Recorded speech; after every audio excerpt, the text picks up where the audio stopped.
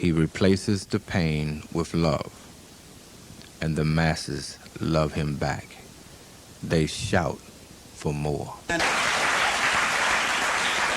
How can a people take my symbols and the money they ever seen, Eye of Horus, and all those things, to put on the money because they had nowhere else? From Washington, and every one of them copied everything I had in my society. My symbols of ethics. Tell the Jews, Friday, I want my goddamn 10 Commandments back.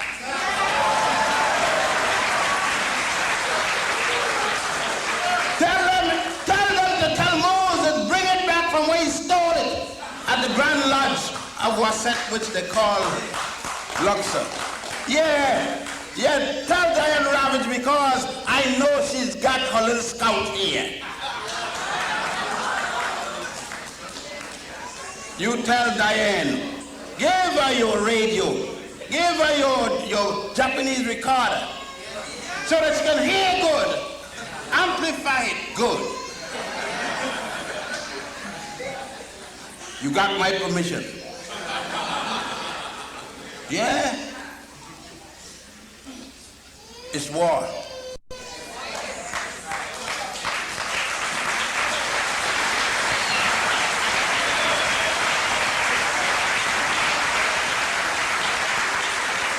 Little Auntie Hazel Dukes, Jemima's little girlfriend, little Charlie McCartney Wrangle. He lives in the building where I stay, 40 West 135th Street. He got angry with me and challenged me when I talk about his trip to Israel when he came back as Charlie Wrangelberg and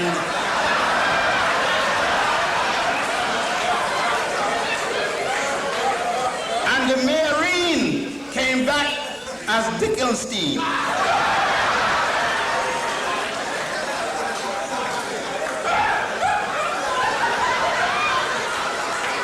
The Marine was crying today. And the Marine who took office from Edwina Koch.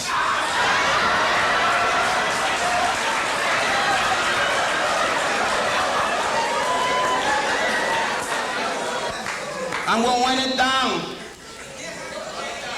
because, you see, what good is the titles? You know, from now on I'm asking you to call me Ben. Yosef Ben-Jochannan. This is serious business. I don't have any use for the crackers PhD anymore. Some of us, I used it against him long enough. I don't need the sucker nor his PhD. Because you could see, they call you doctor and shove the shiv in your behind at the same time. They call you doctor and they punch a hole in you like they punch it in the brothers at Attica. I'm not fool. I'm no fool. I read that sick, consumptive guy that wrote your Constitution and all kind of stuff. When he said, be it resolved that all men are created equally. That bastard knew he was lying down to his mother's teeth. Because he had slaves when he was saying that. And he was going with a slave woman when he was saying it. So don't tell me all about this highfalutin nonsense about English grammar. You say we are when you want the grade. Say it. As you get the grade and you finish, you say we is.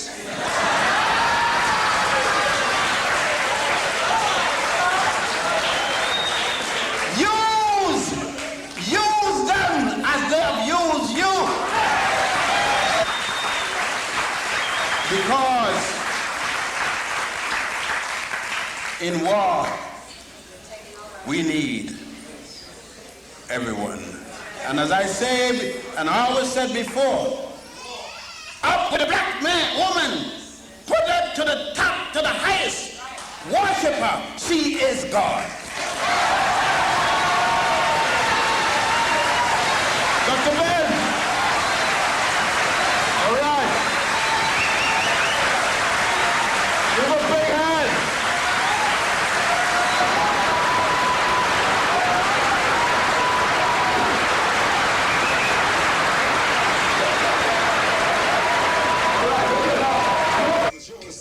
It was the home of many great dynasties who created science and astronomy. But when the Romans came, who studied man, and the Greeks found out about the past. Now in case you wonder what else they did, the Acapulans created the pyramids. And before Napoleon could even blink, in Akabu there stood a giant sphinx. Some say they came from outer space, but they are a part of the human race. You know the place where they can be found, and you may be the one who can wear the crown. And not the greatest dancer with the baddest shoe, not the slickest rapper that you ever knew. Have a war the crown though they wanted to, but they'll want to until they die. I'm not a man of science with a PhD, not a lady of law, master's degree, will wear the crown unless they can see a unique reality. You see, when you say you wear this crown, make sure you know it is profound. In case it sounds like a mystery, I'm talking about our story. You are Cleopatra, queen of the Nile. The sun would know when it saw you smile. You are the Hannibal of the history book, and the earth would tremble at your very look. You are the builders of the pyramids. You are the face up on the Sphinx. You roll on the Nile in grace and style. Look at yourself today and think. I see the hieroglyphics upon the wall, like the dancers on the floor. They will not fall. If you take one look, you will astound. According to Dr. Ben, we wear the crown.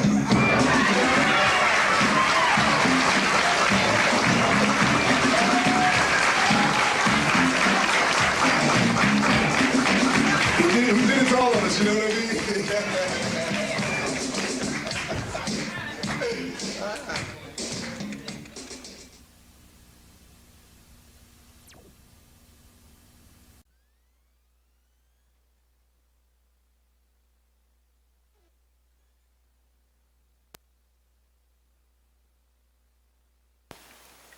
Some of the things you was talking about just now in terms of our ability to travel, and return and so forth. How do you connect that, and how do you?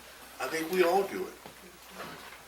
When we go to sleep, be it at night or day, daydreaming night, revelation, or I wonder if, daydream kind of states, we all do it.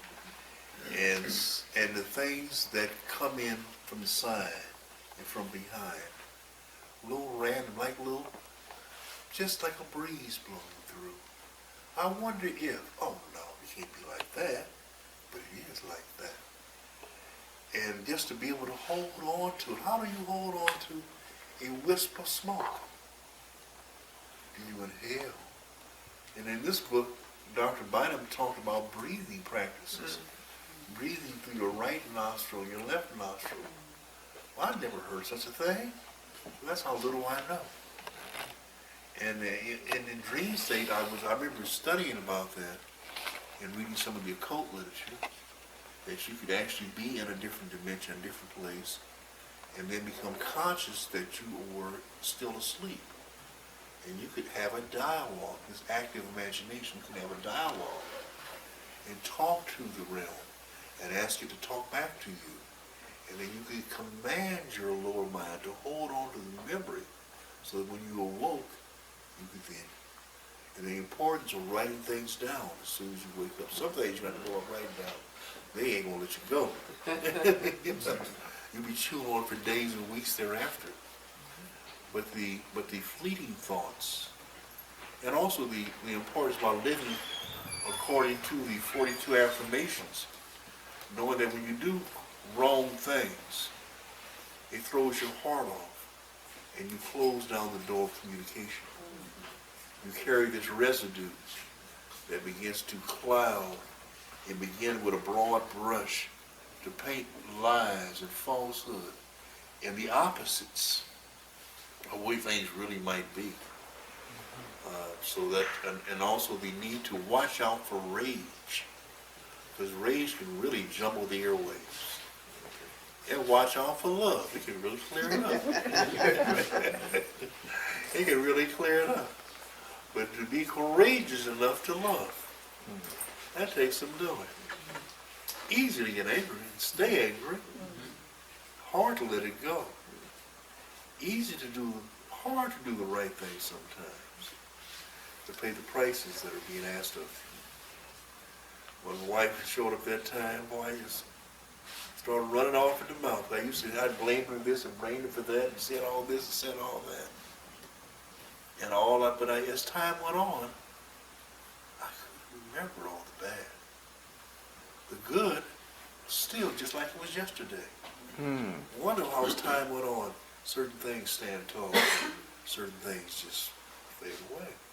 Not that I forgot, but it didn't matter as much with the passage of time. So I guess to ask the question of how do you hold on to it, I think, well, there are spiritual guides. You have to pray. I've got a lot more spiritual in that respect. Praying that you'll be blessed with revelations, and also to be able to laugh at your foolish self, because things happen. So, oh man, you missed that. Oh yeah, you missed that. What's new on this? You know, so. And do the best you can, and don't worry as much as you can. Try not to worry about Stress. the stress. The stress. I watched my youngest son, who's a brilliant young man, and but there's sometimes he beats himself up so severely. And I just say, man, just take it easy, bro. Just take it easy. So that's the answer I want to share on that. My brother, Dr. King. Yes, sir. Stemming from what his question was based on, I know that people are trained to get out of body. Yeah. What about when they decide to return and cannot get back into their body? Oh, there's a concept called the golden thread that says that when you leave your body in an astral plane, or one these names forms, or many different names, there's a golden thread that connects. It runs from your umbilical cord all the way back into your physical body from which you left. And if that cord is broken, then you cannot get back. I don't even know that. I know that when I was in my room and I realized how bad things were going for me with the renal failures, kidneys just stopped working, talking about putting me on dialysis, and that the kidneys were filling up full of fluid, and I was coming and going. I said, "It don't look too good." I know that I knew I'd already had some out of the body experiences more than once, and each time during the day, especially at night. And I was afraid that I would not wake up or come back to this realm. And so I had, as all of us do when you get in times like that, I prayed. God, if you just let me come on back. Please, please, please. I've been, as Sister Kemet, I prayed before, there's some other calamities in my life. And then when I prayed, I didn't hear a word back right then. I said, did anyone hear? What? Anybody listening? Anybody listening? I wonder if I can look at a book, I wonder what's going to happen on this next page. It was like you're on a roller coaster, and you're at the top of the dip, and you get ready to, I don't want to go down that dip. So I did, and I felt that I was crossing over. So I don't know, I don't have any words to give to him, brother, what to do to get back. But I do think we're not alone. They were surrounded by helpers and guides. And if they choose to let you come back, and if you go on to someplace else, it may be whatever that other place is going to be. You know, they talk about it in chapter 125, look at coming forth by day, at the cyclostation, the judgment scene, and I'm concerned that I don't want to be gobbled up by the crocodile. and to be just disintegrated, you know. I thought I've been doing, I have not been perfect. I'm not like a seer. I ain't gonna lay claim to that no way, you know. And when I look at that list of things, I pass on most, but there's some I have to wonder about. So I don't know how the scale will weigh. I know that for certain, absolutes, one day that cord will break. And one day there will be a crossing over. There will be, that day will come. I don't know if I'll be ready, but I know one, I would suspect that when that time comes, ain't nothing to talk about. It's time to get on up and get on down the road. Whatever that road might be. Dr. King, can I follow up with another question? Sure. The outer body experience on a different level by the name of bilocation. Could you explain that for me? No, bilocation, I can't help me with that term, my brother. No, not. Oh, I mean that you're aware of two different locations. Yeah. Yes. Well, I was reading of a case where a bishop went to preach at a church, and he was engaged. He has an appointment for another engagement to speak at another church several miles away, and he consumed quite a lot of the time, so he wasn't able to make it physically. So he fell asleep in his chair, and he appeared at the other spot, non-physical. yes. And on the stand, he gave a brilliant presentation, and that was the end of the story. So I just wanted to find out. There was when I was studying with the Aquarian Spiritual Center, which is an endless process, there was in these Gnostic studies, there was the fourth degree. And in the fourth degree, you were considered to be a traveling person. That you had the ability to materialize and dematerialize. And I said, well, I'm a believer in Dr. Lagana, the works you have here. I don't know, I don't have conscious control of that. So he gave me the papers and said, here, this is your certificate. And I was living in North Carolina in Durham, and I was visiting back and forth in LA. So I had to go back, that weekend I had to go back to Durham. When I got there, I went up to my study, and I put the paper on the desk. And I said, man, you know, you can be studying and you can believe, but not really believe. The paper disappeared. No one came up there and studied but myself. So maybe he took it back. And in the works of Aleister Crowley, who was a white metaphysician, the House of the Golden Dawn, one of the ones who came out of that theosophical group, but who was a way out sex maniac and drug fiend and all that, but also a brilliant metaphysician. He wrote 777, many other books. He talked about visiting in Cairo. This has been the early 1920s.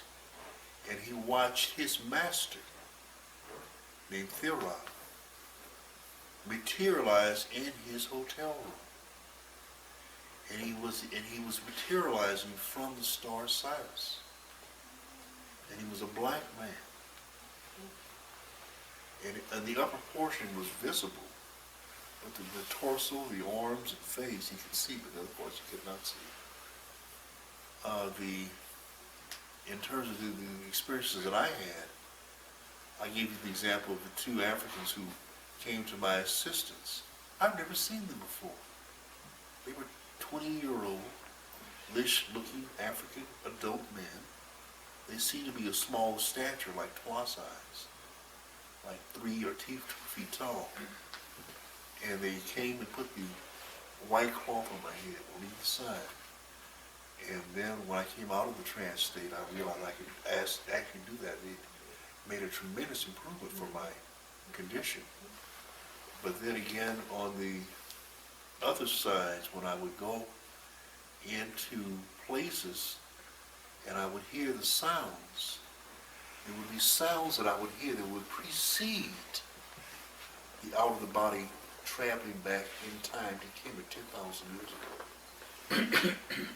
And then another time I had an MRI done, and in the MRI you get into a long tube, and I'm a big guy, so ain't nobody can get me in the tube. And when it starts off, it sounds like somebody's playing wooden xylophones. And beating, beep, beep, beep, beep, beep, beep. That was the same sound that I heard when I went into a trance state.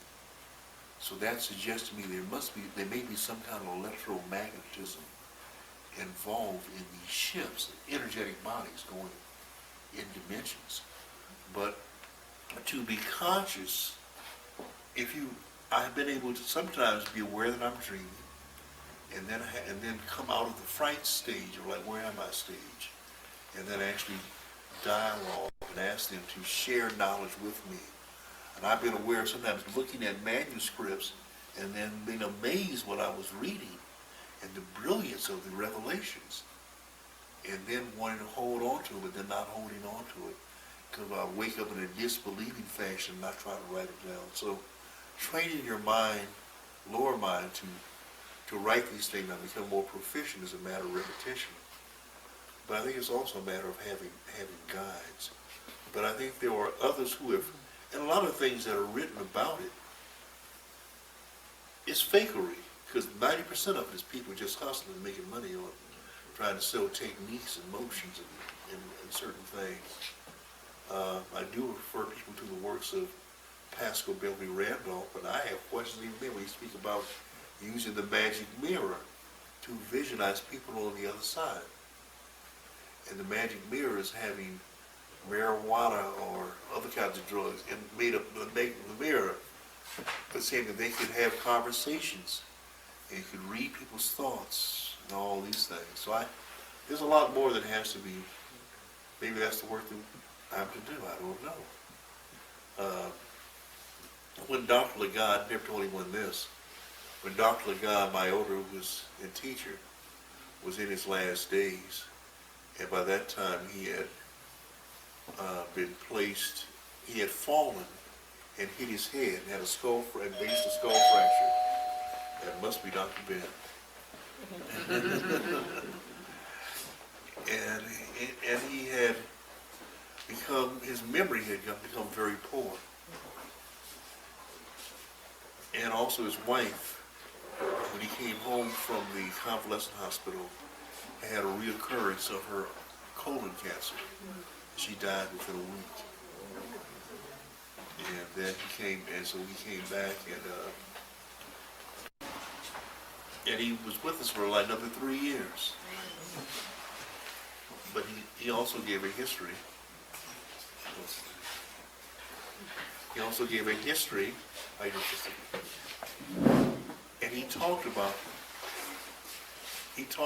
traveling to other realms. He said that he was having an out-of-body experience, and he talked about being able to, that was quite an event, and he had done a materialization inside of a fly, whatever. So I don't know about all of that, but so on that I still feel like a novice, unqualified to answer that. Yes, Dr. Brown. Do you see a relationship between neuromelanin and autism? I see a relationship between neuromelanin and so many things. So, again, for the autism, where children are born in autism spectrum, and with their different levels of affliction. Some may come across as being mildly, moderately, or severely retarded, and have spastic movements. But this notion that neuromelanin acts to facilitate the myelin sheath and the transmission of impulses efficiently from section to section is a critical question. And the question of if there is I know there is a spirit body within a soul body that's inside, a spirit body inside of a soul body, inside of a higher mind body, that's inside of a lower mind body. That box within a box within a box. So if the physical body can't really express itself to the average person, and we would see that as autism, there may be something else that's quite intact on those other three, soul, body, spirit realm. Spirit, because you don't take on material manifestation if you are a spirit, unless the soul body, unless the spirit is there. The spirit is the ultimate one, ultimate entity that's bending space, as brother, the brother who did the unified field theory, Brother Clemson Brown, talks about. That you take it, always, life always exists, it always is. And when you occupy space, even as a human being, we're taking up space in the cosmos. And space is wrapped around us. And it has all these magnetic, gravitational components wrapped around us.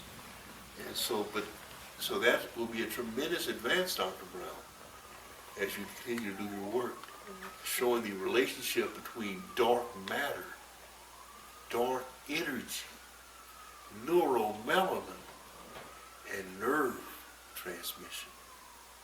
We get to see that operating on an individual level, which is certain to come.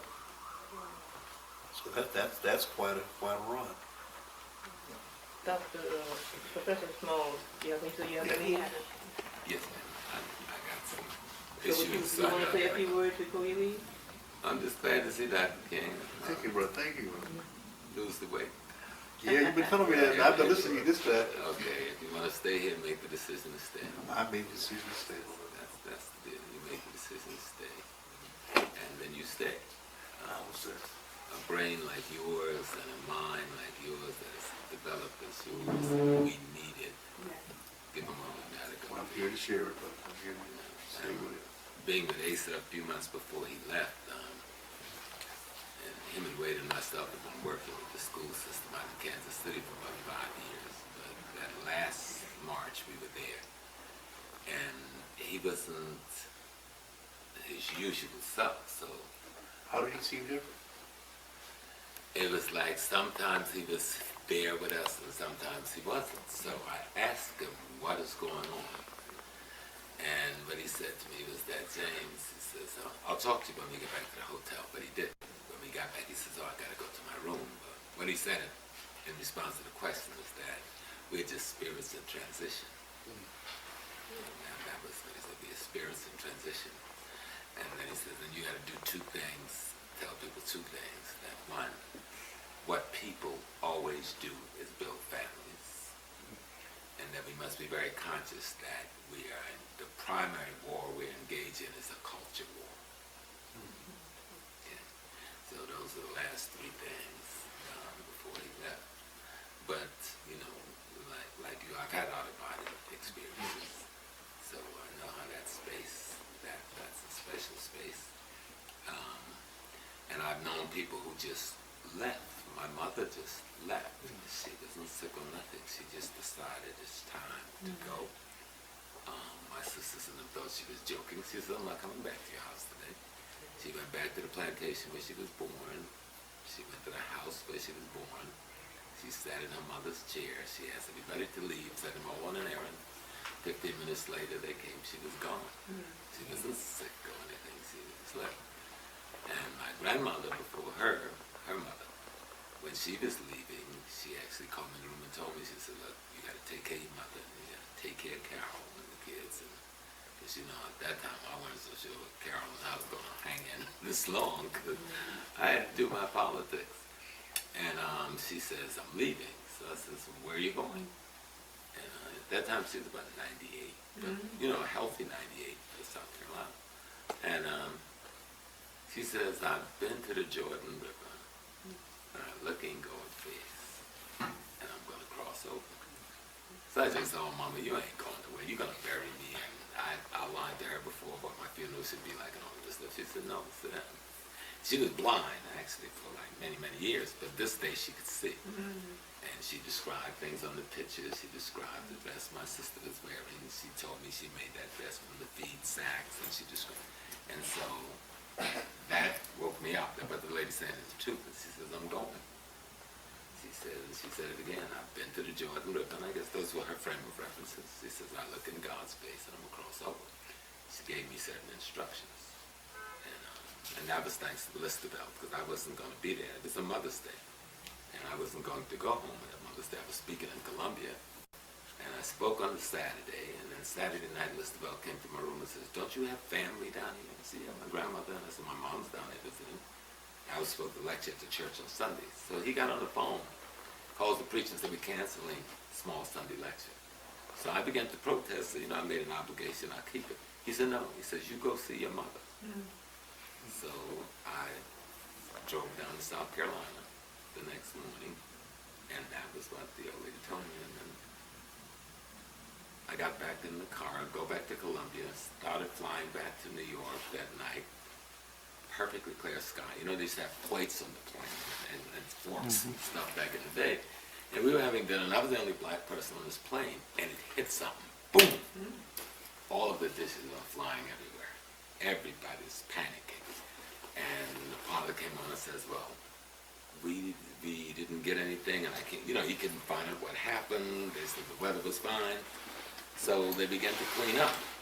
And it happened a second time, and the stewardess began to cry. And that's when I got scared. I remember my knees going really fast.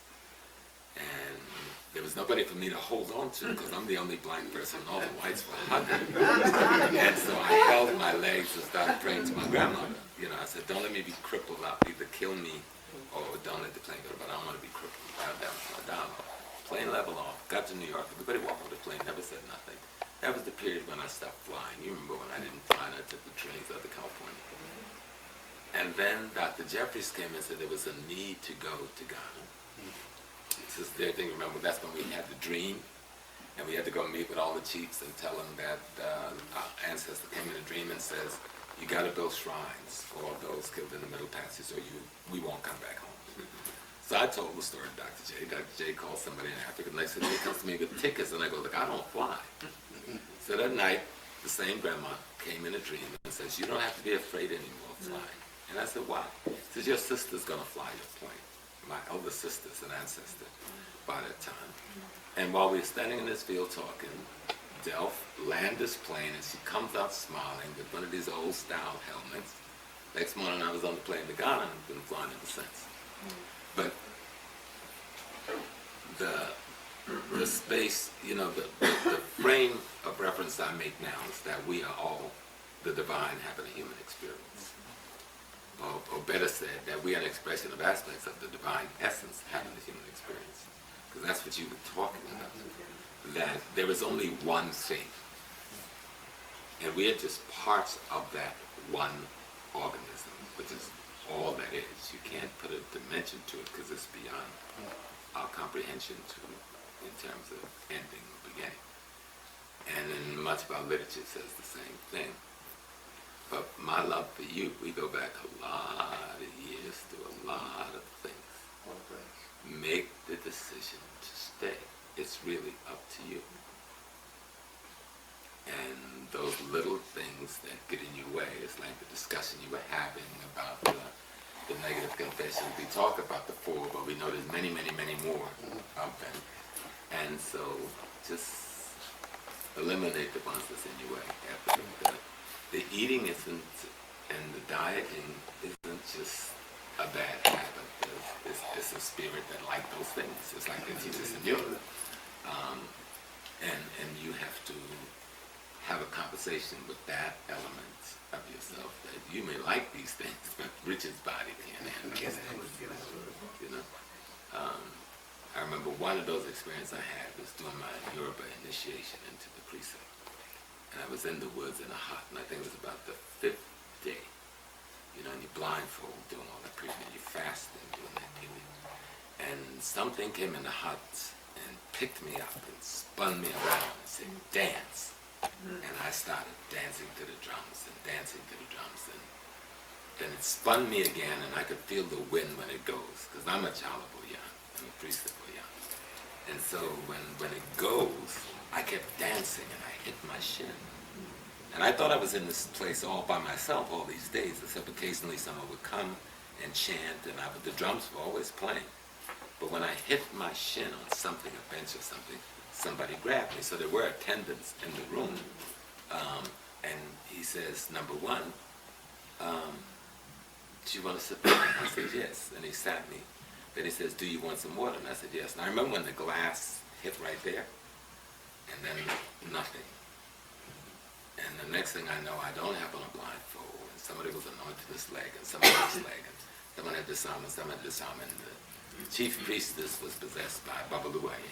You know, they call it Shakpa, who deals with they said the goddess of smallpox, but it really is the spirit that brings the poison out of your system, because that's what smallpox does. All those little pimples are the poisons, actually.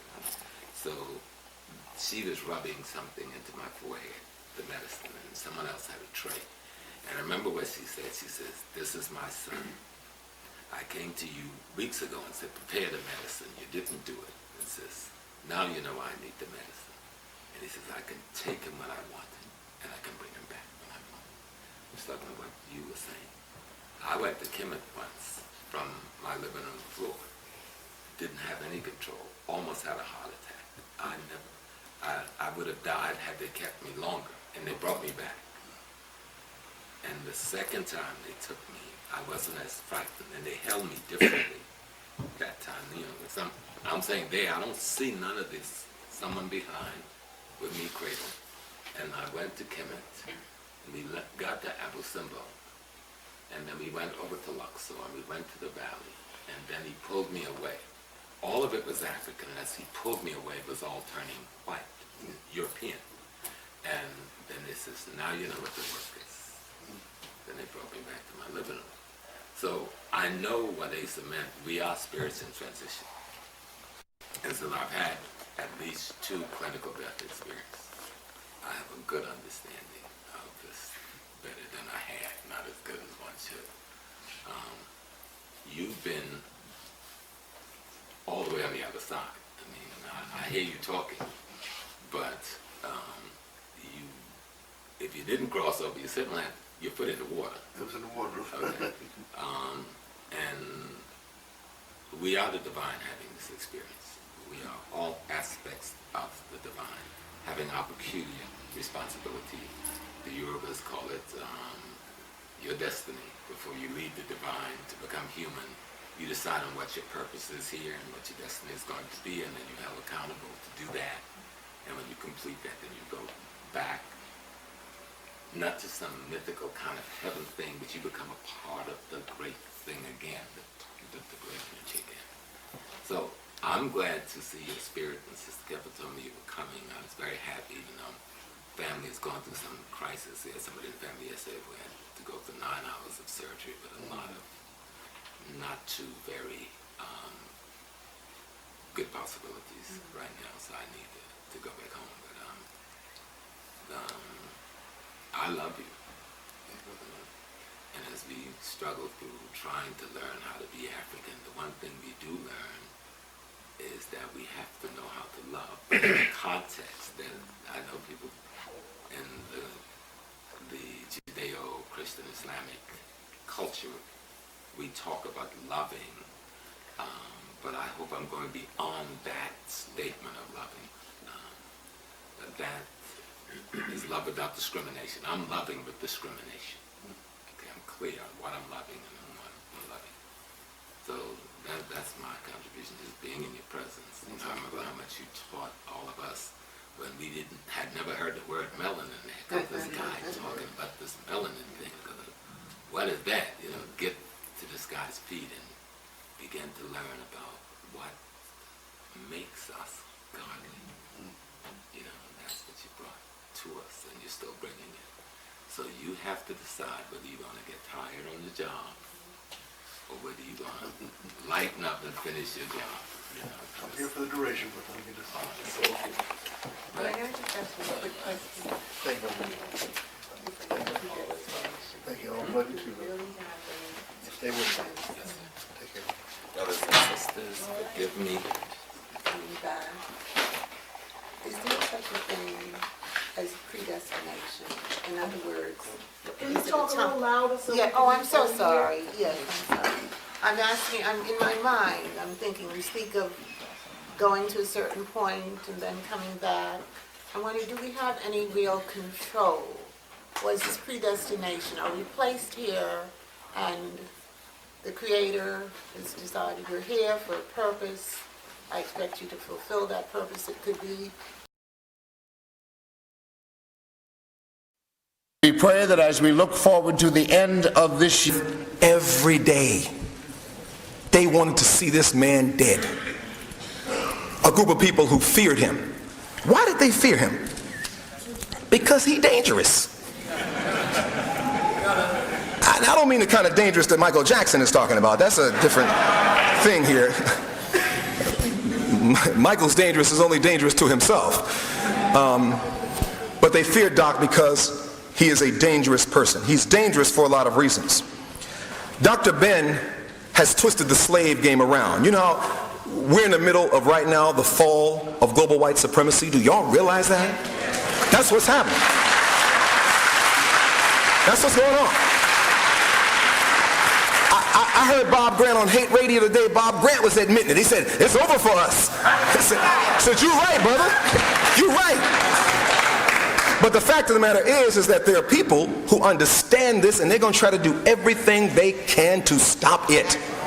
These people aren't going down without a fight. So Dr. Ben is one of those people who understood the slave game, you know, the we sick boss game. We sick boss? Global white supremacy died, we sick? Brother Malcolm said it very well. The field Negro was saying, die, please, immediately. Can I put something in your food to help you? Go, quickly. When you saw Newsweek magazine do its issue on Afrocentrism, Newsweek refused to acknowledge Dr. Ben or Dr. Clark. And they're talking about Afrocentrism. Dr. Ben has been going to Egypt since before the World War II that you're hearing so much about this week. They refused to put his name. Instead, they put Martin Bernal. Is that this guy's name? Martin Bernal? Martin Bernal was a student who sat in Dr. Ben's classes. Okay, he sat at his feet. Martin Bernal. But Martin Bernal is certainly now the expert on Egyptology. Why do they do this again? Because they see this man as being dangerous. But it's a different kind of dangerous.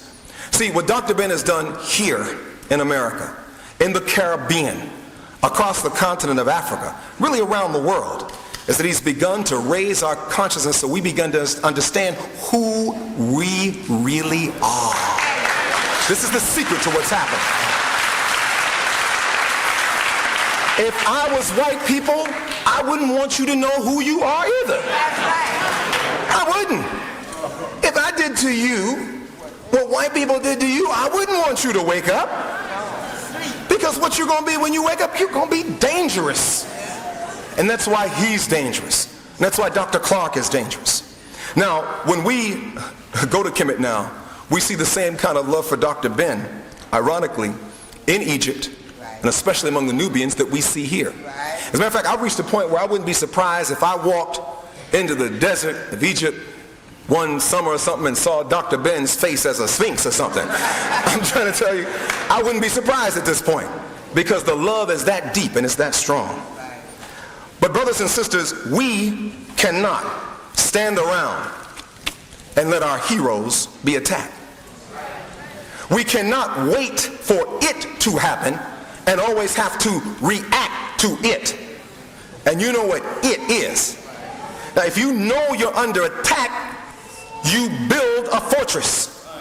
If you know you're under attack, you build up your reserves. If you know you're under attack, you protect your generals, you protect your priests, you protect your thinkers from attack because they are the mind, body, and spirit of your forces.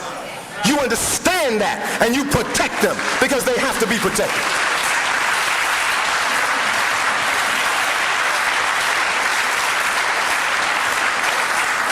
You see, they raise your consciousness so that you recognize that there is something to fight for. And they give you what you need to fight with. We are a people of ma'at, a people of balance, and justice.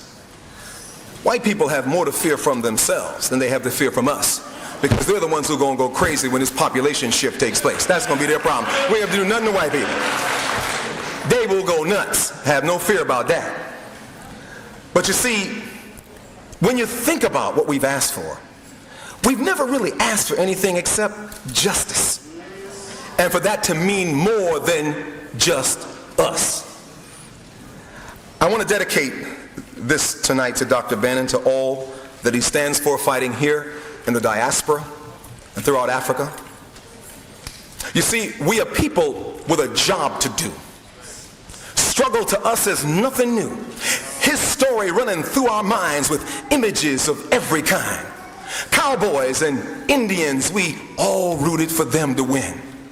Wars, we were proud to fight, but they never did try to treat us right. Hair had to be like theirs, thin nose, blue eyes, and oh so fair. School where there was no books with people who looked like you look. Time and time again, there were those who tried to do us in, but survive we did. And here we are. We had to come from very far. And now we say that this must cease. With no justice, there is no peace.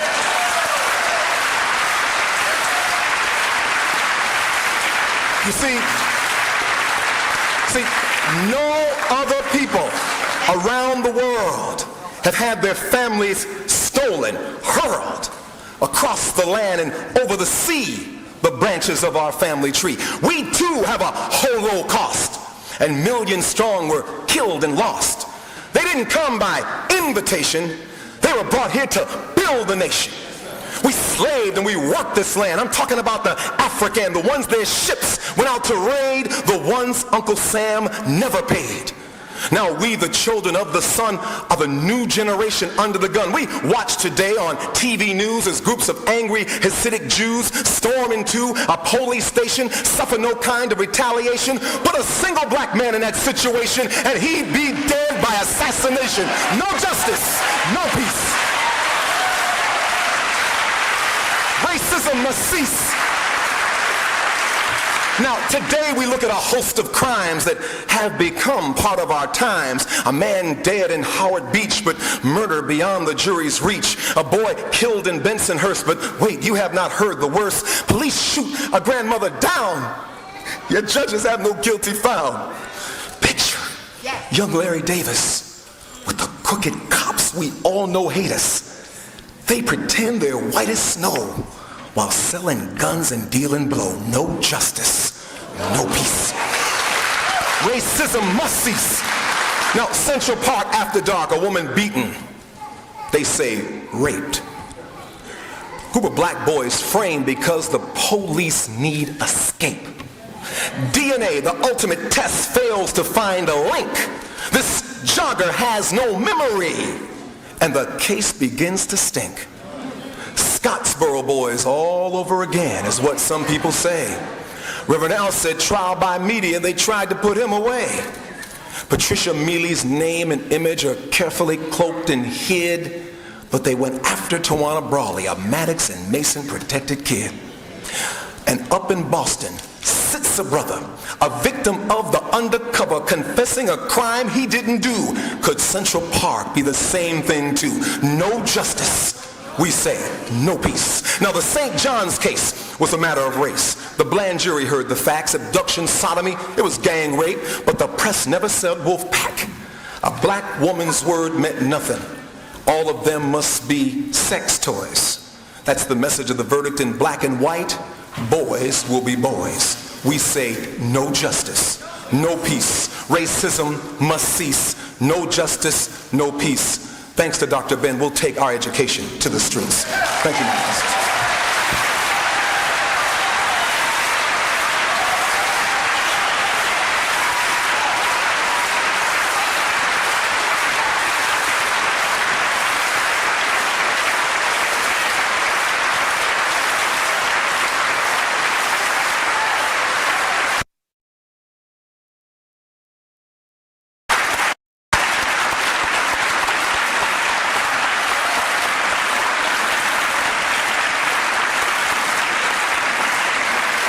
Don't sit down now. And to present her properly this evening, we're going to ask one of the UAM members, Janet Baggett, to come forward.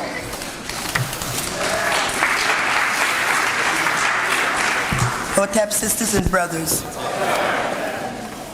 this evening is significant because we're honoring Dr. Ben, our historian. When we talk of the African family, we always talk of the African family in a holistic sense. We always include our mothers, our fathers, our aunts, the extended family.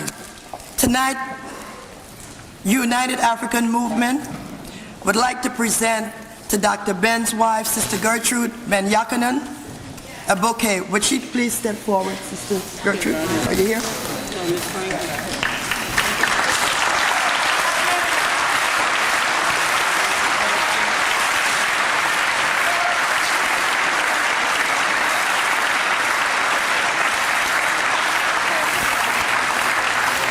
Special thanks to Sister Gertrude for being so supportive in lending us Dr. Ben.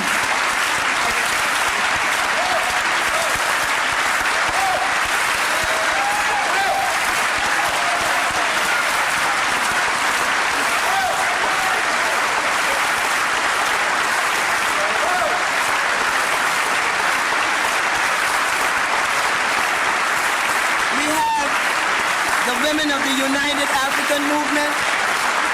Please give them a hand. And would all United African Movement women please stand?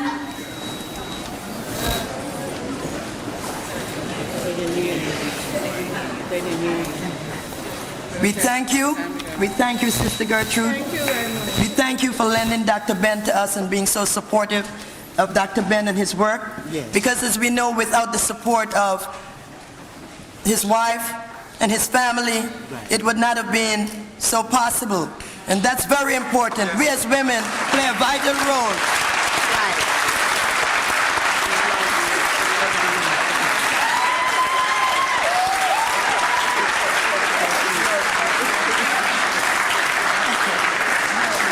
Brother Roy has asked me, he forgot to mention two of our very, very hard-working members.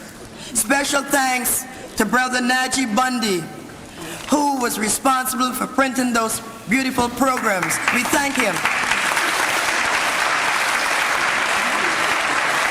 And also, Brother Gerald Pryor. You know, this would not have been possible without many supportive people behind the scenes. We thank you very much. Thank you again.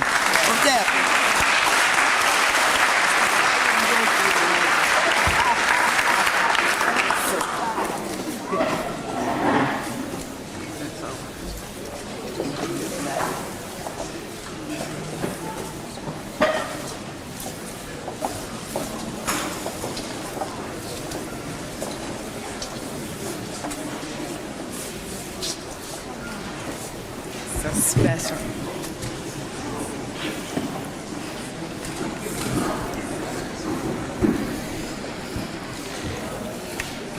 We have another presentation, and I wasn't sure exactly what the term panegyric, I hope I didn't mispronounce it, is. I've just been enlightened by Brother Alton Maddox. It is when one pays tribute to another. We have a brother who is here with us this evening who, as Dr. Ben was targeted in Egypt, has been targeted here in the United States, and specifically here in New York City.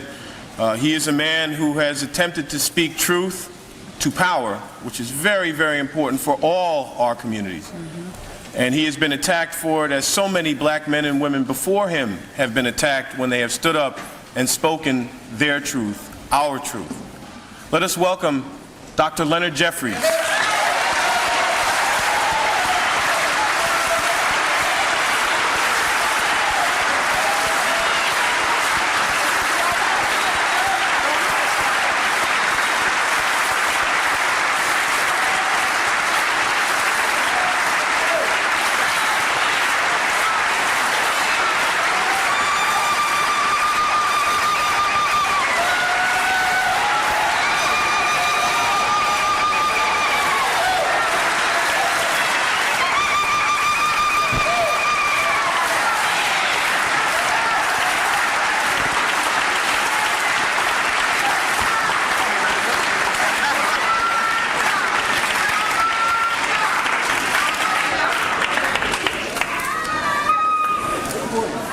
By the way, if Elliot Morgan is here, he might want to leave about now.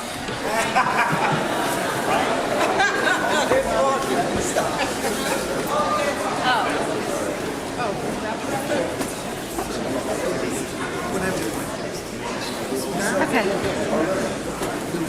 Okay.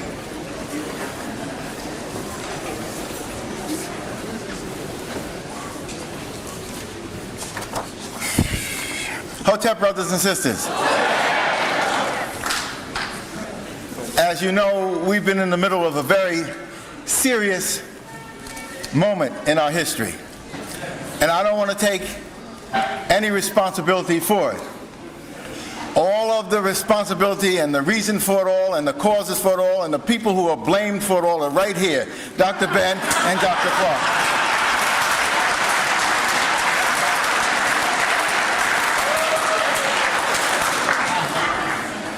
I don't know what the people are talking about in terms of a speech up in Albany.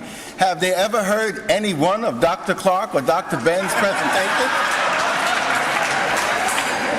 I mean, it's on the international airways. It's been on Gil Noble's show. Has they ever heard Dr. Ben and Dr. Clark on Gil Noble's Like It Is program? Well, let's not talk about the Imhotep Gary Bird's show in terms of burning up the airways. Sometimes our programs have been so strong that they actually cut us off the airways. Imhotep doesn't know that he's been cut off the airwaves sometime because the program was, he said it was some mechanical failure. No. The word was just too hot.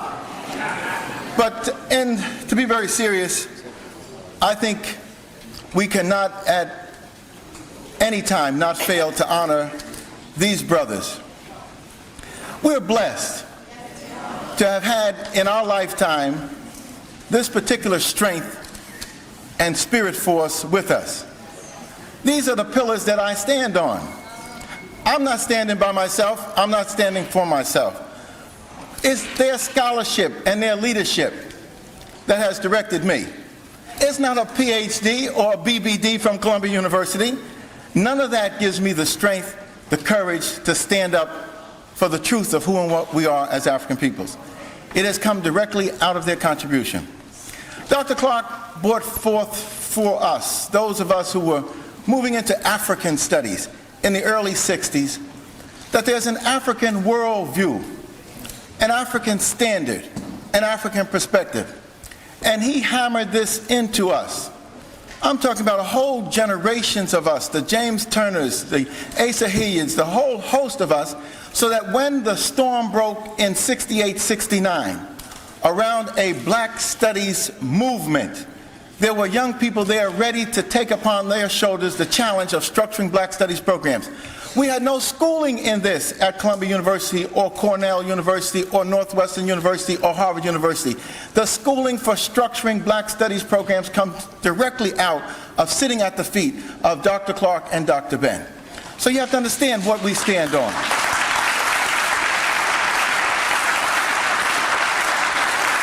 There was no blueprint in any books written by white folks. It came directly out of the blueprint that they obtained from sitting at the feet of the teachings of Marcus Garvey and Schomburg and Willis Huggins and others in that Harlem school that they were a part of. And so we structured the black studies movements inspired by their teachings, and then we were able to put in place a process that opened up the eyes of many of our people. We were focusing on an African center, but we needed serious scholarship and research to decode what Africa really was. An important piece was missing. Many of us, although we were enamored with Africa, Africa was a part of our fiber. Africa meant everything to us. We went to Africa. My wife and I we just spent our 27th anniversary Friday.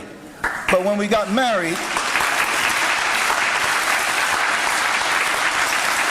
that's a serious African ball and chain, 27 years.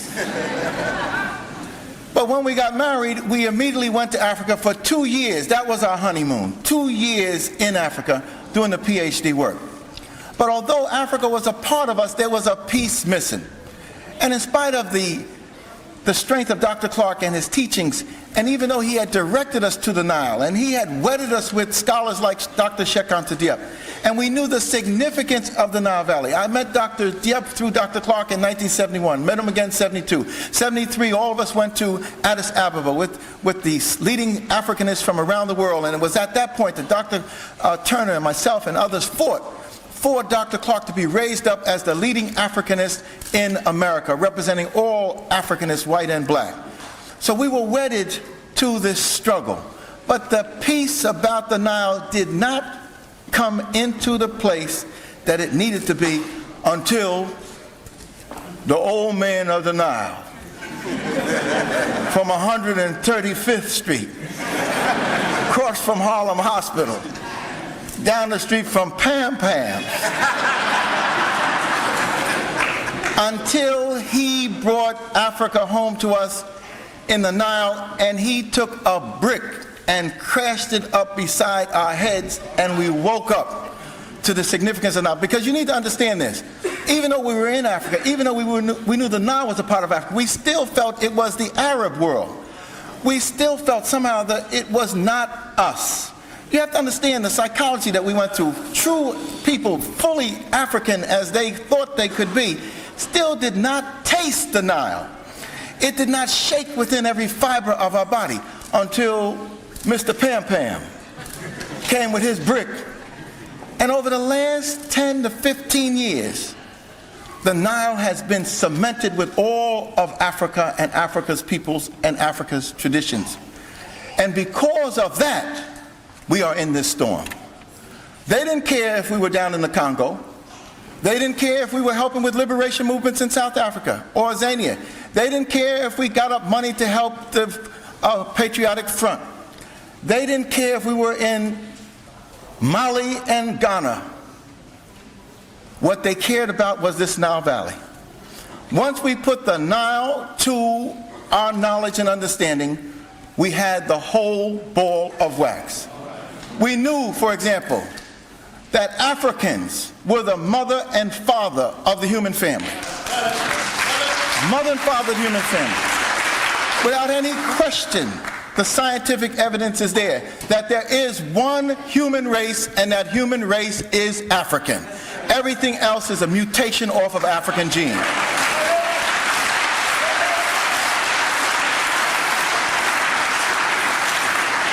We knew there were monuments of enormous proportion in the Nile. The pyramids and all the rest of that. The temples, the Hatshepsut University Temple of Luxor, the great temple complex of Karnak. But we did not know that it was alive and well, that those values, those institutions, that spirit force, the power that they represent were alive and well. Dr. Ben had to translate that for us. It was not just a history lesson, it was a lesson in empowerment. It was a lesson in spiritual regeneration. It was a lesson in transformation. And I saw it work. I went many times over the last 10 years with Dr. Ben, got a beating every time because he always beats you. You have to expect a beating. He never lets you feel comfortable. Even when you're in the Nile, relaxing, you're going to get a beating, etc. But I have seen the resurrective power. One of our greatest giants, one of our tallest trees in our forest, inspired by Malcolm and a whole host of other great people, Gil Noble, went to the Nile at a low point in his career when ABC had said, you are not even worthy of us putting a team together for you to go to the Nile, to film 1,000 Africans going to the Nile when we went in '87. Gil was at a low point of his career. Once he got into the Nile, he was transformed. He was given new life. He was holding on to temples. He was kissing monuments. He was putting his hands on bricks. He was going in and out of the pyramids. Do you understand? A spiritual as well as intellectual transformation. So they've left an enormous legacy for us. And let's see whether we can put it in a pyramidal frame, and then I'm going to step in the wind. When you see that pyramid, and Dr. J has taken from Dr. Ben the pyramids, but I've tried to put it in an operative scientific and intellectual process. Take the pyramids as a formation, and it has polarities. One polarity we call the thesis, the other polarity called the antithesis. Dr. Ben had said there's an African concept of the law of opposites. And so that's what we try to put into place when we talk about the duality polarity of the pyramidal frame of reference. But as you work with the duality around one polarity and the duality around the other polarity, and you synthesize them, you go to the top of the pyramid. Going to the top of the pyramid, you move into your God consciousness. Going to the top of the pyramid, you move into critical thinking. Going to the top of the pyramid, you move into your mind. And we've got to make this concept work for us. So how can we take this enormous knowledge that is a part of us, that these brothers have given us, and the people whose shoulders they stand on have given us, how do we make this work for us? And let's see if we can see how it can work. These brothers are not just role models. That's one polarity. That's the thesis. What they have done, their actions, we need to emulate. They are role models. But that's just one peg of the pillars that we need. We have to see at the other polarity what we call, and Wade Nobles call, mind modeling. You see, you have to go beyond their actions. You have to go to say, what produced these minds? What gave them the mental toughness to stand against all odds, all type of scholarship, including Negro scholarship that's still whimpering here and there through Snowden and others? What gave them the strength? What gave Dr. Ben the strength to stand in the Nile by himself, crying and pleading out for us for 50 years, 40 years before we woke up? What mental toughness allowed him to generate that type of force and power? What allowed a Dr. Clark to come up from the South, not going to Columbia, not going to Yale, but going through the school of black education, African education, to develop a mind greater than any of us PhDs? So you got to have the mind model in place with the role model. The mind model deals with thinking, mental toughness, the ability to go beyond that which is even your capacity. That's what these brothers have done. At 70 plus, they should not even be standing here doing what they're doing, but they're still doing it. Dr. Clark lost his sight and said to us that he gained insight when he lost his physical sight. Do you understand what the man is talking about? That's mental toughness.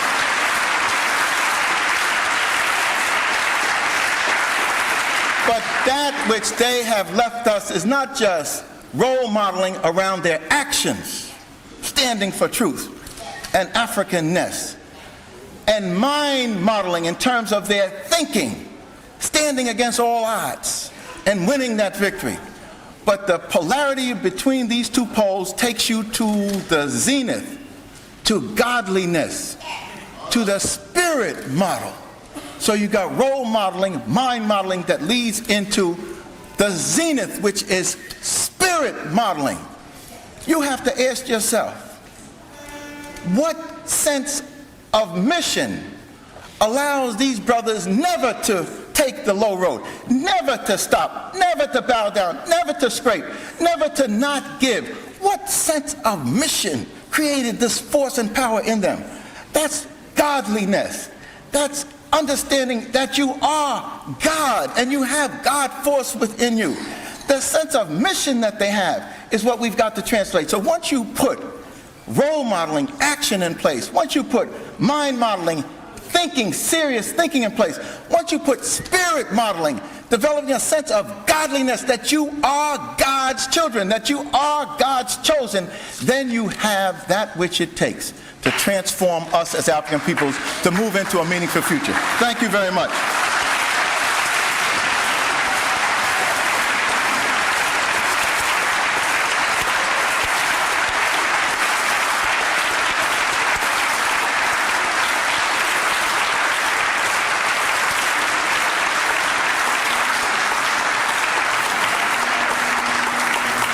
I haven't had much time to worry about me, because we've been too busy raising the African truth.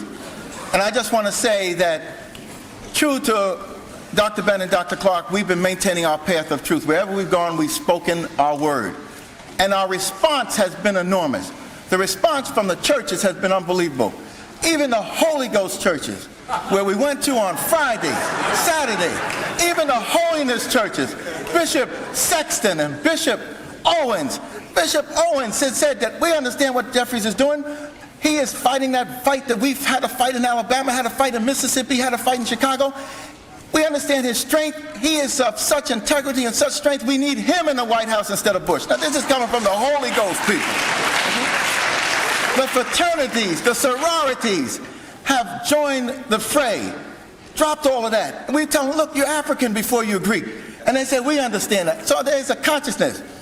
And of course our broadcasting wonders. I mean, when Reverend Del Shields said he's going to have Dr. Ben on and he's going to have this and he's going to have that, He has to understand he's going to have a tussle on that airways. Dr. Ben ain't going to be as nice as I am, you know. But Reverend Del Shields is strong, and as a brother, he's going to welcome Dr. Ben as a brother, and they're going to burn up the airways. You see? Burn it up. And Sister Donna is there to make sure that they act as African gentlemen to each other. And our female principal keeping it together. But we do have to make sure that as a family we stay together. You have to be prepared to make the phone calls to the governor, to the chancellor of the education system. You have to call the president of City College and say, stand up as an African man. We know it's hard for you, but stand up as an African man. Morgenthau is preparing an indictment, because if they can't get you one way, they're going to try to get you another. And there's no need for us to be threatening our people. We don't threaten black youngsters. We resurrect them. We save them. They're our future. They're our salvation. If we haven't threatened those white folks who have been trying to do us in, why would we threaten the black youngster? But they're going to come at us with our own. We have to expect that. So there will be petitions and other things we want you to join us in. But don't worry, Dr. J ain't stepping down, ain't bowing, and he ain't straight.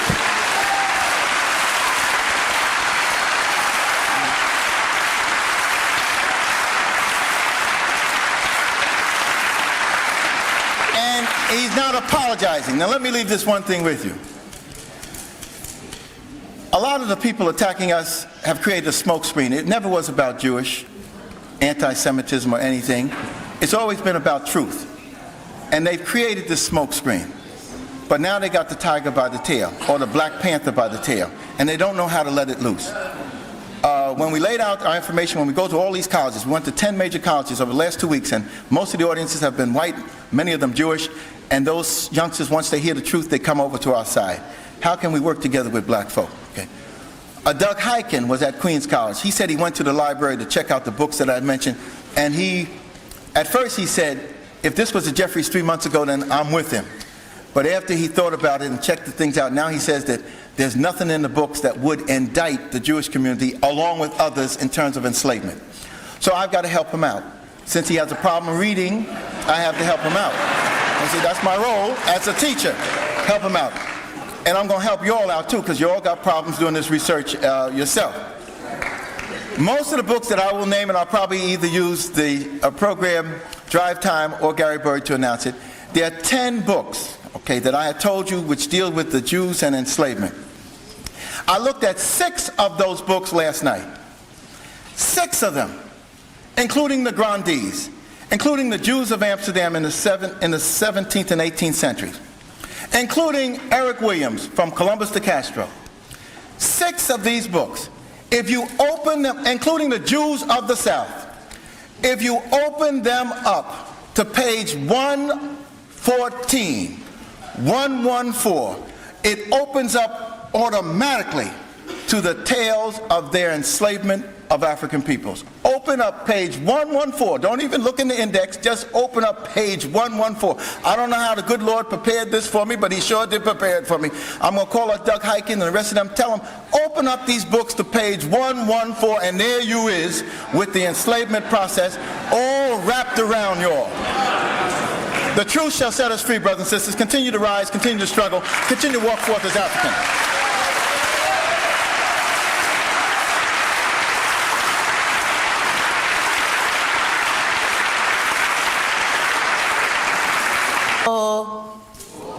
Okay, we'll get that in synchronization in this rhythm. Watch. Yeah, whoa, yeah, whoa, yeah, whoa, yeah, whoa. All right, I think they're getting ready, Dr. Clark. I truly believe in the call and response. I don't like to always sing alone. I like you to sing with me. This song was written for Maurice Bishop.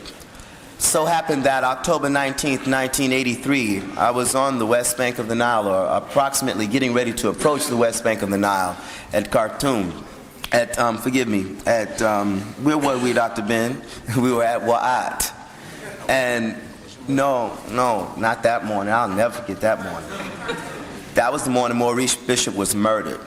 And Dr. Ben-Jochannan had heard it over his radio, and he called me over knowing that I was a fan of Maurice Bishop, who I had fortunately met through Hunter College, my association with Dr. Clark at that time, when Maurice Bishop came to see and speak to us in June of that same year. And subsequently, I had just lived in West Africa for the first 4 months of 1983. So I was 22 at the time. So 22 was an awesome year for me. And it was also a lesson in growth. This song is entitled Fighters Mourn Too. Now, I know many of y'all are from Brooklyn, and before I get ready to sing the song, y'all might start going in the yay, yay, whoa, whoa. Come in when I say so, all right? This is dedicated to the fighter, warrior spirit in us all. Fighters mourn too. Yes, they mourn like me and you. Fighters mourn too. Oh, they mourn like me and you. And I should know, 'cause I'm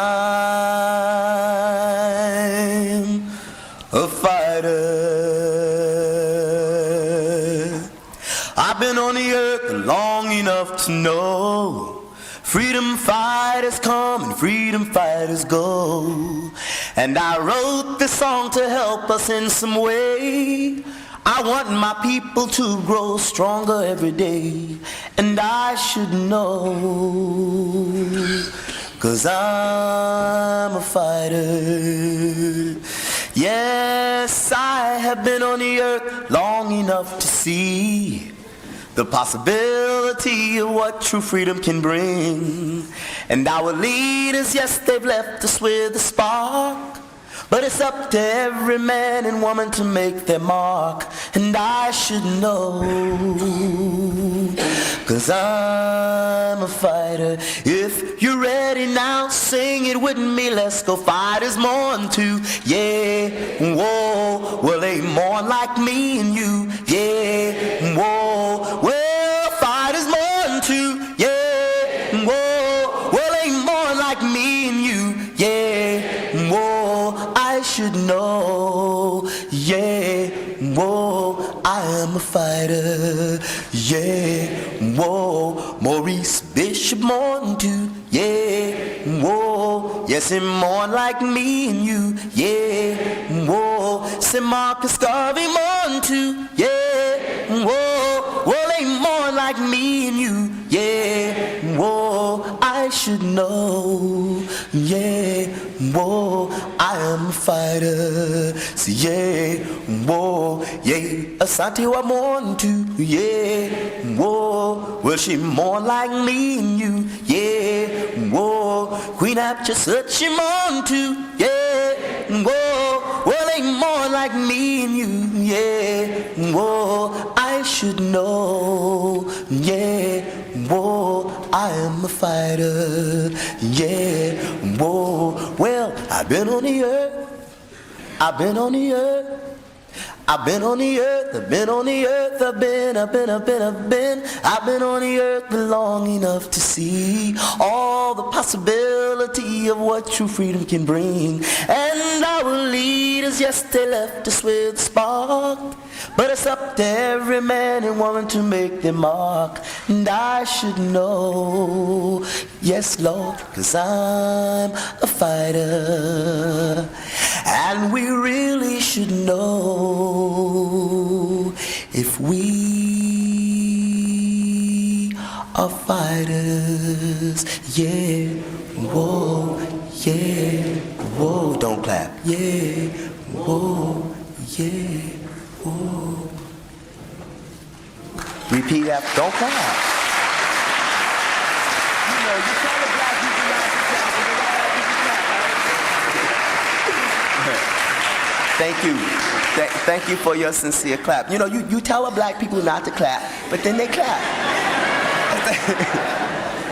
Repeat after me. I have 2 more songs and I've done my share for now. And please buy my records when they come out. Look for me. Repeat after me. Look for me in the whirlwind or the storm. Look for me all around you. For with God's grace, I shall come again and bring with me countless millions of black slaves who have died in America and in the West Indies and millions in Africa. We will aid you in your fight for liberty, for freedom, for life. Those are the words of Marcus Garvey. This is the music of Ralph Carter. Look for me in the whirlwind or the storm. Look for me all around you, for with God's grace I shall come again and bring with me countless millions of black slaves who have died in America and in the West Indies and millions in Africa to aid you in your fight for liberty, freedom, and life. So look for me in the whirlwind or the storm. Got to look for me all around you, for with God's grace I shall come again and bring with me countless millions of black slaves who have died in America and in the West Indies. They killed millions in Africa. We will aid you in your fight for liberty, freedom, and life. Hum it with me.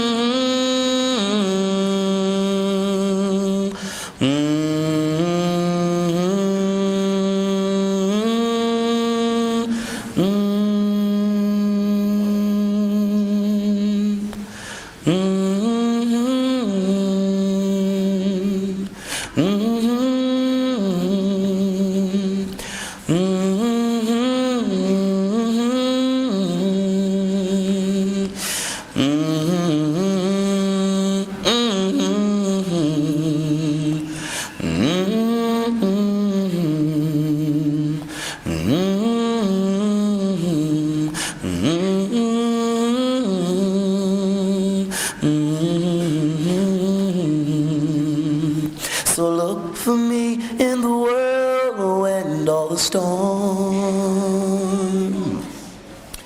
Please look for me all around you, for with God's grace, Marcus Garvey will come again and bring with him countless millions of black slaves who have died, oh Lord, in America, oh, in the West Indies, and millions in Africa. We will aid you in your fight for liberty, freedom, and life, who have died in America and in the West Indies and millions in Africa, to aid you in your fight for liberty, freedom and life.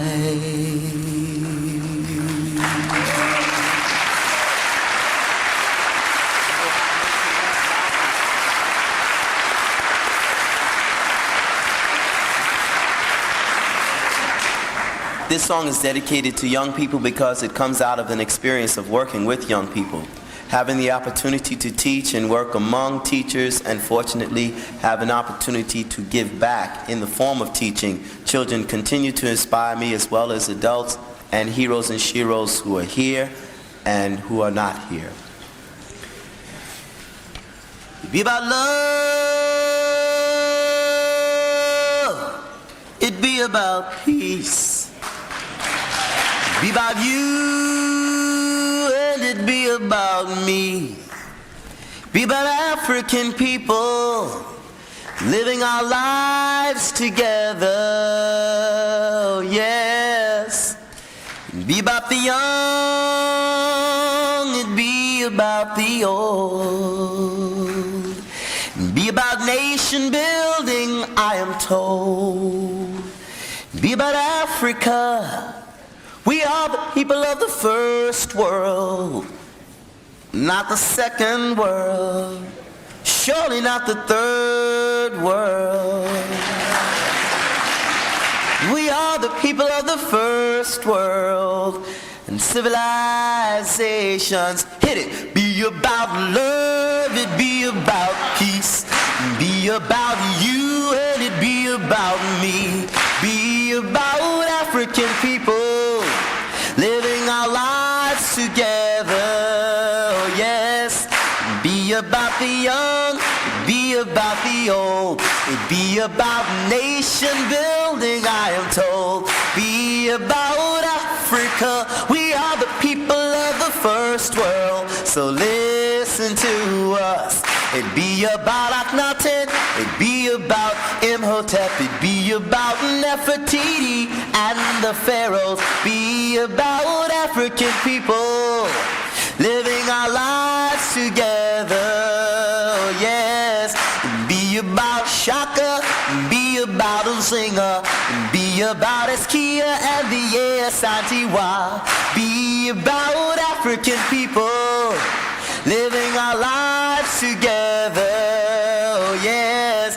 Be about Frederick, be about Booker, be about Harriet and Sojourner. Be about African people living our lives together, yes.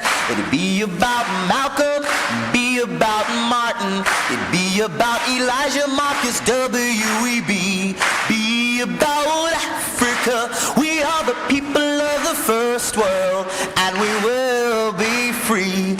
It'd be about Umoja, Kudi Jakalia, be about Ujima and Ujama, be about Nia, Kuumba and Imani, the principles of Kwanzaa. Be about our mothers, be about our fathers, be about our sisters and our brothers, be about our families and to respect our elders. Be about love, be about fighting racism and apartheid, be about fighting oppression and brutalization. Be about African people living our lives together, yes. Be about no more drugs in our time. Be about freeing our African minds. Be about Africa, we are the people of the first world, so listen to us. Be about love, it be about peace, be about you and it be about me. Be about African people living our lives together, yes. Be about the young, be about the old, be about nation building, I am told.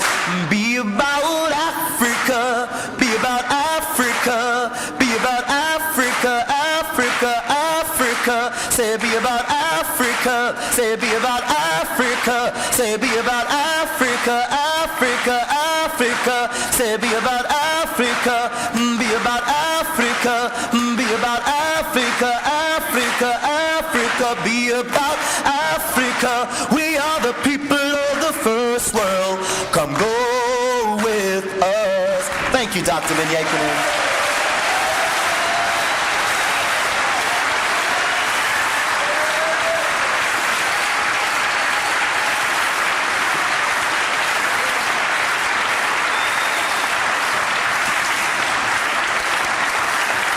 About Africa. Absolutely. Yeah, about young and old. Beautiful. Again, another round of applause for Brother Ralph Carter.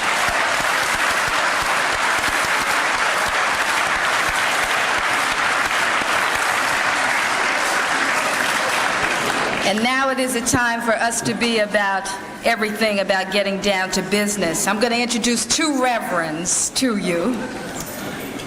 And there'll be nothing else for me to say or anyone else to say, because when they two get on the mic together, it's like, that's it. We got one other person who's going to be coming forward. Another reverend? No. Oh. Okay. All right. First, I'd like to introduce my co-host for Drive Time Dialogue. How many people here listen to Drive Time Dialogue? Yeah! Thank you very much. Thank you. Okay. Well, my co-host is Reverend Del Shields. And we're going to bring him up. Who, if you listen to Drive Time, you know I fight with him every single day. Don't I? But I love him.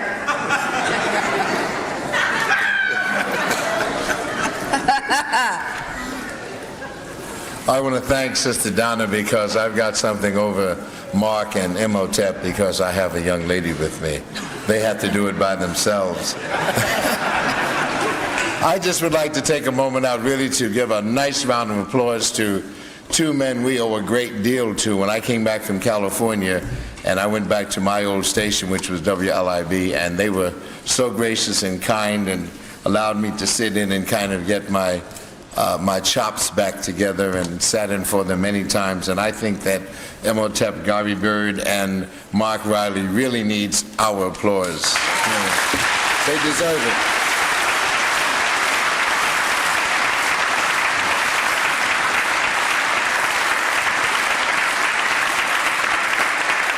And I want you to know that we are brothers and we are friends because our owners sit down together.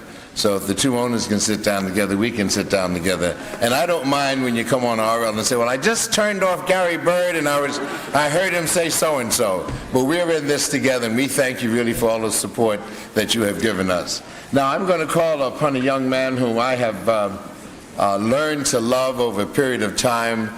He has been very kind to refer to me as the bishop, and of course I'm not a bishop, I'm still a boy preacher, but as we used to say in show business, he really needs no introduction. Would you welcome Reverend Al Sharpton?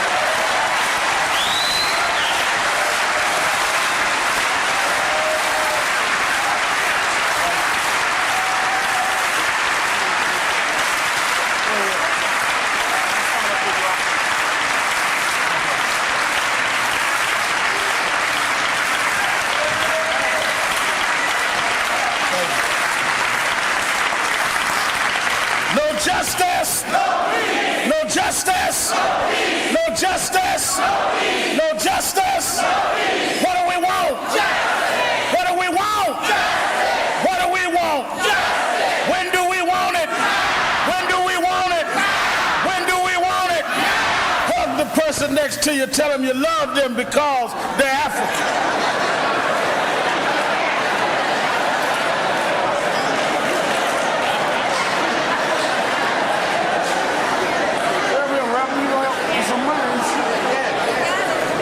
If the person you just hugged was not African, send them out in the rain.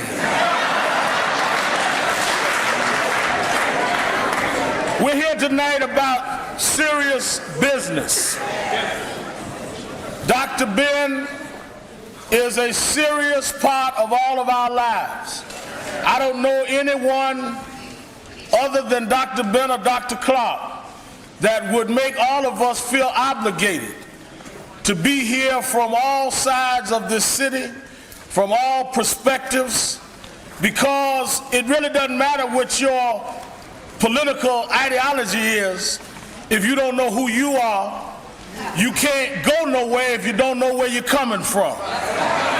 And Dr. Ben pioneered and labored against our ignorance, against our self-doubt. And we don't come to give him an award, we come to recognize the award that he has been to us. His life has been a jewel to our life. In this dark tunnel of Babylon, he's been one of the lights that have helped us see our way through. So we don't come to do him a favor, we come to thank him for doing us a favor.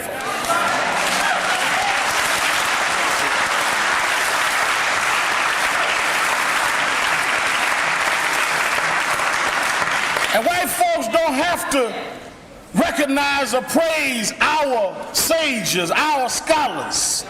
We must do that ourselves. And Dr. Ben is ours. And Dr. Ben taught us to be ourselves.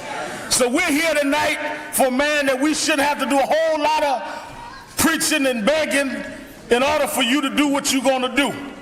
Because he has given all he can. He's given his life. You can't give more than that.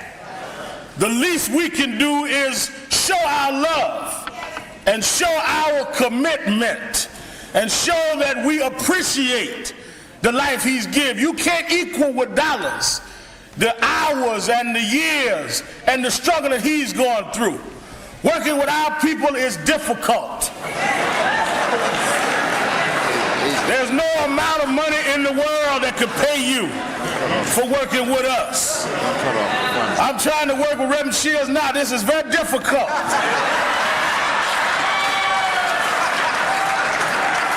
But for Dr. Ben, I'm going to do the best I can. But in all seriousness, I think that we're at the point of the program that we all can show Dr. Ben that we're not just here for a nice night of rally and clapping and jacking ourselves up and souping ourselves up and going home and turning on our Arsenio Hall and forgetting everything we learned here tonight. We can express ourselves also by giving him a tremendous gift tonight. We spend money foolishly. Tonight we can spend it wisely. We buy sneakers for $180. We buy cars for $30,000 and ain't got nowhere to go.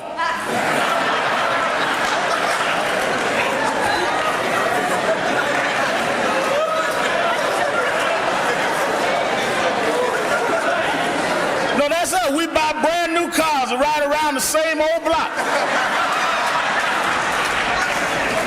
But when somebody tells us to let us support and maintain the independence of a historical giant, we start trying to budget there and start looking for little bills.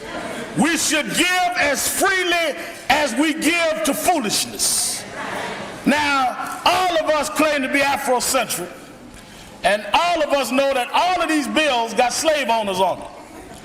So to really be Afrocentric tonight, I want you to give Dr. Ben all your slave owners. I mean, not a one leave. So you can go home totally African tonight without any slave owners in your pocket.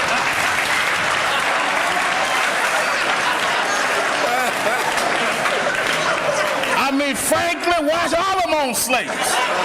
So ain't no use in you telling me Hotep and you got the master in your pocket. Hand me the master, I'll give it to Dr. Ben, and we'll all walk home African together. Let us raise serious money. Reverend Shields, where is Joe Bragg? Let's go back. From KISS Radio, Joe Bragg.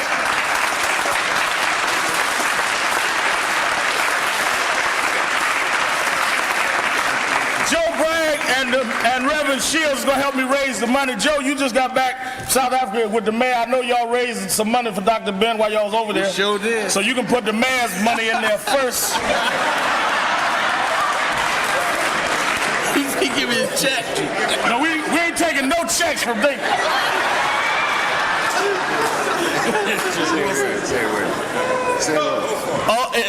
All the words have been said.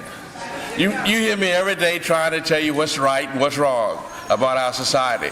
So I'm not going to even bore you with words because these two illustrious men have said it all. Let's get our money up here, open up your pocketbooks, and I'm starting out with one of those old dead presidents. Yeah, that's right. And let's everybody give all we can.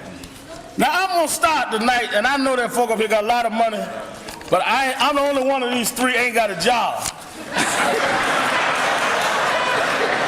Because I work for y'all, and y'all know y'all don't pay nothing. But I'm going to start tonight with $100. I want 100 people to join me in $100 or more.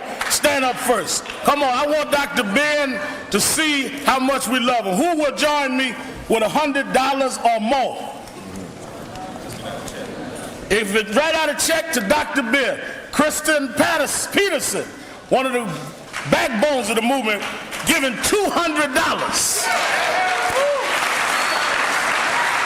Come on, I need some more. 100 or more. 100 or more.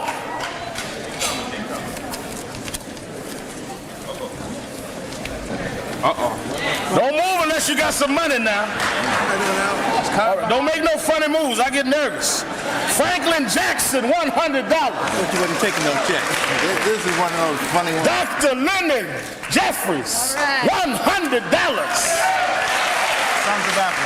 Sons of Africa, $100. Annie Rabble-Rouser Foster, $100. What's your number? Janice and Beverly, $100. The Reverend Baggett from Flatbush Avenue, $100. John Moore Funeral Home, $100. Sister Connor Charles, $100. Come on, there's some more hundreds in here. Come on, we need some more hundreds. If Dr. Ben was giving out a prayer cloth and lying, you'd be lined up now.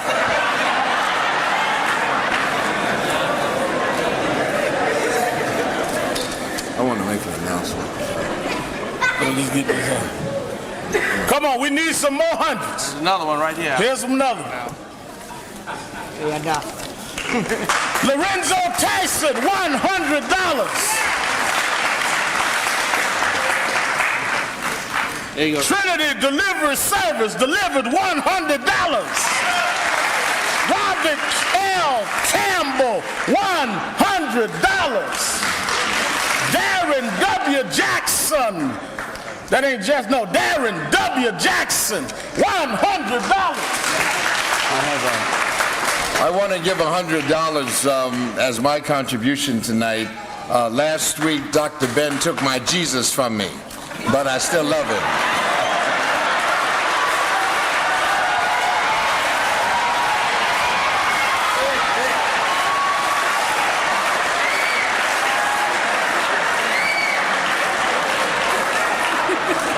You should have paid him more than that for taking that from him.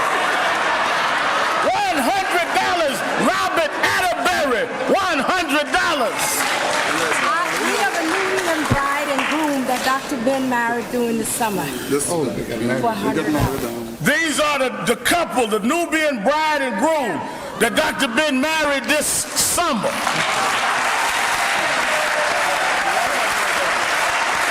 Giving $100.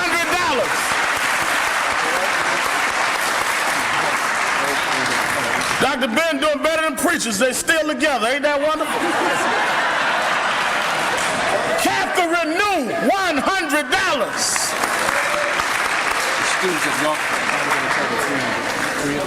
Students at York College gonna bring in $300. Students at York College is bringing $300.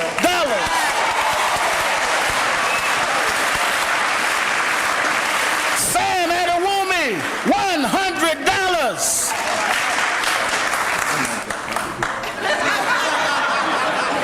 Imhotep Gary Bird, $100.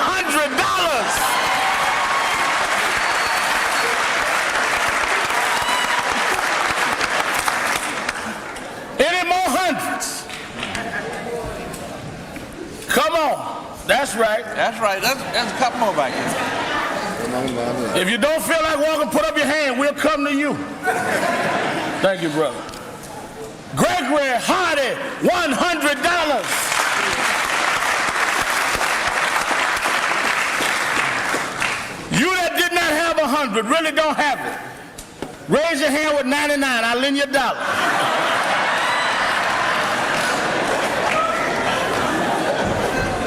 All right, you that didn't have 100, 50. I want $50 for Dr. Ben, $50.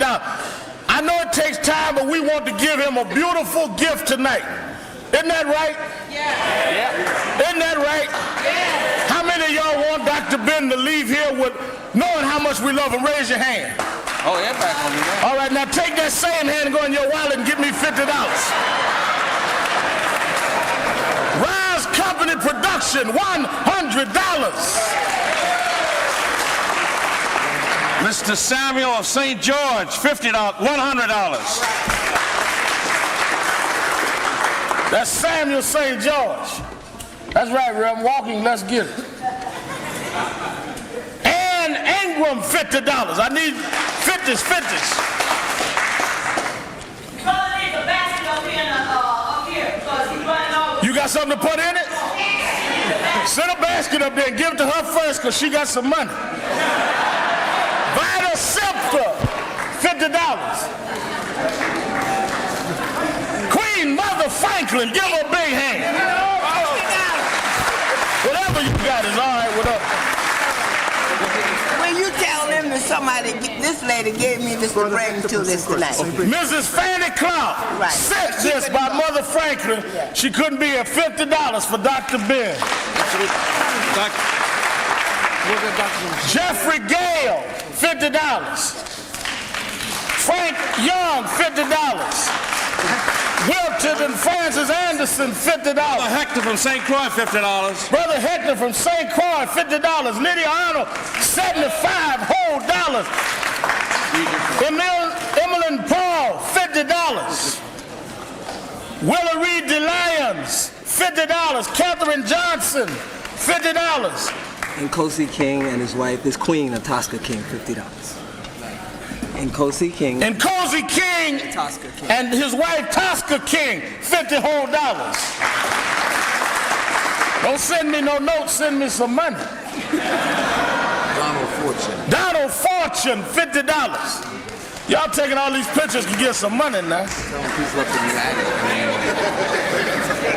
Telling people in the balcony we got a basket. All in the balcony, we got a basket, or you can throw it down, we can catch. There are baskets up there. Up there? Yeah.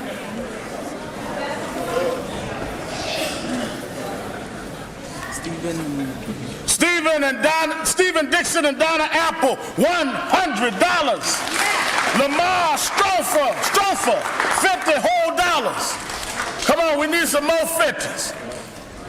Vernon and Marion Francis. Vernon and Marion Francis, $50. Brenda Aline, $50. Efficiency Home and Office Cleaning, $100.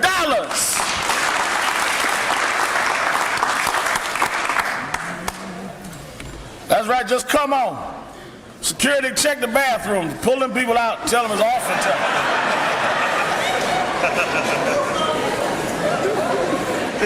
Don't worry, if you ain't got 50, I'm coming all the way down to food stamps, don't worry. Jennifer Sanji, $50. I'm laughing, but we're not joking. We really want to be supportive of Dr. Ben. Nobody deserves this more. Dr. Ben, he don't ask for nothing. We're insisting that we give him some of the fruits of his labor. Ain't no use in talking about giving flowers after he's gone. Let him know now how you love him. People like to cry and slob all over you after you gone. And don't do nothing with you or for you while you're here. Now is the time to show your love. He's certainly shown it to us. Philip Banks Jr., $50.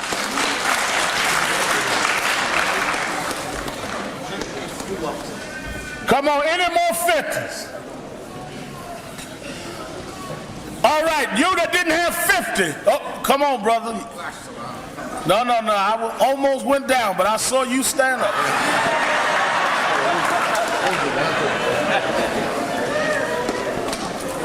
Bro, Joshua, come on out here with some money. I saw you all over the TV. You big businessman now.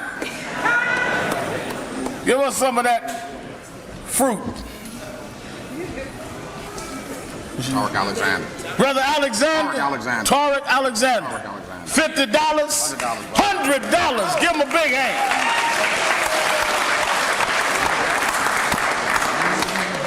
You that did not have 50 or 100, let's move quickly. Now everybody stand up with $20. $20 or more. Everybody got 20.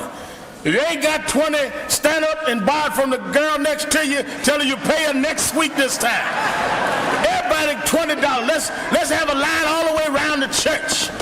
Come on, $20.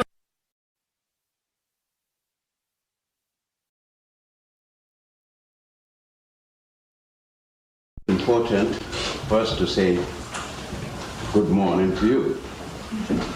And just to say a little background about myself as a person. It may be surprising to many of you. I could have given the lecture this morning in about 8 different languages. Any of 8 different languages.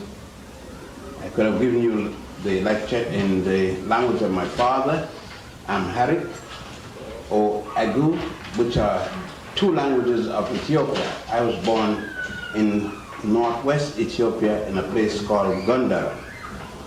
Or I could have given you this lecture in Spanish because of the background of my mother, who came from Los Pueblos de Cariduros, Fajardo in Puerto Rico. And I could have done it in other languages. My education is a very humble one. I came from Ethiopia to Brazil at an early age, around 1924, when my father was working for the Lizasu government, which was overthrown by Selassie.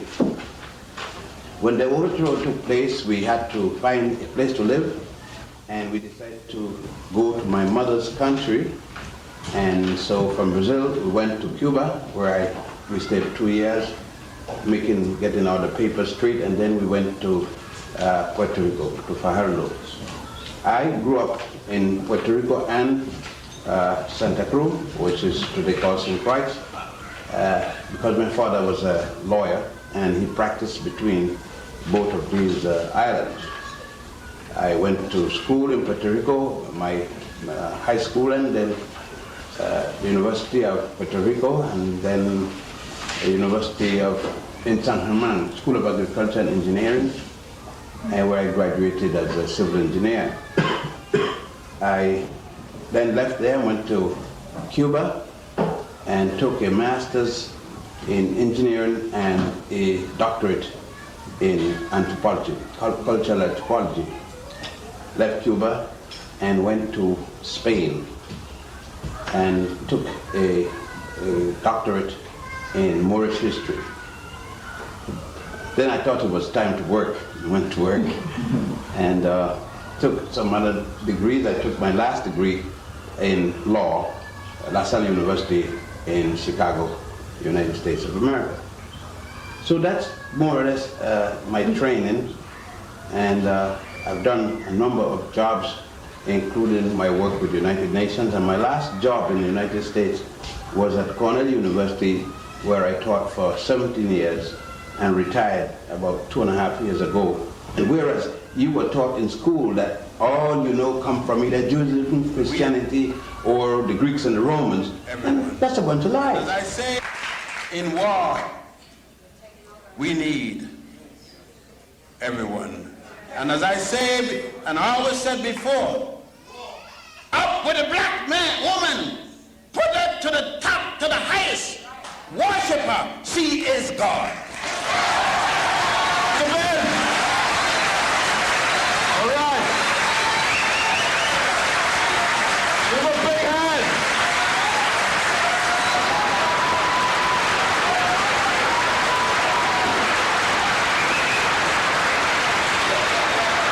Brothers and sisters, we are here tonight to celebrate one of our national treasures.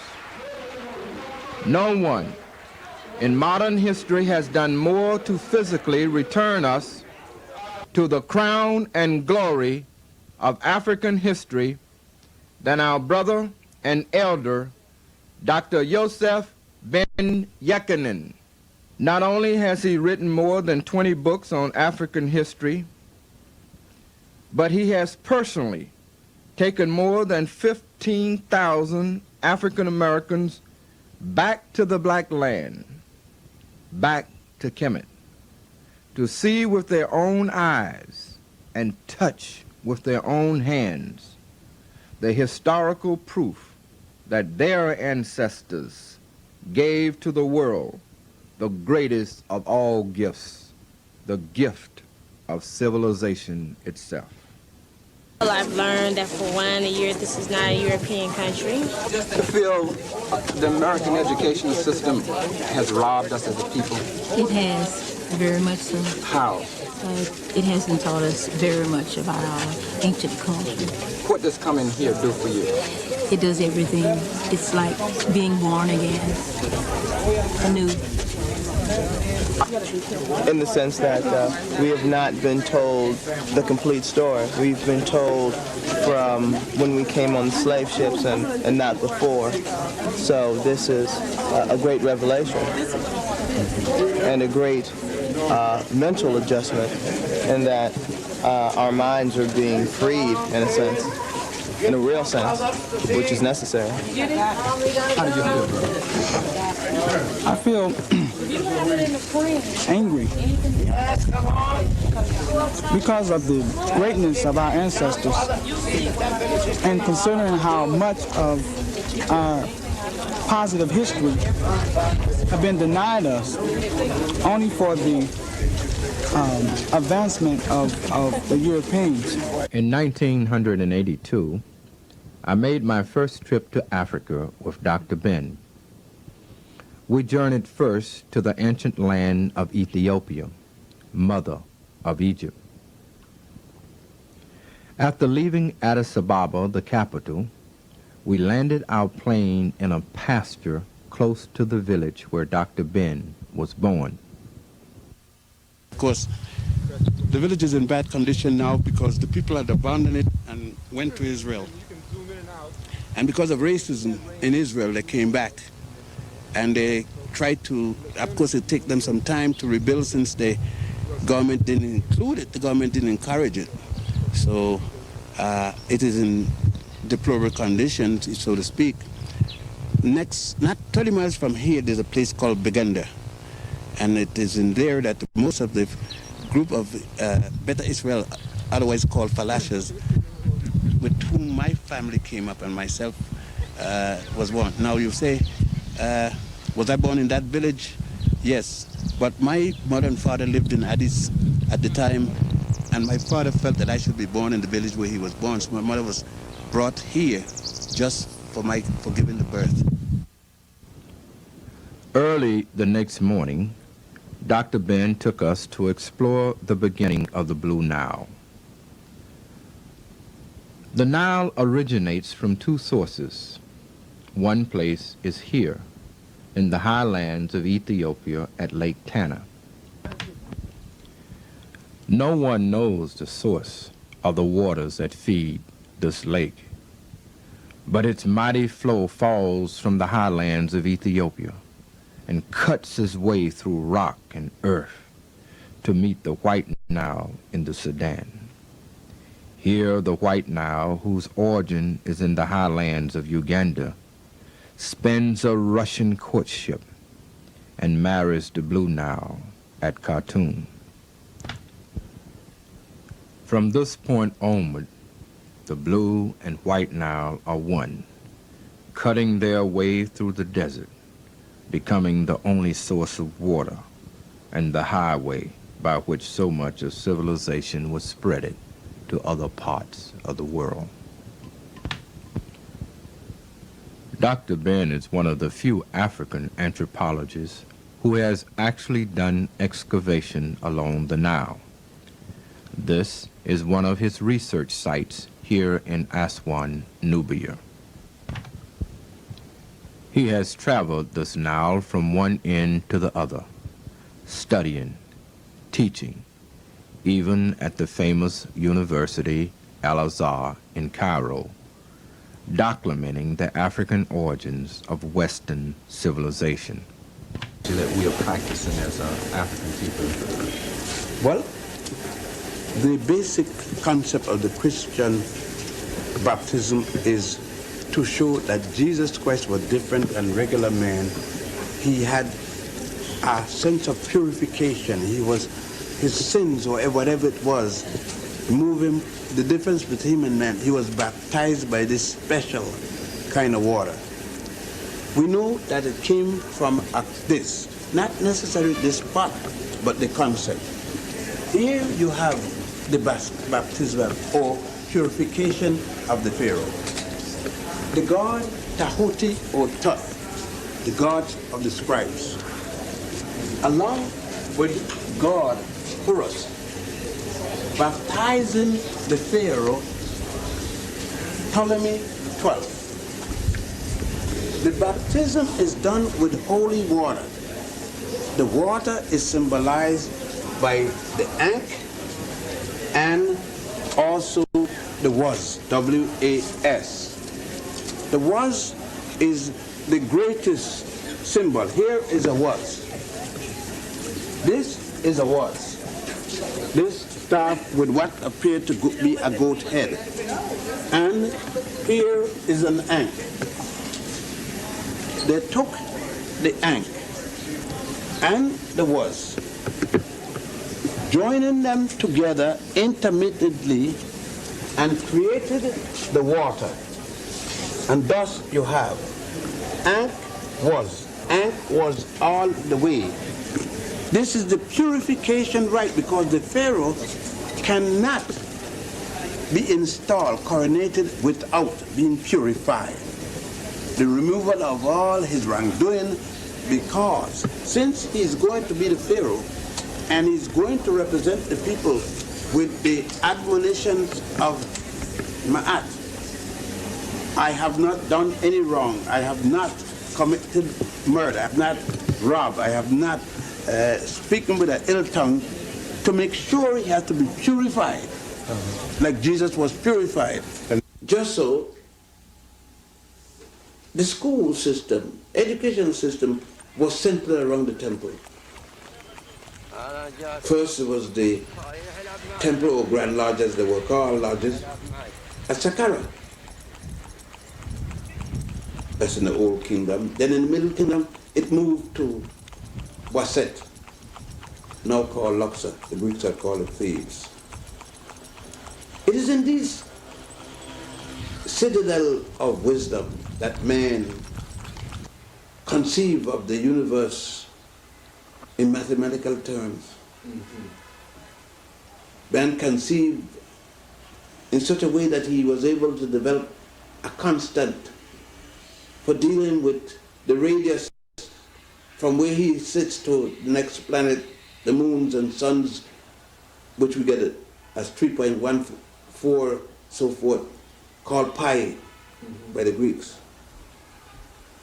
Trigonometry, spherical geometry, the theorem which Pythagoras copied and carried to Greece and so forth, all centered around spirituality, religion, as it had been when Galileo and others were murdered by the church, the same church which had been carrying on, but the church got scared that they were going to lose the power to the general people and murdered some of the greatest shining stars. But it was at these centers of learning, education center, which the European calls the mysteries, that these Africans had started. It's there that they built up the world's first calendar dealing with astronomy and astrology. Astrology not in the sense of my sister falling in love with my brother and all that kind of thing, but astrology as the correlated science to astronomy. Astronomy dealing with the measurement, distance, from one planet to the other, etc. Astrology, the physical reaction, such as low tide, high tide. Man called this Messianified mathematics because man put it into the stone builders when he started first, like in Hotep when he first built the first stone structure. Man didn't have to build in wood no longer, therefore structures can last. And that's why Egypt is studied more than any other part in Africa, because Egypt started building in stone before anybody else. And stone survived, whereas the wood petrified and otherwise suffered decay. Even though Egypt isn't the oldest, she is the oldest with a record. But we have every record from the Egyptian. We came from the beginning of the Nile, where God happy dwells, at the foothill of the mountain of Moon. I just recited from the papyrus of Hunefa, where the ancient Egyptians said they came from the foothill of Kilimanjaro and Rwenzori, where the Nile starts, in Uganda and Ethiopia. I make sure that I said that. And I said the oldest woman was known as an African. So in the morning, if they dig up one older, I am still correct. But you make the mistake and tell white people the oldest woman is a black woman. How you know? Did you find some pigment on her bones? No, you didn't find that. When we find Denknesh, you call her Lucy. I don't know anybody named Lucy in Africa, unless you went there, or unless the missionary mess up with you. But Denknesh is an Ethiopian woman, 3.2 million years old. And you're going to talk about Adam and Eve? When I got to go about age, I'm talking about Zinjan Boise. And you're going to tell me about Adam and Eve? 1.7 million against 6,000. Not even 6,000, 5,000. That's what they're celebrating this week. I mean, be reasonable. We got to move. We got to be, if we're dealing with reality and we're going to challenge something. If you're telling me that you're at City College and you flunk math, and you come to me as a professor, as some of them used to try to do at Cornell, but let me tell it to you orally. We can do it better orally. I said, like hell, you're going to write it down. I know you could write it down because when nobody else was writing science, math, you were writing it here. I could carry you, and I've carried many of you in here right up to the Holy of Holies in Karnak Temple, what it, and show you the number system and the wall. Anything I told you, I carried you. That's the point. How could you go and see it and come back and then lie to yourself and say, no, it got to be the way Uncle Charlie taught me? Give me the old-time religion. This is the old-time religion, not the junk you're telling me about. I carried you and show you Osiris laying down flat on his back with a hard on.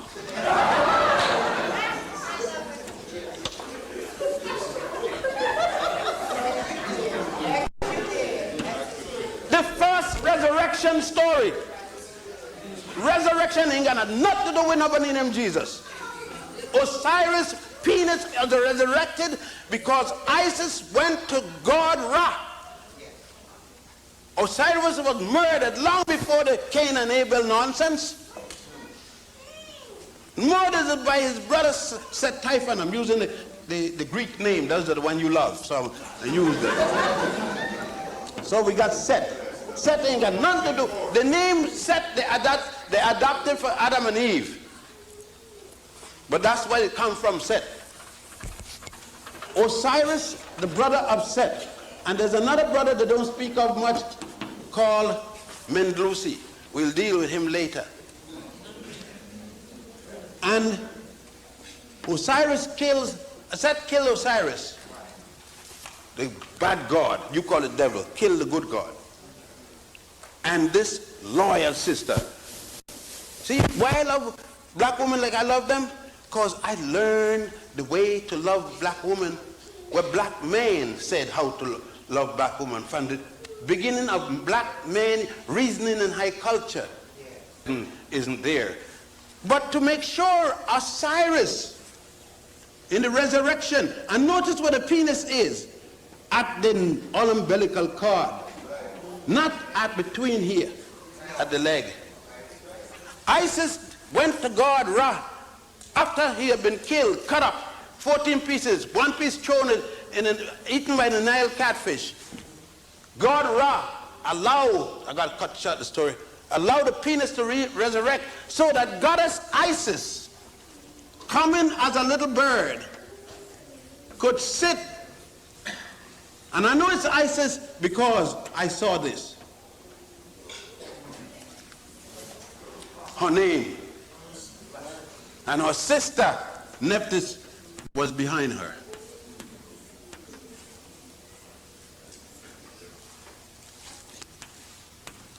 And the goddess, the Hecate, the frog goddess, saw the action.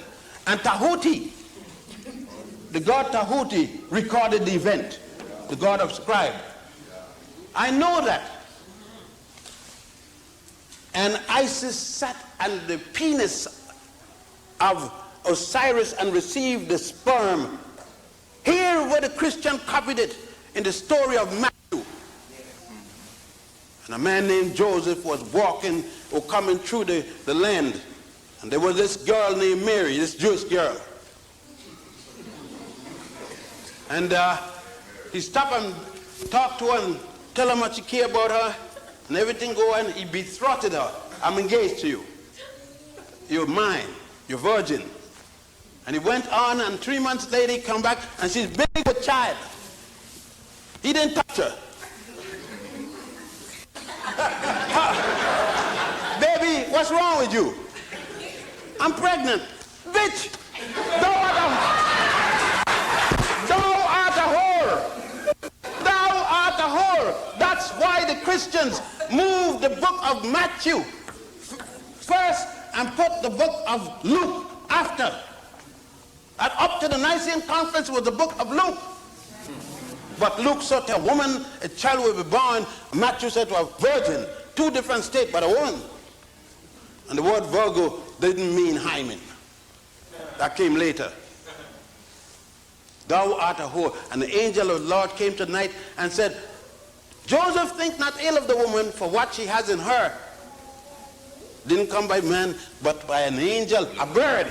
Didn't come by man, but a bird. He is the Christians, and they came and tried to chop out the evidence. You saw it. Sister Jeff, you saw it. Jeff, you saw it. And many more here. Sister Franklin, you saw it. And I could go down the line, almost all of you saw it. Now, how could he say something else? You saw where they tried to dig out the evidence. And I'm talking about the cracker Christians. I'm not even talking about the black ones. Huh? Dr. Ben is more than a historian. He is master in the craft and high priest of the lodge. As such, many come here to the ancient temples to renew their wedding vows. In the tradition, we do not join two people. It is not the custom anywhere in the continent of Africa to join two people. We join two families, two villages, two waters. We are come here to join you as we join the lotus flower with the papyrus. Many have accused Dr. Ben of being raw and common. Brothers, where is heaven? All right. In some academic circles, he has been shut out.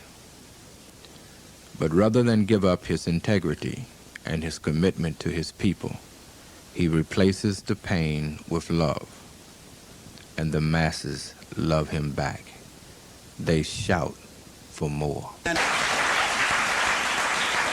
How can a people take my symbols and the money they ever seen, I am Horus, and all those things to put on the money because they had nowhere else from Washington, and every one of them copied everything I had in my society, my symbols of ethics.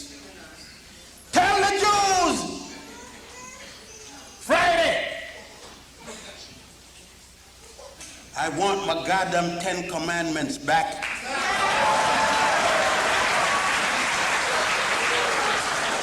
Tell them to tell Moses, bring it back from where he stole it at the Grand Lodge of Wasset, which they call Luxor. Yeah, tell Diane Ravage, because I know she's got her little scout here. You tell Diane, give her your radio, give her your Japanese recorder, so that she can hear good, amplify it good. You got my permission?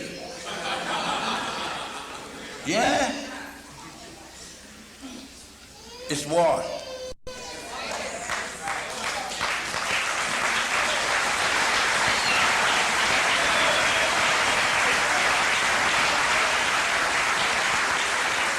Little Auntie Hazel Dukes, Jemima's little girlfriend, little Charlie McCarthy Wrangle. He lives in the building where I stay, 40 West, 135th Street.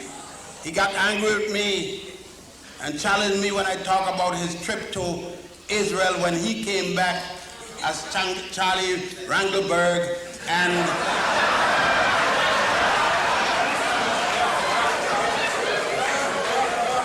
the Marine came back as Dickenstein.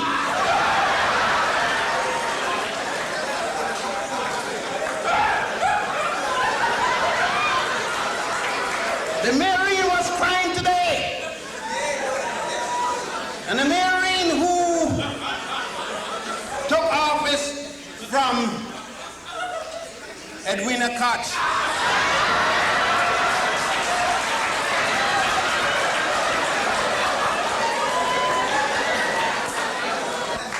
I'm going to wind it down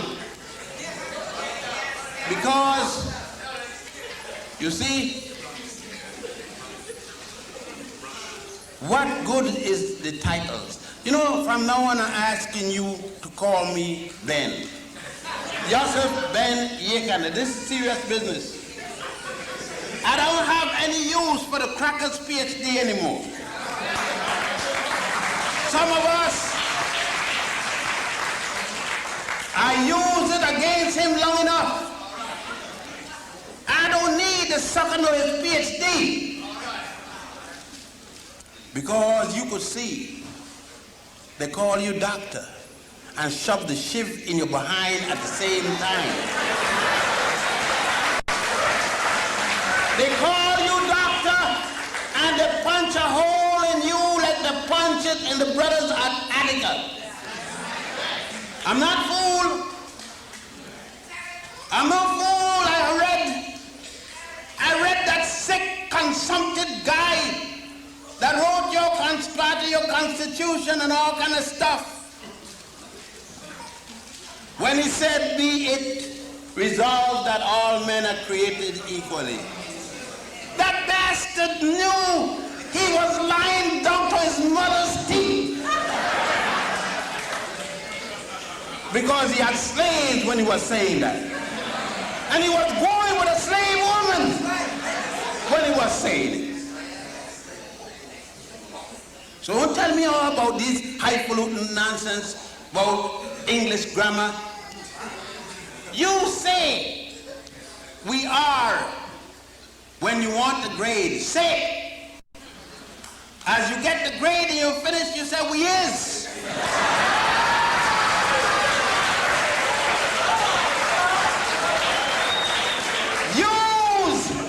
Use them as they have used you. Because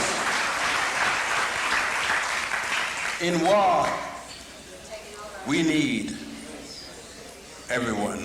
And as I say, and I always said before, up with the black man, woman, put her to the top, to the highest, worship her. She is God. Dr. Ben. All right. Give a big hand.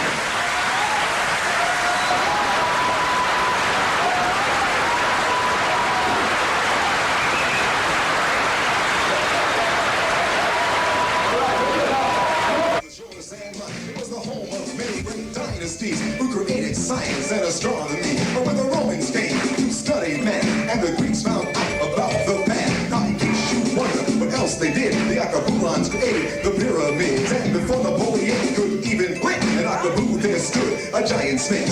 Some say they came from outer space, but they are a part of the human race. You know the place where they can be found, and you may be the one who can wear the crown. And I'm the greatest dancer with the baddest shoe, not the slickest rapper that you ever knew. Have a worn the crown though they wanted to, but they'll want to until they die.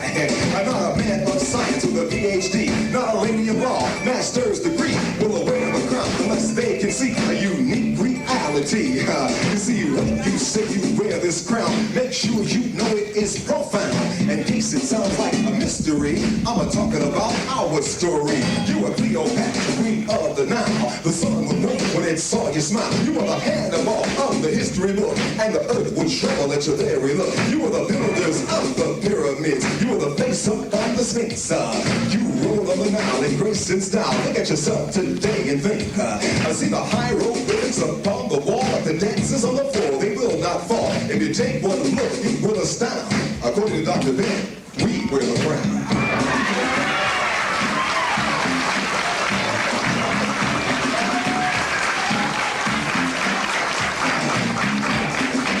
Who did it to all of us, you know what I mean?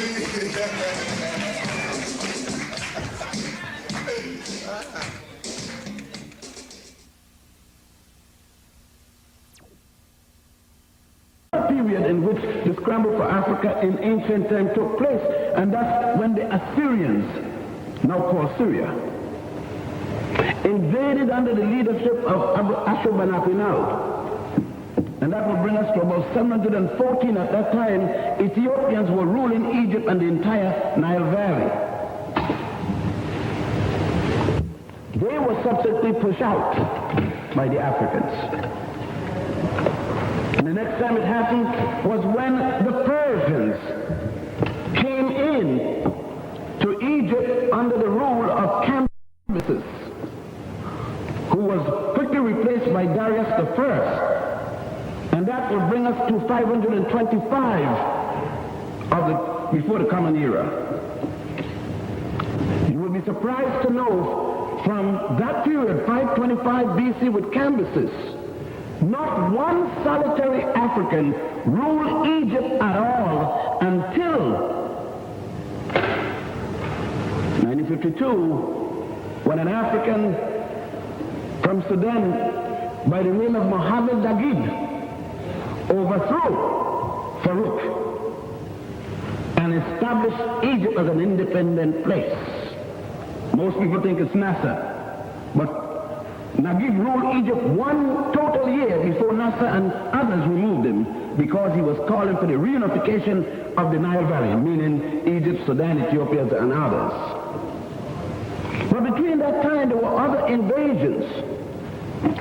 For it was, for the first time, the Europeans came in Africa as conquerors was in 212, before the Common Era. When Rome, I'm sorry, I made a mistake there. I thought I had mentioned Greece. After the Persians in 525 came the Greeks and the Macedonians, the Macedonian Greek incursion under Alexander II, the son of Philip of Macedonia. And that was in 332. That is known today as the 30th dynasty. The were finally kicked out by the Romans under Julius the Caesar. And of course, you know the whole story about this worthless queen, Cleopatra, the seventh, the daughter of Ptolemy the 13th. Always make sure that you specify which Cleopatra, because when you say Cleopatra, there were 7 Cleopatras who were in charge of Egypt. The one that you mean is the last of the Cleopatras. All of the Ptolemy daughters were called Cleopatras. They originally started with General Sutter, who called himself Ptolemy the First. All of the boys on that line was called Ptolemy, to Ptolemy the 15th. But when Ptolemy the 13th was the last of the male to rule. And it is after that, the Romans come in, then we start what is called the Byzantium period and the beginning of what is called the Christian era, the birth of, according to the Christian, the birth of Joshua Christus, as the Greek name goes, meaning Jesus the Christ, Jesus the Anointed. So Christ is not a surname. It is not a name at all. The Greek word Christus, C-Y-R-S-T-O-S, means to be anointed. Something that mothers did when their sons were leaving the house. The mother would anoint him with sweet unguent and whatnot, rub his head and wish him, bade him farewell and good luck. So your Jesus name, farewell and good luck.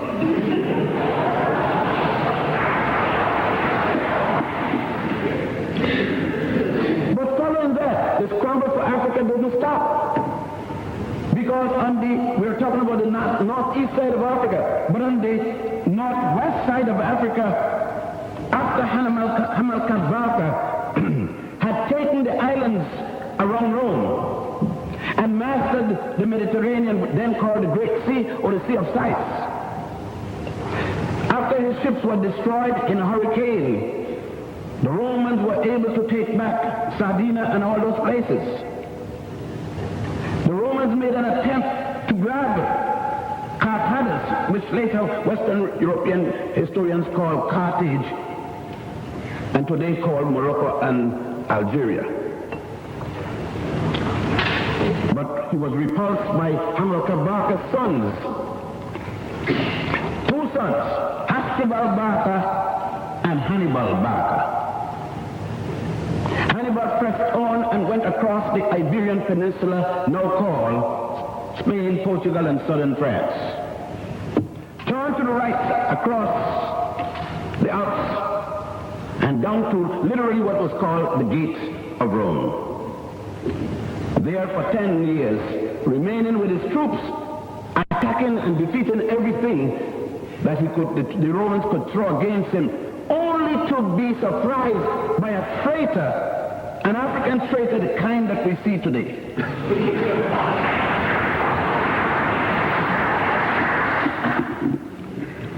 A man called Scipio Nausicaa, or Scipio Africanus.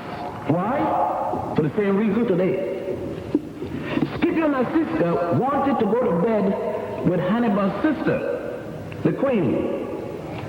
Not that she hasn't been giving it up to anyone that would come.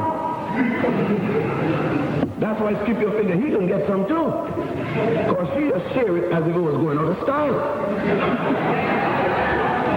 But for some reason she must have known that Scipio was some character or the other, because he had gone to school with Hannibal and his brother Hasdrubal. And she denied him. She said she would go to bed with a slope than with him. Now that's saying something horrible. He must have been a louse supreme. And so what happened, Scipio decided to sell his service to the Romans against his best friend, supposedly, Carthage. Thus it is that the slogan continued by Senator Cato. Every time Senator Cato got up in the Senate, he said, before he said anything, Carthage must be destroyed. That scramble continued until Scipio Nausicaa told them, you don't defeat Hannibal on the land. You can't. You see, Hannibal had the first tanks, elephants. They mowed down anything in the way. The first study in this in West Point in the United States. When you go to become an officer, the first thing they slap you with the military strategy, is the wall of Hannibal. But in 212, they did one thing. Instead of attacking Hannibal, they came across the Mediterranean, or the Great Sea of Sighs, and through Numidia is the state where the great reformer of the Christian church was born. The man who made modern Christianity, the Christianity used in England today, this African made it to be, or any Christianity. I'm talking about Monica's son. You see that? Most of you are born again, but you don't know Monica's son. Augustine, the man who gave you the fundamental of modern Christianity in his book on Christian doctrines. So those of you Africans who feel you've been given a break to be Christians, you can get no break. You start the damn thing, and you now think, so because of slavery, Professor Christ told you got messed up in the process. It started with Pontius and Boetius in Egypt, a place called today Alexandria. But they weren't able to catch Hannibal, but Hannibal's brother was no good either. He got killed in a whole house in Spain, just after having a feast. His brother sent him to bring reinforcements. He go in the whole house.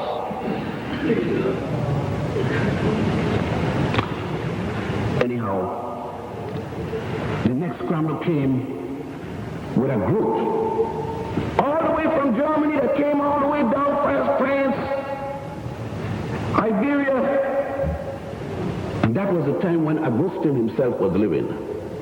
In 460, he died the same year he died. Boniface came into Africa, Northwest Africa.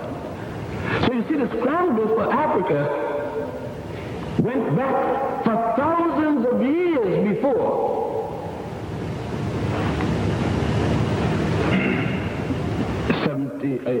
1830 at Soweto. So it is here at Soweto. Why isn't it taught in the university, all that I've just spoken of so far? Because the university have removed you from being Africans. The university teach you as Hamites, Shemites, Negroids, Caucasoids, Nilots, all kind of ticks and tots and all kind of garbage.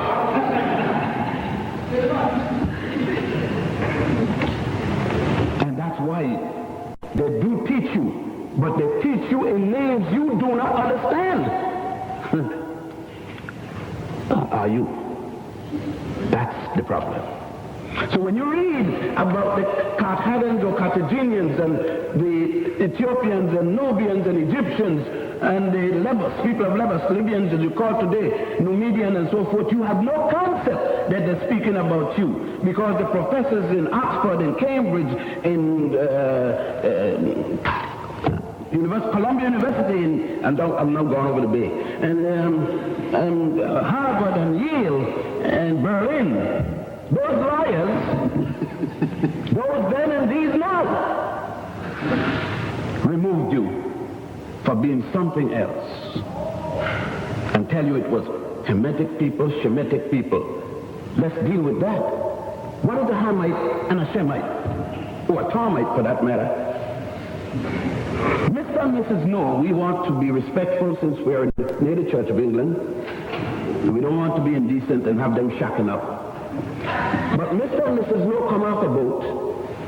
They and the family, two of everything, two dinosaurs, two whatever else. I mean, I'm a damn fool to believe the story. They come off the boat. The two of them belong to one race of Adam, green, purple, technicolor, rainbow. It's a different one. God had done, got tired people had messed up God. God killed the world, drunk everybody except his family. Well, that's the story. I didn't write the Bible. I wasn't James or none of them. And then Noah and his wife got some children. Same race, but they get all kind of different races. They get a Semitic race, a Hamitic race, and a curse from God on Ham for make black folks. Man. And the funny thing, black people believe that story. Africans Pythagoras by some guy named Ham. I guess that's why some people don't eat ham at all, because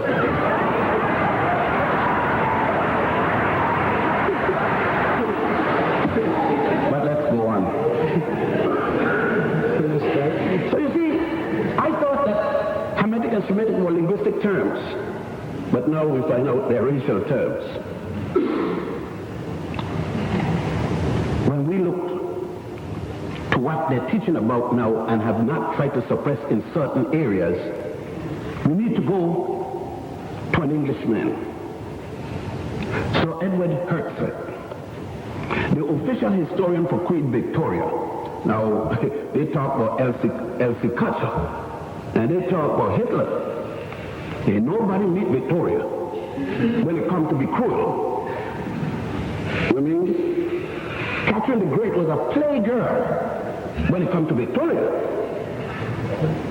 So when you hear them talk about democracy and Queen Anne's Charter and Magna Carta and all those things, you know, I may not be able to get back in. That's sorry for you fellas, but the truth is the truth. Whether I could get in or not get in. Farrakhan couldn't get in, so I can't get in. What's the big deal? Malcolm had hell getting in, so it's a big deal. You're right here. I'm not trying to get in. I'm trying to view the facts as they are. Now, Hertzlet wrote for Victoria a 3-volume work called The Map of Africa by Treaty, showing all of the so-called treaties that the British supposed to have had, the French, the Dutch, and others, with Africans in what language? And the African signature is there in English. And you've never seen an Englishman before. I've never known of such a thing called the English language, yet he signs his name, an English name, such as Azinga Akum, the Emperor of Manikongo, signs in the English language. That's the man whose sister was Azinga Akum, the Queen of Matamba, who fought the Europeans for 13 long years at the head of her troops. No different to a woman by the name of Dahia, who stopped the Arabs from coming to what is today Morocco, only to give time to her sons to become Muslim to protect her people. That son became the one for whom Gibraltar is named, Gibral, and Tariq, T-A-R-I-K-H, meaning the mountain of Gibral. The Portuguese not being able to pronounce Tariq, I-K-H, changed it to Gibraltar. But that again is now, we are talking before the Pope. We're talking about 711. The Toledo's agreement in which Portugal is going to get the eastern half of the world, and Spain, the western half of the world, is going to come way later. The Pope in Rome give away the world, splitting it up. Why some people got gall? I know a lot of you Catholics, I don't mean to offend you, but if it hurts you, too bad. And so watch. The scramble now continues. The slave trade started in the Western 1506 with Las Casas, Azizo, and Pope Martin. Don't forget, it's not Las Casas alone. Pope Martin V of the same Roman Catholic Church. And the bishops getting equivalent to 25 cents a head for each slave to save their soul, so that if they die across the triangular trade, they will go to heaven. You can't go to heaven without 25 cents. I mean, Jesus ain't gonna feel good unless he get his share. The bishop was saving 10% for when Jesus come one of these days. Since they know he ain't coming in no time soon, the interest alone is keeping Rome going. But let us continue. These things continue up until, as I said, France and Sweater. France came down, England close behind, even little Switzerland landlocked. Tiny little Denmark is going to get colonies in Africa. It's a mad scramble. Europeans gone mad. Not mad, but Professor Park said last night, the ice box. You know, England was dying from the scurvy. No lime, no lemon, no nothing. Okay? The Civilized, dying from scurvy. France and the others died from malnutrition, no food. out because of hunger. You got a damn thing to do with religious freedom. And they come to every place bringing God. God is called cannon and gunpowder. Designed by an African from Togo, because Schwarzer, the older, designed it in Germany. It's a hell of a thing. History is a bad thing. That's why they don't want you to know it. And so what happened? The same gunpowder come down with France and Germany, and France, all of them. But Germany doesn't get our share because Germany is fighting France for Alsace-Lorraine. Germany beats France, takes Alsace-Lorraine, and now decided she's going to take some of the territories that other European powers and England had already taken. And of course, France and England took the lion's share. Little England, bigger than a toothpick, in compared to the other countries and the continent of Africa. And so what happened? Germany started taking away the lands that our other European colleagues had already taken. And so by the time Germany grabbed Togo, Barbados, I know a lot of you from Barbados don't even know your country name, Barbados. I'm talking about Cameroon. Original name was Barbados, meaning shrimp river, like Cameroon still meal. The Germans call it K-A-M-E-R-U-N. The British call it Cameroon, C-A-M-E-R-O-O-N. The French call it the same way with an E at the end. But the original people call it Barbados because it is there that Necho II, the Egyptian king, came in the circumnavigation of the continent of Africa. And that was in 990 BC. There was no England, and there was no France yet. And there was no Cristobal Colon. No Cristobal Colon to sail with the Moors and know damn well that the world wasn't flat. It had nothing to do with his sailing to the west with an African pilot by the name of Pietro Alonso Nino, captain of the Santa Maria, who carried Cristobal Colon, Christopher Columbus, into the Atlantic long before that liar who got lost. Here's a man that got lost and they got a big holiday for him. Got lost, think he going to Japan, went up in Puerto Rico and Cuba and all those places. Got fighting, got jailed for lying. He didn't bring enough gold back to it, but he Christianizes somebody. But all right, that's another part of history.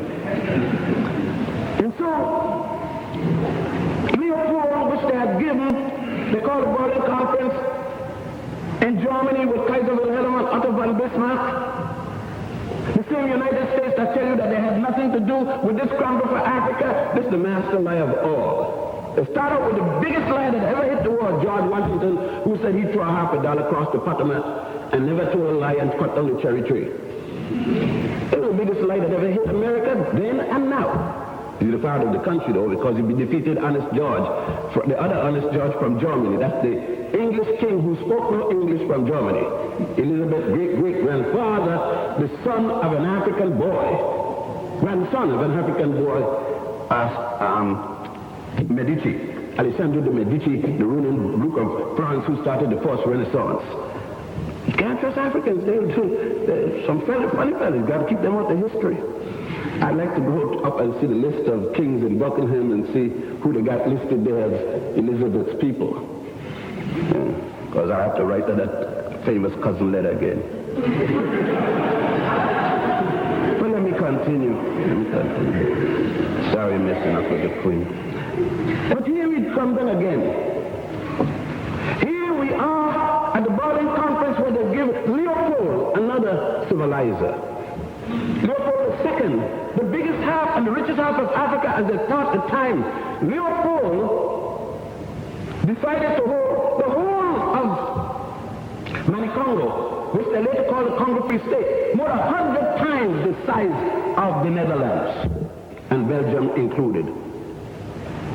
You could put Germany and the Netherlands in Congo, throw it across the place, put it, fly it on an airplane, and it still won't touch the border. and it will rule. This for his personal estate. He wants to exploit it, so he comes to Europe, comes to England, comes to all over the Pews, the Vanderbilts, the Rockefellers in the United States, and it started what they call the Congo Free State. They decided it is here that international law is going to take place. So you hear people saying, we're going to have it according to international law. Damn international law. International law has nothing to do with us. We had nothing to do with it. There were 3 African nations existing at the time of the Berlin Conference in 1884-86. There were Haiti in the Caribbean, Liberia in West Africa, 1847, and the world's oldest nation on record, Ethiopia, on the east side of Africa. And they were not invited to the Berlin Conference. Japan was existing, China were not invited to the Berlin Conference. It was strictly England, the 12 European nations, and the United States of America. And when the United States said it had nothing to do with the partition of Africa, they're lying because the representative of the United States at the Berlin Conference was a man called Edwin Terrell, T-E-R-R-E-L-L. The representative of the Brussels Conference was a man called Henry Casson, C-A-S-S-O-N. Both of them carrying the title Minister Plenipotentiary and Ambassador Extraordinary.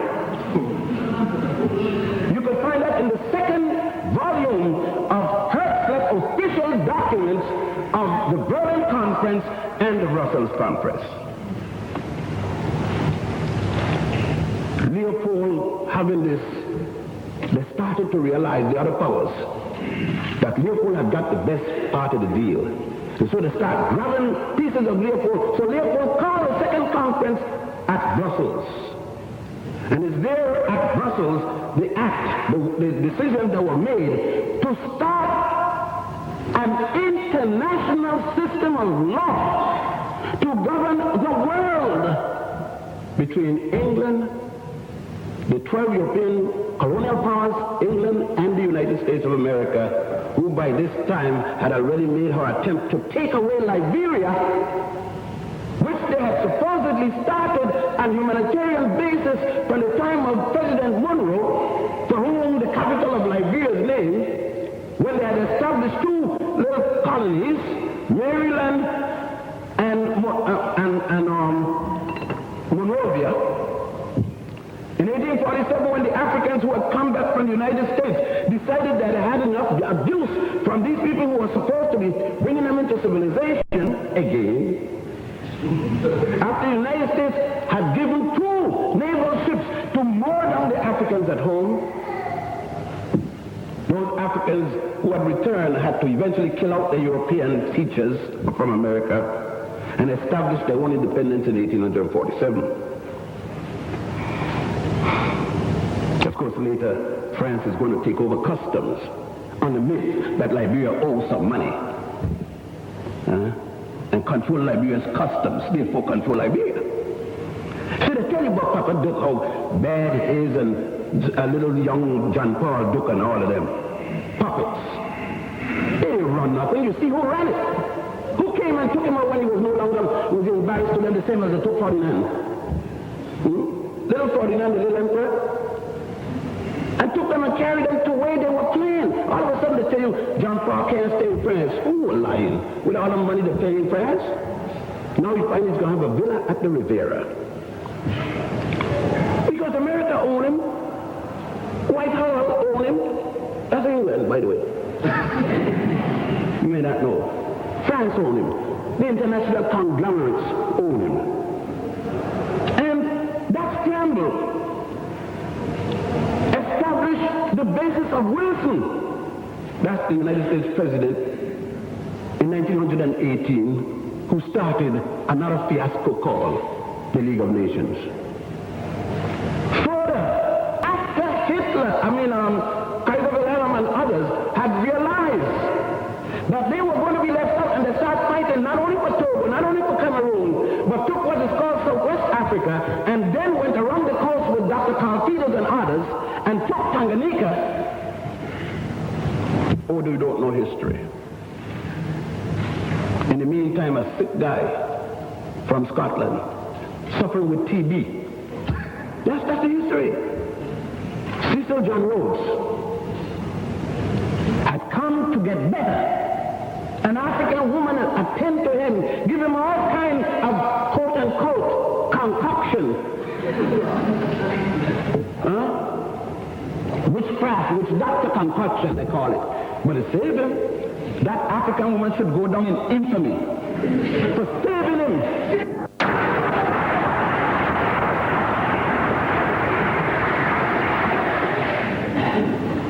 Rhodes was to survive, attempting to create what England wanted, the Cape to Cairo, only to be frustrated by the Ethiopians and the people of Uganda, the Bukanga Kingdom at that time, which was still together. You're talking about Holocaust? I don't bother about no Holocaust. Nobody bother with me no nonsense on the Holocaust. Because let me tell you about Holocaust with an S on the end, not a T at the end.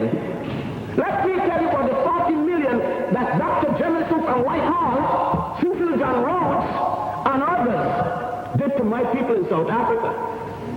When they brought in Captain Lugard, who made Hitler look like a playboy. After Lugard was murdered, Lugard was exterminating Indians in India. By the millions, they brought him to do the same thing in South Africa and move him from there and put him in what is called Nigeria. I don't know why the Nigerians don't change that stupid name.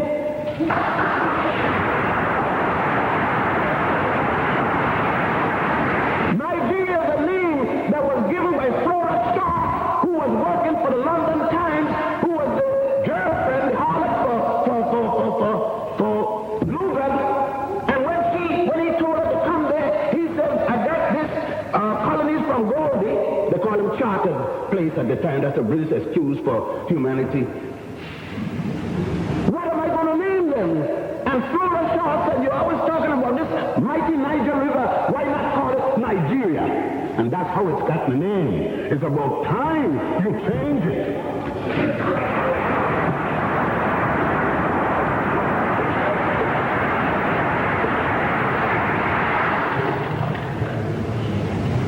That scramble went on.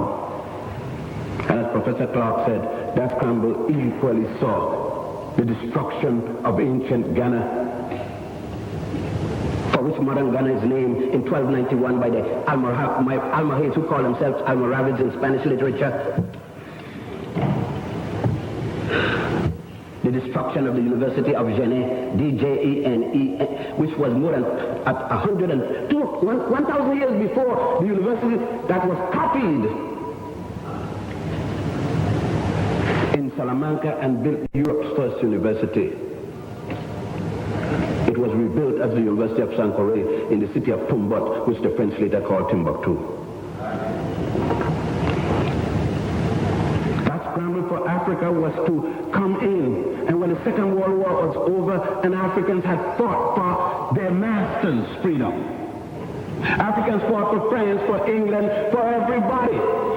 And when Kaiser Wilhelm was defeated, nothing came. And then we went to fight against Hitler again to free England and stop the bombs from dropping in Coventry and elsewhere, to free France and de Gaulle making his grandstand, and all these places. But the freedom for those people, what the freedom for us? Secretary had to make his, Kwame Nkrumah made all the forces and goddesses and everything, all the gods except those in the West.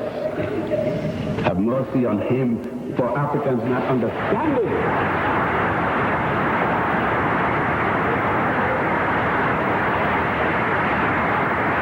Our Savior came to us and we left him for somebody else's Savior. Your Savior is the one who comes to remove you from slavery, not somebody else we read about. That is correct. I know I'm emotional, and they said you can't be a good professor and be emotional. In the case of an African, you're a jackass if you're not emotional.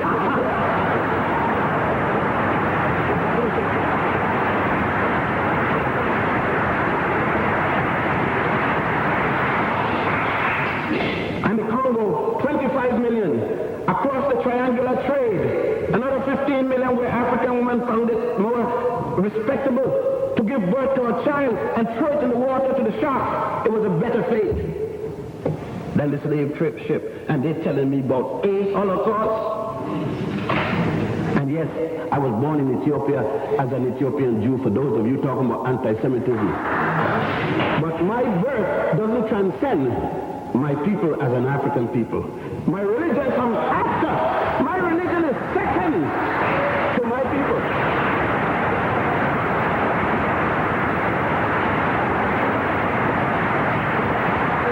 My God, I expect to see. My mama, I saw the day of birth when I came out of heaven. Oh yes, heaven is between that black woman's wings. Heaven is right down there down the fallopian tube into the womb. That is the heaven I know. Anything else is a belief. And many men have died in belief. Waiting. So let me say that mad scramble went on until Kwame Nkrumah in 1957, I think it was, in that fort there where the British thought that they had gotten locked in. They forgot what Mr. Garvey had told them and what Nkrumah and others had said. When they locked up Mr. Garvey in the United States, a jackass out. Hell, England will get a territory all the other way in South America. Those are not the questions. The question is not the missionary coming to Africa talking about something he doesn't know what the hell he's talking about. You don't come to preach Christianity to me when you haven't got it yourself. Preach it to yourself, get yourself straight, then come to me. I wish, in fact, you used to eat missionaries.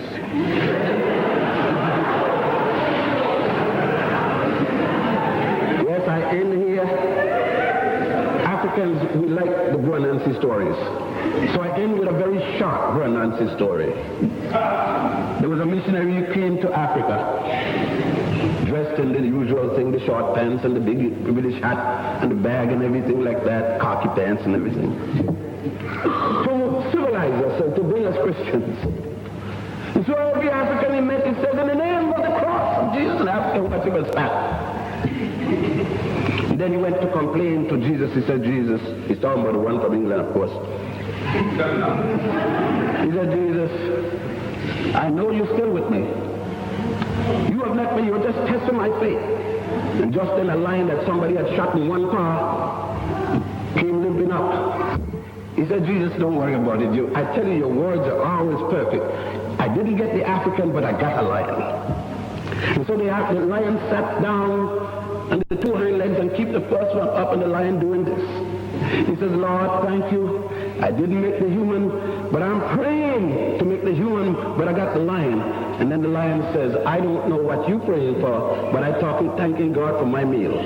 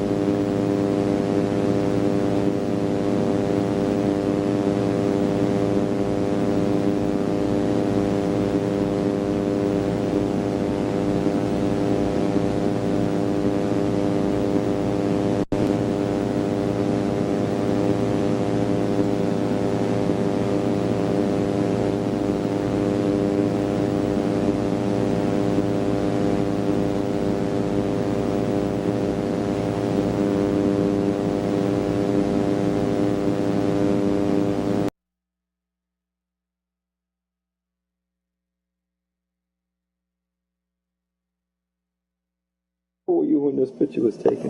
30-something, 40-something. This is beautiful. Yeah. You have a very scholarly apartment. Very scholarly. It's easy to put down something. Okay. Sure.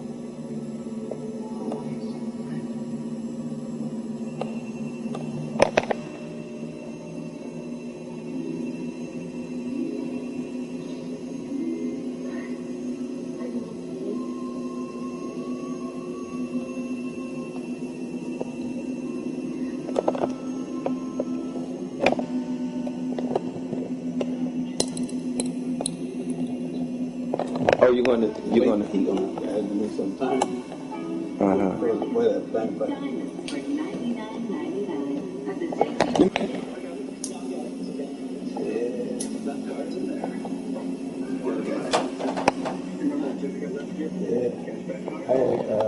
Just put this, as usually this is together, I just start to change it and get in the book together.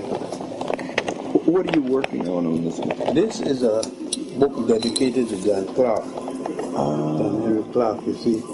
This is me in front here, and then I start here.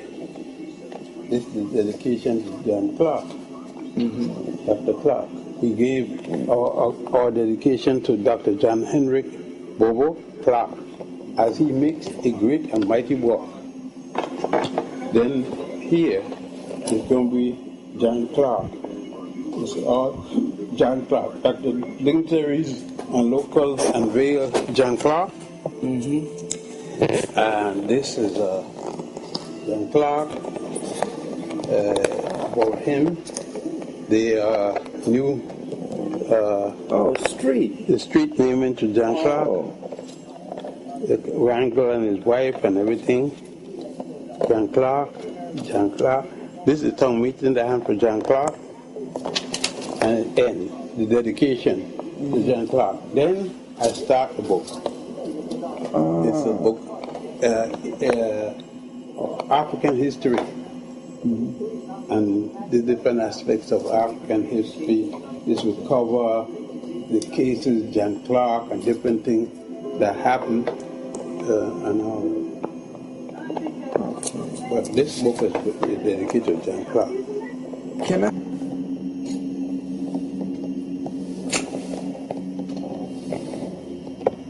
What I wanted to have a seat, Dr. Ben, wherever you're most comfortable. In doing this dedication to Dr. Clark, Dr. Clark meant a lot to you. I knew him for just a slight bit of 60 years. 60 years. Tell me about he's 2 years older than I am. And I know him out in just the beginning of World War II, just that time, I know him. I come up here from Puerto Rico, where my parents live, of course, and I had a child. I was married, had a daughter, and then I came here because it became impossible for me to live in Puerto Rico, my father said, because I had gone against my class as they had it at the time. And I had to change profession because I didn't like law, even though I had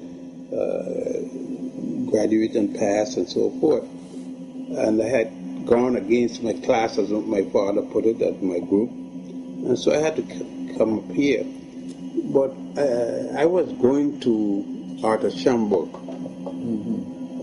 to speak to him about black people, since he was the one that started the museum. And I've been there the same day that John got there. And John asked Arthur, Dr. Schomburg, what about our enemies? Who is our enemies? Who we are? And Arthur told us, go back and read what your enemy are. Who are your enemies? What they did to you. Then come back and ask the same question again. What is the history of the African people? And that we were both told to come back in 2 weeks. We've been back the same time in 2 weeks, and Arthur started to tell us about ourselves. And he had given us enough to start us back in research. Books we didn't know existed. Right there in the library. The library being, we used to see the old building, not the one in the corner. The one in the corner is a new building. But right, the second building used to be, the library was in the back. Yes. And the Schomburg library was in the front. You had to go in the front and the second floor to go over to the first floor of the next library. I forget that library name is County College Library. And that began the friendship. John eventually was to go towards the Marxist side. And I couldn't do that. I was Garveyite. As a kid from home, I had seen Morris Davis, Aviso Campo, and all these men are nationalists of those places, the islands. And I had heard about Garvey long ago. So that I came here, a Garveyite, which was contrary to my father's position. Even though my father was when people like, he was not a Garveyite. I was the Garveyite. Contrary to what my father and mother wanted me to be. Your father wanted you to be a lawyer. Well, he wanted me not only to be a lawyer like himself, but he wanted my political ideas to be non-political. To hold no political view. But to the contrary, I was willing to put because I was living not in luxury, but I was living. I could eat. My father both and my mother both professional. I could eat daily, but I had seen the fangito. What's the fangito? In Puerto Rico, this is the worst thing you could see, where people live in desperation. People eating from garbage, from different, eating what they could get. When the U.S. Marines and the U.S. Navy had a base there in Puerto Rico, and people would go down to the dump, the Navy dump, and wash bones and wash the bone and eat. People were desperate. People was dropped dead in those days. I had lived through that. When I go into high school, I was lucky that I had one sister. She is up in Grand Rapids, Michigan. She's up to about 20 years older than myself. And speaking.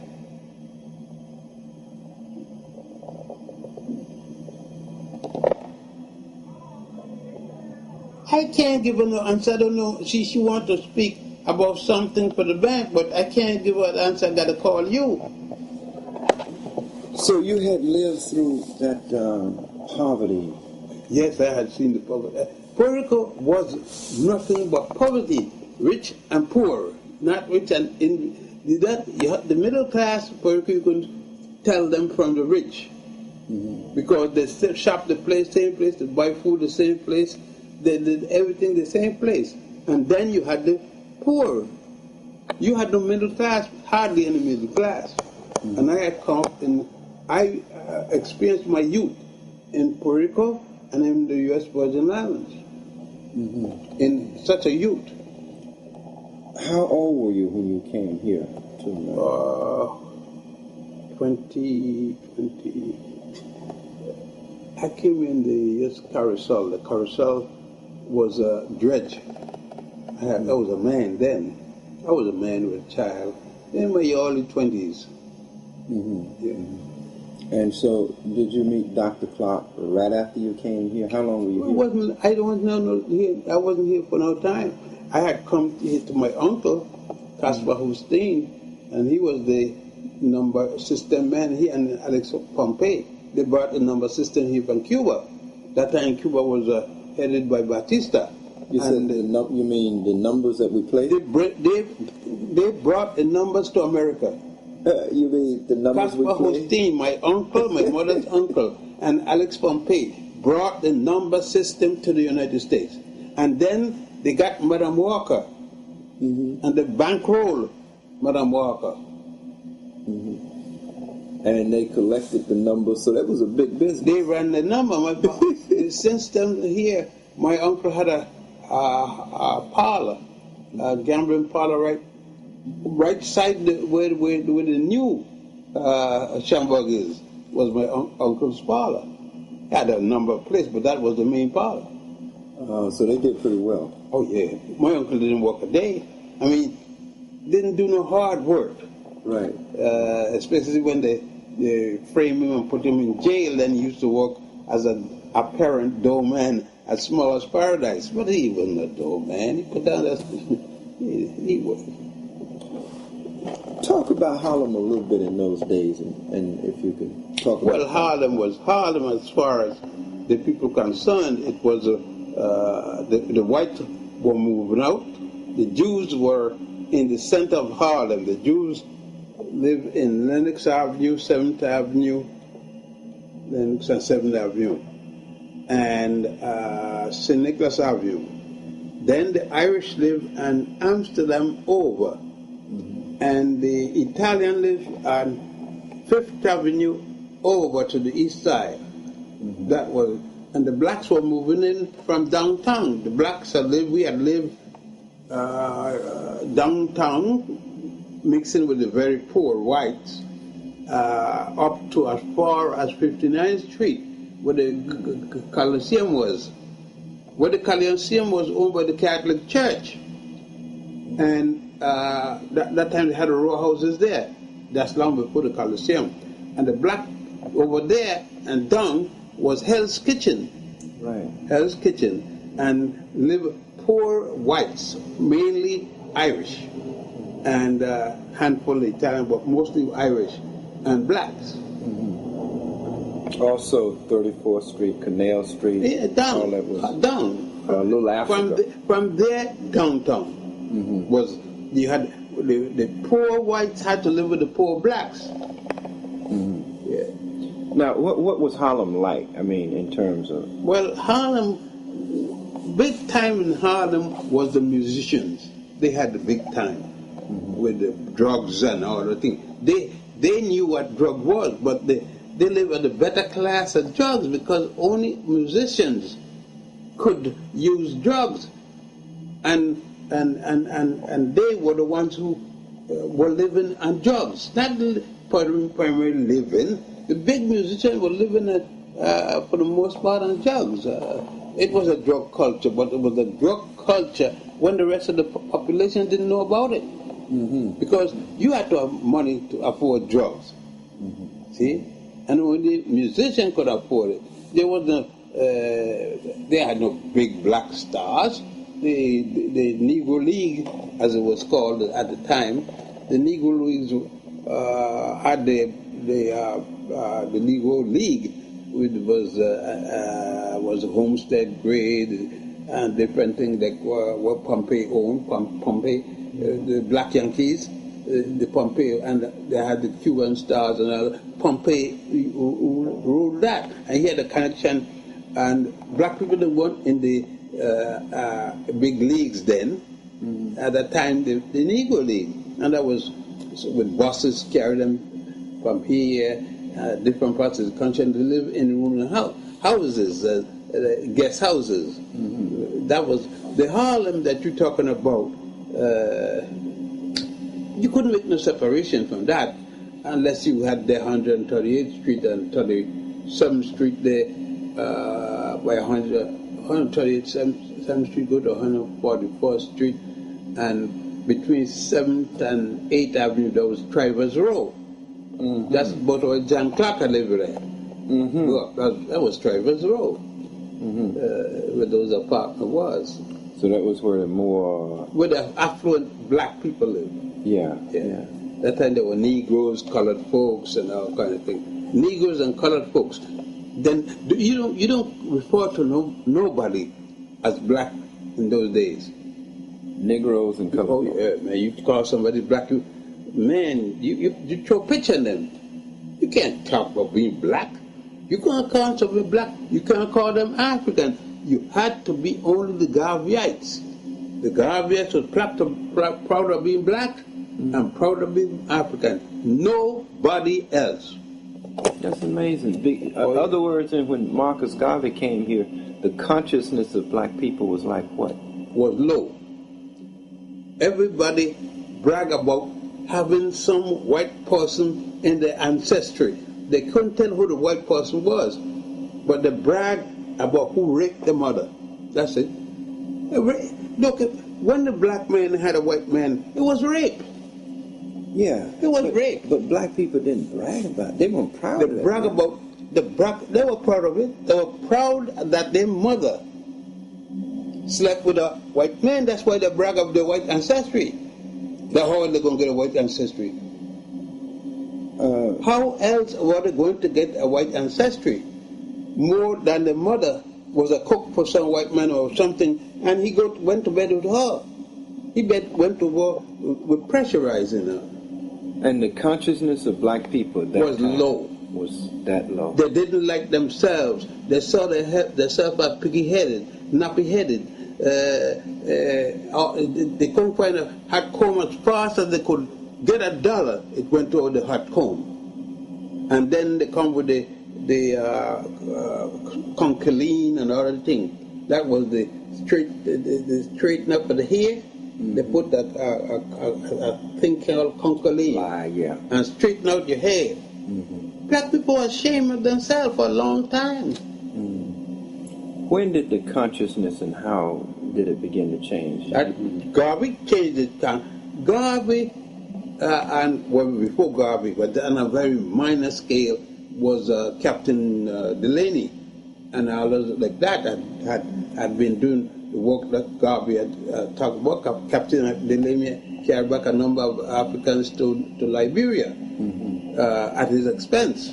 And he owned a boat and different things. He was very wealthy man. And he was before Garvey. There were a few men, but not on the scale that Garvey used, none of them attempted it.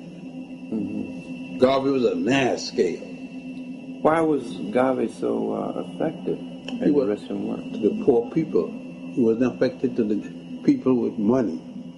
They fought him. For the black people with some money, like the fellows that the people considered colored gentlemen, that fought to get Garvey put in jail. Even the Jews didn't go for Garvey either.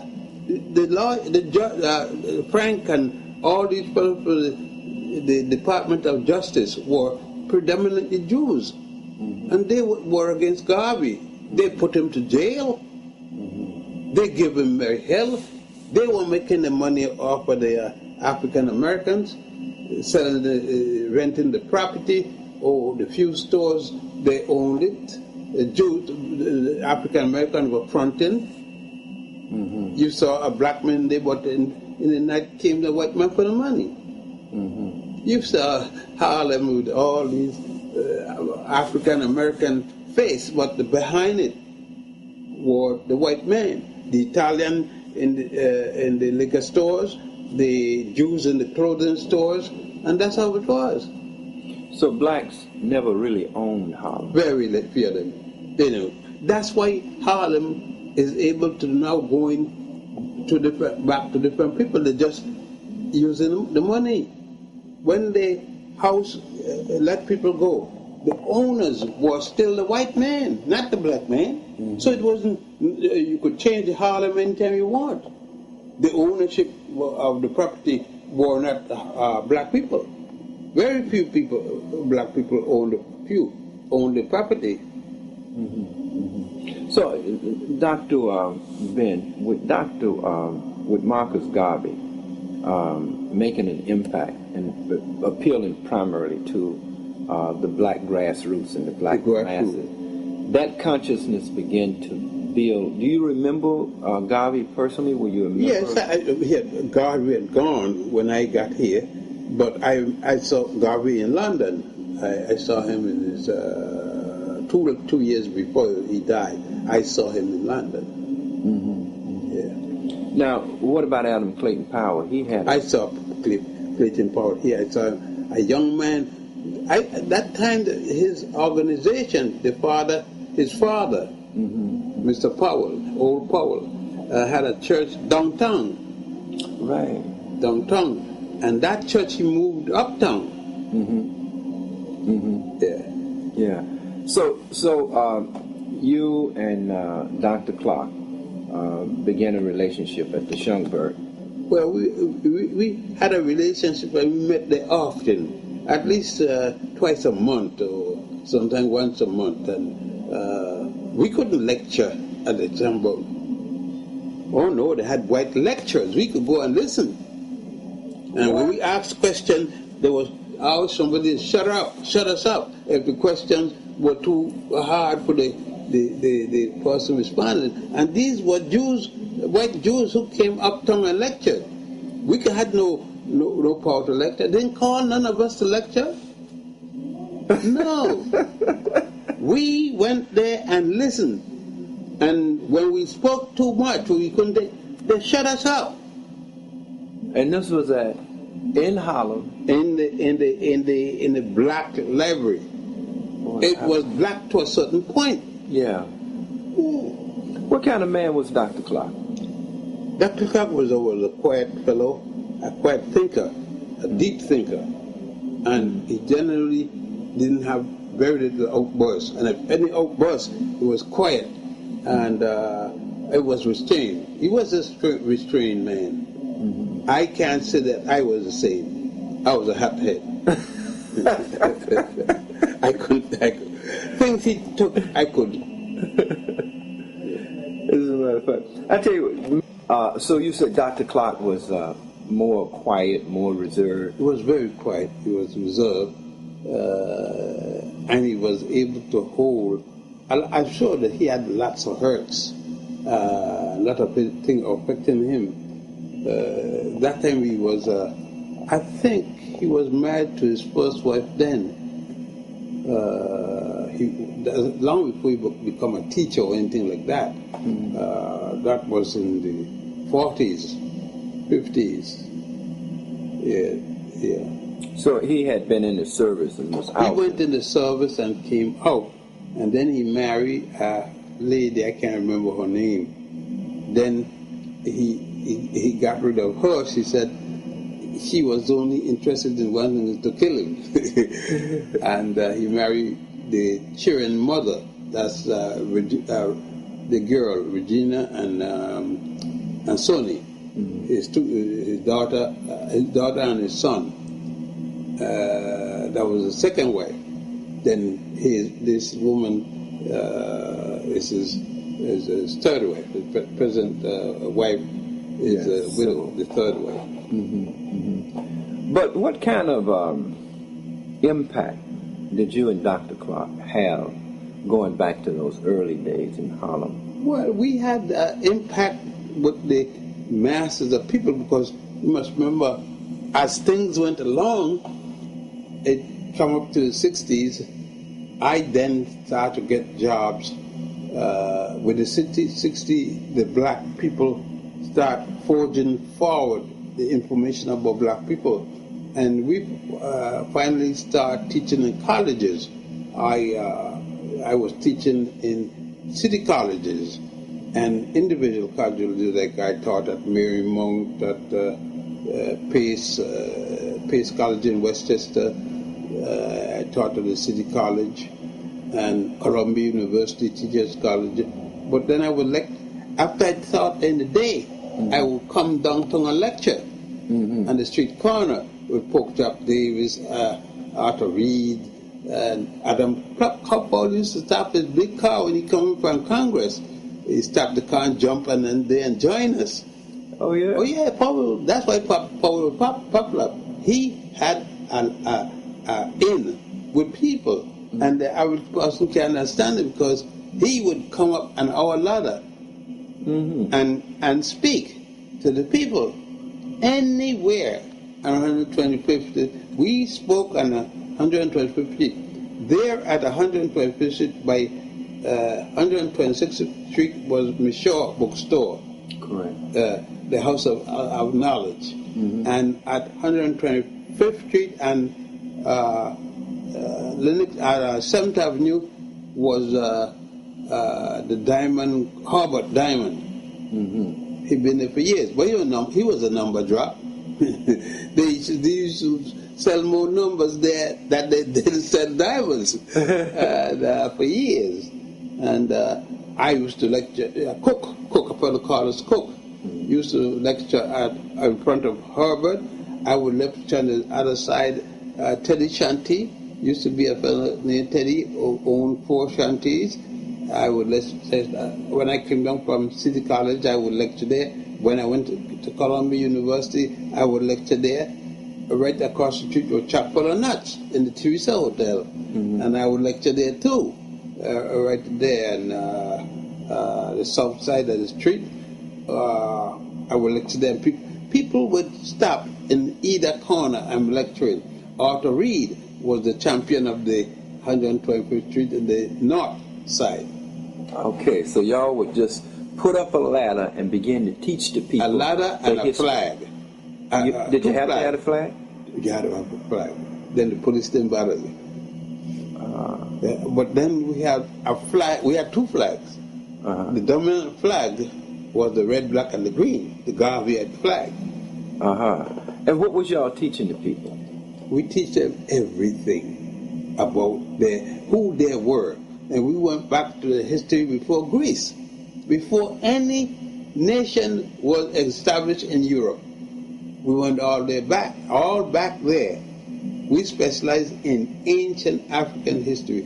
And then we came up to the Moors, and the Moors' invasion of Spain and France and Portugal. and we spoke of the origin of Christianity when it started in Egypt and Ethiopia. We spoke then.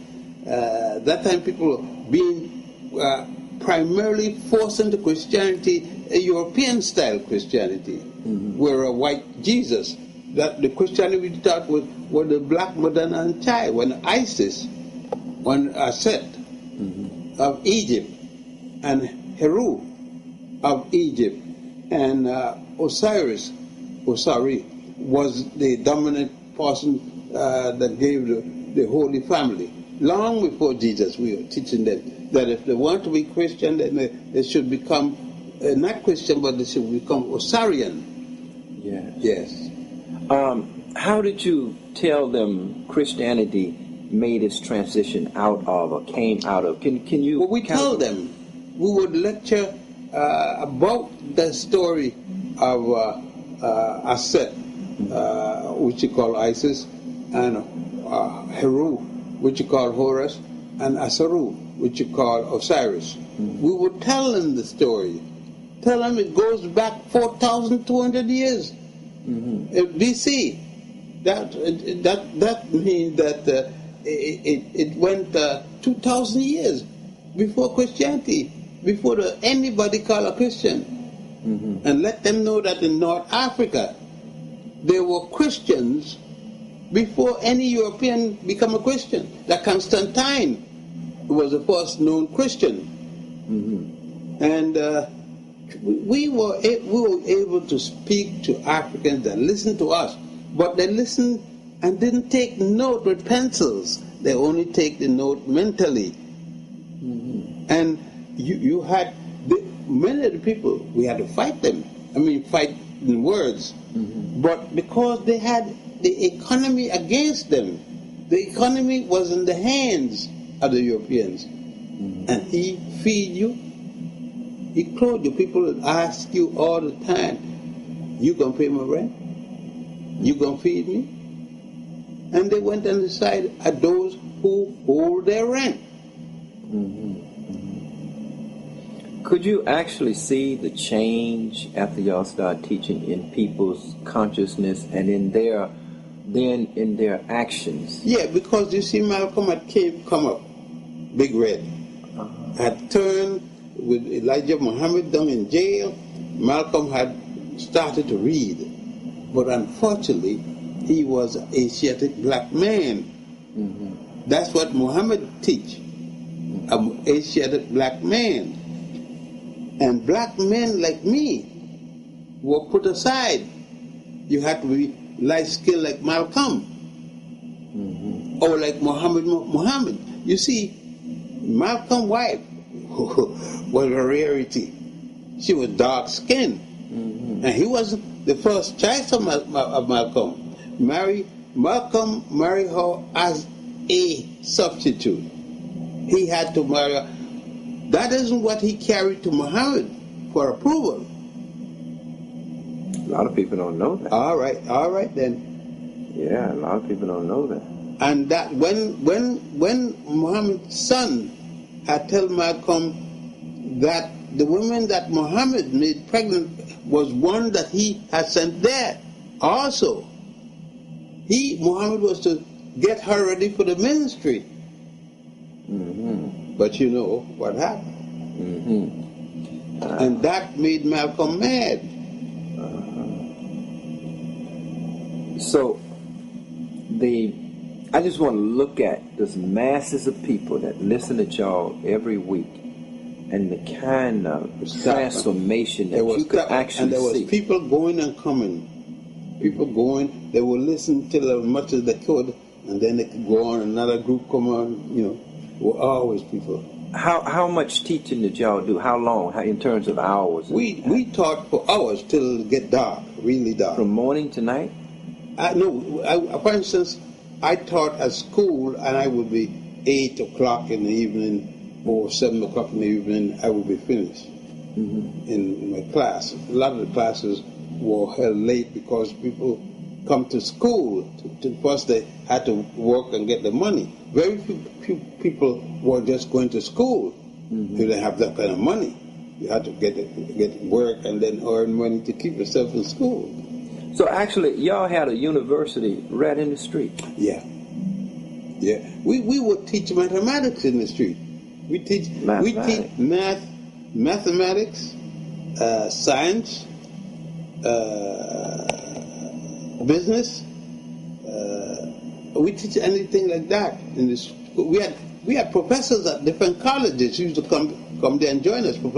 Professor Lambert, big man, Professor Lambert. He came and taught mathematics, and he was teaching at Fordham. So, in essence, y'all made the community a college. Yes. A university, a learning center. The whole community was a college. We taught them anything. What we taught uptown or Columbia or City College or Hunter College, we taught there in the school. We brought it up there. And taught it in the school? At 125th. It was started. 125th Street, 116th Street, and 135th Street, 7th Avenue, Lenox Avenue, where else? And 5th Avenue. Now, could you actually see the change in people's actions and consciousness? We saw change. How would you describe it? That's why, you see, I was very anti-minister. You know why? Because the ministers fought us. That's why when I met you, I was so hostile. It wasn't that I had hated ministers, but what ministers used to do to us. You see, every week, the police would be on horses, and the horse would come right on us. The horses they used to put up the horses for a stable where Posner, a fellow named Posner, had started the beauty products, the Concoline. Right. And that was 127th, 28th Street, between 7th and 8th Avenue. The police used to become right there. And the Communist Party was against us. Yeah. The Communist Party would clap when the police come and chase us up the corner. So the police actually would chase y'all off? The police would chase them and lock up many of us, would go to jail, lock us up in the night and leave us in that, put us out the next morning. Just for teaching? Yes. We were considered rowdy. We were the rowdy upstarts. And the black ministers were against you too? They would ask the police to lock us up. Oh, now I really... The ministry have always been with the police. They have always been with the system. Because they consider us making trouble. And we were always fighting against the church. What was their fears in your mind? Well, number one, we were against the tax. They used to tax the people, the 10%, went free to the church. And we were always against that. Because it took the money from the people. And they gave the people back nothing. And they get nothing. You see the ministers go to the bank Monday morning with his big bag, and you see him in the bank every Monday morning. Right? Yeah. And the people had nothing in return more than the shouting. That's it. So the churches were not building schools? Oh, no. In those days, weren't. That came later. That came later. And the school they built was to shout more. To schools and Jesus. What you could tell the children about Jesus in a school, you could tell them a church.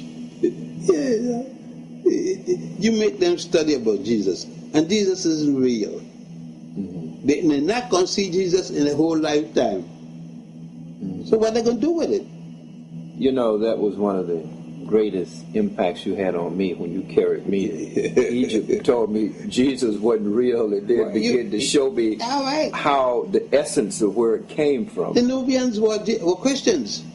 All the Nubians you see there were Christians. Now they're Nubian because now they're Muslim because the Muslim conquered the Christian and the Muslim control the food, the bread, the clothing, and the housing.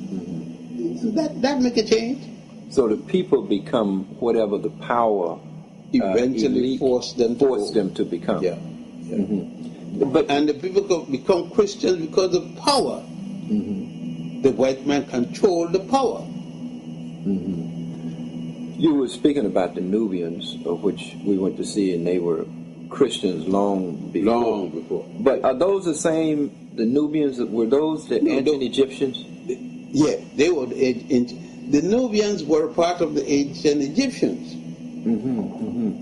And today they are Muslims and Christians. They are Muslims, but predominantly Muslims. A handful of Christians, but predominantly they are now Nubian Muslims. One day they were conquered as a part of Egypt. They were conquered when the other Egyptians were conquered. They were part of Egypt and part of the Nubian government, Nubia. Were Dr. Ben, why are we on this? Were the Nubians and the Egyptians one and the same people? They were the same people, depending on what part of the land that you're talking about. But they live primarily in the southern part. But the Egyptian was he looked like a Nubian. It depends on where he lived. The term Nubian was the people of the Nubia mountain who live along the Nubia mountain. It runs in Ethiopia all up into Egypt. And they populated there. That's why you got southern Nubians who live in Sudan, and you got another Nubians who live in Egypt. You got a whole millions of people that transport back and forth. They come to visit their family in Egypt. Those in Egypt go down to visit their family in Nubia sometimes. Well, you said millions of people, so that Nile was a highly populated area? Yeah, the Nile was the byway for Nubian, Ethiopians, Ugandans. Who else near there? You got the White Nile starts in Uganda, which was Buganda, and what they call I laugh. You got Lake Victoria, and Victoria ain't got no lake, no place in Africa. That's Mwanza Nyanza. So when they tell the lie of Victoria didn't exist. When the people used to carry white people up there to show them where the Nile is. You got the beginning of the Blue Nile, Lake Tana in Ethiopia, and then the Blue Nile and the White Nile join in Khartoum in Sudan, and then they run out of that coming down to Egypt to the Great Sea, which is now the Red Sea. But before that, another body of water, the Atbara River, joined them in Sudan. So that was just one cultural highway. That's one cultural highway. And one people. They didn't have the states today. You live in a certain area, but not states like you got today. The Berlin Conference make that nonsense. One of the things that I would like to ask you, because when you look at the value system of ancient Egypt, where the Ten Commandments and all this come from. The Ten Commandments, it came out of the negative confession, 42 laws. The negative confession is way before the Ten Commandments. You don't have a Jew. It was 1675 BC when the Hyksos came to Egypt, and the Hyksos brought a little bit of people hang around called Jews, Haribo or Haribos. Then you hear the name Abraham. They didn't have no Adam and Eve yet. They didn't have no God named Jehovah yet. That little group of people eventually came the Jews. There is no record of them in Egyptian writing. You don't see them in the stones. You don't see them in the paintings. You don't. That's right. You don't see them anyway when you go in Egypt. That's right. Yeah. Now, Egypt at that time did not have a standing army, and you can see that. They had a standing army. They had an army that they fought their other people. They didn't have a big army, but they had a standing army. It was the army. This nonsense that the Europeans give out that didn't have a standing army. Europeans didn't have a standing army either. They had, since the army, Europeans lived under army. They had to have an army that was already ready to travel. But the Egyptians had an army, but they added to it when they were going out, having to go to fight other people. But I was just looking at how their value system was so balanced and so in harmony that it seems that if you have a value system that says that I should not even make another man to be afraid, which is one of the 42 negative confessions. That's a society that is really open, where people take you in and treat you. Yes, but that was when things are going normal. But when you got time to war, they'll fight you just the same. If you come to fight me, I will fight you. But I wouldn't particularly come out to fight you and you did me nothing. Okay, good. I'm glad you explained that, because I had looked at those negative confessions and looked at the kind of society. It was like a paradise. I mean, according to what their value system was. Don't put more than the thing is. It was a system more formalized, more regulated. Man's behavior was more predictable. Yes, it was very orderly in that sense, but not that there weren't crimes. For instance, the law number 27 of a negative confession. There's a law, I have not gone to bed with my kind. A man speaking that he have not committed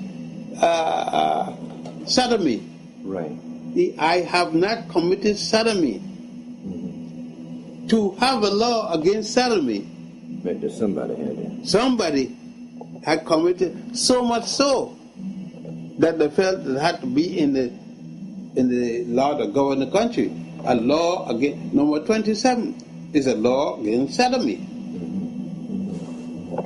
So they really looked at and studied the principles which would bring about balance, harmony, and peace. Which would regulate the society, yes.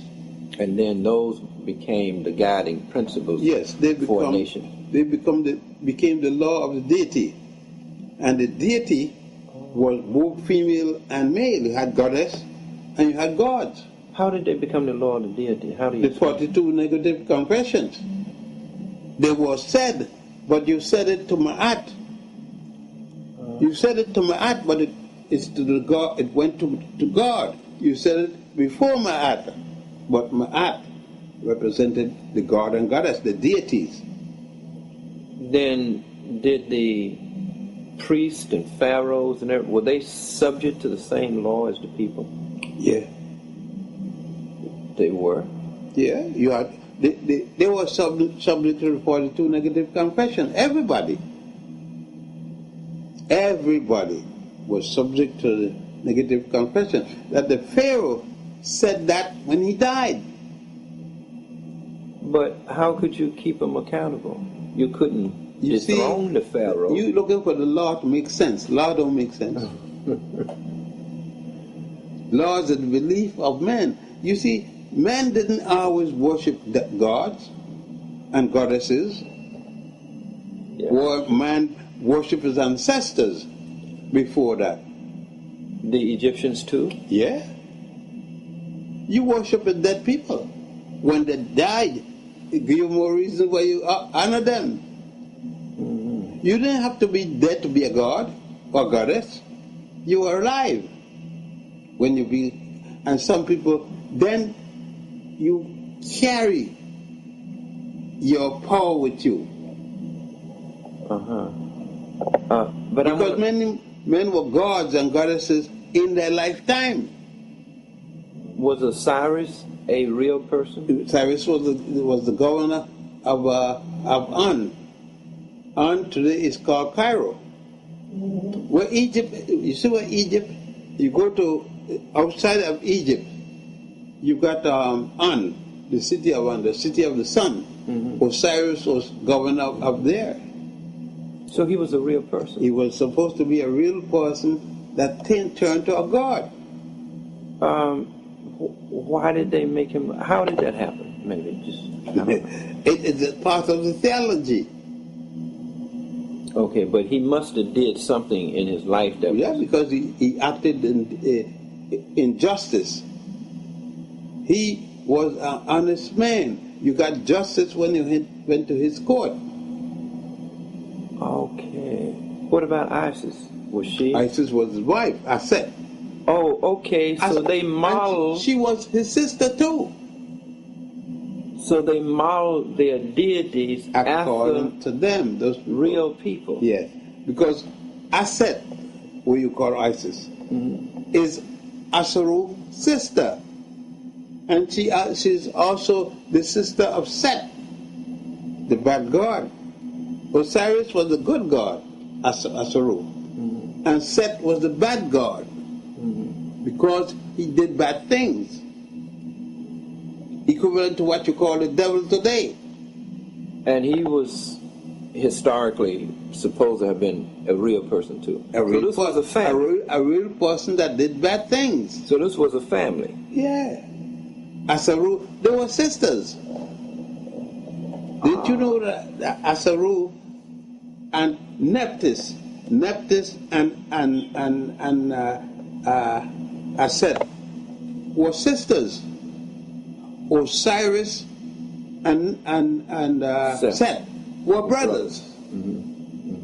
They were a foursome, four people who were brothers and sisters to all four. And there were two bad women. Nephthys was not considered good, and Set wasn't good. Osiris was good. And Isis was good, one of each. One of each. So actually they looked at the makeup, the character of humanity, of human beings. Right. And they then projected that in terms of... And they put that out. Yeah. That became God and gods and the laws and everything started from them. Yeah. And then they could see how to balance that. But in terms of ancestor worship, was there a kind of a uniform culture throughout Africa? Yeah, you honor the ancestors become the gods and goddesses throughout all of Africa. Yeah, all of Africa. Ancestor worship is normal. You're gonna love your grandmother, you're gonna love your grandfather, you love your great grandmother, your great grandfather. Naturally, you're gonna love them. They're the people who give birth to you. You're gonna love the people who give birth to you. Always. Your grandmother go big shot. So Egypt was not that different from the rest of Africa. No, it was just more pronounced. It's where you got the writing. Egypt is different because the fact that you got the first writing. Egypt and Ethiopia, there is where you get the first writing. They record it. Anybody else before that is a belief. Before writing is belief. Writing make facts. You could record events. Right. I could tell you what a man said 300 years before. I don't live it. But the man write it down. Writing start facts. Now, one other thing that all these European historians try to project in terms of removing the institution of writing from Egypt and putting it in Sumer and Mesopotamia and all that. But wasn't they that can just... talk it, but it can't produce anything to support it. Well, now they say they got the cuneiform, and the dots. They said these dots mean this. They said so. But the evidence they can't produce. But when you take up Egyptian writing, you can see writing, actual shapes. It has writing.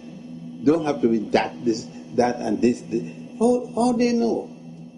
Many people say that that they believe that these things were created anyway and planted over there, and they not That's right, because only lately they couldn't produce a language, a complete language, whereas in Egypt you had a complete language. You had a writing for the priests who wrote the theological writing, and eventually you had a writing for the masses. They corresponded to each other. So the intellectual mass, So all the average man couldn't read. They had the ignorant poor people couldn't read. Reading and writing was a craft for the intellectuals, and you could get your child, if you were poor, given to be a priest, and he could learn.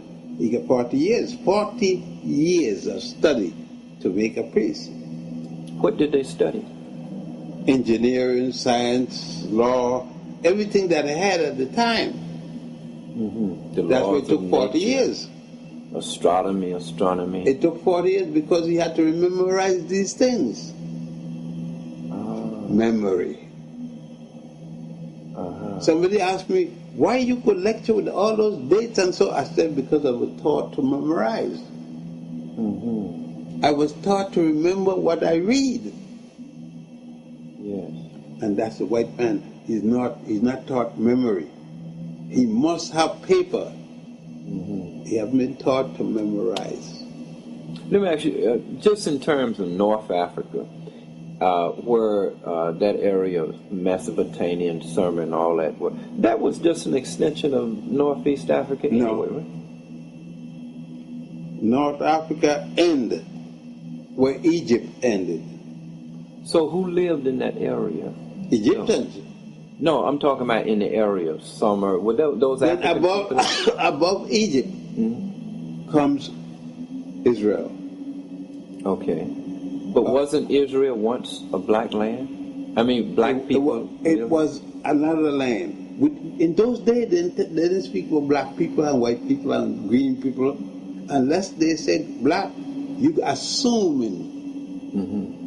That's why I don't speak history in color of skin. I speak by name of country. Okay. You know the changes of the country by name. You don't. They didn't talk about black people or white people. No way you saw it in the ancient language. So they were not races in terms of color. They were races, but not in terms of color. You can say, because they didn't say color. They spoke about nationality against nationality. And then you won't know they were races, because it turns out to happen to be that the nationality against a nationality was a white nation against a black nation.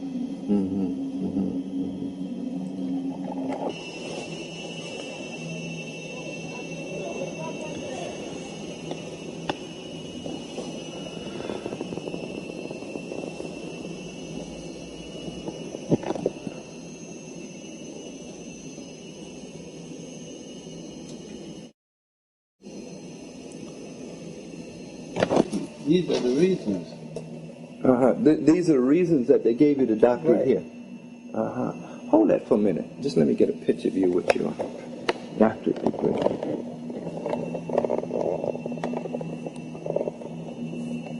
How do you feel about being bestowed with that degree, Doctor? Particularly one of all the degrees. This one, because it's given to me by a black man who is the president of the city college. It's the first time a black person gave me a degree in front of a black college. I was always getting degrees by a white man or white woman, never a black man in a black college. And it means so much. That's why I started crying, because it emotionally meant to me, for the first time, the black man was giving me such a degree.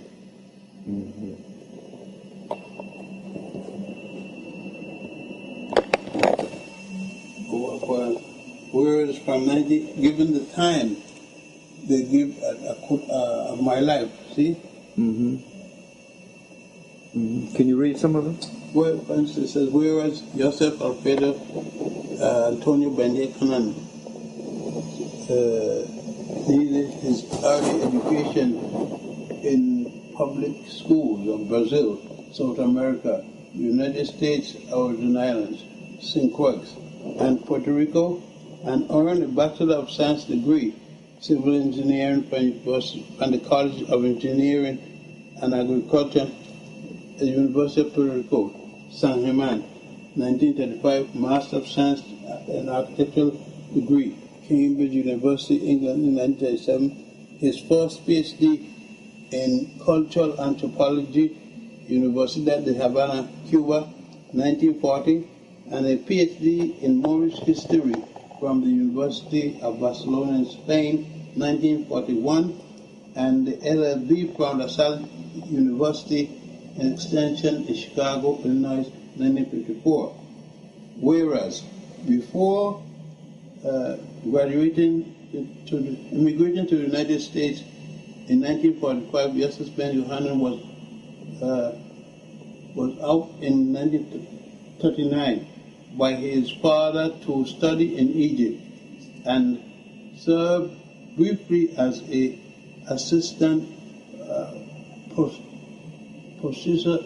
prosecutor in Puerto Rico and was an associate professor of Caribbean and African history of the University of Puerto Rico and from 1940-42, and served as a member of the civilian contingent of the United States Army of Engineers and was a lieutenant in the United States Maritime Service during World War II, 1944, 42, 45, and also served as Associate Director for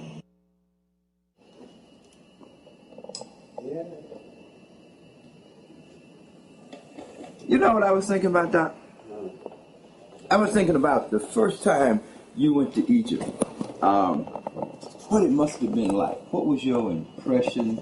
You were a civil engineer, right? Yeah, but I was, my parents had sent me to Egypt, told me to go to Egypt. I was sent to Ethiopia. And then when I finished with Ethiopia, I went to Egypt. My father, I was following my father's suggestion that I had to go to Ethiopia to see my grandparents, his mothers and his father. My grandmother and grandparents, both of my grandparents and my mother was in Puerto Rico. But that great-grandfather in Puerto Rico had a special arrangement, a Caribbean marriage. A marriage where a man could have 3 and 4 women. He wasn't a Christian. My grandmother wasn't Christian. And my grandfather wasn't Christian. I didn't come from a Christian family. My father in Ethiopia was Hebrew, Beta Israel, or what you call Palasha, a bad name. And my mother in Puerto Rico was of Hebrew, black Jews, a rarity. See, they had black Jews in the Caribbean, and she happened to be one that was in Puerto Rico. So my father had promised that someday he's going to send me to Ethiopia to meet my grandparents, because I had come from Ethiopia to Brazil. My father being assigned to Brazil to work with the coffee industry as a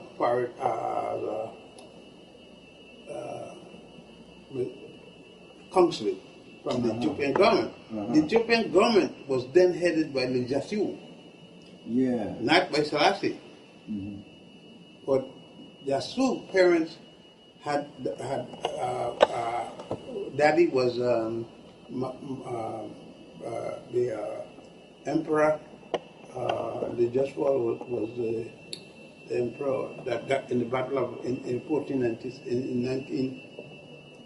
1986. What I'm talking about? With the attack. 1986. And he left his son, that Joshua was his son, with his daughter Zadito. And Selassie was supposed to be taking care of them. Selassie was just a cousin. Selassie murdered Lidja's mother, or poisoned her. He arranged for the overthrow of Lidjasu, but when Jasu married a non-Christian woman, married a Hebrew woman, and he was marrying a woman of each religion to keep peace in the country. Selassie then overthrew him on that basis. He and Abuna Johannes. That was 1924. And ordered that all men who were working for the Jasu head would go. So my father, he realized if he was out of a job, and if he go home, he will be killed.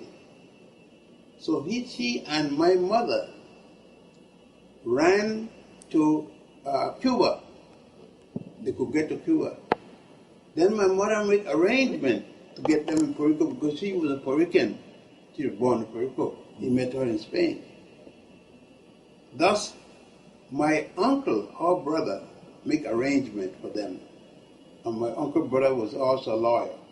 And he make arrangement to my father to practice.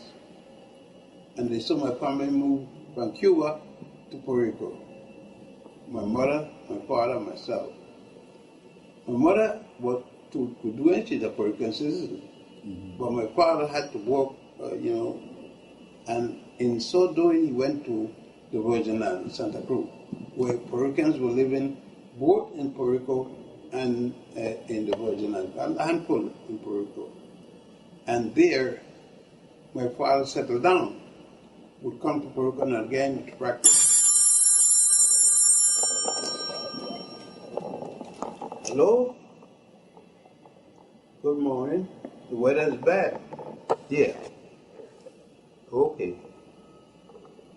Yes. And then when that had settled and my father settled out there, he couldn't go home, he'd be murdered by Selassie. Then he become a citizen of the Virgin Islands. But he couldn't become citizen because even people in the Virgin Islands had taken over wasn't citizen. They were just living under the American flag. The Americans didn't make citizens. America didn't make citizens until 1932. You see, you remember the Virgin Islands, black people. They got it from Denmark. They bought the island from Denmark. And there we lived, and I started to go to school. Then in Puerto Rico, I would go back and forth in Puerto Rico. I was going to school in Puerto Rico. And then my father, when I went to the college and everything, my father decided it's time now that I go and visit my family to see, because, different things that were said about me, about the African and this and that. So my father said, it's about time to meet my people and see my country, to see what my culture, my country had, and in interest to Puerto Rico and the top people. Because in Puerto Rico, we had two black towns. We all black. And that was Carolina and Louisa. Two black towns, pure black. And they were next to the university town, Rio Piedra. In that place, I grew up, and basically in Fajardo, where the family headquarters were, that's eastern end of Puerto Rico. And I start my trip back to Ethiopia when I finished visiting Ethiopia, and the way through Egypt, because I had to travel that way. The Suez Canal was a thing that took days to go through. So I went through, but when I reached Alexandria in northern Egypt, I had to go to visit, follow my father's instruction. But the only thing going to to the south, the train, was no room for black people. The British had controlled England, and England had controlled Egypt. And they didn't allow black people in first class, second class, or nothing. You went in an open train in the back. It was Third that class prejudiced? train. It was so prejudiced. I don't give a damn if a father was the captain or the emperor or the who of what country. You black. If you are black, you Egyptian. If you are Egyptian, period. If you are Egyptian white as snow, you can go first class. It was English first, other Europeans second, white Egyptian third, black Egyptian fourth. Boy, we have really been through something. Oh, don't care where you go in the world, it'll come in a black-white issue. Because in the Pacific, they had a black bird. It was equivalent to the slave trade. They call it the black bird. So you said to a fellow from the Pacific, he will say to you, I never had a slavery here. You said you had a black bird. You say, yeah. I said the same thing. Different name. What was the black bird? The black bird was slavery. And that was in the Pacific. They call it black bird. Instead of calling it slavery, they call it the black bird. The same. This behavior is the same thing. The white people enslaving the black people. So this happened all over the world? All over the world. That's why I laugh when people are saying they didn't have slavery in the Pacific. They had slavery, but they call it the black bird.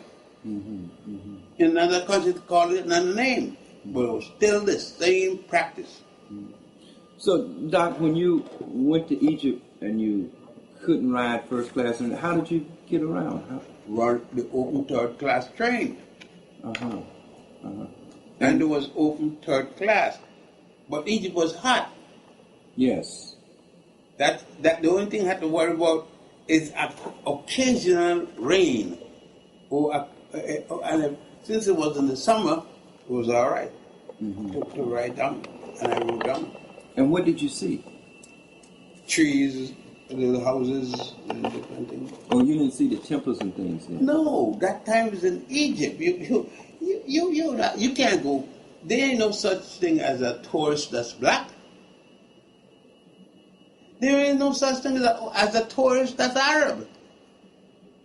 And the Arab had done captured in 640. But the Egyptian was captured by the English. So when did you first start to see these temples? Well, arrangement, I had to see the temples and the safe place. So I make arrangement to go south, and I didn't have enough money to pay. Well, so I pay and work, pay a little, pay, and as you go. And I got down south the best way I could, and I got south, but I got as far as Aswan. Then I thought my trip and a donkey.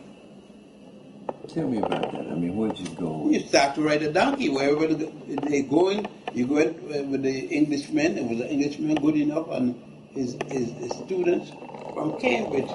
Then you didn't get a degree in Egyptology. You are Egyptologist. You work with an Egyptologist. A man who was known as an Egyptologist, and you study with him.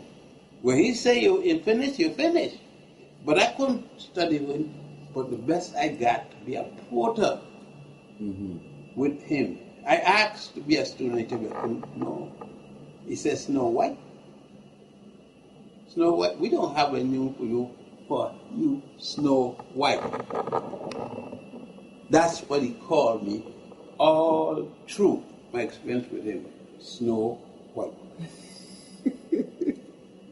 I couldn't protest because it was like protesting up to what? All through, I went through the years that it took, I was trained in learning Egyptology, learning everything. Hearing on the side, I was a porter, servant to everybody. to make fire, make this, make that, run water, run all the errand they need. When I got to learn, little I listened to what they were learning. And when they studied this and that, I followed. And so I learned. What year was this, Doc? This was 1930? 32 and so forth. That was almost 70 years ago. Yeah. That was 6 to 8 years ago. Yeah. And how long did you study? I'm 82. And you've been studying? I have never stopped studying. I am studying from the time I'm 5 years old. I've had a book in my hand because my parents do it that I had a book in my hand. Mm-hmm. And you even got a book here this morning talking to me and writing at the same time. Yeah. I don't put down the book normally. I keep studying. And that's why I write so many books, because it sounds impossible to people, but they don't know me. I just don't stop writing. I do two things at a time, at the same time. Mm-hmm. Mm-hmm. But when you first went to Egypt and you were acting as a porter, that's the only job you could get and so forth, did you already have your degree? Yeah, I graduated in Puerto Rico at 24, and 6 is 30. I was born 1918. 18 and 10. And then 28. Yeah, I was in Puerto Rico. Yeah. So you already had your degree. So you really, when you began to see these temples and things, was when I went to Egypt. And what was your impression? How did well, I couldn't understand it. I didn't understand that people were building such things. Mm-hmm. I saw them working on places. They had done build it. You know what I mean? The Egyptians were then in captivity. They were then under the British.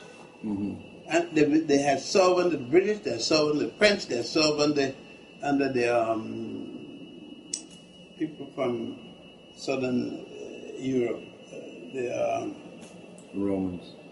The Romans, they served under the Greeks, they served under the people I want to remember, the Turks. Yes. Every one of them been in there. After the Egyptians, after the Persians, after the Syrians, all of them had come in, did their thing, and gone out. At the time, did you know that the ancient Egyptians, when you first began I know to they study, were black. It's obvious the people were black. Oh, so you knew they were black? Oh yeah, you could see they were black. Mm-hmm. You could see them, and you see the people without the power, and hear the stories going. Mm-hmm. Then the English I treated them as the owners of the culture, but they were subject. The English are subject them. The English were the big boss over anything, including Europeans. The English was the boss. So you saw these temples. You didn't understand their purpose and everything. I know what they were saying, but the full meaning didn't come to me yet. But when I started to study, and I realized that the English was there to study the same people they had enslaved, that the people who they had enslaved, it was their history. It was the Nubian, the people they call Nubian, and the people, and the subjects. And the Nubians had not become English citizens. They never were considered that, because England didn't give them citizenship to nobody. It is the Civil War, when the Arabs overthrow the British, Nasser and them overthrow them, they people grab their own citizenship. I was just wondering, I looked at my own impressions of the temples and things when I first went to Egypt, and the impact it had on my thinking. And I was just wondering what that impact was on your? Well, I was not as sophisticated a person as I am now, but as I realized very fast that this was oppression like it was in the Caribbean. The same oppression that I was feeling from the American government, being in the Virgin Islands and being broke as a boy, I felt the oppression of the United States. The United States was a conqueror, was a colonizer, still is, in regards to what they call Puerto Rico or what they call the Virgin Islands. It don't make a damn thing what name they use, the oppressor. And I know what that was. And I saw it in a harder stage in Egypt. So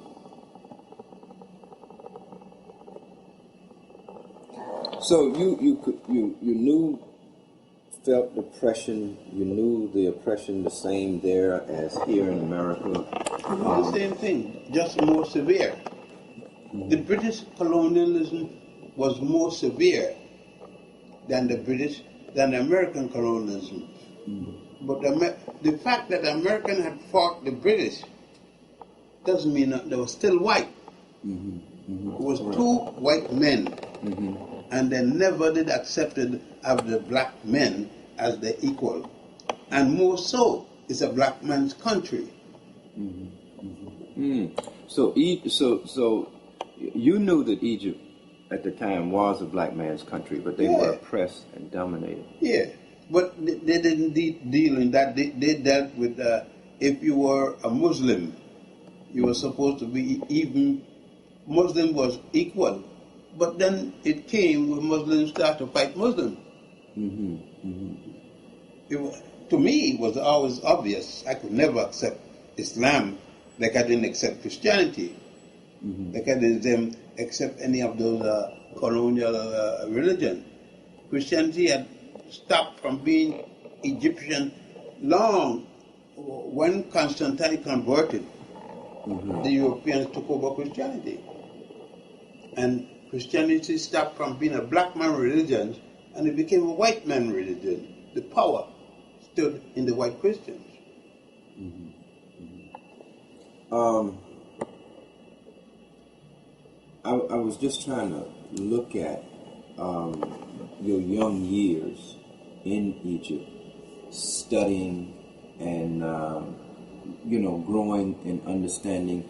But I was studying regular, just hanging on with these white students, 7 students and a white professor. And I was indirectly studying, but not studying. I wasn't officially studying. I was a helper. That's the best I could become there. I don't give a damn if you're Arab, you couldn't come nothing else but a helper. You couldn't be a student. There was no such thing. For black people. For black people, or non-African, non-European, and non-English couldn't be. You either was a British or you were nothing. So the British controlled the whole study of Egyptology. They controlled Egypt. It was their creation, so to speak. It was their creation. What were they saying in terms of, as you listened about the people who created it? Did they ever... that never come up. Or it never came up? No. Why do we need to do that? They done captured the place. And that wasn't not to discuss with the public. So their primary focus then was on... getting what information they wanted. Okay. When did you begin to really dig deep into that history for our people and for yourself? When I was working at the United Nations. I had come back here. I had started to work. I had worked as an engineer for years, as an architect, a draftsman for years, and so forth. I had been working there and did some work for the United Nations, and I did some work on colonial study in Egypt It wasn't to be, but when I documented and involved all the Egyptian things that I involved, I was told that it was so well, I had such knowledge of Egypt that I should shift to Egyptology. And then I shifted. But I wasn't particularly trained as an Egyptologist. I shift my training, shift my work. I was never trained as an Egyptologist. So you were really self-taught. You trained yourself. Oh yeah, in Egypt. Everything I trained myself. And everything you could get your hand on relative to Egypt, you begin to read. Study.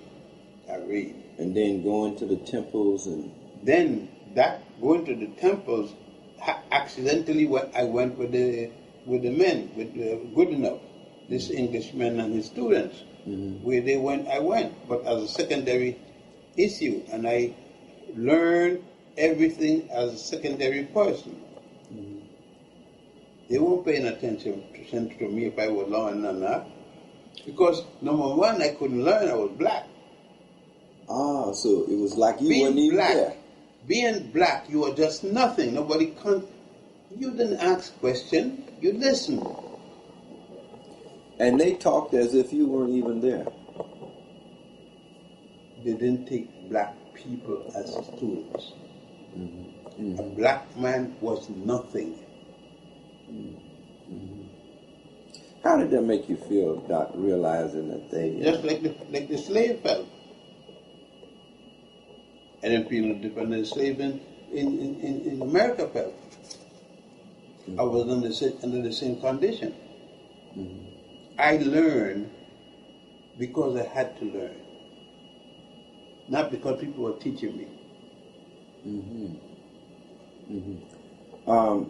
You know, that brings me to a point. A lot of people say to me, why you spend so much time going back, you know, in the history and all that, man? We've been getting our ass kicked today. Going back, studying all that history and going all back to Africa and Egypt, that ain't going to help us. What do you say to people? It means a person, I don't discuss it with that person.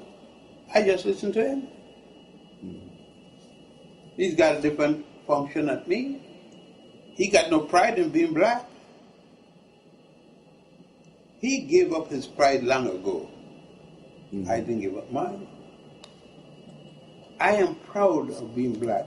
I am proud of learning everything that black people did. What is the benefits you think that we occur mastering our history? Being a better, mastering my history make me more knowledgeable of myself, better of myself. I'm more of a man. I'm a whole man. The more I know myself, the better it is for me. If nobody else, just for me, I'm satisfied. Nobody. It got to mean nobody. I don't beg nobody to feel proud of my history. If they don't feel proud of my history, it's okay. It in my history, learning my history is independent and nobody else. If you don't want to learn it, you don't want to learn it. I am not asking you. I'm not mad with you because you don't want to learn it. Can we be free as a people without a knowledge of our history? Yeah, well, no. But you naturally don't need freedom. You got to know yourself to need freedom for yourself. And you can't ask for freedom if you don't know yourself. I don't understand. You don't know you are locked up if you don't know yourself. The average black person in the street there don't know he's a slave. The average person don't know he is in slavery. The average Christian, even though he's a minister, don't know he is a slave to the Bible. Don't know it. When you know that you're important is when you could remove yourself and think for yourself. can't think for yourself being a slave. And unless you know of the time when you were not a slave. Then. Unless you see pride in your mother, pride in your wife, pride in everything you do. Like me, I don't steal from you. You know why? You're not good enough. You know how nothing works. I steal. If I can't buy from you on negotiation with you, I don't steal it because you're not good enough to steal it. You're not good enough. I can't little myself to steal from you. And I will always have to be holding to you. I can't be that. You know, Doc, I quit my first wife. My son, who is now a lawyer, one of the big lawyers in the Bronx, I was in Law Journal. When he was there at the thing at the Medgaress, the dark son, the dark one. You been there? Yeah. No. The dark son, the darkest of my son, Junior. His two sisters, one was there, one wasn't. Ruth and Naomi, the twins. I left my second wife with those two children because where I was going, she wasn't going. Her mother was, Miss Austin was a brethren. That's a white church with black members. Was an all-white church. All the ministers were white with black members. And I couldn't live with it. As a result, I had to leave my wife and the children. And I supported them through the courts. They run my ass. She run me ragged. When I got a job, a draftsman's job would pay more than the average person was making. They kept me in the court. And make life miserable. It's later, much later, when I went and claimed my children. Because I told my wife, if they kill me, they gotta kill me to keep me from my children. And I was going to see my children. And I was going to see them the way I wanted to see them. I was mean about it. And I told her I was going to kill the family and myself if they didn't want me to see my children. And my wife was scared. And so I solved my problem. Doc, a Jew told me, says, y'all, you know, the black man will never win. And I said, win what? The struggle, this battle. He said, right. He said, you can't win. I said, why? He said, you can't win for two basic reasons. He said, number one, you don't like yourself. He said, number one, your woman is against you, and number two, your children are educated by your enemy. So how you gonna win? Your children can't like you. Their values are your enemy values. He's right. You see, the Jew got an institution separate. Take Christmas. The Jews aren't taught Christmas. They still got Uncle Max, the Hanukkah man. A real Jew don't have a Christmas tree. All the symbols of Judaism. And that's why I said it's a joke. When they had the Jewish guy running for vice president and an Orthodox Jew, he had to, the very high days, he couldn't be there. He had to go to the synagogue. It was a joke.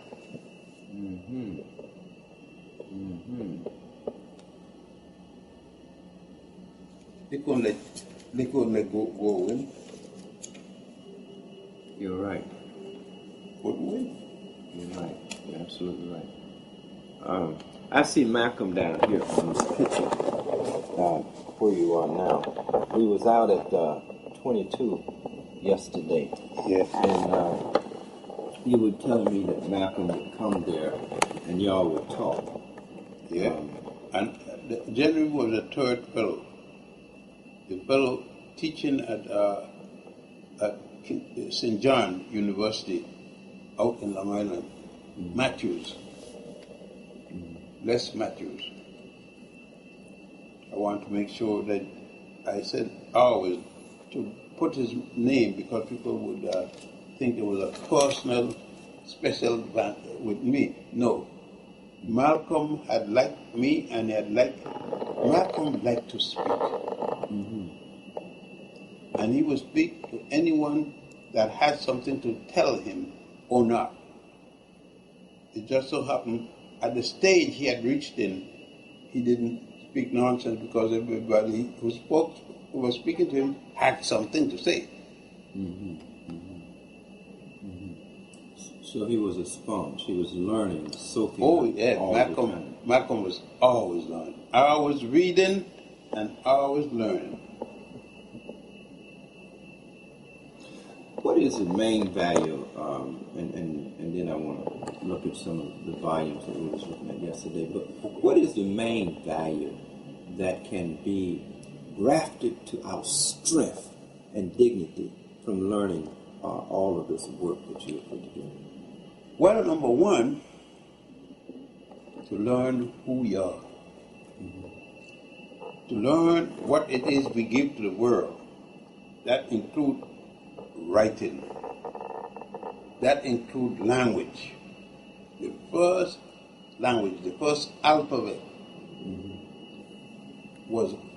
is still here. I wish the volume that I'm doing that have the alphabet is up at the typist typing. I wish you could accidentally call then I tell her to come down. It's due to be here. It should be here. Then you could see it. They got the language, what language developed to the world. Chinese, everything. Everybody's language is right on two plates. And they developed language. We developed the first house out of masonry material, stone houses, the pyramid. We developed that shape. There's 101 pyramids in Egypt and 44 in Sudan. We had a set of laws, basic laws from a god and goddess, from the deities, which man couldn't violate. We had the first regulated acts of society which were not transferable, which man was not allowed to change, came from God and goddesses, came from the deity. And then we believe in a hereafter. There was a life after you die. That was the big thing. We were the first to come up with a belief, a theory. I don't know any man who knew a God, so I know he didn't get it from God. But he said it came from God. His belief, his belief. Is there anything out here today that we are looking at, are involved in terms of civilization, government, law, architecture, religion? No, we start on the platform established for Egyptians and Ethiopians, but we are gone far from anything. There is nobody I know who practiced that. Even the Egyptian, well, the Nubian people, they have changed. And today, the position that God took yesterday, money takes today.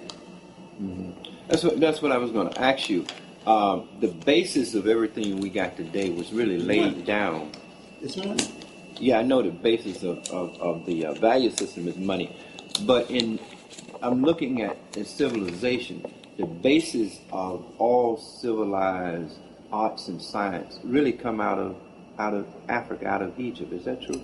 Well, I mean, we build on it. We can go to the moon, but we couldn't go to the moon without first. And of course, you have to have mathematics. Yeah. The Africans in Egypt provided the basis of the Western society now. The Africans started what is today called Western civilization.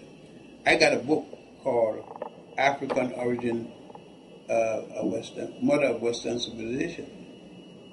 And you also have a book, and you've done lectures on the African origin of Western religion. And Western religion. Right. Yeah. So Africa is the foundation. Oh yeah, Africa is the foundation of Western thought. There is no Western thought unless that the Greek brought to them, and they brought to them from Egypt.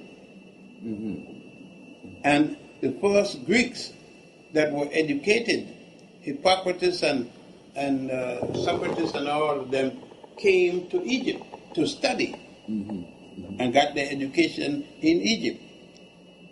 And they got their education as grown men, where the Egyptian took a boy from the boy age and put him in the school to study, and he grew up there, took him from his parents and trained him.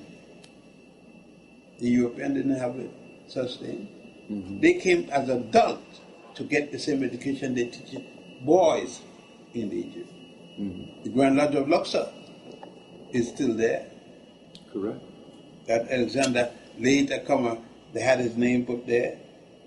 The Karnak Temple in Luxor is still there. It's still the largest, what do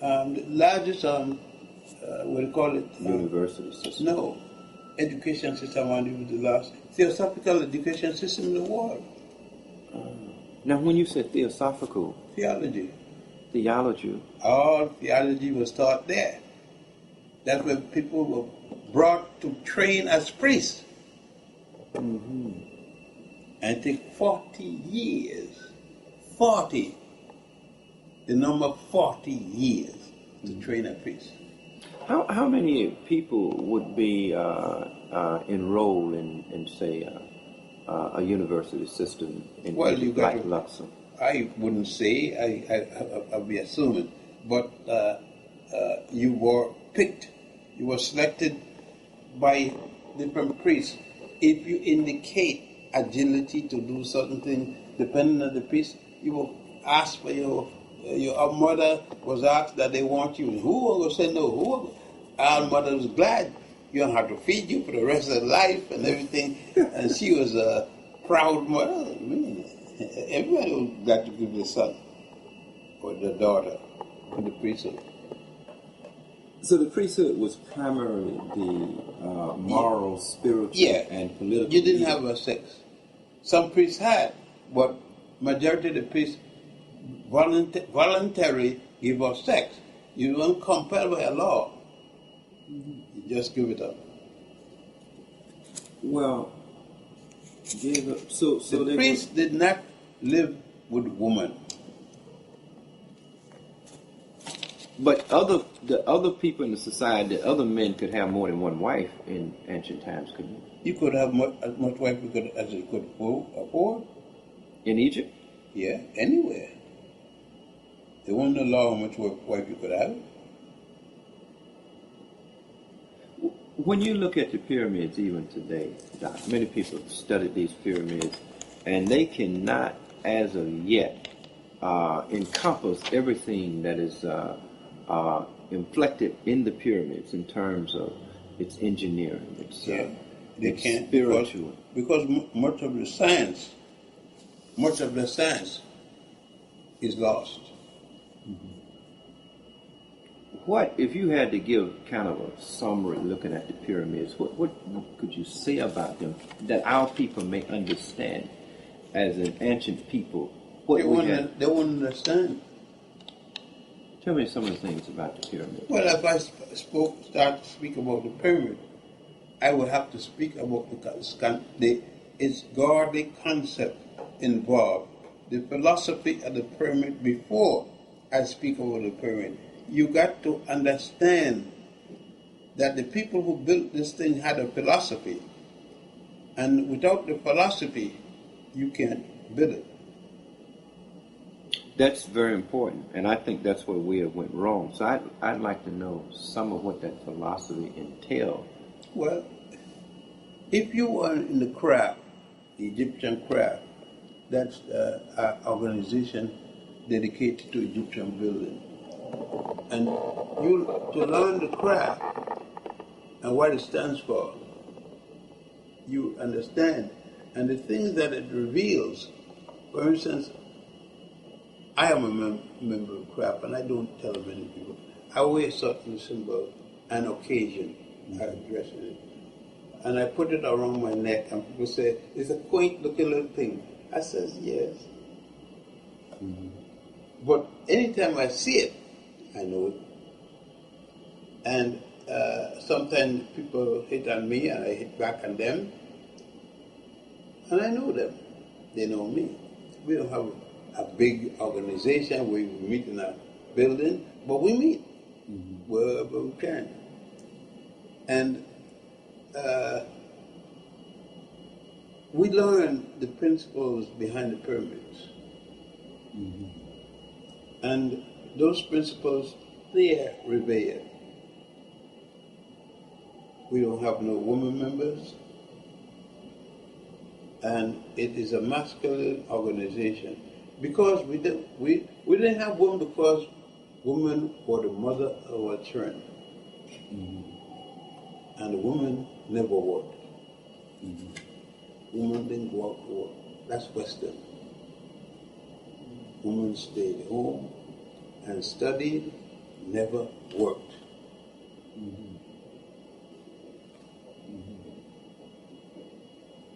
And she still don't work in Egyptian man family life. I never figure my wife working. So my salary, the income we live in, is never based on the woman.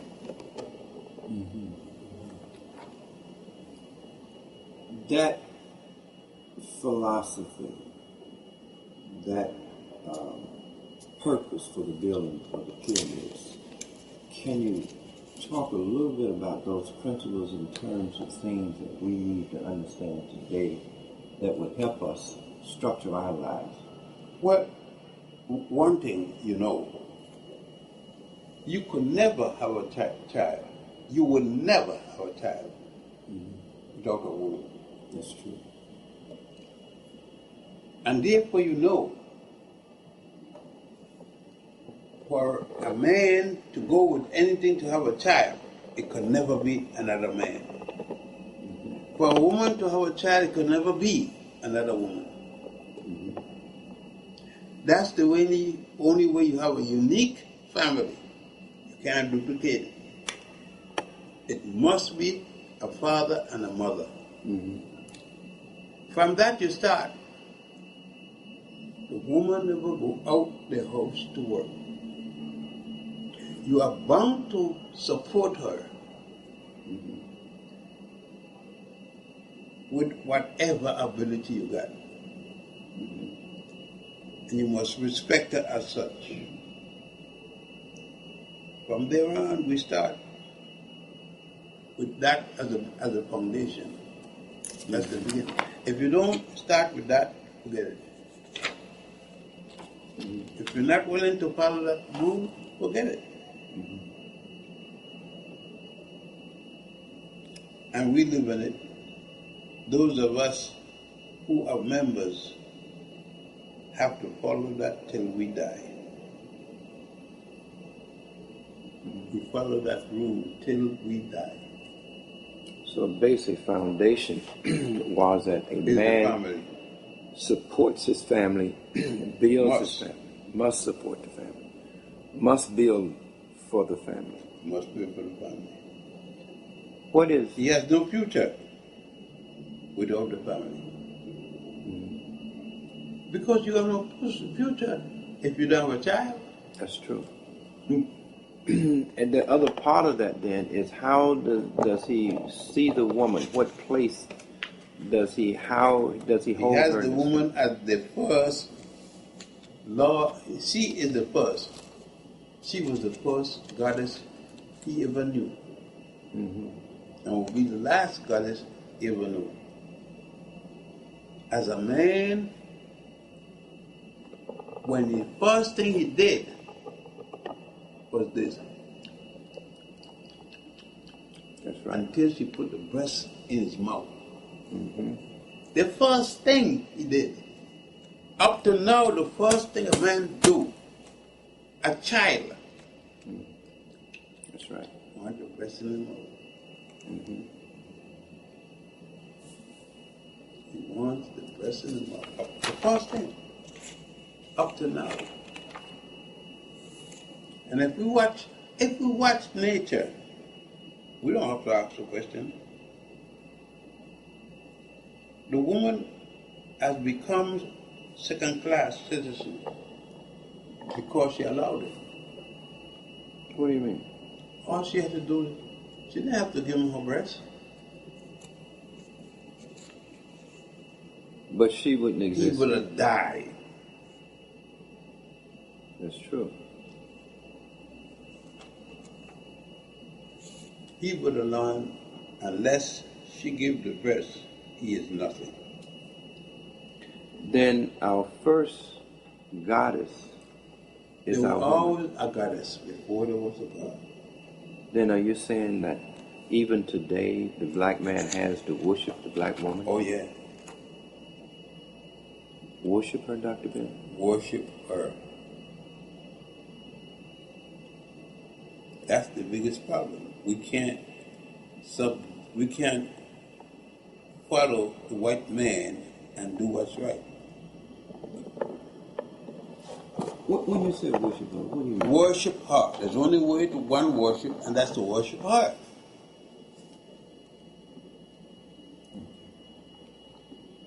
So we have family. I'm just going to paraphrase it. We are to take care of that black woman in every way and respect her. In every way. See, you can guarantee if you fall sick, she's going to take care of you. You can't guarantee a man going to take care of a woman when she falls sick. The woman takes care of her family. It's in her nature. But that is an assumption that the woman is acting out of her black self. I say the woman, and I'm not qualifying it, the woman. Ma'at, the laws of Ma'at. What were those laws? And why did they make them feminine? The 42 laws of Ma'at. Number 27, I have never permitted sodomy. That's a big law. I'm going to read all of those laws into this interview, because when you look at them, what you have is the foundation for harmony, balance, love. Everything is there. But those laws are very difficult to adhere by. They're not difficult. Difficult to those who don't want to adhere to them. If you want to adhere to them, they're not difficult. But you got to make them your value. See, anything that you have to do becomes difficult when you don't want to adhere to them. That's true. All right.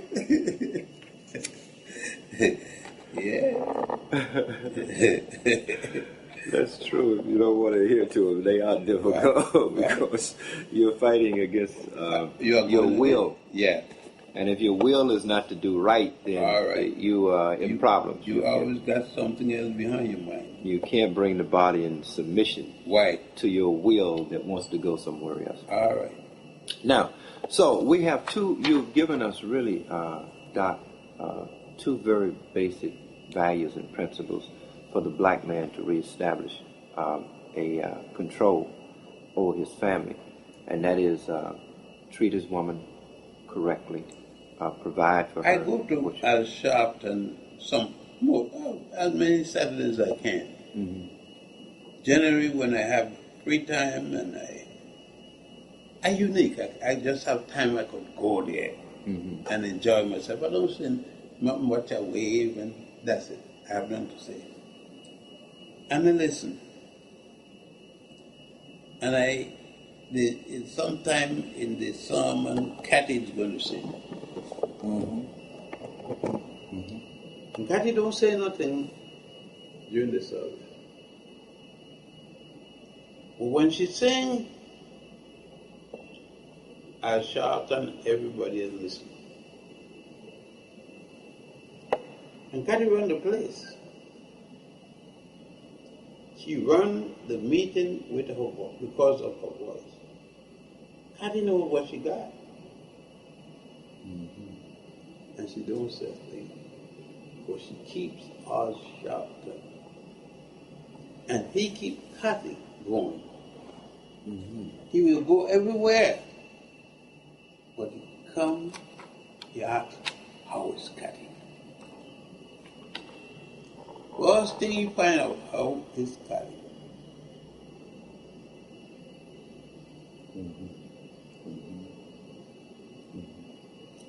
And there was a time when I didn't have money. And the money that Cathy saved from singing used to keep the family going.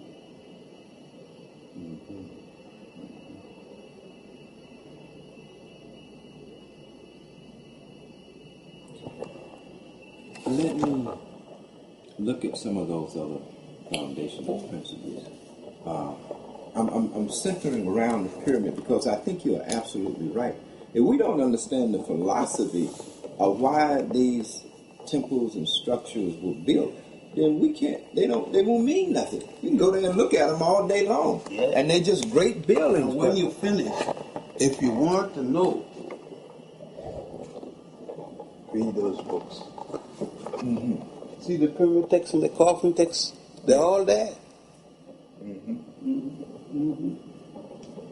Those cost thousands of dollars.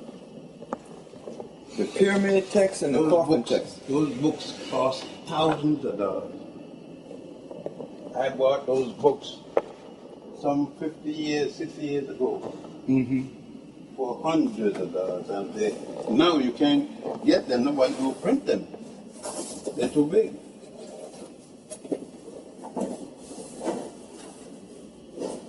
I love that big book. You need some help with that big book? Yeah. The three of them up. All right. That's over. How long have you been working on this? This? Yeah. How long have you been working? On it?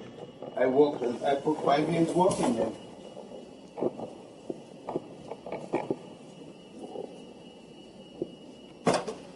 We have 5 years working there to do them.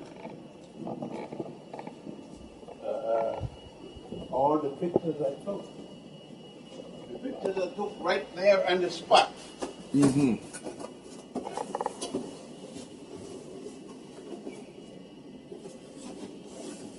So these 3 volumes really is kind of a compilation of the temples. I took them on the spot.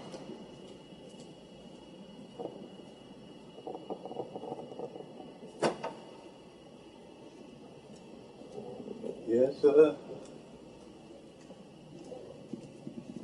There are books in there.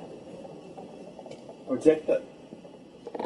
You know, Doc, I sometimes wonder if our community will ever really appreciate the sacrifice, the commitment, and the dedication of men like you. And will they ever... All the money we have is there in those books. All the money we have? All the money that I earned is in there. in my children's education and all that thing. I got no money because I didn't want. I don't have no money because I spent it in there. So I know where my money is, where it's going to.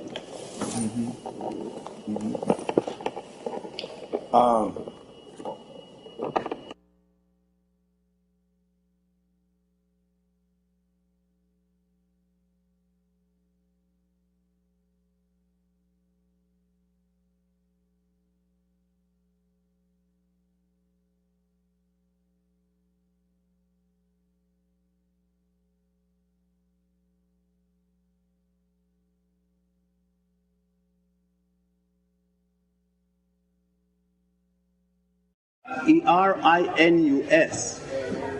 These pharaohs were 4th dynasty pharaohs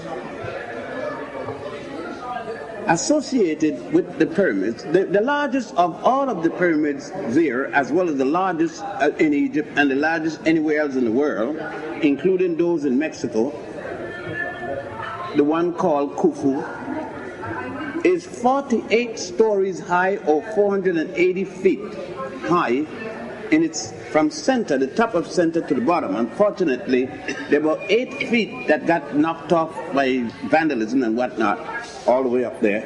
And so you will notice that there's a metal that sticks up to where the original top was. So the ground size on ground level is about 3.5 city blocks wide by 3.5 city blocks long. That will give us about 640 feet long by 640 feet wide. So you could understand it's a massive, that one is a massive one and the others are massive enough in themselves. You will notice that the center pyramid appears to be the tallest of the three. However, the first one that you will come upon is the tallest.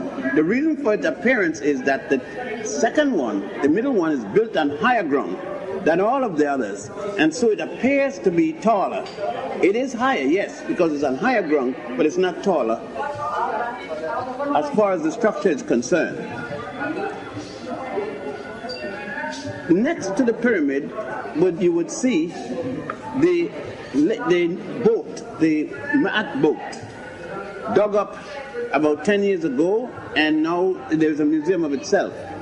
You may go there after the tour, but it's not a part of the tour. You'll be able to see it, the outline, as you travel past it, on the way to the statue of god Hamakis, also known as Heru Kati. It is called colloquially the Sphinx of Giza. The word Sphinx is feminine. It comes from Greece. The Greeks have a woman Sphinx, and they thought that when they came, that was the Sphinx here equally, and so they call it the Sphinx of Giza, which is a misnomer, as I stated before. It is the head of Khafra and the body of a lion. Of its type, it is the largest in the world. You will be going to both. I must warn you that there are ropes and other means by marking out the pyramid, the Sphinx, from the public. There's always people who try to go under. That is a very high violation of rules, because the Sphinx is in damage caused by the water, the dampness from the groundwater of the Aswan Dam has affected it all the way down there, and they're putting up a wall around to put a silicone enclosure so that they can bombard it with silicone, hopefully protect it from the water that's causing the erosion. Now, we will be motoring from the Giza pyramids to Saqqara. Saqqara pyramids, the first of all the pyramids known in the world, is at Saqqara. That's the one of Pharaoh Zuser, D-J-O-S-E-R, or S-E-R, whom Herodotus later called Zuser, Z-O-Z-E-R, step pyramid. we will see that there are many other step pyramids. This is the first, and it is the first of the pyramids anywhere. Plus, as we approach it, there's a temple there, and instead of the Hippo-style hall having 42 columns, it has 40, because Egypt from the first dynasty to the third dynasty had only 40 nomes, and subsequent to the third dynasty, they added 2 more nomes. You will see the first stone structure for human habitation ever built by man, and that's by the architect Imhotep, who was also the builder, also the grand vizier, physician, artist, poet, you name it, prime minister to Pharaoh Zusa, and the man who gave us the little proverb, eat, drink, and be merry, for tomorrow you die. We will look through that condition as it is, weather as cool as it is, and hope that we can go into the unfinished pyramid of Unas. Unas is the 6th dynasty pharaoh, and it is his pyramids that's the best preserved writing, hieroglyphic writing of the pyramid text still remains. At this type of weather, we should be able to go in. The only thing about it is if there's a crowd, we can't, so we're going to try to go to our pyramids as early as we can. It's a small pyramid, very small, because Unas died before the pyramid was completed. For those of you who want to go into pyramids, and only the ones primarily that Unas that they allow you in, you can't go into the one of the step pyramid, because the step pyramid number 1 has no chamber, so far as we know, up above the ground, and the one chamber that it has is 92 feet below earth level.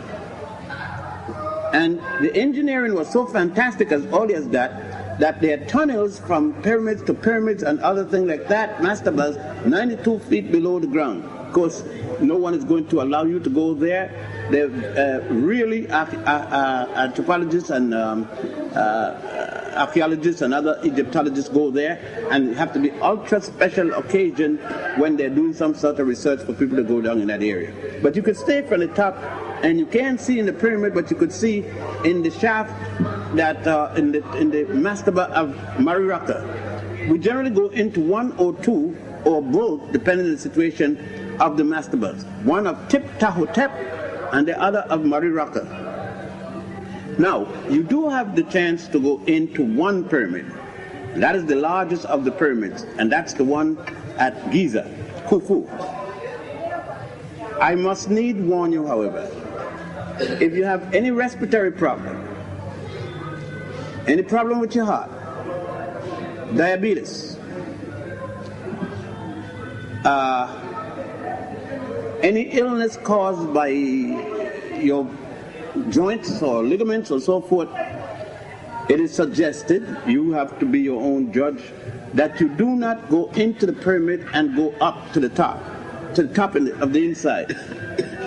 We suggest that if you want to see it, as you go up, there are a number of steps on the outside and then you go in, that you can go one landing up, it's no more than about 10 feet up, and look just for your own satisfaction, and then come right back. If you push yourself, you may cause yourself damage. If the temperature in Cairo is 90 degrees, you can add another 30 degrees inside the pyramids. So that if it's 100 degrees, it's going to be to 135. To anywhere from 120 to 125, depending on the people in the pyramid.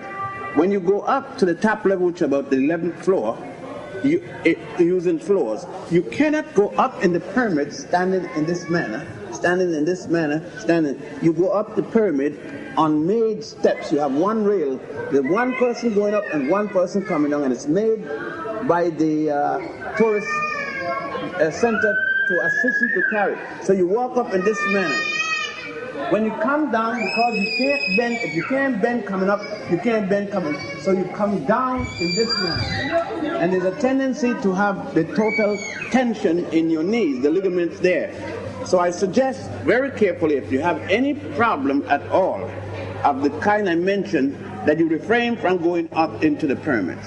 That is as much as I will say. And then we go into Memphis.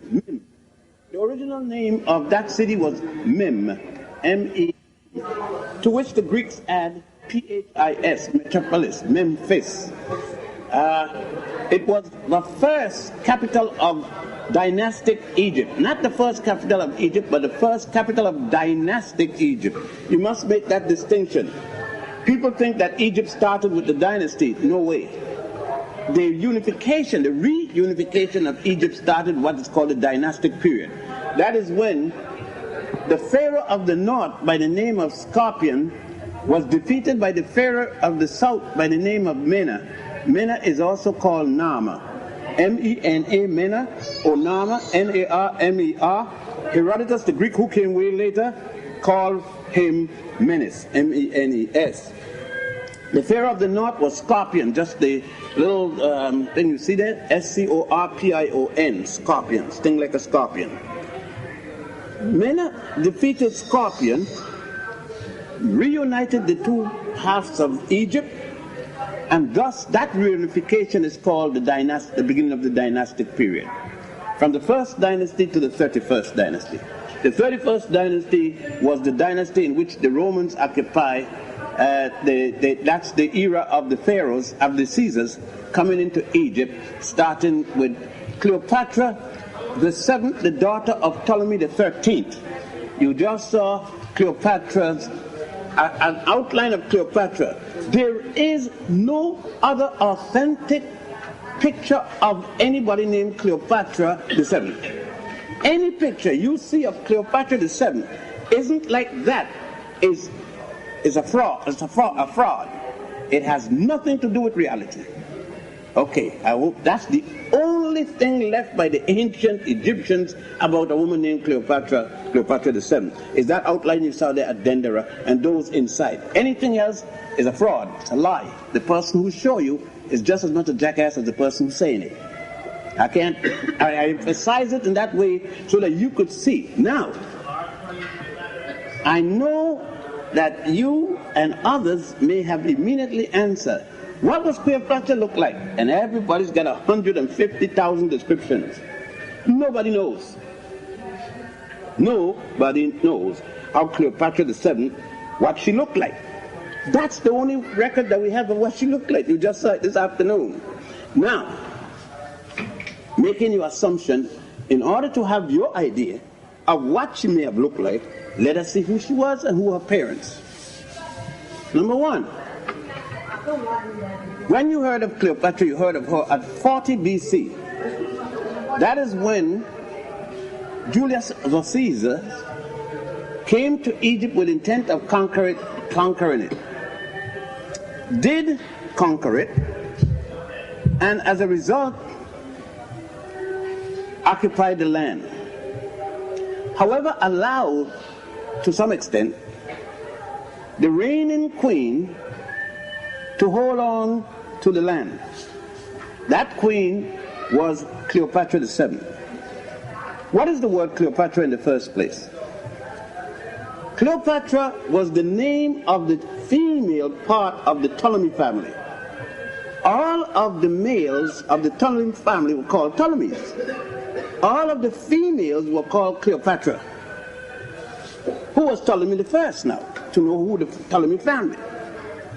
Ptolemy the family, the first, was a Macedonian Greek general in the army of Alexander II, the son of Philip of Macedonia, and people here call him Alexander the Great. There was nothing great about Alexander. No more than Catherine the Great, no more than Napoleon the Great. Nobody talk about Hitler the Great. They did no worse and no better than Hitler. They went out killing people and taking their land, taking whatever the people had. And they said the Great. Because he was conquering everybody else but Europeans, therefore they were the Great. If they had done the same thing to people in Europe, they would have been treated just like Hitler. See, nobody hated Hitler because he was bad. He was bad. They hated him because he did it to Europeans. You don't hear nobody complain about what he did in North Africa. It's what he did in Europe. Okay. So I don't say Alexander the Great. I say Alexander the Second because that's what he was.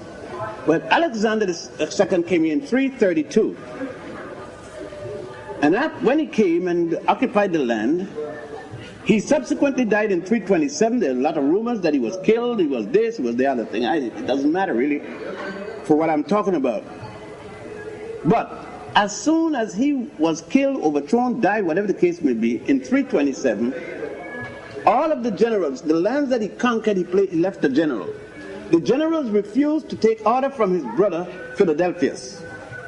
And thus, they each grabbed that particular land which they were placed in charge of. The general in charge of Egypt was a general by the name of Soter, S-O-T-E-R, of Greek, also like Alexander, of Greek Macedonian parents.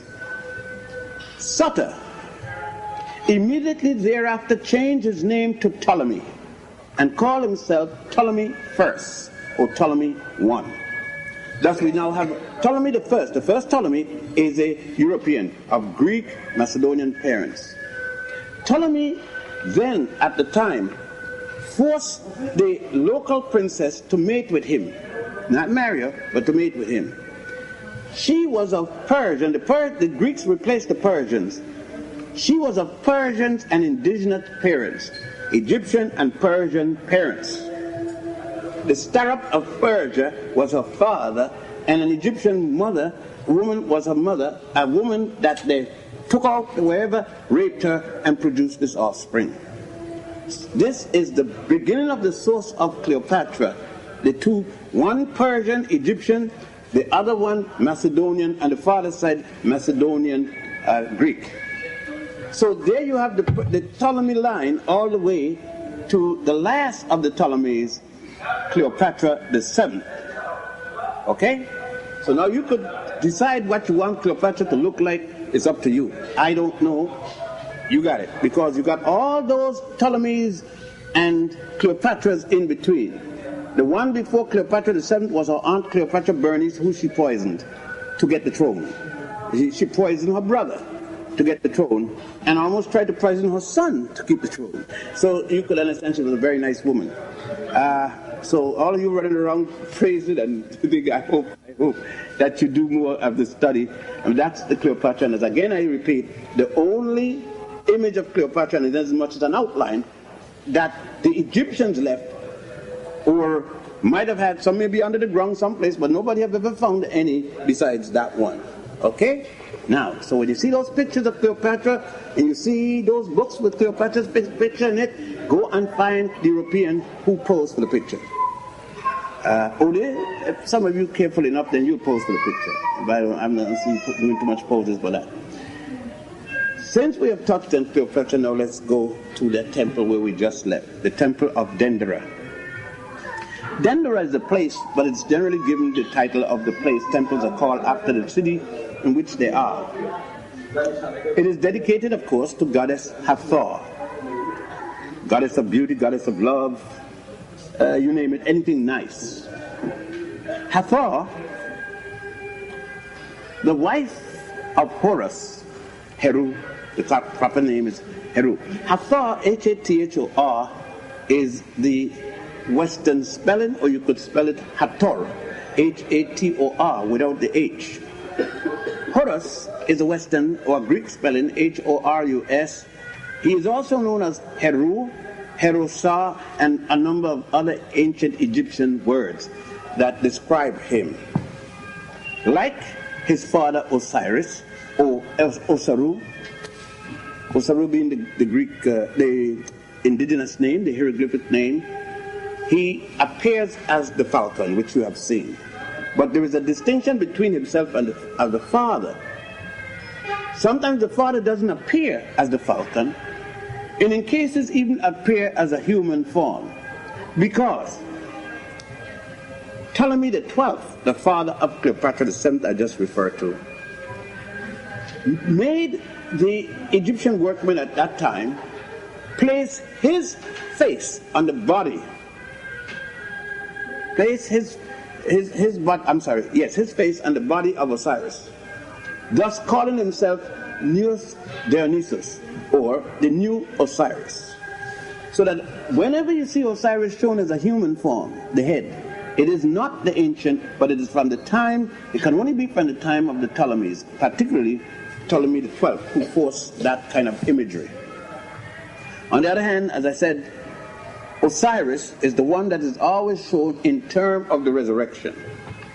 And is always shown in terms with the sun disk, symbolic of God, Ra. One of the things that you know that Ra was one of the earliest, if not the earliest of all of the gods, because regardless of which god you're seeing, either he wears a symbol of Ra or he refers to Ra or something in terms of Ra.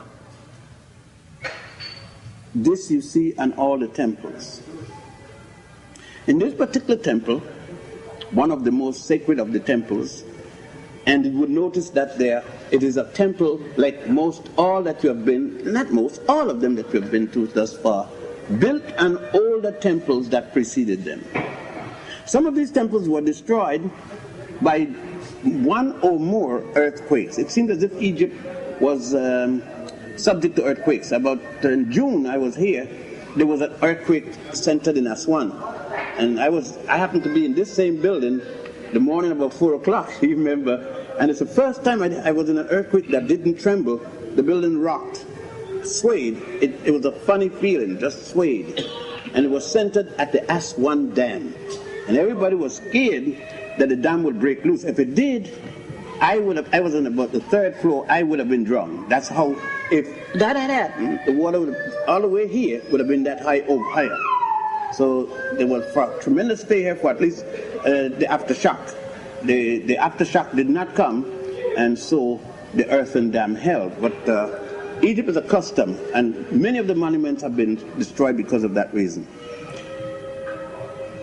In that temple you saw, and if we had time to really give it, I don't know if Muhammad had carried you down, at the side of the Holy of Holies, there is a little underground vault there where they stored the wealth. Did you go down in this one? No. Okay, all right. It's so small, and it took so much time with that many people. But there were some beautiful paintings and things in down there you could have seen. But all right.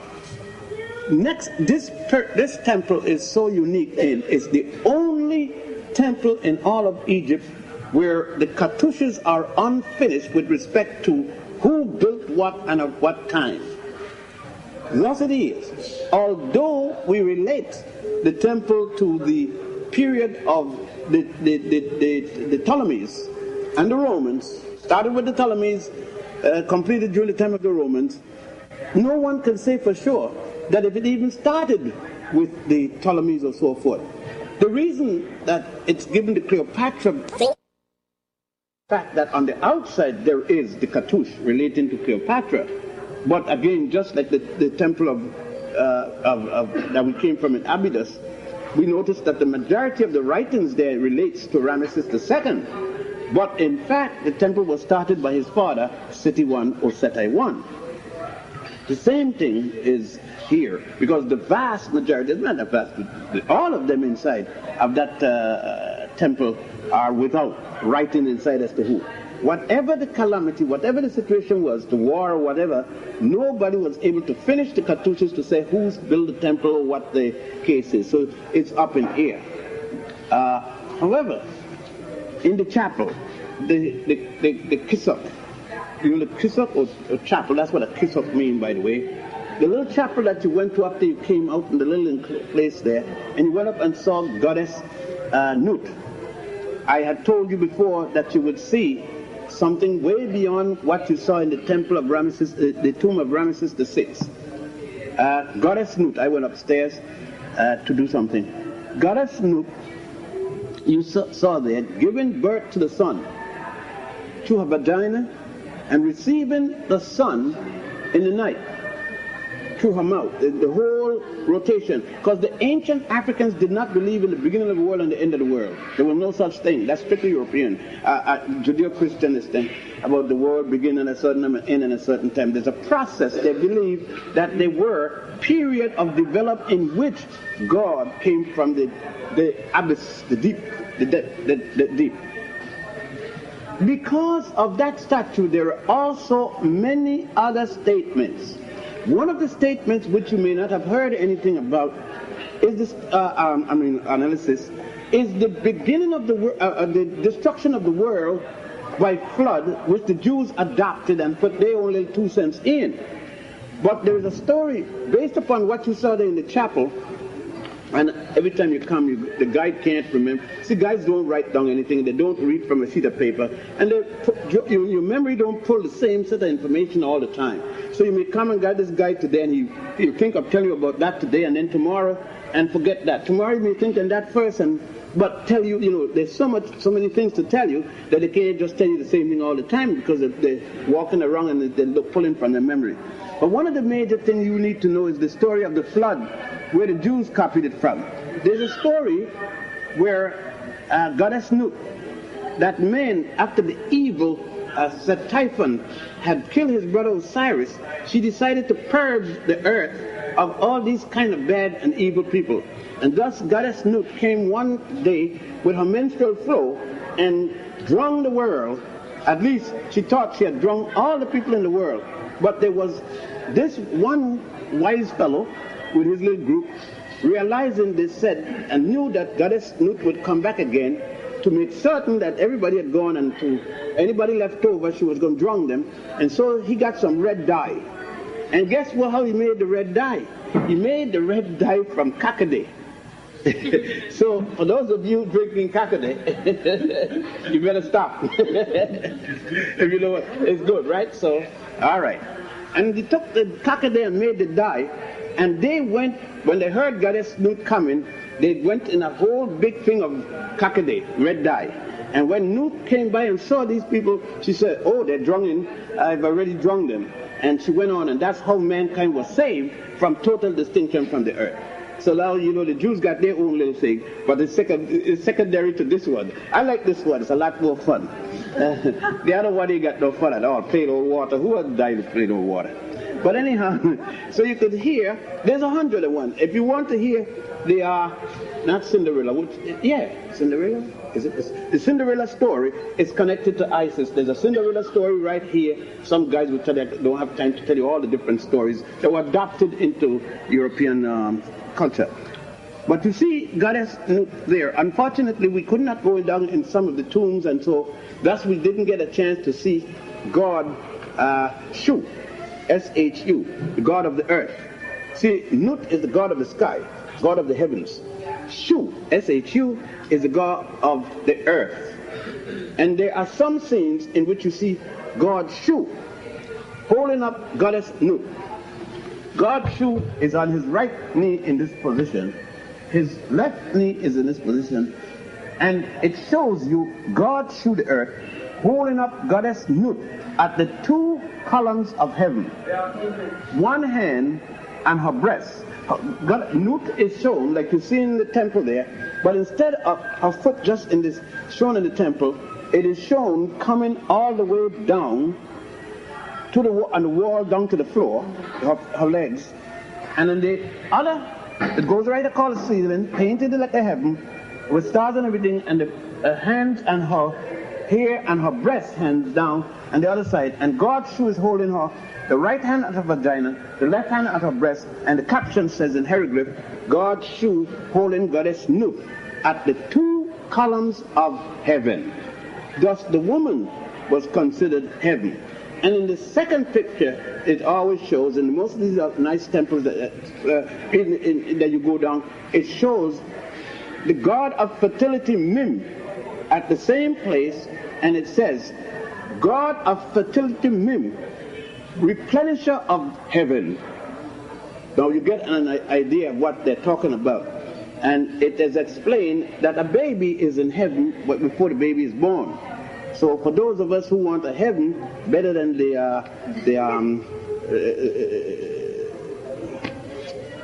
placenta and the ovaries, etc., that's because you don't want to believe that humans worth anything. I follow these fellows here from ancient times. They sound better, they're more rational, and that's the only heaven I ever found.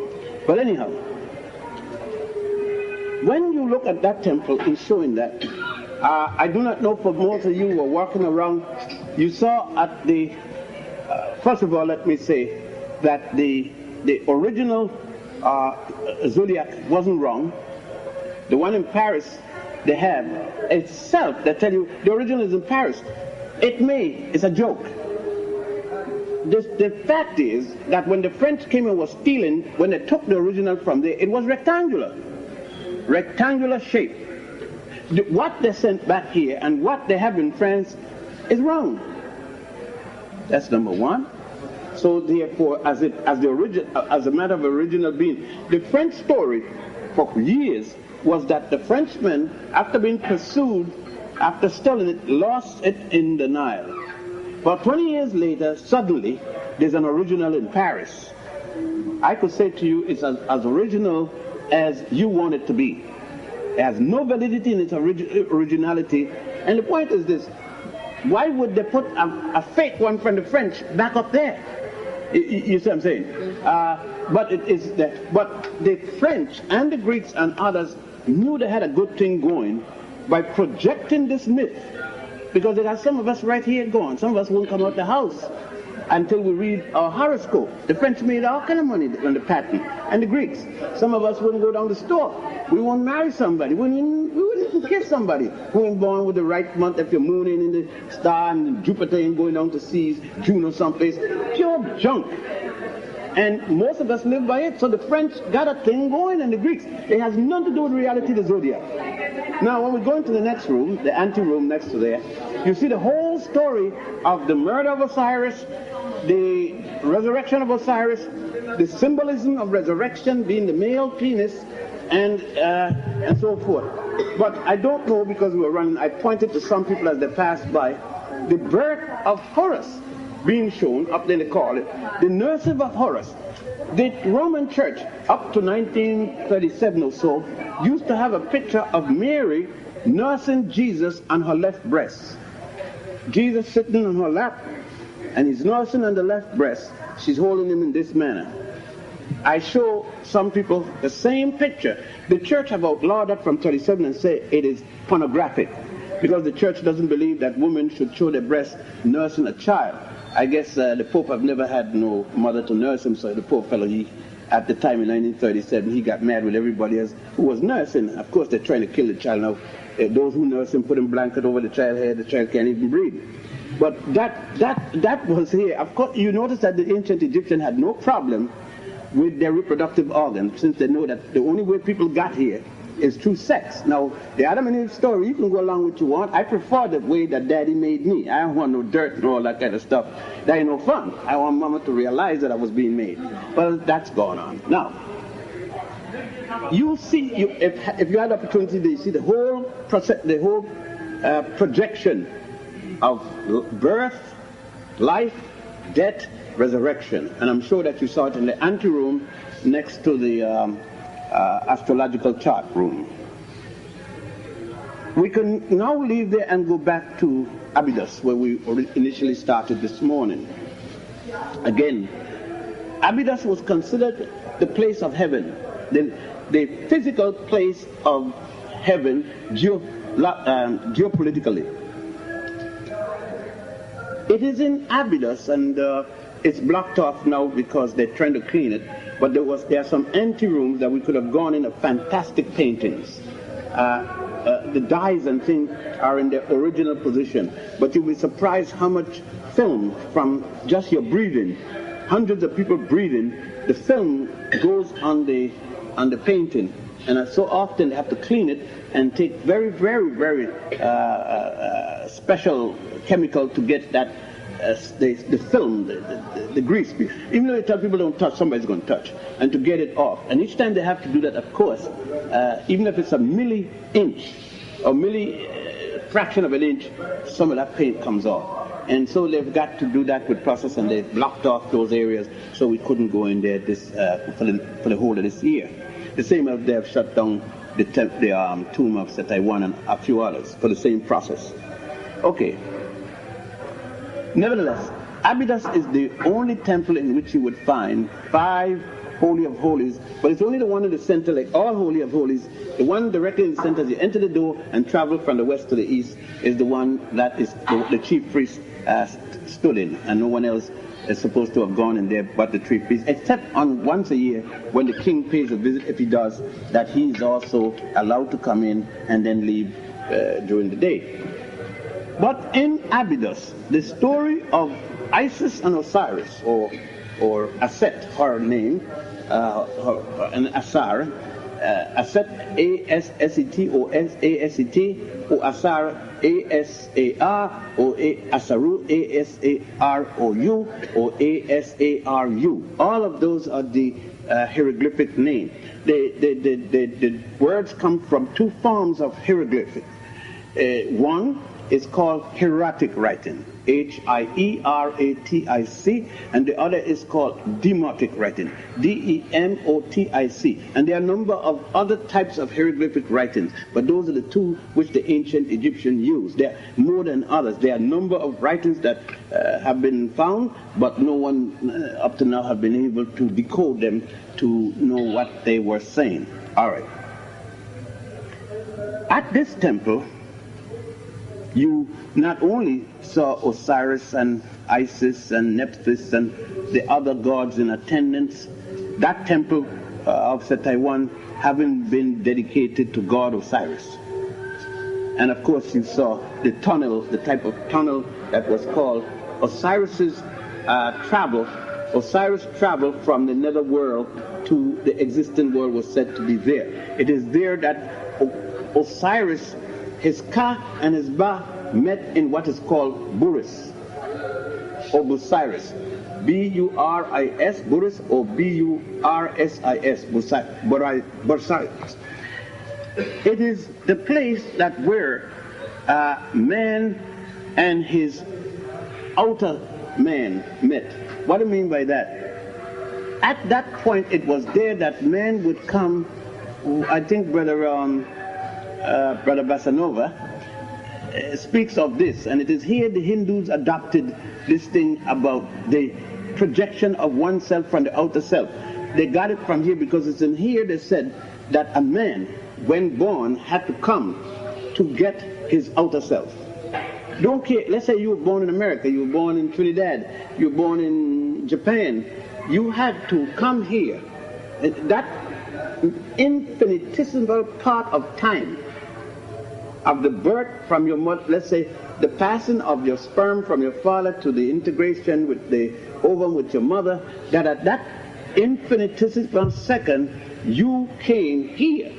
You came from your mother spiritually, whatever it is you want to explain it. But men, the ancient Egyptians said all people had to come here to receive that outer self with the physical self. That's the theory. And it is there, in that tunnel, it's supposed to have all taken place in their theosophy. And therefore, in the Christian theology, you find it established, I am the I am. Before I am was I am. That's where it comes from, and the Jews adopted it in the Torah. Jesus is supposed to have done it in the Christian theology, where when asked if they say that you are God, are you the God of so and so and so on? And Jesus says, what you say I am, for I am the I am.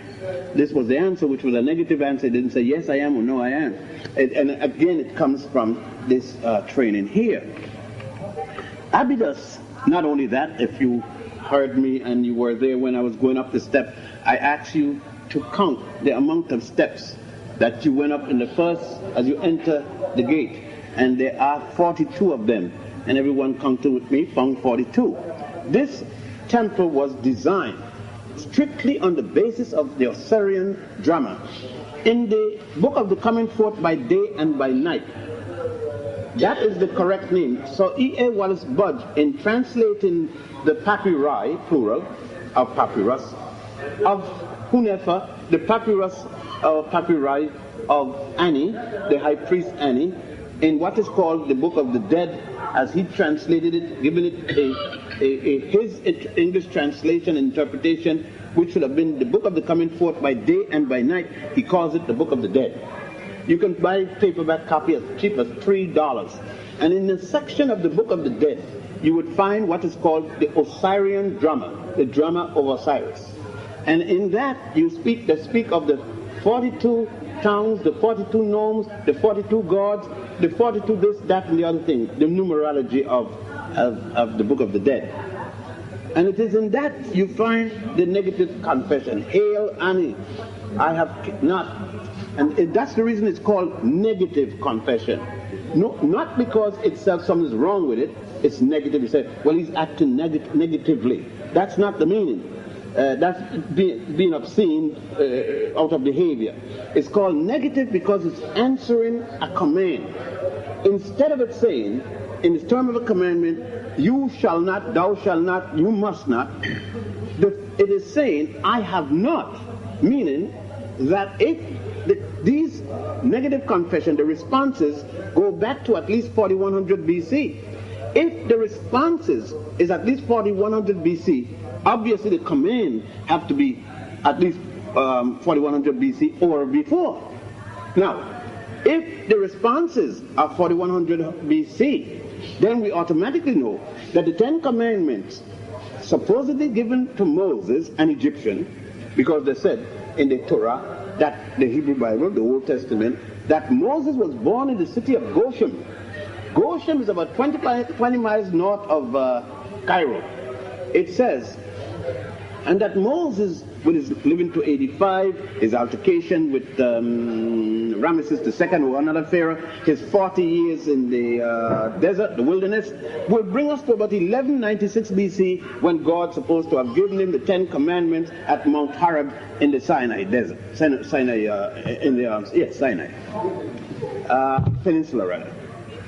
If Moses received the 10 Commandments in 1196 BC, and the Osirian drama response is already 4100 BC. Let us round the figure off for the sake of mathematics. 1196, let's call it 2000. Okay? 2000 from 4100 leaves us with 2100. So it means at least 2100 years before Moses received the 10 Commandments from God Jehovah in Egypt, in Africa, at a place called Mount Sinai.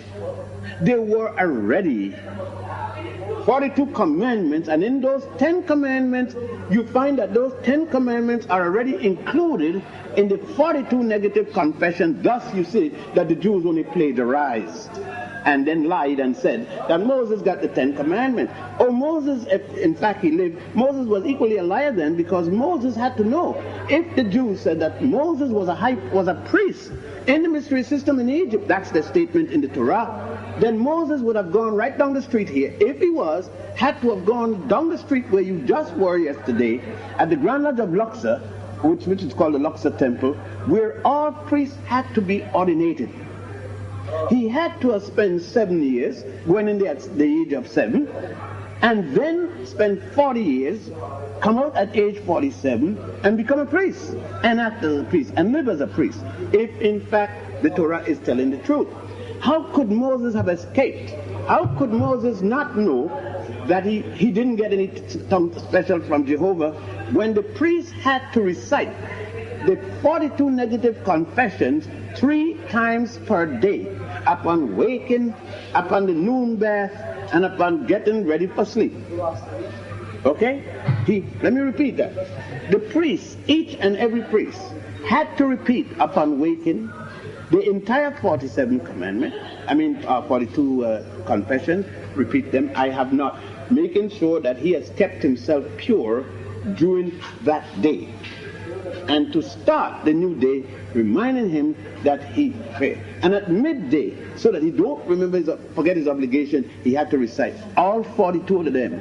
Now, are we saying that Moses had a lapse of memory when he went to Mount Sinai, and then somebody gave him 10 laws, and he didn't know that he recognized that these 10 he already got? But let's continue on. You see, what has happened, obviously, and I don't think you could deny it, both Judaism, Christianity, Islam. You say, well, now how would the Hindus get it? Well, you remember that we are speaking about Thutmose and others conquering all the way to the Ganges. The Ganges itself being named after that Ethiopian general that led the forces, General Ganges. Okay, the proof of the fact, and look for them when you get there, the Dravidians are the relics, the remains, the African remains of that period of time are today called Dravidians in India. They are Indians who you may see of varying physical appearance of Africans. Some may have a thick lip, some may have kinky hair, some may have broad nose, and so forth, depending on to what extent the amalgamation went on between the remnant of the soldiers who were left there during that time when the Africans went all the way. The Africans of the Nile went all the way, conquering to the Ganges River. They were also known, they called at one time the Elamites, E-L-A-M-I-T-E-S. So when you run into those terms, you know who you're talking about. Abydos,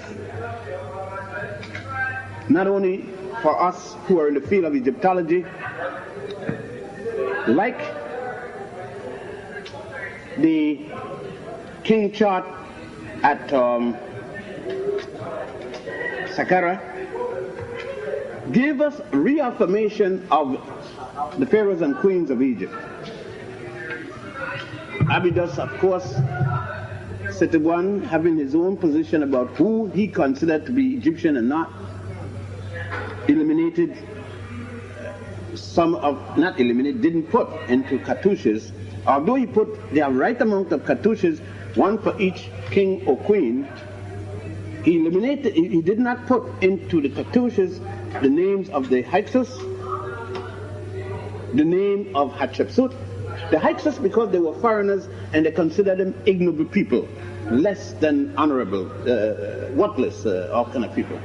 Hatshepsut because he positioned her for being not of good character because she acted as both a man and a woman, and at the time wore men clothing, and he considered that to be terrible, and many other reasons. Some Egyptologists, in their analysis and in their hypothesis, said that one of the reasons he also didn't bring it there because he introduced Planned Parenthood into the culture. You know, it was Hatshepsut is known as the earliest woman in record to have had her physician and pharmacologist to provide her with a method to stop pregnancy. If you want to read that, it's in the Ebers Papyrus, and the Ebers Papyrus is in the London Museum. I have shown a copy of it in many of my books. And the American Medical Association pamphlets of 1961, September, you could get the whole article on that. The earliest known method of Planned Parenthood, I don't say birth control is a different thing. Planned Parenthood is when a woman or a man or family decided to plan their children. Birth control is when an imposition is placed upon you against your will, and somebody says you're going to have no children or you're going to have children, and you have nothing to do about it. And Hatshepsut did that, and as I said, the papyrus, the Ebers Papyrus, it requires the following. The shrub of acacia, placed in honey, when left alone for a period of time, it will break down into what is called lactic acid. That lactic acid was then made as a suppository with some gum base, where the woman could insert it into the vagina. The sperm from the man is trapped by the heat of the body, melts it, it traps the sperm.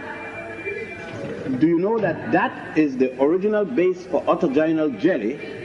Park Davis, Monsanto, Coswell, and a number of British and American pharmaceutical companies who's always checking all over the world to find formulas from different places, and having used this, developed the autogenal jelly that is used in diaphragm today to do the same process, trap the sperm. And it's only in 1961 that they decided to publish the source. I was fired from Columbia Teachers College for introducing that in a classroom at the wrong time when my chairman of the department was there to listen. You know, they come around and check your teaching skills. And Dr. Linton, who was a Roman Catholic, Ralph Linton, chairman of the department of anthropology, heard me say that and said, right blank on line, and said, I don't need to come back and pick up my check for the year. Right in the classroom, because he was perturbed that I would say that there was Planned Parenthood before Sagna. What's her name? Margaret Sagna. But when the American Medical Association came over in 1961, I didn't want the job I was working on. I sent him a copy of it and asked him if he had any comment. And he sent back a copy. He sent back a letter and said, "Wrong or right, I'm the chairman of the department." But that was all right with me. Now, this temple then Abydos equally, was the center of it was the most holy of holies of temples in antiquity. The one here at Karnak was the major one. And of course, the educational system was right down the street, the Grand Lodge, where this here was the center of an educational system later called Mysteries system. What was mysterious about it? Nothing. Nothing whatsoever was mysterious about the mystery system.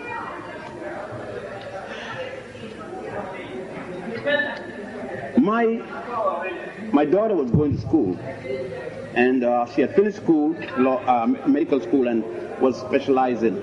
And she had to perform some surgery, and I got an invitation to come to see it in what they call the gallery. I was sitting in the gallery, and the operation for the day, some students were taking their surgery, and they were doing something in the heart, surgical operation in the heart. Don't ask me what it was, bypass or whatever. But anyhow, I was sitting there, and I was sitting on the edge because I couldn't see all them spaghetti. They had wires going here, wires going there, tubes going there. And the man looked like he was hooked up to a spaghetti tray. And for one moment, when they started to lift the man's heart out and all of that, I hollowed, oh my God, that's mysterious.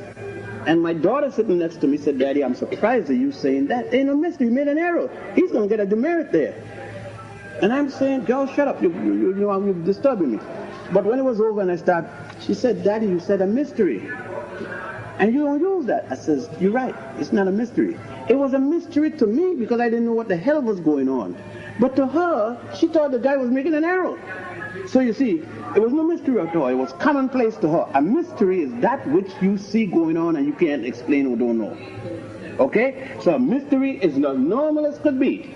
It is normal to those who know, but mysterious to those who don't know. That's what I meant. Nothing went on inside it was mysterious to the priests, especially the high priest. But it was mysterious to the people on the other side of the wall. Thus, they on the other side of the wall call it the mystery system. Those in the inside the wall performing it call it the educational system. Okay? So you could use either one, but I'm just trying to tell you what the use is so you can understand. The education system of the Nile Valley was centered there, and at a later date they established branches in Europe and in Asia. The first to be established in Europe is the lodge, what is called the subordinate lodge of Delphi. This lodge was called the Grand Lodge. Remember that for years people went to school at lodges. Even many cultures, lawyers go to lodges and stay and learn. Many disciplines go to lodges, still go to lodges or in and learn. And so the word university came later. The university system was started by the Moors in Spain when they established Europe's first university, University of Salamanca, a copy of the University of Jene of Ghana, West Africa. Now, I'm going to end here, wind down, and for the question and answer period, and then the next lecture would be the last one of the series, which will be held in Giza when we go back to the Cairo region. The culmination of all of what you have seen thus far in this land, starting with the hewn temples of Ramesses II and his most noted wife Nefertari. I remember Muhammad saying that Nefertiti was the most beautiful woman. I mean, who says so? But the guide says so, because Europeans teach the guides, and they repeat what the Europeans say. What makes Nefertiti so beautiful? First of all, nobody knows Nefertiti. They found 4 heads at Tel Amarna, the temple of Akhenaten, in digging. And in a casement, and on the casement it had the box. It had Nefertiti. Nobody knows Nefertiti what. Is it a story about her dance? Is it a story about her life? It's a story about her head? No, just the word Nefertiti on the box that these heads were in. There are 4 different styles, 4 different things. I put them in one of my books, Black Man of the Nile and His Family. They were in a show at the Brooklyn Museum 10, 11, 15 years ago. And in that show, there was a recording. And when you're going through the door, it said, and it showed you the foreheads that loaned them. These foreheads supposed to be that of Nefertiti, obviously different.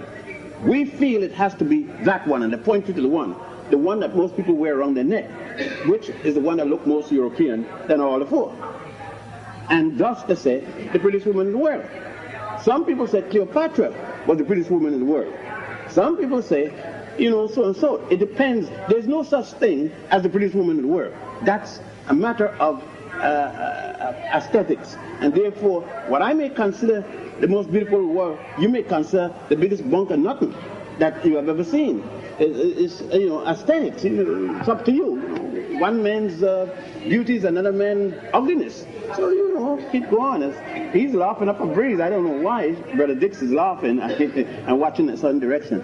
But nevertheless, what you have seen,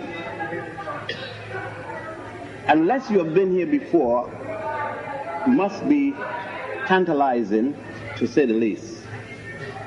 To start out with a colossus, as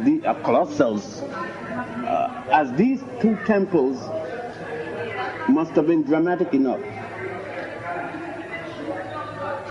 to see the unfinished obelisk. Should be startling in its engineering perspectives, and to hear how it was transported in the inundation period where canals, boats brought all the way down here. If you took 4.5, 5 hours to get from there with the intermediate stops, say 3 hours if you didn't stop, then figure they had to bring on barges that all those obelisks you saw there, they're all, the one in New York, the ones in London, the one in Paris, the umpteen in Rome, all came here by virtue, they're all around this area, nowhere else, by virtue of Africans like yourself, cutting them out of those walls there because it's the only way the marble quarries are, brought here, shaped here, and then had to be dug in, the artwork, then righted. At a period of time, 4,000 or 5,000 years ago, as much as that, at the inundation period. The whole nation was at work at that period because there was no farming, the land was in flood. Then to leave there and go to Komombo, the high gold mountain, see the concepts of the Nile meter, the development of concepts of hope and throwing thing of wealth to bring love, to bring fertility, to do this and that, concepts. The calendar and its usage, months, years, telling time by the moon, 365 and a quarter day corrected each 7th year. Again, that give light to the such and such a person live 1,000 years. I mean, it's a joke. The calendar, the year wasn't shorter, it was longer. It was a quarter day longer than the present year. It was 365 and a quarter day long, corrected each 7th year. Now it's 365 days, corrected each 4th year. Adds up to the same thing in the Jubilee year. So you know when so-and-so live 1,000 years, where? Well, the best of things now, people ain't living no 1,000 years. Nobody live 200 years. You lucky you hit 120. Ultra lucky. You've had your extras, and your extras multiply its extras to the 10th degree. But nevertheless, 10th power rather. But you could believe whatever you want because, you know, belief is a belief.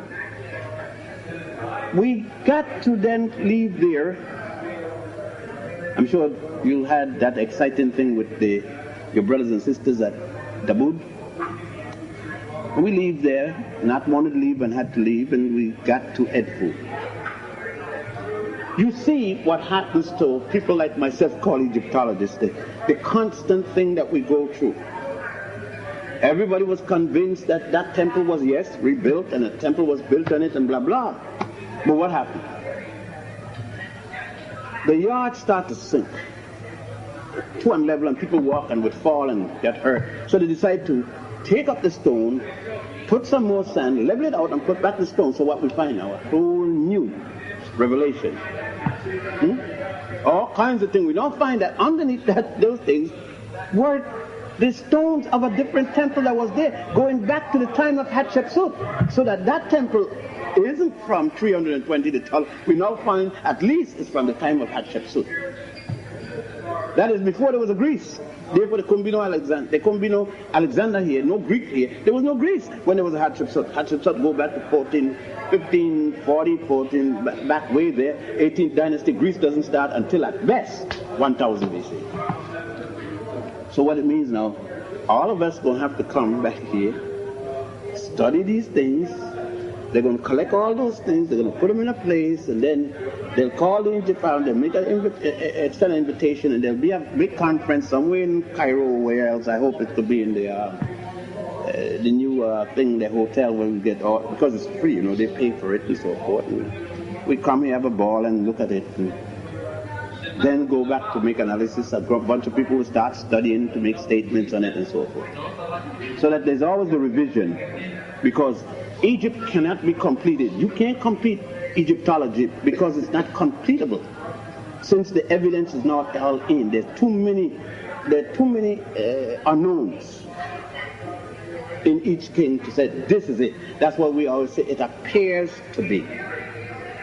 And for all good and purpose, barring new evidence, this is what it appears to be. All right. And then to get here to this station, the Valley of the Kings, I don't need to speak to you, to go down in the tombs. And then you see the insignificance of Tutankhamun as against the other pharaohs. And of course, that's all you ever heard, because 51 pieces of his jewelry. And you ain't see nothing until you go to Cairo, where you're going to see 3,500 pieces. And then the other things in there. And you're going to see, if Tutankhamun tomb had 3,500 people that they surrendered, I'm not talking about the pieces that they stole and spirited out, Covenant and all this fellow, they die ultra rich. You know, don't think that they turn all that they found. You don't be so naive. But nevertheless, if that little insignificant tomb, an insignificant pharaoh, then imagine the one next to him, what they must have found in the tomb of Ramesses VI, let's say. And it's in Taiwan. And in the pyramids. So you know, you could go to Europe, you ain't blind. You can go to London, you can go to Paris, you can go to any of the Austrian museums and so forth, and you see what happened to them. They're over there. They're stones and whatnot. But then you look at all this, and you could understand why it is no one can teach that you got anything to do with this. If they teach that you had nothing to do with America, we've been for 400 years, all kind of wars you've been fighting, and they don't teach you had anything to do with that. What makes you believe they're going to teach you that you had anything to do with this? When their whole life, civilization, the God concept, that everything is based upon here. And you feeling mad because they don't teach it. If you were there, would you teach it? After you say, if you were there and you say that we were inferior, would you turn around and teach that we did this and they learned from us? You got to be out your bird. Be a total contradiction. So, what more could I say in terms of the South here? As we approach north, we're going to find the change, even the change of skin tone, physical characteristics, and the coldness of the people. So if you go to Cairo and you feel bad, well, somebody ain't treating me something, what else could you expect? Nobody else looking like that in America treat you any different. You are going to America when you arrive in Cairo. You will arrive in JFK, Cairo. And you'll be treated as JFK, Cairo, JFK Kennedy. If you take Cairo and put it in JFK, the airport, take Kennedy and put it here, you get the same treatment. Okay? So don't expect anything better. Don't expect people to love you. You're giving up your love when you leave here. When you go up in the dining room, it's not going to be like here. It's not going to be like S1. It's not going to be none of that. It's going to be cold. Because you're now with the cold people. Professor John Clark called them the thawed out icebox people. They call themselves so. In a book by the guy from Canada, The Iceman Inheritance, Michael Bradley, thank you. Michael Bradley. The Iceman Inheritance. If you never had, get a copy. Then you would stop being angry and just deal with yourself. You just said to hell with it. I can't deal with him because they can't change. Okay. So I have no more information until probably later when I hear from Cairo or Mr. Hagagi with respect to changing our flight from 2:45 in the afternoon tomorrow to hopefully in the morning. I'm trying my best. I'm going to see a little later. I possibly going to see the manager of the airport here. He sent a little notice that I hadn't seen him since I come in, and I'll go see if I could pull a little string. Maybe question and answers if any. And try to do best I can. Yes, Brother Dix. Yes, Dr. Ben, I picked up on when Mohammed said, what he said, Nefertari. He said, don't mix her up with the beautiful one, Nefertari. I started to challenge him, but I said, no, I don't want to offend him, so I let it go. But I wanted to say to him, why did he say that Nefertiti was the beautiful one when he immediately said after that that Nefertari was Ramesses II's most favorite wife? He said he had some 66 odd wives, or 7 of them, he stated. I've always been 60. The wives change depending on their guide. But he said she was the most favorite one. Well, if she was the most favorite wife of his, then at least she must have been one of his beautiful wives. Well, not necessarily. She might have been his most intelligent wife. It might have been. See, these things about most beautiful, most intelligent, these are conjectures. They have nothing to do with reality because there is no way in the writing that the ancients said she was the most beautiful. This is their conjecture. Right. You see what I'm saying? There are a lot of these things that guides and professors write conjectural. It has nothing to do with what they've read in the hieroglyph. That's their own interjection, their own little bias and whatnot. And you got to be that's a thing that we have to be very careful with in dealing with these old. And that's why I say I don't conjecture. I don't hypothesize on what it could or should. I just said, this is what I find. You can find it at that source and don't add nothing to it. It's like the nonsense about the Queen of Punt having elephantitis. Pure nonsense. Where have they found that? They see the woman look like that and they decided, since she doesn't look like a European, then she had some disease and they call it elephantitis. Just like it is. If you look like Twiggy, then she'll be all right. There's no such thing as that. What I really wanted to say, Dr. Ben, is I've often heard you say that years ago it was just you against the rest of the world. And that sort of stuck in my mind. And now I don't think it's just quite you and the rest of the world. At least there are some of us have opened our eyes. Thanks to you. And I'm certainly grateful to you for all I've learned from you. How you help me. But I want to say that I think that if what we learn, if we don't put it to some use, then we have just spent $2,600 to come here for nothing on vacation. So I mean, we have to try and put it to some use when we go back home from now on and forever, if our eyes have indeed been open, because we got to depend on the younger people, like you, Doris, and young people to carry this message over to and spread it out to our young people, because we do need to redefine our own history, especially now that the find we see that they have discovered in Italy, and because they are not going to say, as Dr. Ben says, say anything good about it or teach it to us. So we have to depend on ourselves to get this information to our people. And I think that's very important. My question to you is this: does the Holy Water always run east? No, there have some exceptions. Okay, There's some exceptions, very few exceptions, in which the Holy of Holies run north and south instead of east and west. I just want to know, and I think you know why. Well, let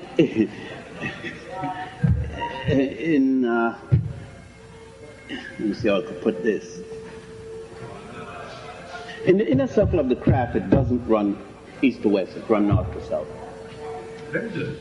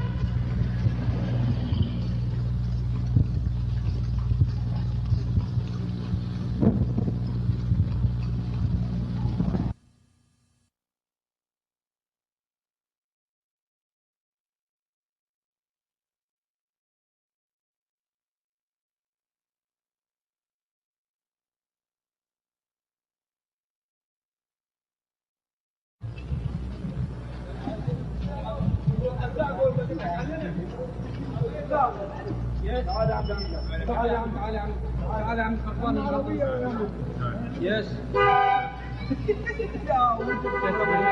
We're invited to visit my shop. I know. We're just going for a ride today. Okay. We're gonna walk back. We'll walk back. We're just riding. No charge for looking 1 minute. We come back on foot. We'll come back on foot.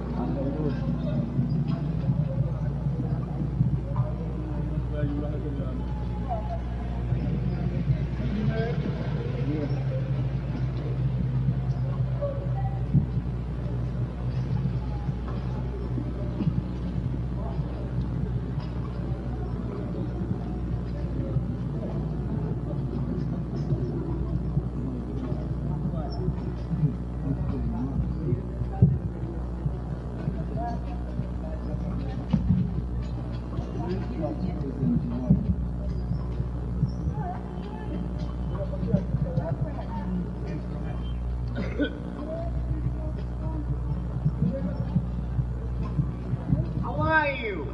Fine, fine. How you doing yourself?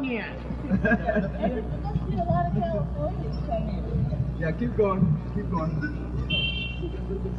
No, we just riding. We'll be back to the shop. We're gonna come back on foot. Right now I'm just making pictures.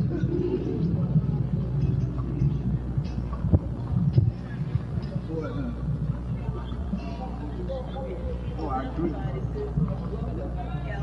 You know why? The sun.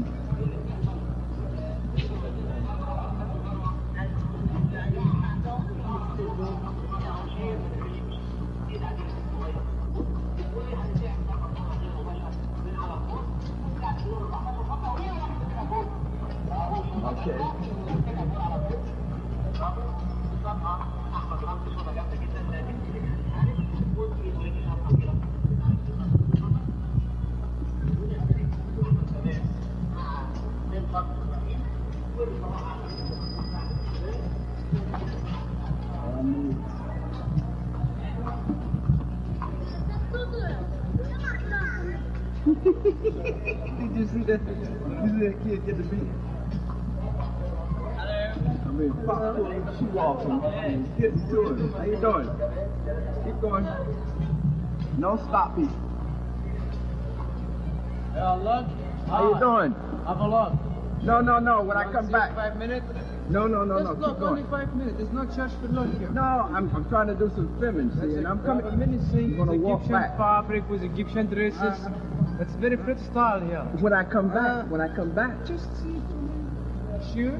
Yeah, I'm coming back on foot. Right now I'm trying to do some filming. I'm trying to film the market before the sun go down. عايز حضرتك مشمس See. بس رجعوا ثاني مليجي But I'll be back. Bye.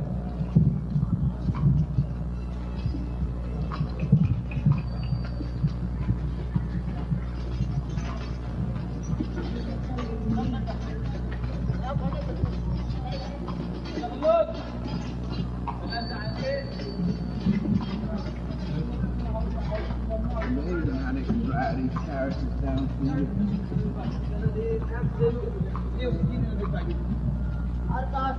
Woo, my God.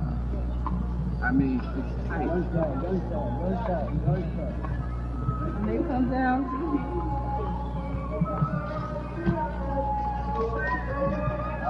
You know we're headed down to where we were the other day. Remember when we bought the stuff? Yep. Yeah, keep going. Don't stop.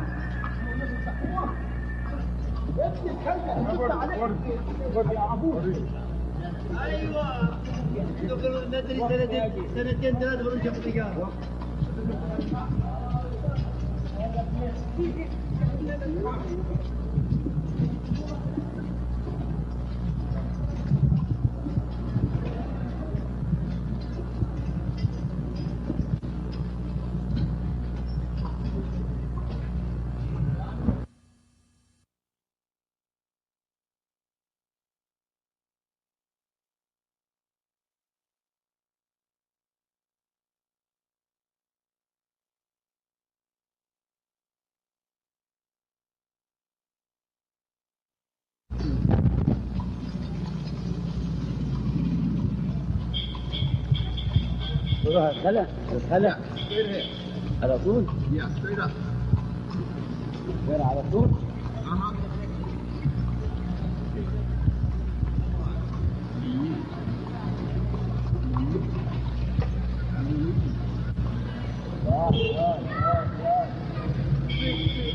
My son spoke good English. He would tell us where to go. He would just take us. All right.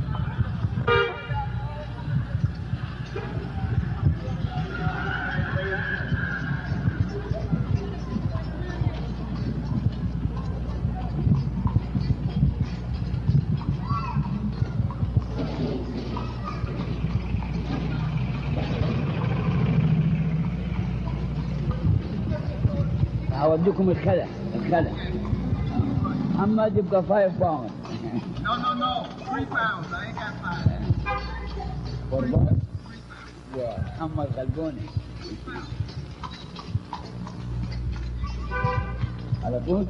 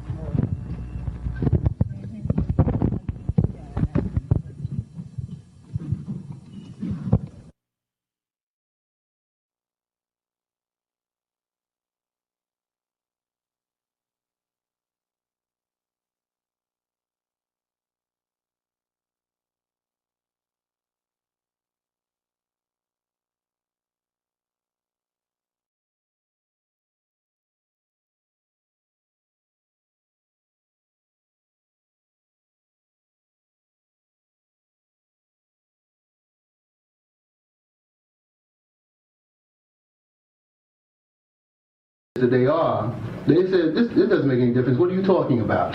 Who will speak first? And I think when you have something to say, your ego never gets in the way. Dr. Clark will be our first speaker.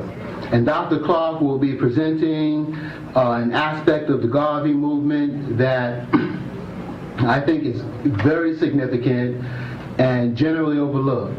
Dr. Clark will be addressing Marcus Garvey and the process of state formation.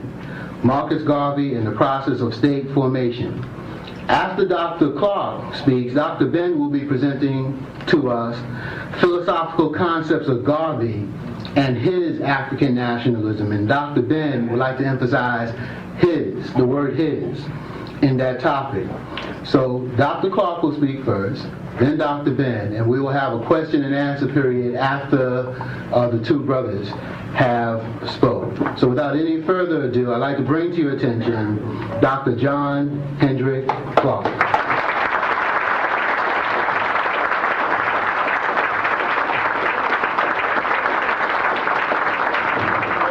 Thank you very much. This is my third visit to Hofstra. I'm very pleased to be here again, and I'm pleased to greet some of the same students again, and pleased that Dean Smith saw fit to invite me, and pleased that the President, with all the many things the President has to do, had taken time out to attend the lectures. Now, I'm talking about Marcus Garvey and the concept of state formation. I will begin by seemingly talking away from the subject, but I will be on the subject all of the time. And I will waste no time with trivia, because the subject is bigger than the time allotted for it. What do we mean by state formation? There's some missing pieces in the history of African people that keep being missing because we do not look beyond what Professor Van Sertima calls the slavery curtain and the 500-year room when our history was locked into a room marked slavery, and we did not move it beyond that room or look at it before that room. We did not consider the fact that for most of the time African people have been on the earth. They have been free people determining their own destiny, and they have not been slaves. In the period of slavery, for the Africans was short in comparison to other periods of slavery in the world. In fact, Europeans enslaved other Europeans for a longer period. To talk about state formation, in the restoration of state formation, we must speak at least briefly of independent states in Africa before the slave trade and how these independent states were lost.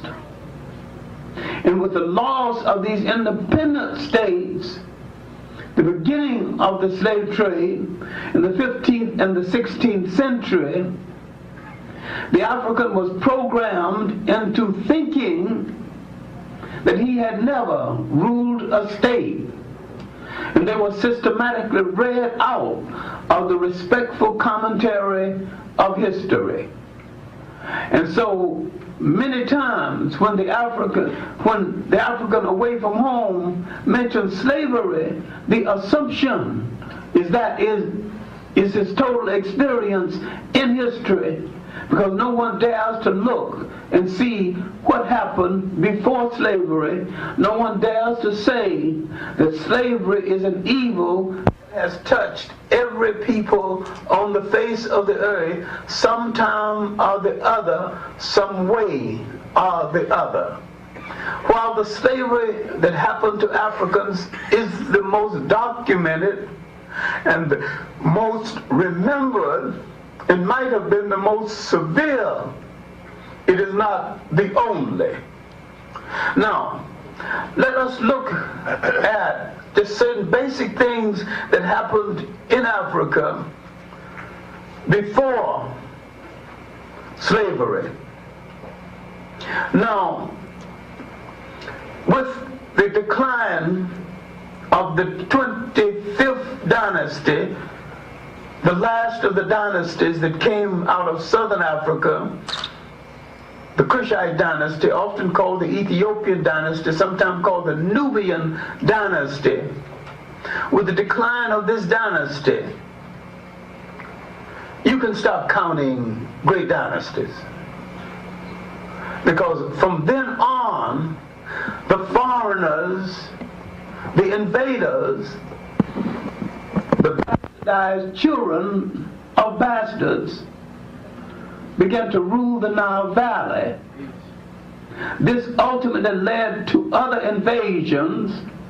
The Assyrians, 666, then the Iranians again, then called Persians, 550. So brutal that the Africans cried out, "Oh God, if you cannot send me a liberator, at least send me a conqueror that will show some mercy." And so when a young Macedonian, known in history as Alexander the Great, knocked at the door, he didn't have to knock very hard. The African, weary of brutal invaders, was not harsh on Alexander, who partly tried to keep the promise. He was an invader like all invaders, a raper. He raped the granary of Africa to feed his soldiers, because this part of Africa was a great agricultural country at the time. Now this fauna was followed by a more brutal form of Europeans, the Romans. And when the Romans stopped killing Christians and tried to become Christians, their mismanagement of this church and the dissatisfaction around it opened the door for the rise of Islam. The rise of Islam, Arab armies and African armies, pushed the European back into Europe, where they went into the Middle Ages, while the Africans, Arabs and Berbers, took over Spain and the Mediterranean. After the Crusades, Europe discovered that it was still hungry, still had lost 1/3 of its population, still was looking for roots to the east, something, spices, something they could put on that gosh darn awful European food so they could eat it. Europe was in a bad way. They had lost all sentimental attachment to themselves and to other people. They learned again maritime skill, mostly taken from China, translated by the Africans, Arabs, and Berbers at the University of Salamanca in Spain. They began to learn map making again and charting again.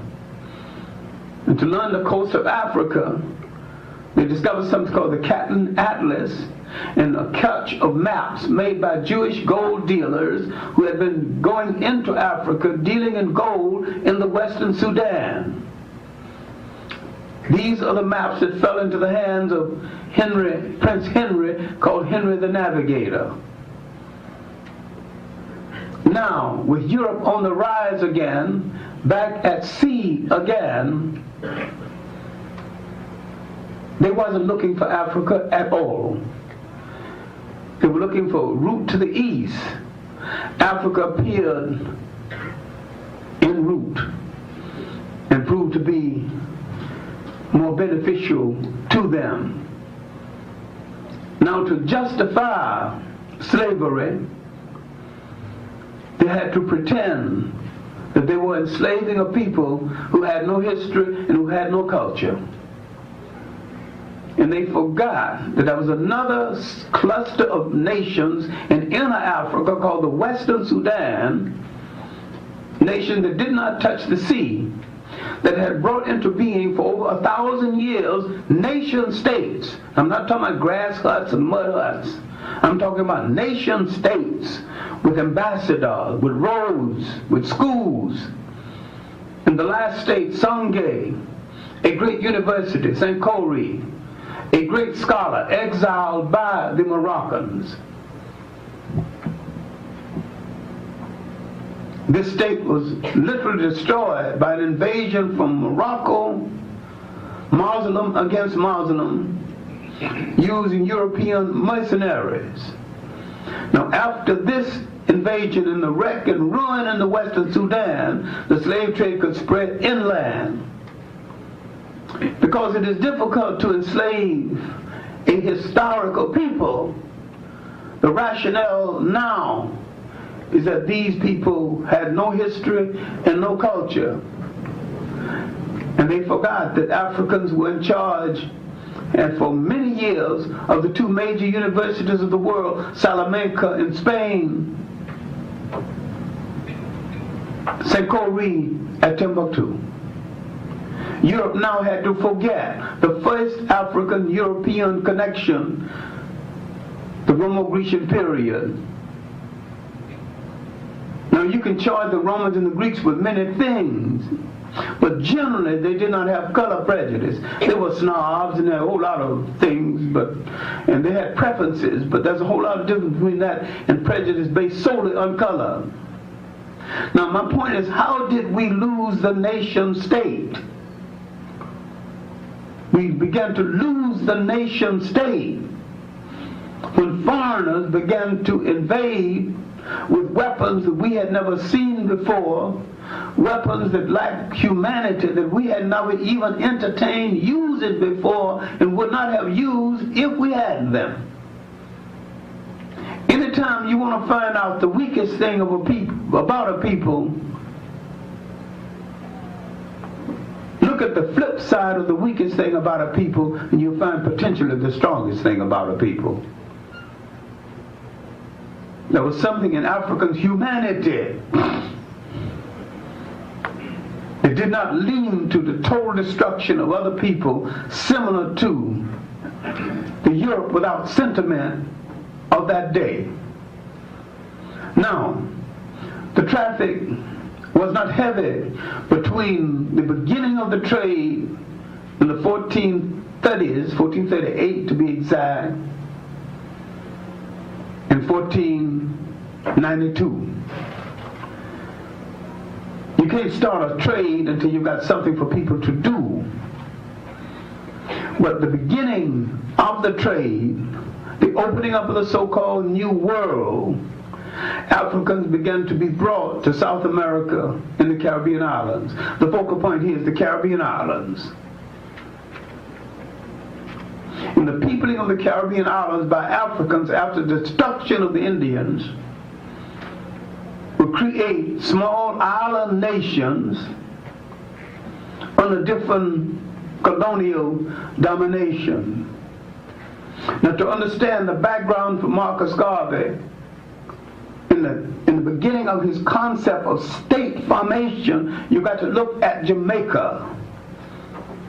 You got to look at Jamaica's struggle against slavery and the fact that Jamaica fought harder than Haiti and did not achieve independence, principally because they were destabilized in between battles. Haiti fought over a 20-year period, and they could take impetus from one revolt to start another revolt. And another incident, an item left out of history, is that Bookman, the Yoruba priest who solidified and organized the revolt in Haiti, was originally from Jamaica.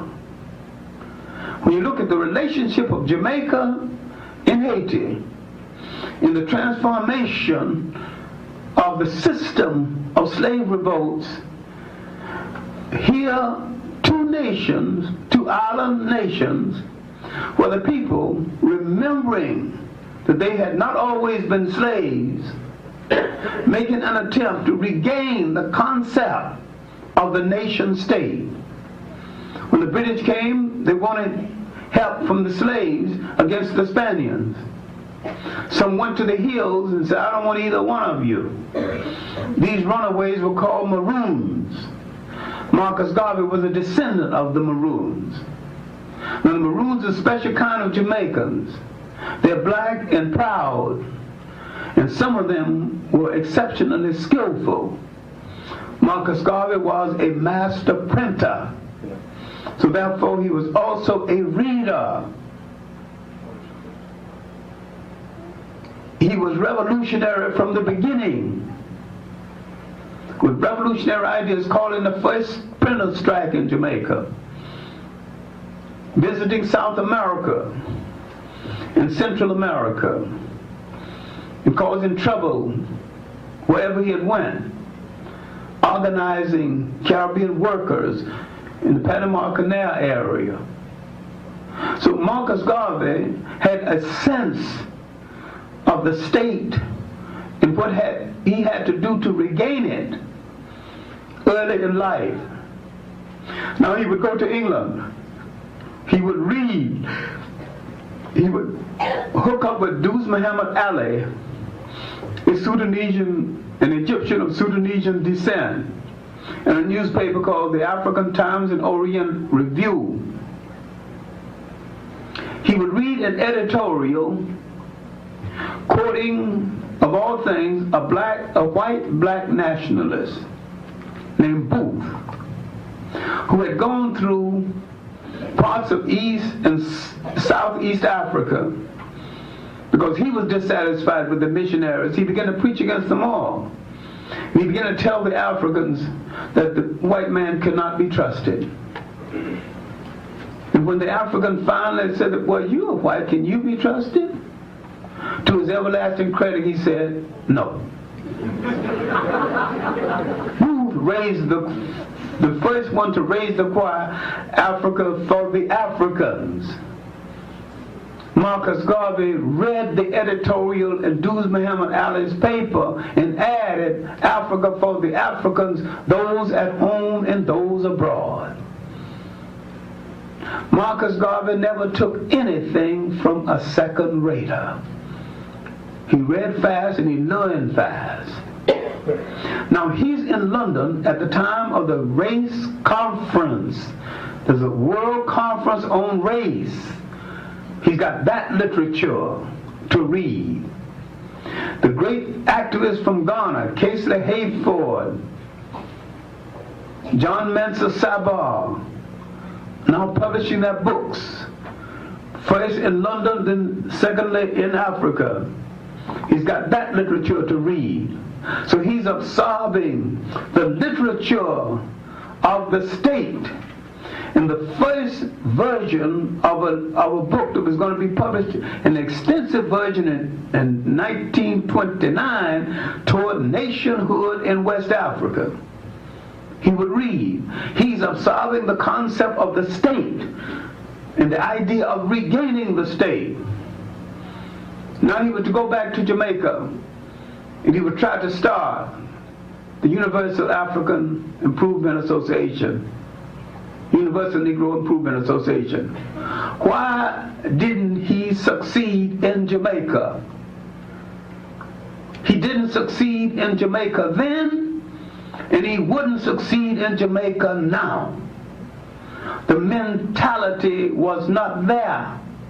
Why didn't the Jamaicans buy the concept of the restoration of a state?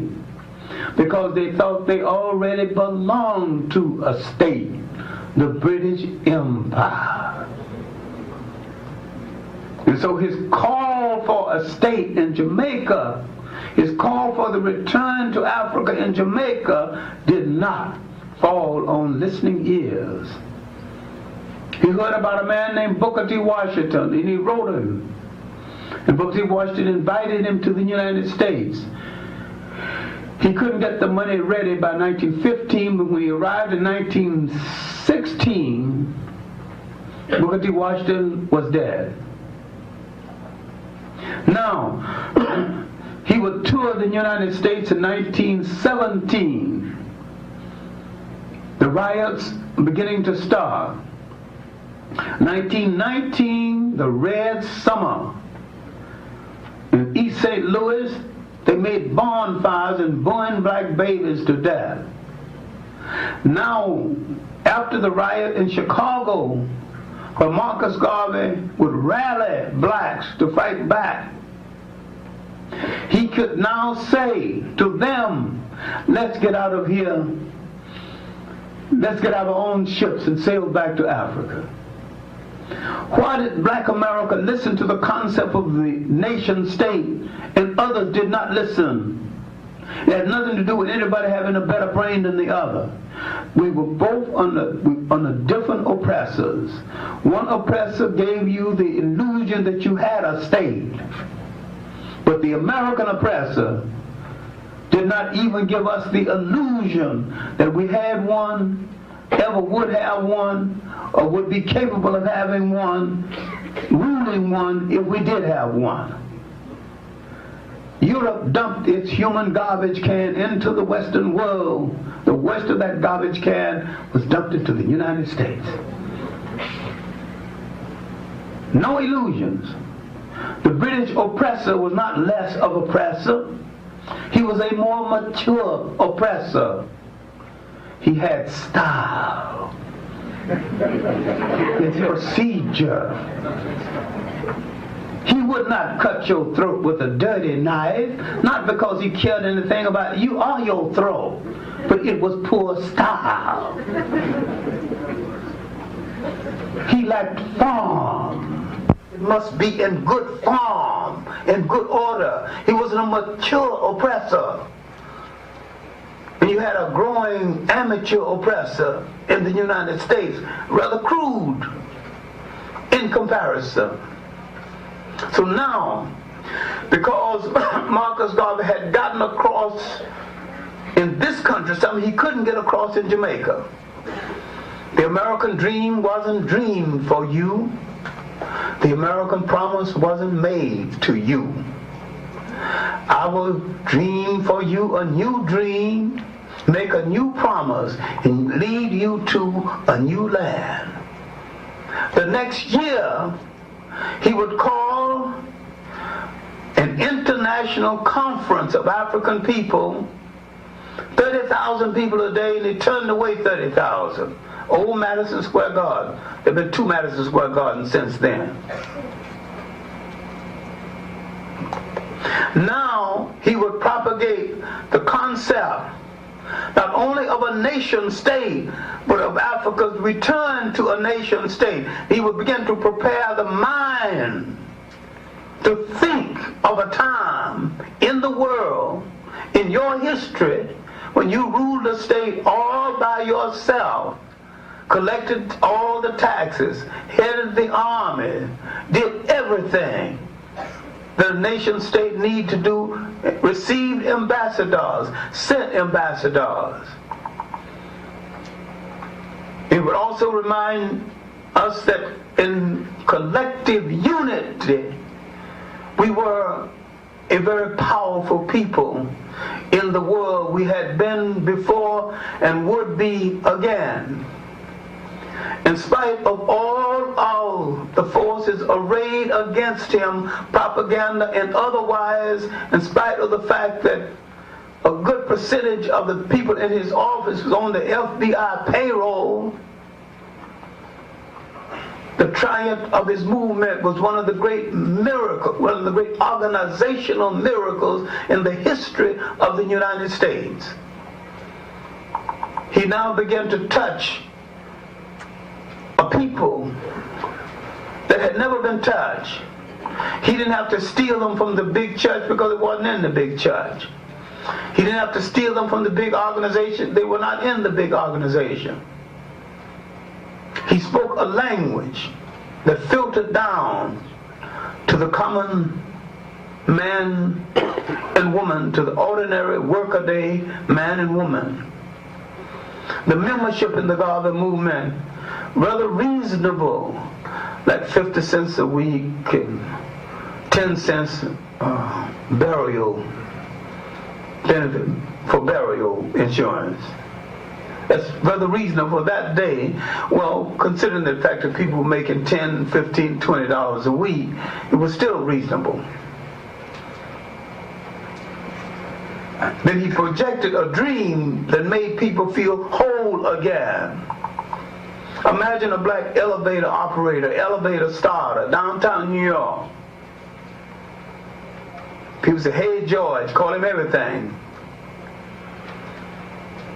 He was "Hey George" down there, but in the evening, with Garvey's paramilitary organization, he was a major and a general, controlling his troops for an empire still to come.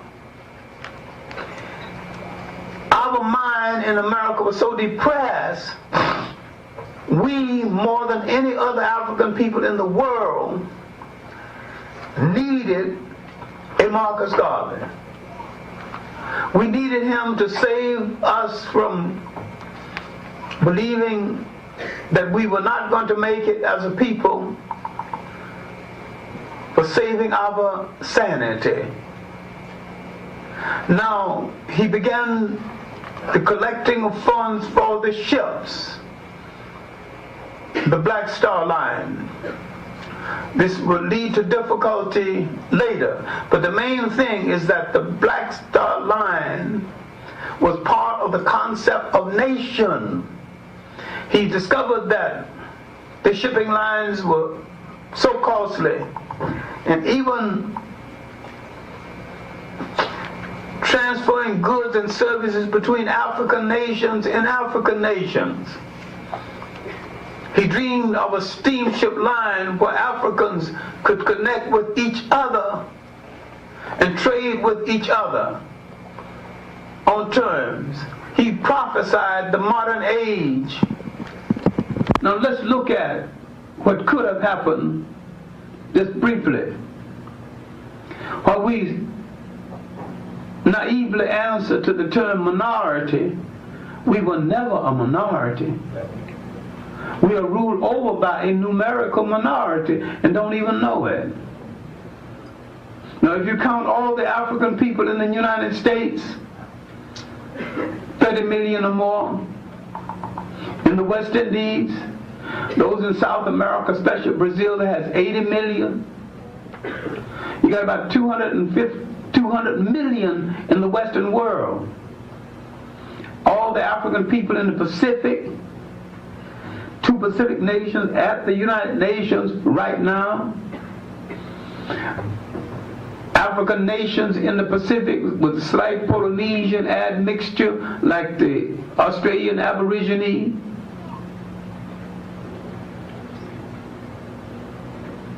People in other areas of the Pacific. A man came to our conference in Egypt this summer. He was a Dravidian. He represents 10 million people of African descent. Now, he wants to hook up again with African people. There's a new book called Delhi, dealing with the black untouchables of India. So there's upward of 100 million people of African descent in India. I know you met some brown races, but be that as it may, a whole lot of Indians are of African descent. Now these Indians of African descent want a connection with the rest of Africa. Now we and the Chinese might be the only people on the face of the earth who can count 1 billion people as part of our group. Or you want an economic system?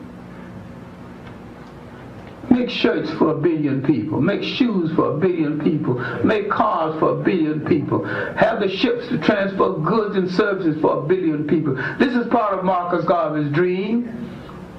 Nationness. And if you're going to have a nation, then you have to do everything people have to do in order to maintain a nation. His Liberia scheme consisted of sending men ahead of time who could manage brickyards,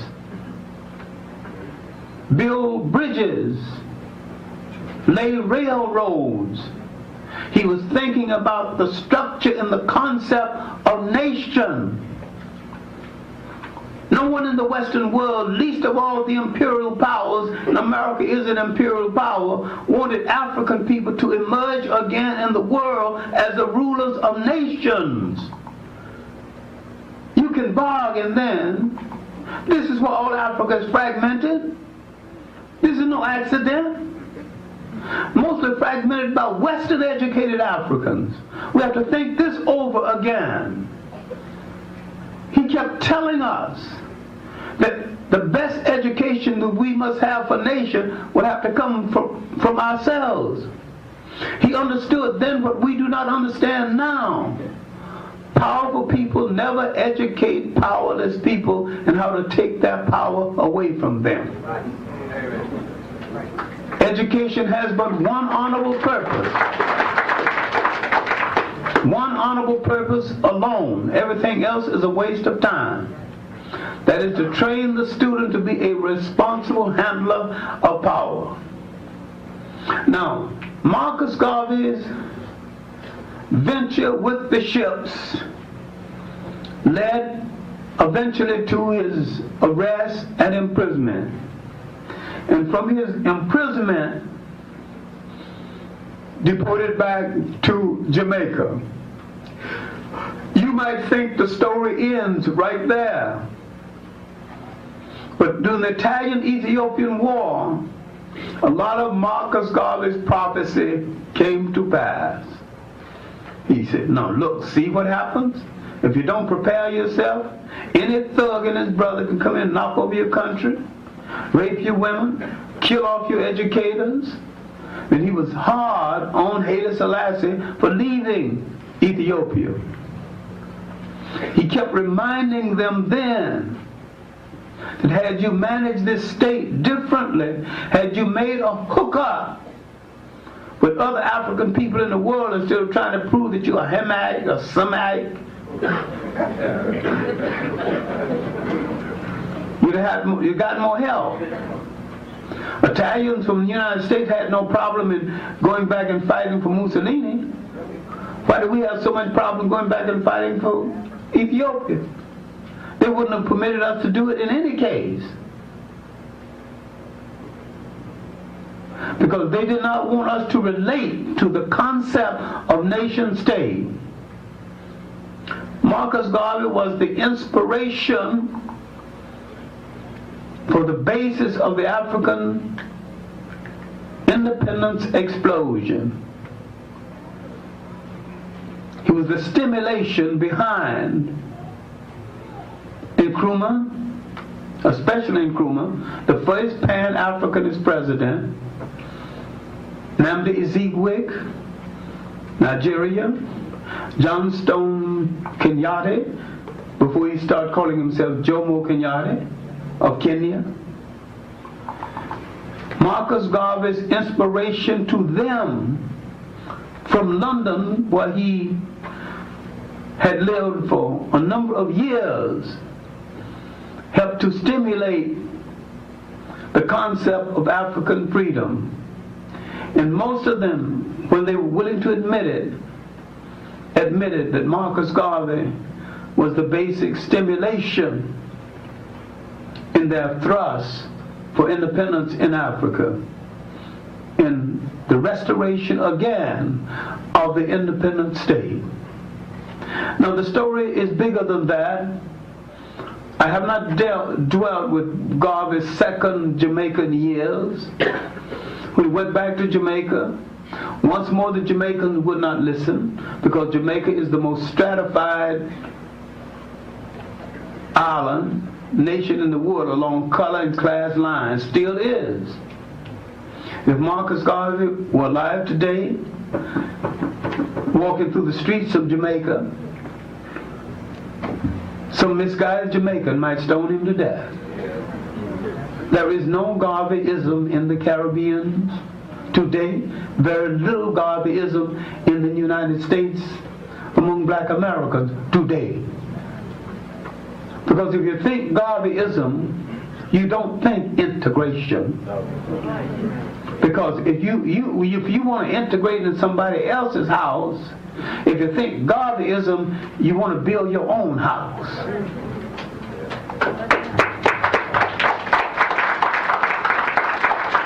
And that factor is missing.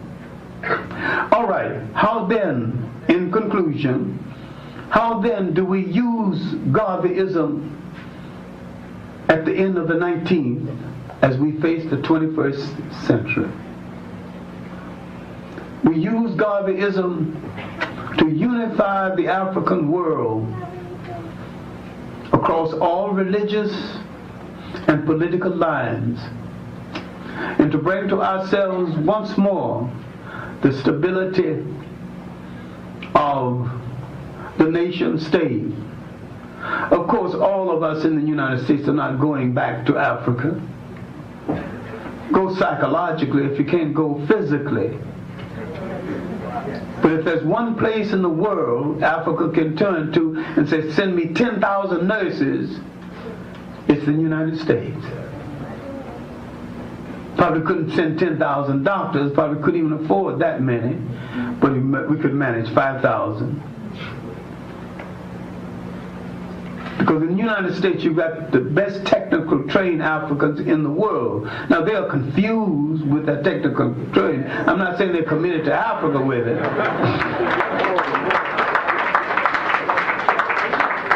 Kids study engineering, he'd rather go work for IBM or AT&T than to go to Africa. So long as you've got that kind of hang up, you're missing the point that I'm trying to get across. But I'm saying that with basic skills in road building, in communication, building in general, managing school systems, managing hotels, the African in the United States might be the key or the lock to the Africa of the future. But if you think this is a betrayal of the United States, and you're missing the point again. Because there's nothing that you betray that the country didn't say it stands for. Not that it lives up to what it stands for, but it says it stands for.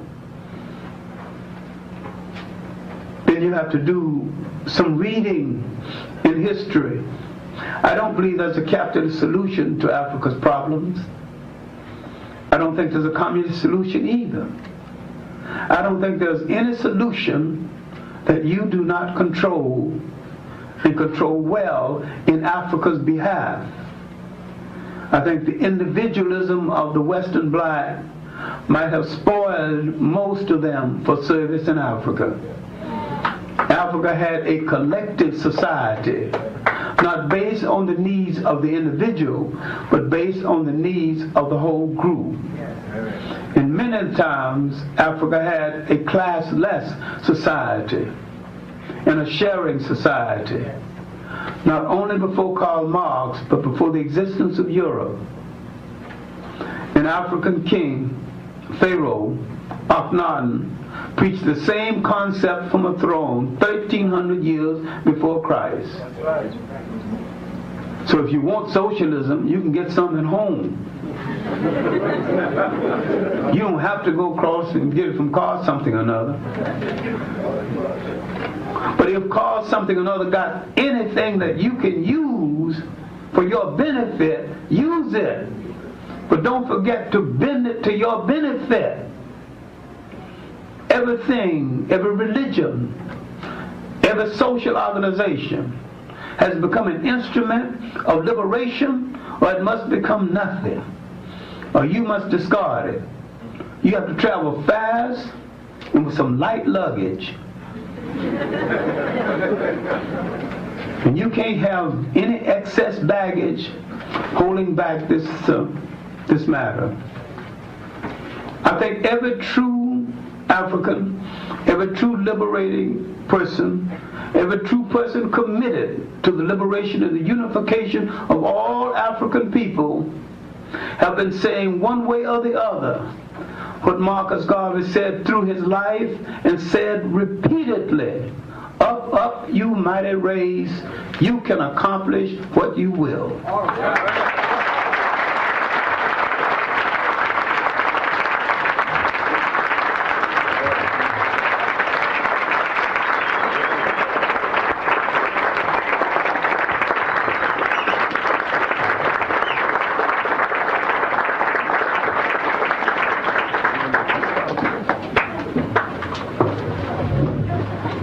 Before I introduce our next speaker, provide one more opportunity. If several people want to just come up in front and sit down on the floor, you can feel free to do that.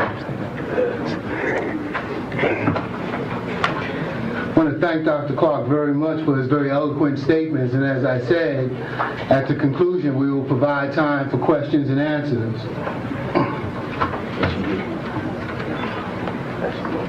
As I earlier stated, Dr. Ben will be addressing philosophical aspects of Garvey and his African nationalism. Dr. Yosef Ben-Jochannan.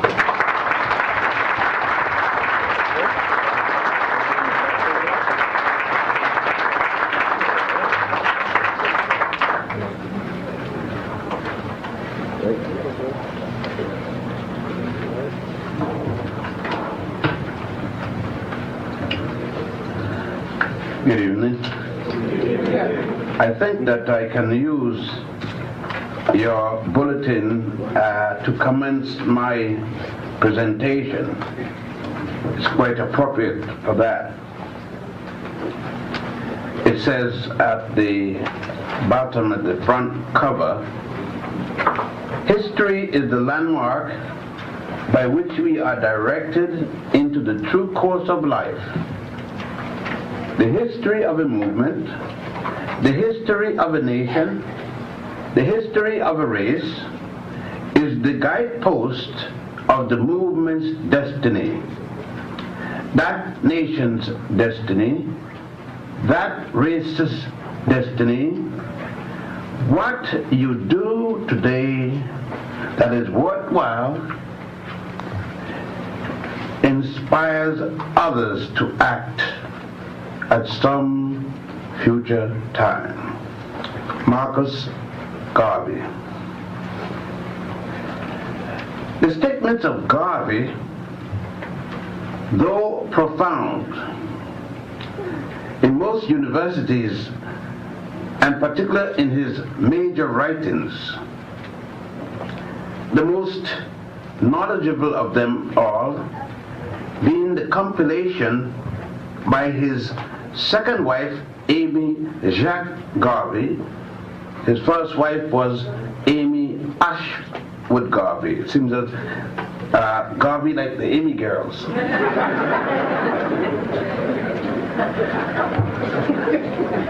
But Garvey has been overlooked for a number of reasons.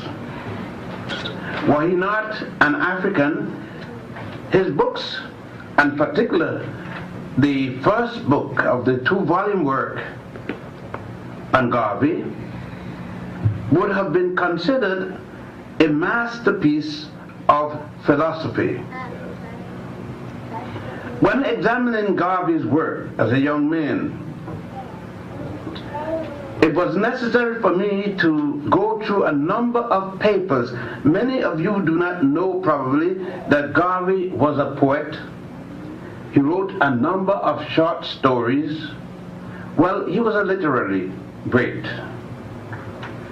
But in his writing, Garvey mentioned something dealing with his philosophy and education.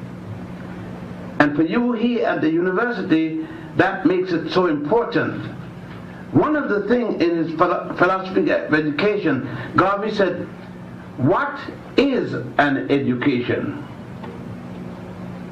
He said, it's not always what you take in. Very often, it's what you got to put out. I think most of us most of us. And I know that I myself, including at least one time, and probably there is some more house cleaning, I had to get rid of a lot of things that I had learned prior to reading Garvey and others. But when I look at the example of materials, when a cache of writings and different collections belonging to Garvey was uncovered some years ago, I got an opportunity to browse through some of them and noticed that Garvey was an avid reader of his ancient history. For that reason, Garvey took sentimentally and attached philosophically what is known as the tricolors of Africa. Today, others are calling it the liberation color. Garvey never had anything called liberation color. He called it the tricolors of Africa. The red, the white, and the red, black, and the green. You can go to Africa, and particularly to Egypt, and find in the temples those tricolor arranged in the same manner, red, black, and green in that order, and see where he adopted his colors or symbols for his movement. Using Edward Burrell Ford, Garvey found it necessary to have an anthem, not the United States anthem, not the British anthem, but the African people's anthem, Ethiopia, land of our fathers, land where the gods love to be. Garvey found it more necessary also. He was a devout Christian, but he realized that none of the Christian denominations within the United States or Great Britain or France or any of the other European colonial powers was sufficient to meet the needs of the African people. Thus Garvey created within his organization the Ethiopian Orthodox Church, which he changed quickly to the African Orthodox Church and set up an ex-Baptist minister, Terrell, to head that religion. Garvey knew it, knowing that Christianity by itself, as many people would have said, was a European religion, and people who say that do not know Christianity, because Christianity, Garvey stated and knew, came out of Alexandria, Egypt, from Pantius and Boetius. That Christianity had been in the continent of Africa, namely the nation of Tameri or Kemet, which the Greeks call Egypticus and the British call Egypt. Of course, the Hebrews call it Mizraim, and the present Arab conquerors call it Mizraim, and there are a number of other names. But Garvey knew that that religion, Christianity there, and of course it got its name Christianity from 212 of the Common Era at a place called Antioch, when the people start using the Greek words Joshua Christus and Christos, which means to anoint. Joshua the Anointed. Up until that conference, he was called the leader.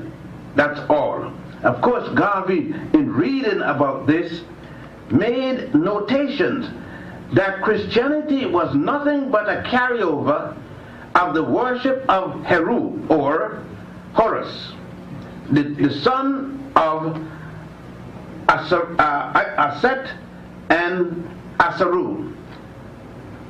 Aset is commonly called by the Greeks Isis, Asaru equally by the Greeks Osiris. Garvey knew, and in his notation, he knew for some reason, although he had never been on the physical continent of Africa, that at the various temples, primarily because he noted them, the temple of Setaiwan at Abydos, and may I remind you, the temple of Setaiwan at Abydos was before anybody named Moses was born in Egypt according to the Torah.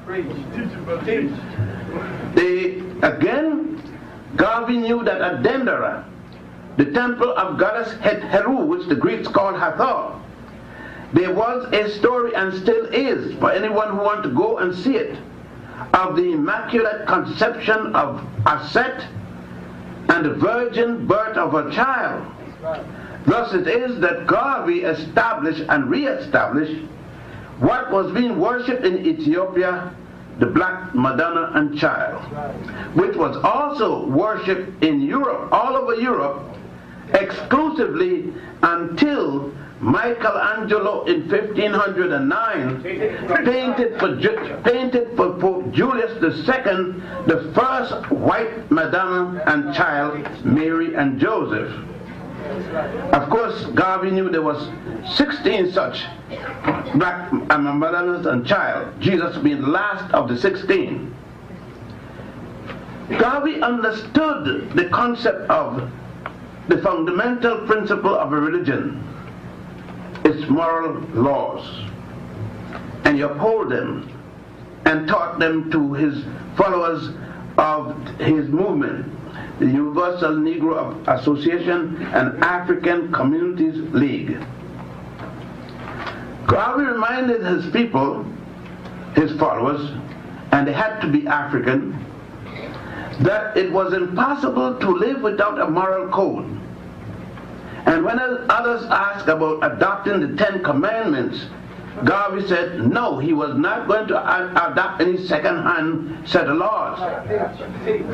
Garvey knew that the 10 Commandments was a joke, that there was no Moses that gave to the world any 10 Commandments, because we don't have Moses until the 18th dynasty, and that Moses wasn't born before 1346 before the Common Era.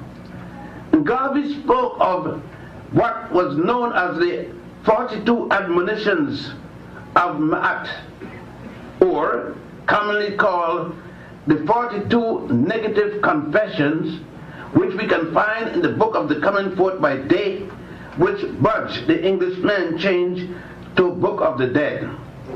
And if you want, you can find them in the Osirian drama of the Book of the Dead, the 42 laws, such as, Hail Ma'at, I have not killed man nor woman.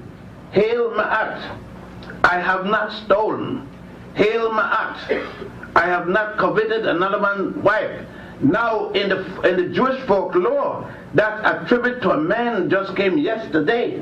And whereas in this book it is 4100 BC, or 3,000 years before Moses. And Garvey knew that if Moses was in fact a reality, that Moses is said to have been born in Africa at a place called Goshen in a state called Egypt, and the last time I saw Egypt, to back Garvey, was 3 weeks ago, and it's in Africa.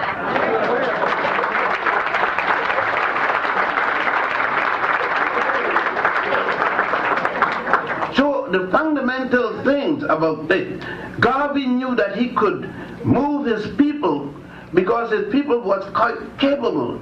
He knew Garvey had in his collection a book in which dealt with the papyrus of Hunefer, Hunefer. In the papyrus of Hunefer states, quote, "We came from the beginning of the Nile, where God happy dwelled, at the foothill of the mountain of the moon," unquote.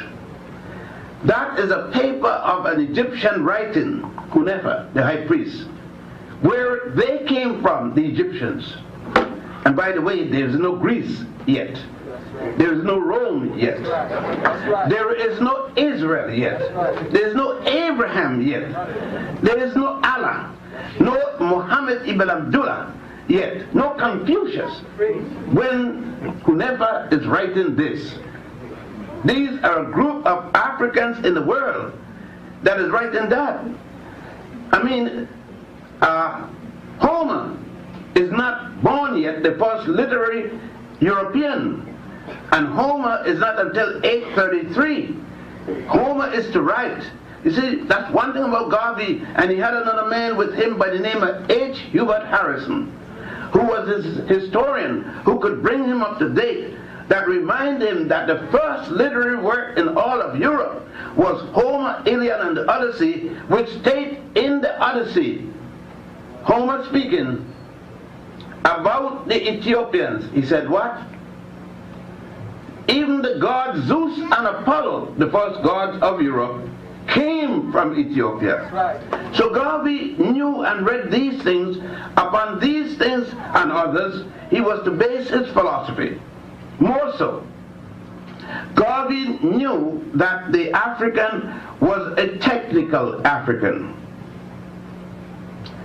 It is equivalent to these days. He would be a multi-genius equivalent to one of them by the name of Imhotep, or combined Imhotep. Imhotep was the man that designed the step pyramid of Saqqara out of solid stone, no brick made of any material, much less mud and straw. The step pyramid of Saqqara is in the 3rd dynasty. Imhotep designed it and built it for the pharaoh Zusa, whom Herodotus later come and call Zusa. May I remind you that Abraham, the first of the Jews, wasn't born. You can't build a pyramid when you're not born. And of the 72 pyramids in Egypt, all was born before Abraham, all was built before Abraham was born at the 13th dynasty in the city, or outside of the city of Ur in Chaldea, which later became an Egyptian-Ethiopian colony by the name of Elam. You see, these are some of the things that we need in our classrooms. Dr. Carter G. Woodson, who started this with 1 week and got fired by a black college president at Howard University by the name of Mordecai Johnson. Poor Mordecai. Well, we can't blame the poor fella. He had no knowledge of himself. Carter G, the community protests make him rehire Carter G, and then he taught his first course in African studies, but he was not allowed to include it in the curriculum in a black university. There are other things, but we don't have time for that today. But Garvey, looking at all of these things, looking at medicine, and we were told that Hippocrates is the father of medicine. Well, that's not difficult because Benny Goodman is the king of swing.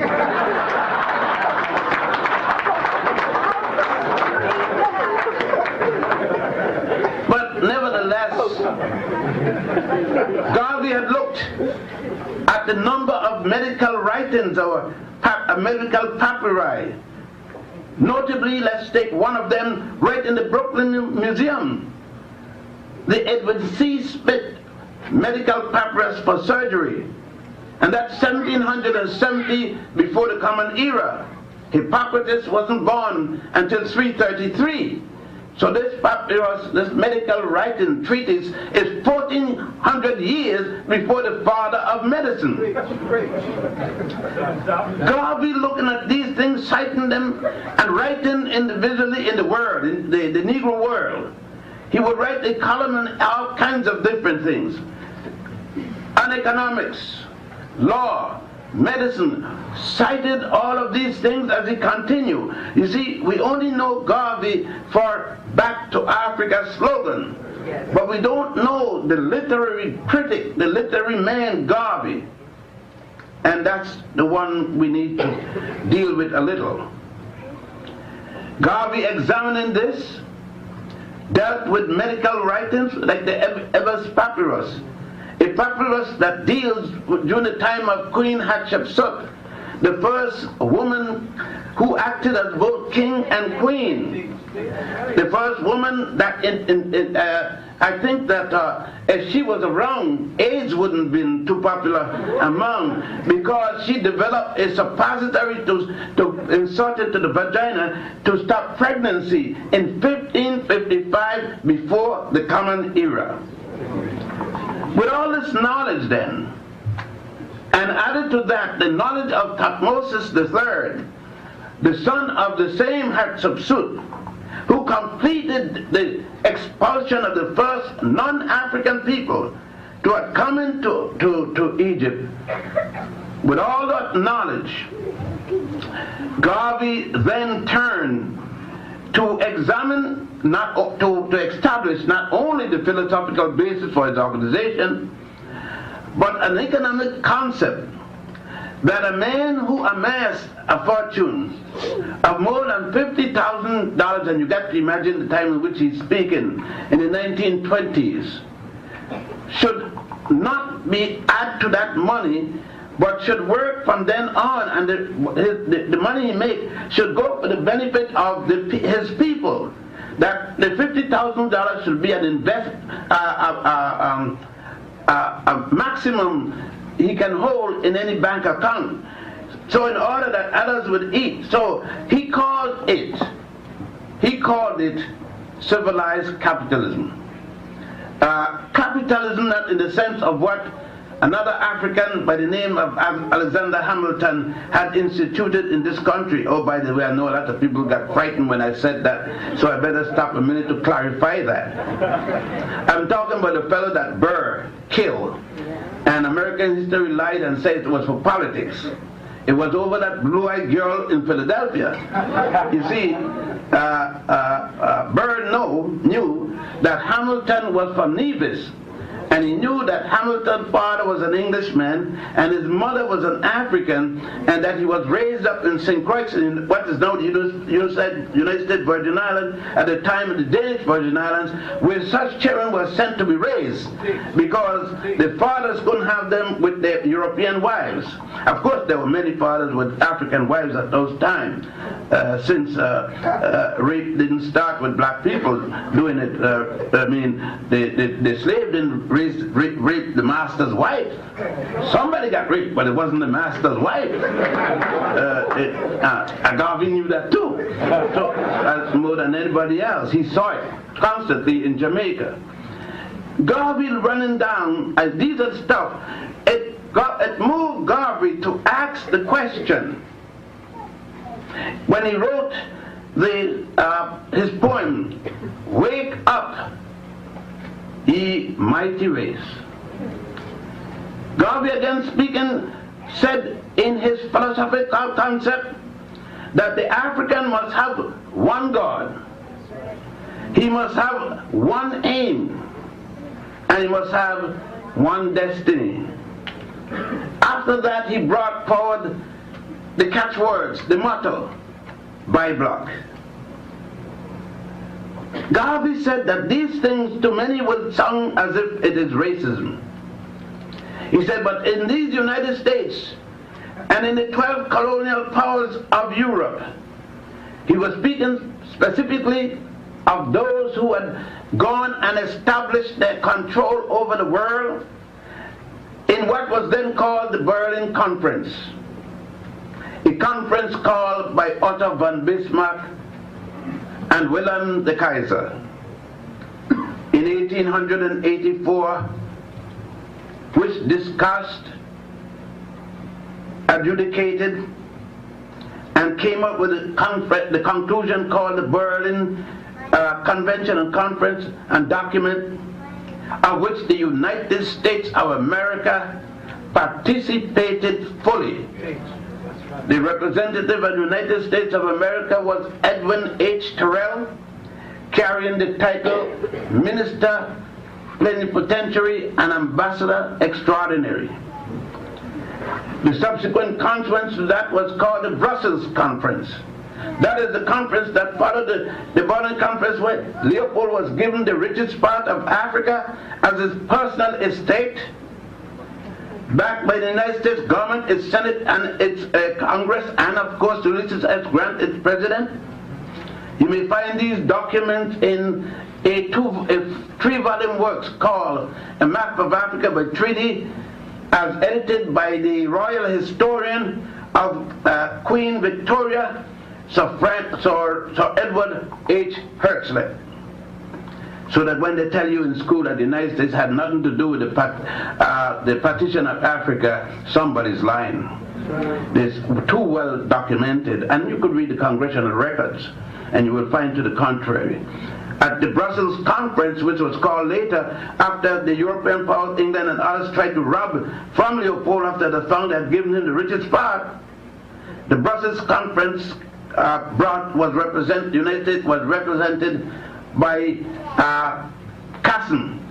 I forget at this moment Casson's first name, but with the same title as Edwin Terrell. All of these matters Garvey had in which he to use to come up with his various hypotheses and subsequent philosophy. In the Philosophy and Opinions of Marcus Messiah Garvey, the first book of the 2-volume book edited by his wife, the second wife, Amy Jacques Garvey, Garvey wrote extensively on all concept, all detail. The reason Garvey said it was necessary to have a paramilitary organization in the United States, he felt that it was impossible for a nation of people, and Garvey saw the African in the United States, the Africans anywhere in Europe, as a nation within a nation. Garvey said it was impossible to integrate a slave with a master. And Garvey said, whenever the slave accepts that he's the master, solely because the master have relieved him by removing the shackles of slavery, and that the slave did not force the master to remove the shackle. The reason the master could feel safe in removing the shackle is because he knows that the shackle is no longer on the physical property of the human being, but it has gone to his brain.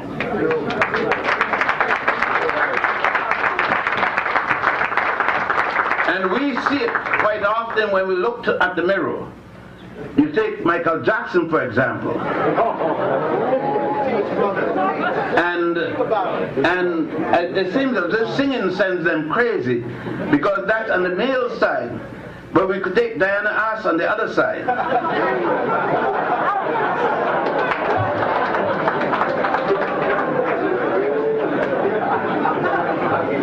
Since the Africans believe in the law of opposite, it is necessary that we put male and female so that no one hollow sex discrimination. In terms of Garvey again in the philosophy, let us try to look at the bi-black situation and to see if it had any aspect of racism. Garvey, in saying by black, he felt, and as he did, where Garvey put his mouth, he equally put his dollars, or at least his people's dollars. Garvey built for them economic institution, the newspaper, the Black Star Line, the shipping company, bakeries, grocery stores, and he started to manufacture. Because Garvey said, if only we could sell one match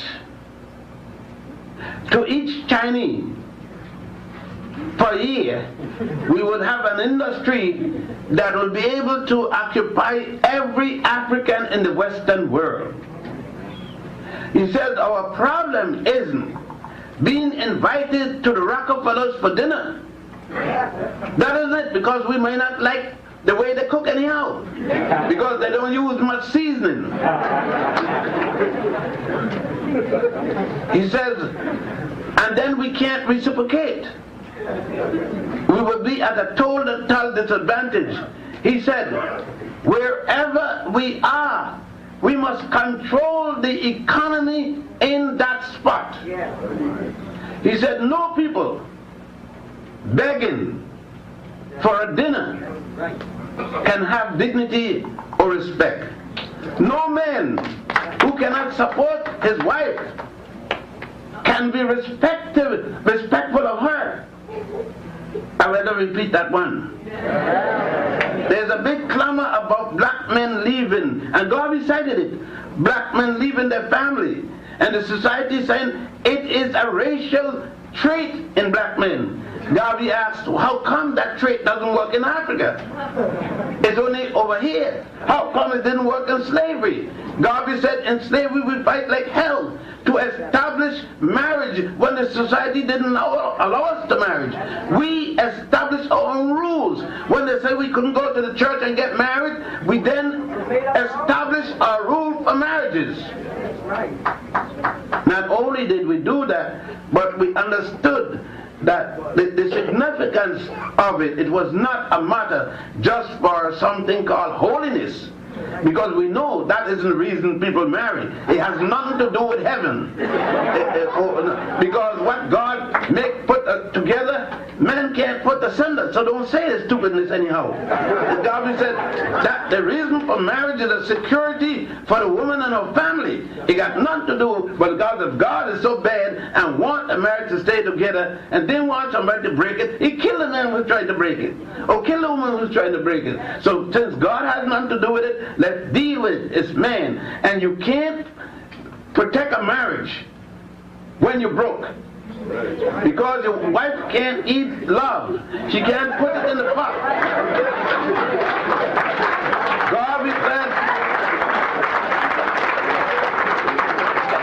Garvey maintained for the African man to have dignity, he must control his economy. If he controls his economy, then he can give to his wife what other men do for their wives. But if he does not, he will forever be a man whose wife is subject to abuse and whom he can never protect. I mean, Garvey's philosophical thoughts were fundamental. And one thing Garvey said, particularly, I should probably say from before, in endorsing what Dr. Edmund Blyden had already said in accepting the presidency of the College of Liberia in 1883, in context with the previous statement that was made, Africa for the African, to which Garvey had already added those at home and those abroad.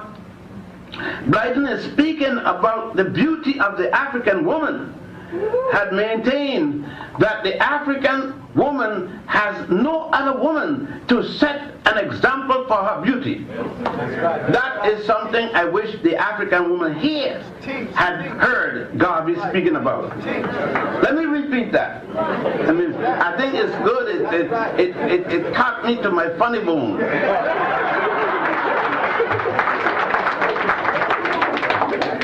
Brothers, what Garvey said. And I know most of the sisters do certain things because you aren't looking at her. And she's trying to look like a European because you like to look at Europeans. That's right. I remember a few years ago she wanted you to look at her in her African splendor. As Garvey said, at the brat of the Garvey movement, the Grandiosa models in the 60s. They wore the hair natural. You couldn't accept the natural African look. You made her put a name to it, Afro. Now I don't know how you could spell Africa with an O in it. But then being in college you get sophisticated. So from now on we spell Africa A-F-R-O-C-A. Africa.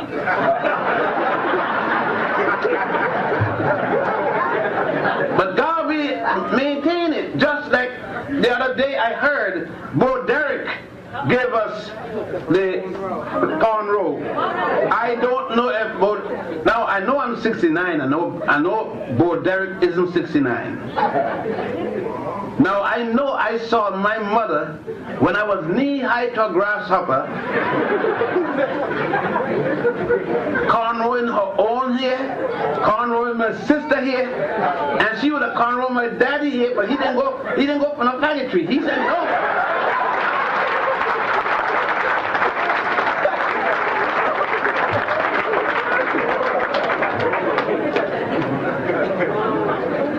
But Garvey said that the African woman's beauty is matched by no other woman because she has her own texture of hair, her own physical shape. And then Garvey went down to remind us, why are we the way we are? And Garvey said, if we had narrow nose and all that heat in Africa, we'll suffocate. For the heat to get out the brain. And it's a fact. If we had this thick lips, thin lips in Africa, we could not, in all that heat, kiss conveniently. If you girls who have never been kissed by a thick lip, you have never been kissed before.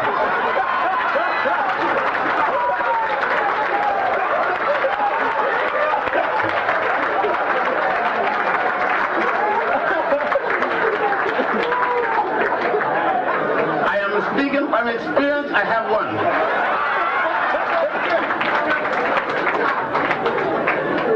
And Garvey spoke of the hair. Since man did not come here with hat on, and with the kind of sun we have in Africa, the hair, the kinky hair, was made by nature to do as what the straight hair does in Europe.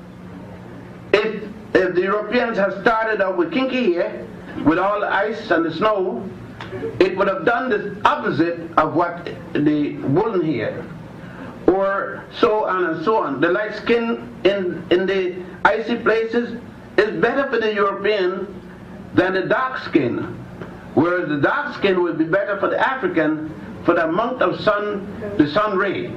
So nature wasn't crazy when it did for its people what it had to do. We are the crazy one who thought that nature was crazy and start to try to look like everybody else than ourselves. And Garvey, in examining all of that, most of us thought that all Garvey thought of was his nationalism.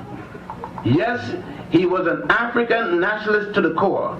He lived it, he slept it, and he died for it. But Marcus, winding down, Marcus Messiah Garvey was especially conscious of one thing: the African man and his African woman. It is something we need to read a little more, if not Garvey, somebody else. Garvey's devotion to a wife. Certainly some people made a lot of dissension with the first wife and caused Garvey to lose his cool, being human, and divorce her. His subsequent or second wife, he treated his sons, the two sons, he had no daughters, Julius and Marcus Julia, both of whom I saw today at the Board of Education in Brooklyn. But he supported them to the best of his ability. So much so that he set a guide. Marcus Jr. is an engineer, and young Marcus, the younger of the two brothers, Julius, is a medical doctor and psychiatrist. One thing Marcus Garvey reminds us, he said, show me a black man who mistreats his woman, and I show you a black man without any pride. Garvey reminds us that our women are the first heaven we have. God reminds us that we are looking up in the air for heaven when it sleeps in bed with us. God reminds us that each and every one of us came out of heaven. The abysmal deep that they are speaking about in the Bible is the placenta. The abysmal deep, dark, abysmal. If you think back of the woman placenta, you can't see anything inside of it. There is fluid in it, and that's where we stay for 10 months normally, not 9 by the way. And but God will remind us of the various statues we see in Egypt. For example, God Mim, the god of fertility, who's always seen an erected penis hanging out, straight, horizontal, perpendicular to the earth surface. And remind us, as the Egyptians show, the penis coming from the navel, the umbilical cord, an extension of life. Garvey said to us, if we would remember that our first experience of heaven is our mother's womb, then we, those of us who think and call ourselves an African nationalist, must first think, must first honor, must first realize, show me the way you treat your woman, and I'll show you the condition of your race.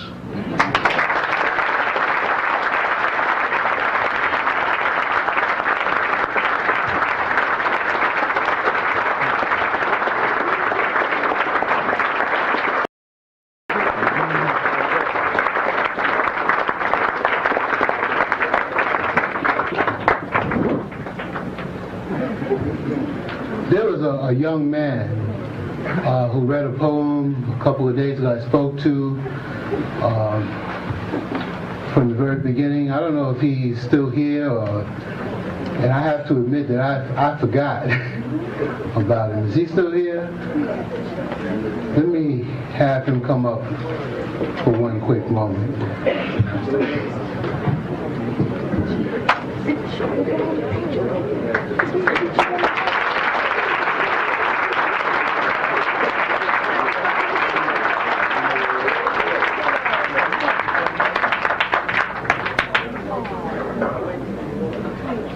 This is brother to one individual, and I'd just like for all of us to pay particular attention to this young brother and listen to his poem. Brother Ayan.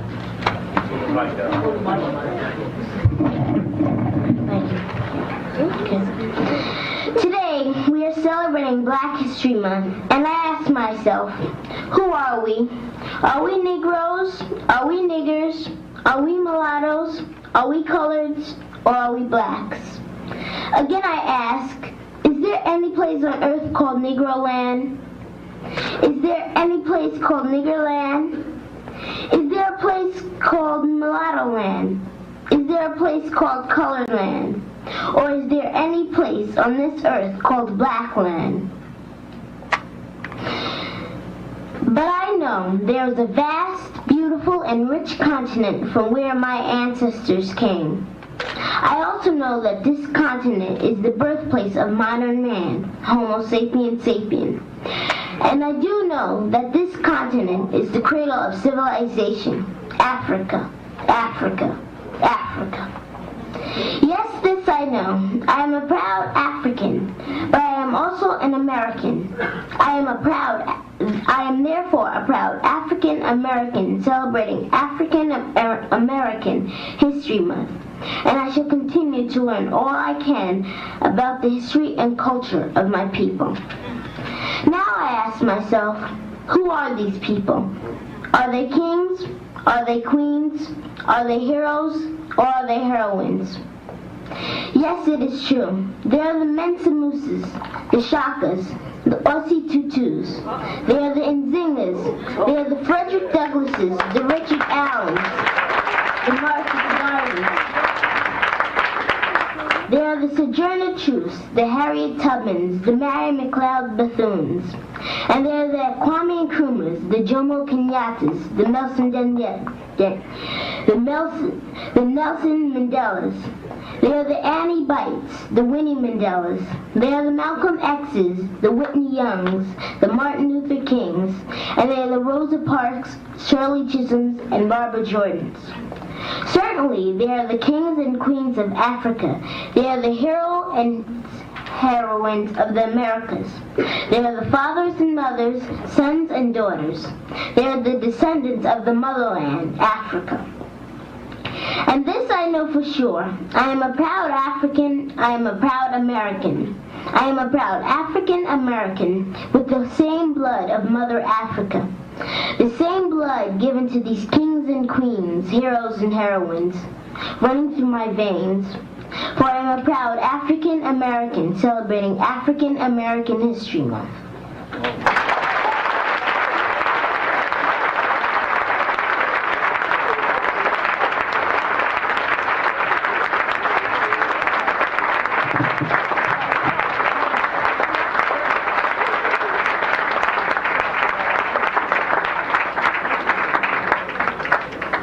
I want to thank Brother Ayen. Ladies and gentlemen, we're going to have a question and answer period. And in having that question and answer period, I will, if you have a question, I will call upon you. And if you would just indicate who you are directing the question to, either Dr. Ben or Dr. Clark, or to the two brothers. Before, I'm just trying to give Dr. Ben an opportunity just to rest for a moment, but I do want to say this once again, that on Thursday, February 11th, we will have Dr. Adlai Sanford and Dr. Donald Smith, and at the present time we will be meeting in this room, but if there are changes from that, we'll certainly post it on the door and directing you where you ought to go. And I also like to, I neglected at the, when you start mentioning names, you always get into trouble. But I certainly want to thank the members of the NOAA staff for all that they've done to make this Black History Month possible, and for just really being there, because it's very difficult putting these kinds of things together. I want to thank the students in the NOAA program who helped send the Black History announcements through the mail. Most of you have received something in the mail, and it took someone putting that in the envelope and getting it to you. And I also want to thank our brothers John Matthews and brothers Terrence Fudge for all that they've done to make this Black History Month possible here at Hofstra University. Without any further ado, we'll have your questions and their answers. Any questions? The gentleman standing in the back. Okay, you'll have to speak just a little bit louder. Brother, you alluded to some of the causes of white supremacy. And just the other day I saw on the Donald show, Dr. Frances Wells. I don't know if you're familiar with her work. She was also saying that part of the reason for white supremacy is because white people know, or the Europeans know, that the black male has the capability in his sperm to annihilate their whole race because their genes are recessive. So that white supremacy is also partially based on that. And I wanted to know, what was your opinion of that theory of crest supremacy? Well, I'm familiar with Dr. Welson's theory, or crest theory. It is part of the answer. The other part of the answer is really in the rise of Europe and the insecurity of Europe in the face of the vast number of people in the world that are not European. Nature plays weird tricks.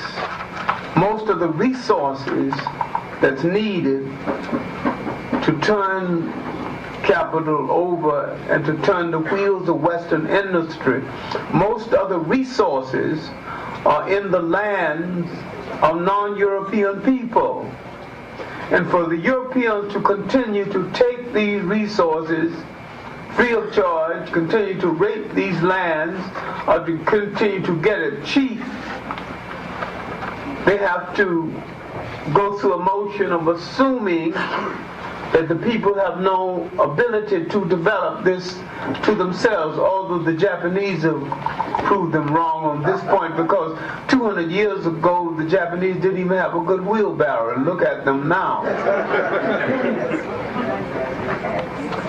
It also has to deal with the maintenance of a concept of color prejudice that started in the 15th and the 16th century, the assumption that there was something special about color, and the European has made a virtue out of a physical defect, the absence of color.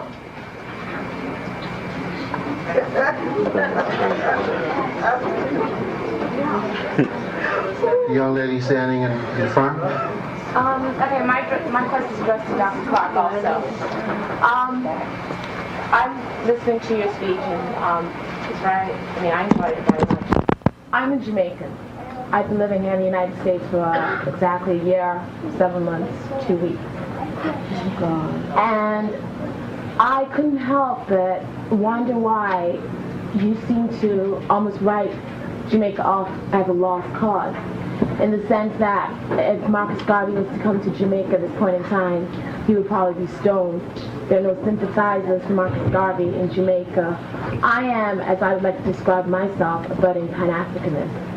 Teaching which I've learned back home. Marcus Garvey is a national hero back home. Mutabaruka, the dub poet, is a Pan-Africanist. Many of our musicians, young people. I mean, there is a change in face in Jamaica, which I felt you omitted by just referring to probably a traditionalist, a strong traditionalist back home, as opposed to a younger generation and change in face. I can understand you taking exception. I've lived in Jamaica, and I was in Jamaica only a few weeks ago at a conference on Marcus Garvey. I still think Jamaica is the most stratified of all the Caribbean nations along color and class lines. The powerful, entrenched, class conscious and color conscious Jamaican who stopped Marcus Garvey the first time is more powerful now than ever. Marcus Garvey is a national hero, and yet you cannot read books about Marcus Garvey. It's not in Jamaican public libraries. There's no course on Marcus Garvey in a single college in Jamaica. There's no primer on the life of Marcus Garvey. What kind of national hero is this? And what kind of nation with black consciousness would elect a white man from Boston as prime minister?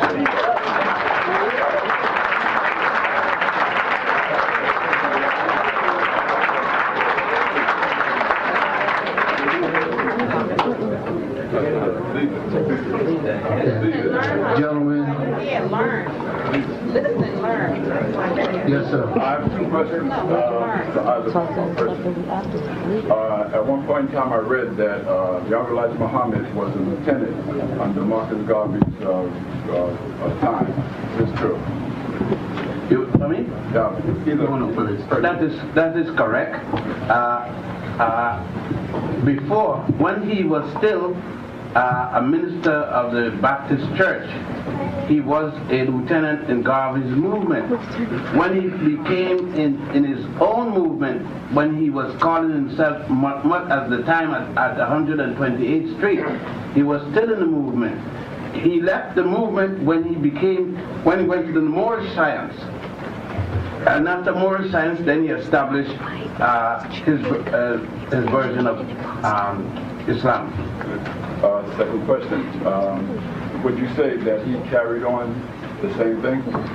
No, he carried some aspect. The economic aspect was basically an idea from Garvey. I would say other than that, it was a rugged departure. Thank you. Yes, sir. In Harold Cruz's latest book, he talks about the development of the black political convention movement of the 1970s. What do you see as the potentials of a black political party in the U.S., and what do you think are some of the problems? Either one. Look, I'm familiar with Hal Cruz. We grew up together intellectually after the war.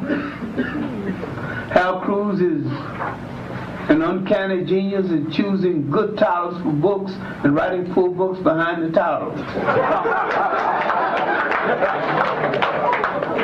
Both of his books are misleading. This one is called Plural But Equal. Interesting title. But we were not brought to America to be equal. It is a plural society.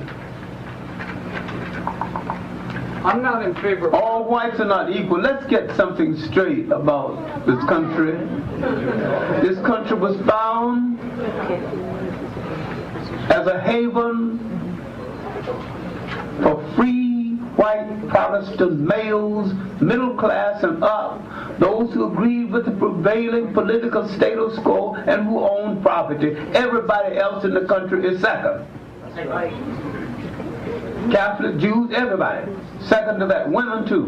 Women got to vote day before yesterday.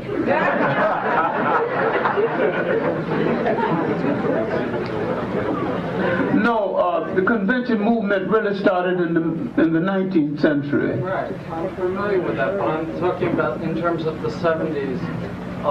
Do you think there's potential for a black political party? What do you think that potential is, and what do you think would be the problems involved? I haven't decided whether it's even a necessity. I think a black political force, the unity of blacks on a political purpose, blacks knowing what they want from the political structure and unifying to get it, is far more important than a separate black political party. A separate party, if you think will do any good, but a political force is essential to all time. Do you think the Black Caucus is what you're talking about when you say that? Well, the Black Caucus is a minimal thing. It's not big enough to be considered on the same level. Okay. Yeah. There was I feel slighted in this book. He's always accustomed to give John and myself hell in all his books. And he isn't cursing us in this book. I wonder, John, if in his old days he's getting reformed.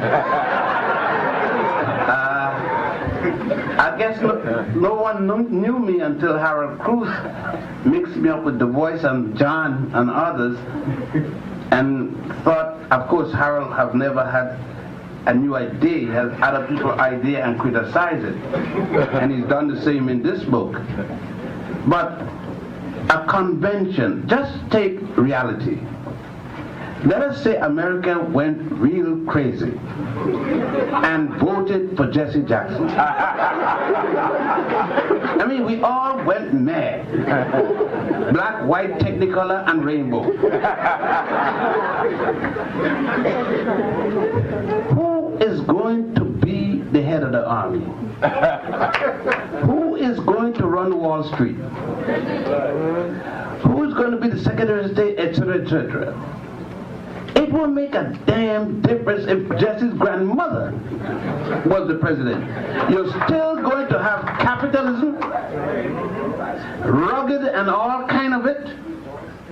And if Jesse lived to pass the Electoral College, you see, you forget that Americans don't vote for a president. They go through an exercise of futility, because it's going to be the Electoral College that decide who's going to be the president. 3 times or 4 times American popular vote was reversed. Don't think that America will kill John F. Kennedy, Roosevelt, Lincoln, and others and won't kill Jesse. I think Jesse knows that he gonna win. He's just making a position. He wants to go to convention with his strength. He wants to be able to negotiate for a few ambassadors, a few, let's face it, and get a few dollars for himself. And I'm with him. Get some money, Jesse. You got a family to support.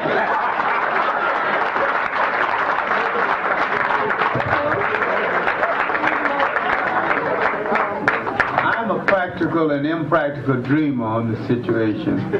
I want Jesse to get so many votes, they have to throw it in the house.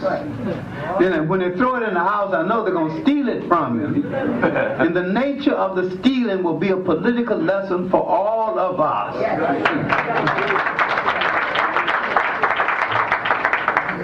There was a lady in the back who had a question. Right here. Okay, well, let me go to the back and then I'll go over there. I read that in Africa, many centuries ago, that one was respected based on their blackness, especially the black ladies, that it was considered beautiful to be black, and that they looked up to these blacks with such great respect. The young girls would paint themselves with black berries. They were very proud. What caused us as a people to become ashamed of our blackness? White images, starting with the Bible. White Jesus, gave us a disrespect for the black father in the home. Missionary concepts of color, propaganda, cause us to lose faith in ourselves. I've seen people in Africa, black and proud and beautiful, in the Sudan, and I've seen some blue black people. Most beautiful blackness I've ever seen in my life. Velvety looking blue. No apologies. When Nkrumah came to power, I was head of a culture unit of the anti-poverty program. I got the film and I got the tape and I showed it to my students. I said, look, he's addressing the world. He's speaking to the United Nations. He had even combed his hair. He no bleaching cream. He's black and he like it that way. In the last public speech of James Baldwin at Cornell, a white student asked a white male student, after all the years and you're famous now with money, aren't you tired of people discriminating against you because of your blackness? Isn't it a problem to you? He said, no problem to me, but I'm worried because it's still a problem to you. And he said, I like it the way it is. I wear it well. I dig it. But if you can't understand it, then that's your problem. I think in the Tanzania Gazette, there's a nice thing. When Tanzania got independent, there was one British woman who was in the Tanganyika legislature during the British administration for quite some time, and she couldn't stand the idea to see her beloved Tanganyika go to the natives. And so the Tanganyika Gazette did a little comic strip. They show a missionary man come with his British hat, his short pants, and his high socks and boots, coming up on the shore. And then the little missionary boy running in on the shore. An African woman in her house peeping through the window, and a little African boy playing with the missionary's son. And the caption said, Ngulu, I tell you never to play with your dinner. It was to show the attitude of Europeans of how they thought about Africans But the thought remained the same, but the African has still regained his land. Another caption is, and I'm finished here, but we like to use Bro and Nancy stories before they became Uncle Remus stories. A missionary arrived because this is one of our worst problems. They said that the Africans ate the missionaries and we didn't eat them, and that was our biggest mistake. But it's not too late to start eating them. But this missionary came and he tried to convert everything he could see. And he didn't get any Africans because Africans by now had started to get back on the track. But there was a lion coming up who had been wounded, and a wounded lion in the spark can't catch anything. And so the lion was coming up like this, and the missionary started to pray, "Oh Lord, I don't know what I'm going to do because I promised you I will come here to civilize these people and to bring them to your faith." And so just then the lion came, watched the missionary, and stood down with his paws up in his place and started, "Ooh." And the missionary said, "Oh Lord, I want to change something. I didn't get a human being here, but I got a lion who is praying to you." And the lion stopped and watched the missionary and said, "I don't know what you're asking the Lord for, but I'm thanking the Lord for my first dinner."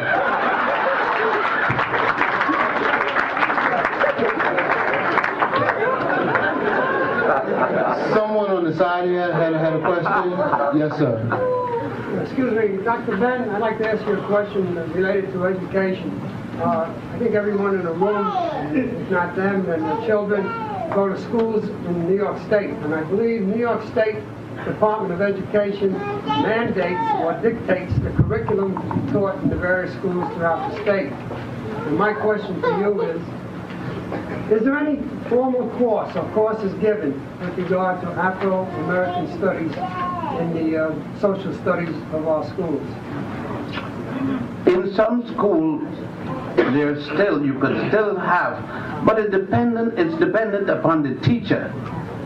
And even at the college level, there is such a thing as a curriculum committee. That's the fellows that chop up your course or say it can't go through. But nobody can stop me from teaching what I want under any title. I mean, I could teach a course called Restrictions Not to Say African and teach Africa in it, because I use one of the other names for Africa, and I will speak about it. It's like excuses are out of mode after the 60s, at least 69 and so forth, when youngsters went to the street, when the youngsters in Cornell took up guns against the New York State policemen, when youngsters all over, when they burned the universities, and have to get back to that. I got to say, I probably wouldn't be here. I probably wouldn't be here at Hofstra, sitting down today if young black people didn't burn the place. I mean, let's face it. I mean, we are brilliant. John is a brilliant brother, and I'm no slouch. But we wouldn't have been here. We were there before 1969. We had to pay people. We were paying at 310 Lenox Avenue with Richard Moore. We used to pay people 25 cents to come upstairs to hear the lecture.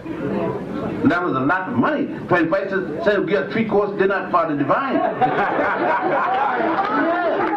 And we had such people as Langston Hughes, John, Richard Moore, and I could go on and go on. And for entertainment, we had Philippa Schuyler. Then she was a child genius before she went out of mind. And then all those different things. And no one, people didn't want to come. We had to literally kidnap people and carry them upstairs to listen to their own history. So it was never a time. We had Dr. Seifert and his institute. There were a number of academies.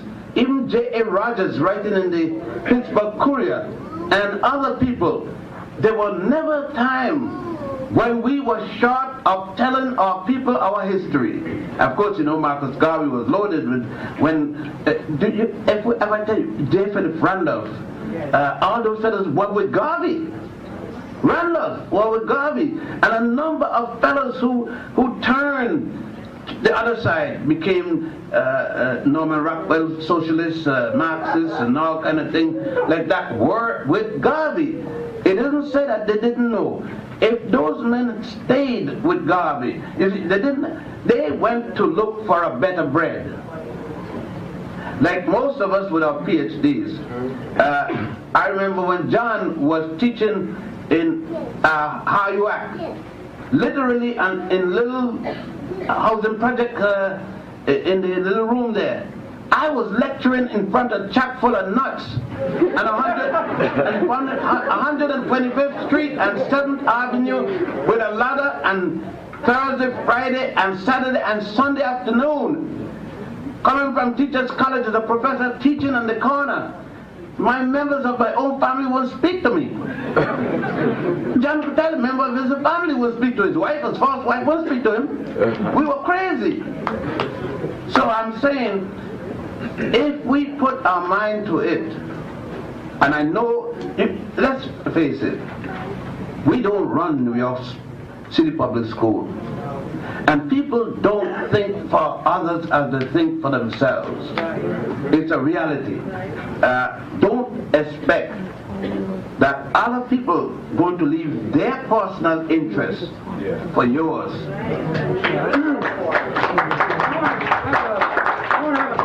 Comment on that. Just a very short comment, because there are a lot of folks who question. Long-winded, you know. Okay, well, don't you be equally as long-winded, because we can't hear him. Okay. So very specifically, Dr. Ben, when I was a child, they called social studies geography. And as a youngster, studying geography, Africa was known to be far removed in a very negative state. My point is that as a youngster, I had to fantasize about geography because all they taught was white history.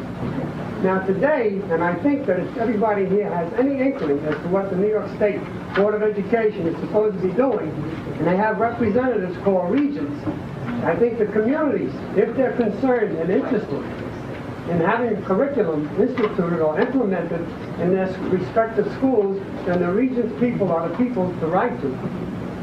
Yeah, but if you have gone and seen a regent meeting, I guess you remember a fellow named Clark, not Dr. John Henry. I'm talking about the other Clark, the Kenneth Clark. That's another Clark, another era. But he told you the Board of Regents had meetings to which he didn't know, and which he couldn't attend because the places they had it is for whites only.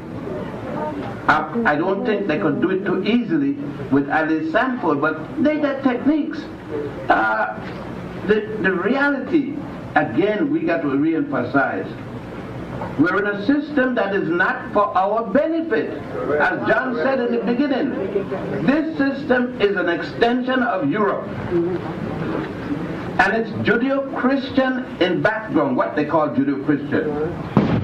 And it functions for that. It's Judeo-Christian, Greco-Romano, and nothing that, anything that doesn't fit in that, going to have to fight and fight and constantly fight.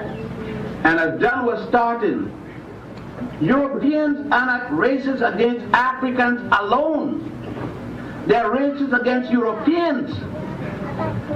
French people don't like to live. I mean, if you Italian, you're moving in a French neighborhood, it is hell. If you're German, you move it. And then remember, let's face the fact. When you said Jewish, when you're talking about they're black Jews and they're brown Jews and yellow Jews. But when you say white Jews are white. In white good society. You doubt it? Move in a white Jewish neighborhood, or a white Italian neighborhood, or a white Greek neighborhood, and see if all whites don't move. That's it. Thank you very much, Dr. Ben. Yes, sir. Speak just a little louder, please. When was the first recorded date for the education system of Africa? And could you explain to me why was the sign of peace, what is now known as swastika, why did that change to the law of opposites that you have? Nobody, no one knows when was the first day of education in the continent of Africa, because you're talking about 11.3 million square miles. But the oldest record of the Nile Valley, Egypt, and Egypt wasn't the first, by the way, is Pwanit, now called Somalia, Kenya, and Uganda used to be the old nation of Pwanit, which later the Jews called Punt in the allegorical story. Our records, we have archaeological records of hieroglyphs, which shows writing that goes back to about 25,000 writings that we could decipher now. If you go back to the Grimaldis and others, you have other writings there, the picture writings. If you go into the Tassili Mountains with the fresco there, you have writing, the symbolic writing, it goes 450,000 years ago. That make Adam and Eve look sick. So then, we don't know when education started. We know, though, that the Grand Lodge of Saqqara, and Saqqara is started with at least the third dynasty with Imhotep and Zusa, that at that place they had what they call a lodge, the Grand Lodge, the temple, where education, but remember, education must have been way before that, because since a man had to stay 40 years in school after entering in school at age 7, being circumcised, and then started, at 40 years later you get your priesthood, a designation. Instead of a PhD, you get the name of priest. And you know all the subjects there were. So it was, I could say, education in Africa started before Adam and Eve. There was no Adam and Eve mentioned any place when education, because Adam and Eve started with a Jewish, a Hebrew, a concept coming out of the Sanhedrin. And you don't have no Hebrew before Abraham, and you don't have no Sanhedrin until 700 BC. So even before the concept of Adam and Eve, Africans had writing and education. Okay, why was the Ramadan, the Ramadan? Why does that change to? Why does that change? Hitler moved it to a swastika. If you go to the museum, the Metropolitan, no, the Museum of Natural History at 79 to 81st Street on 8th Avenue or Central Park West, and the second floor, a section called the Hall of Men in Africa, you would see the Togolese clothing. You see Gramadans all over it, and what is called an eagle, which they now call a German eagle. Saint Maurice Aragon, that became the patron saint of Germany, this African from Togo, who went to Rome and then was sent from Rome to be bishop of Germany and then murdered, wore the Togolese eagle and the Gramadan, and their Gramadan at the feet of Buddha, the Gramadan all over. Gramadan is old as 40,000 years. The difference is that Hitler turned the legs around, that's all. But what they call a swastika is Hitler's copy, because Germany under Kaiser Wilhelm had colonized Togo and the Togolese brought that symbol there. That's where the Germans got what they call the swastika. Okay, question all the way in the back, Mr. Poe. Speak loud, Mr. Poe. I recently did some research on Jewish Nairi and his fight for independence, but that is illegal. You have to excuse me, I'm going to show And I was wondering, it seems to me that Marcus Garvey and Julius Nyerere had similar beliefs of self-sufficiency in Africa for Africa. I was wondering, how can we as Africans, people of African descent in America, make these efforts manifest here? I got to disagree with you both, buddy. Not Julius Nyerere. Julius Nyerere does believe in integration. Marcus Messiah Garvey will have died rather than integrate with anyone other than an African woman. It was inconsistent with Garvey to think of cross-mating You could call it racist or not. He believed that the survival of his people, if you're going to do that, do it at a later date. But he said, you first have to consolidate your forces before you could start talking about integration. Nyeri barred me from coming to the, what, the 7-pack they call it? 6-pack. The 6-pack in Tanzania, because my speech was a speech supporting Garvey. By the way, I was barred from Guinea by Secretary for the same speech supporting Marcus Garvey. Both of those men said that they did not stand for any such philosophy of race. So I don't, not Judas Mary, who kneels down in front of the Pope and kisses the ring.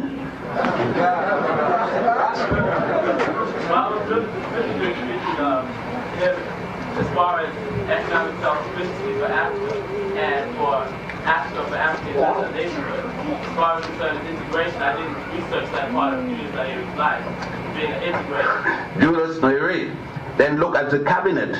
Look at the role of the Indians in Tanzania. Look and see if in Tanzania, if you go up to the post office, if an Indian can still walk in front of you and get served. Okay, we're going to take about 2 additional questions. Gentleman sitting in the front. Yes, I'd like to address this to both Dr. Ben and Dr. Warren. I was just wondering, when looking at Isis and Osiris and Horus, the story of Isis and Osiris and Horus, and looking at the Bible as it is now, you see some similarities, but there are also some inconsistencies in the current Bible. I was just wondering, could you point out some of the inconsistencies and also give us a point of reference which we could look at as far as periodicals are concerned? This is solely Dr. Ben's answer. This is his particular area of research. One of the major inconsistencies with the Mary and Jesus and Joseph takeoff of Isis, I'm using the Western usage of the name, Isis or Horus and Osiris, is number 1.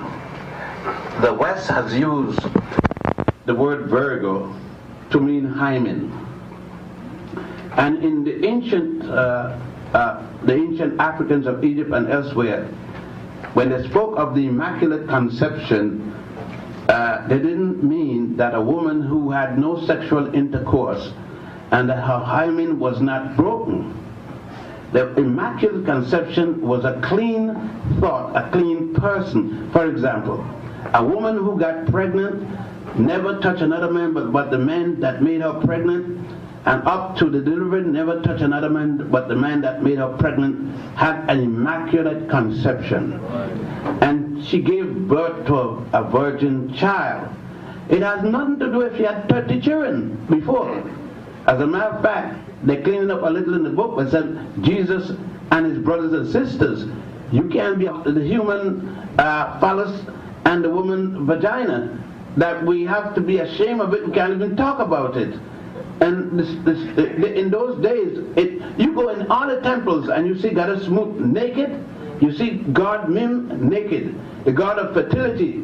You see Goddess Mut giving birth even to the sun from her vagina, and the sun coming out in the morning and going back. The Western concept of the Romanized concept of this is even to deny Jesus the act of manhood.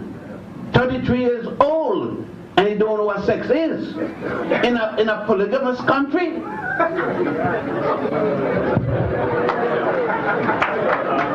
want to follow up on that. Periodical follow-up. Could you give us a periodical which we can use as a point of reference? Oh yes, there are a lot of. I think you could read Anacalypsis, a 2-volume work, Anacalypsis, Analypsis, by Sir Godfrey Higgins, 2 volumes. Man and His Gods by Homer W. Smith. The 16 Crucified Saviors by Kersey Graves. Bible Myths and Their Parallels in Other Religions by Thomas Downs. Christianity Before Jesus by John Jackson, also by Annie Besant. There's equally two people who wrote that. I mean, two different books by the same name.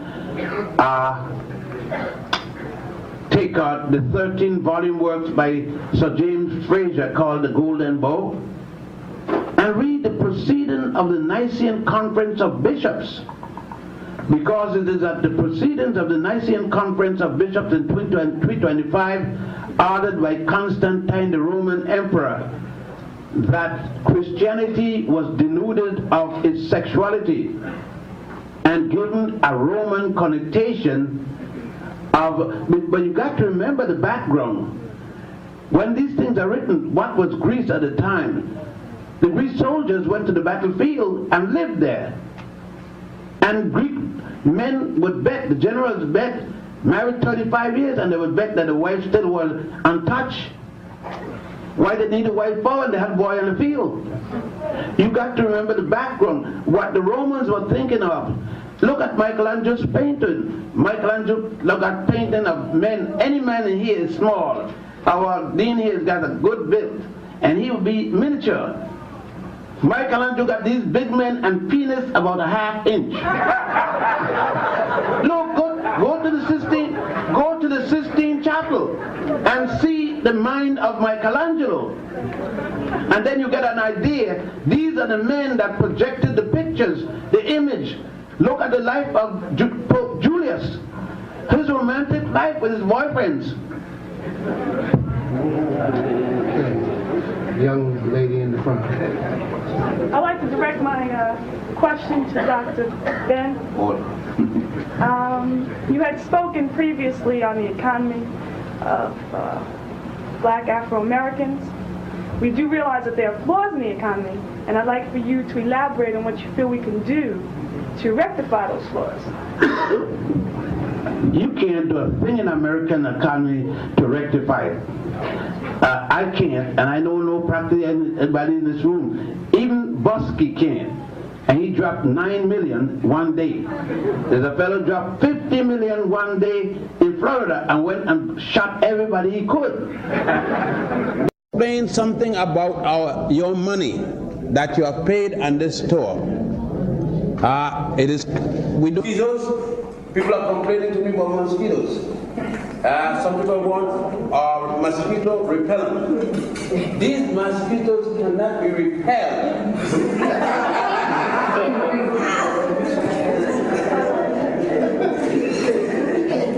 They've been here before you. They know all the tricks. They are Egyptians. And an Egyptian mosquito has to be treated with delicacy. When he comes, you said, "Hello, mosquito." And then you let him have his portion of blood. That's all he wants of blood. And some of you blood is so bad it will kill the damn thing anyhow. So let him have the blood. Because if his wife comes, she'll kill you. So let him have the blood, carry it home and share it with the family. Stay indoors and you don't want to be bitten with the shades closed, and the mosquito wouldn't eat you too much. So they're not really repellent. You put it on. What I'm trying to say is people buy those things. It may work with one of those timid American mosquitoes, but they go work with the African mosquito. He's not really thrown off with a stupid amount of repellent. He got ways to deal with that. Okay. We have journeyed from the United States.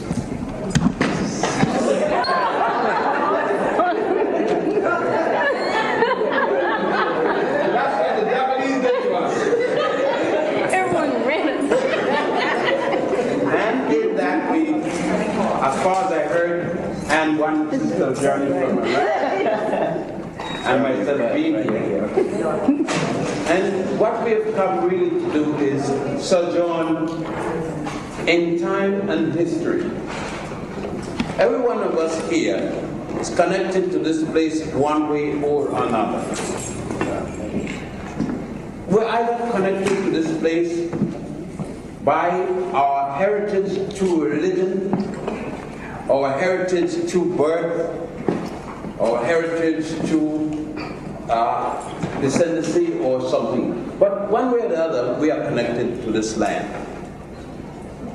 And what we are going to find out is to what extent that heritage was. Why are we so hopped up on the Nile Valley and Egypt in particular? What does it hold for us? What does it mean for me, a man in Harlem, or for you, a woman in Jackson, Mississippi, or Kingston, Jamaica, or Puerto Rico? So, what would want me to bring me back here? Is it just a Tutankhamun exhibit that came through a few years ago, a few cities in North America, or the Ramses exhibit that just was there in Tennessee and Nashville, or in Dallas, Texas, or so? It's that, all of that, and more. So let us explore what we have done thus far and what we intend to do in another 2 days. We arrived at the Heliopolis Airport, otherwise known as the Cairo International Airport, and we started our tour there. Unfortunately, there were 2 buses and only one of me, and so I couldn't tell both buses, give them a little trip from the airport into the hotel and point out some of the sites. Most of this that I told you in that bus was covered by the 2 guides we had, and we will have 2 guides consistently because we'll have 2 buses. But just so that I'm going to deal with the ancient part of Egypt and not the modern part of Egypt. Why did I revise the tour from the southern, starting in the south and coming to the north, or southern north and going to the south? I once did this, as I'm doing now. There are a lot of reasons of which we can't put the time in, but using that for what it is. You were at, yesterday, you were at the beginning of the United Egypt, a place called Mem Nefer, sometimes interpreted to mean the White Wall or the White House. It is here that the America used to name many things. When we think of the White House, we in the United States think of white people naming it White House because they're white. Has nothing at all to do with that, as many other things in the United States. What had happened in the United States is some men who were basically English came or were brought to that area of land.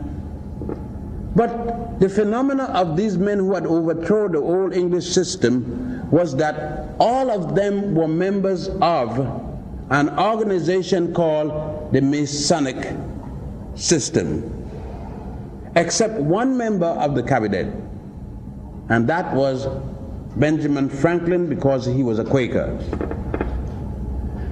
Those men belonging to that organization adopted a number of things through England, their mother country, and their mother lodge. Within that lodge system were 2 different ones, one called York rites and one called Scottish rite.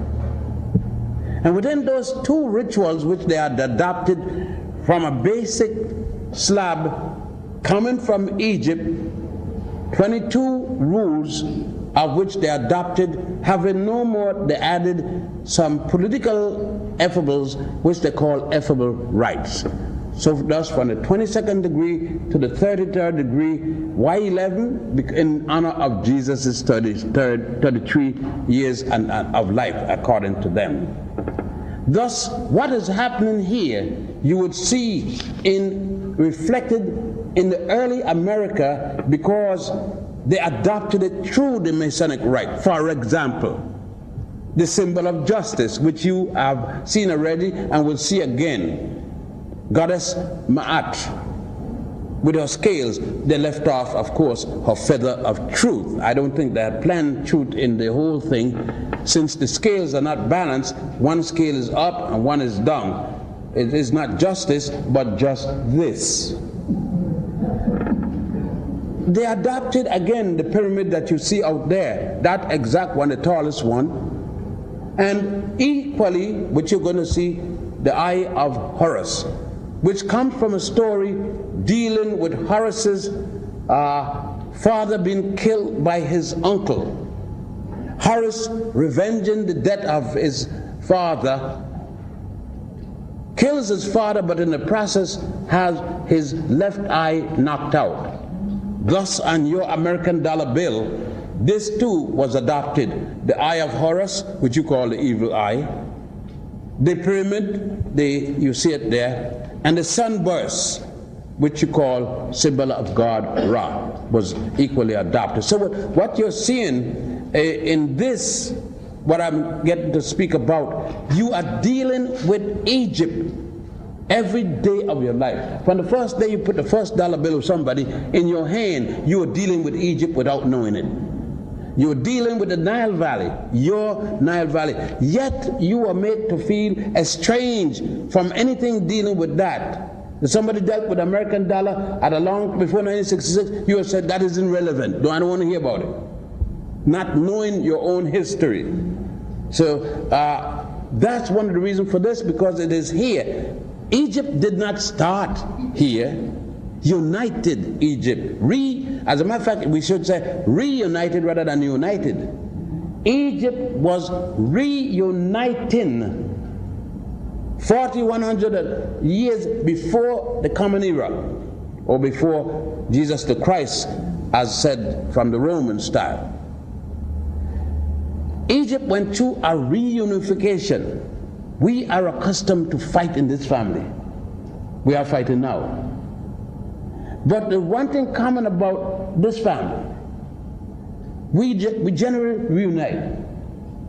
Don't care how we fight each other, this extended family got a way of coming back.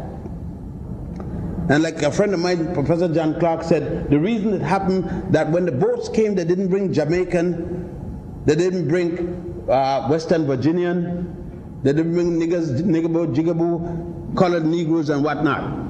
They brought all African. So at times we get African feeling, want to come back together, and we do come back together, remembering, especially when the crackers start giving us blows.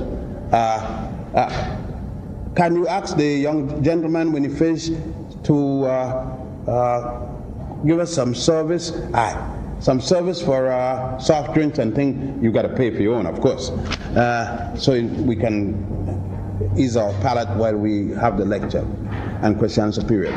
Now, what that has done though is to make us associate with our history and yet not knowing it.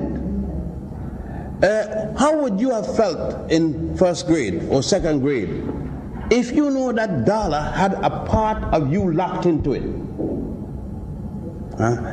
How would you have felt if Banneker had anything to do with the layout of Washington, D.C., especially if you were going to school? Just so, how would you have felt when you took up a Christian New Testament or a Jewish Old Testament and knowing that basically it was copied from you? You're going to see it.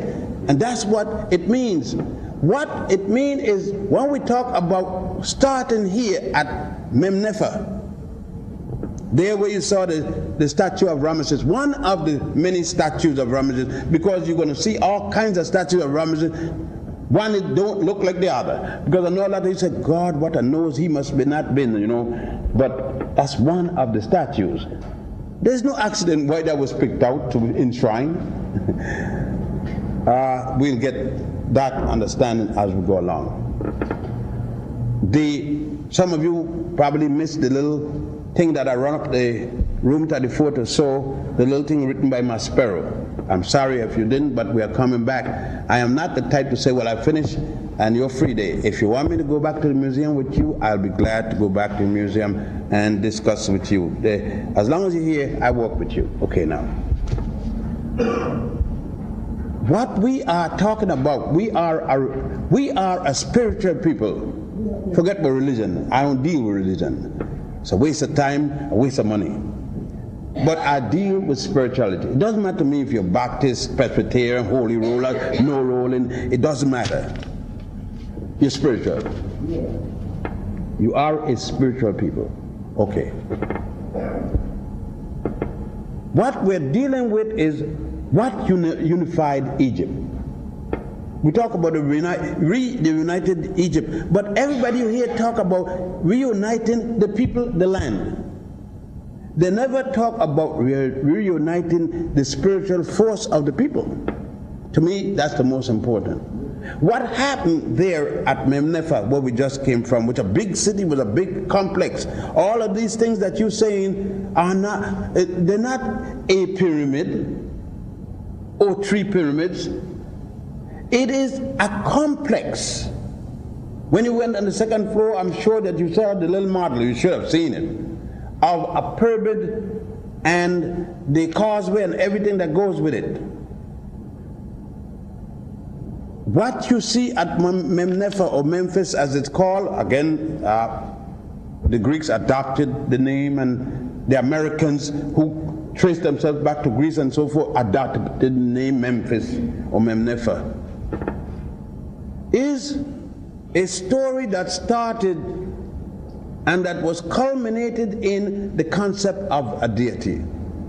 It seems that Egypt had become prosperous and Egyptians started to fight. Africans of this land called Egypt started to fight themselves.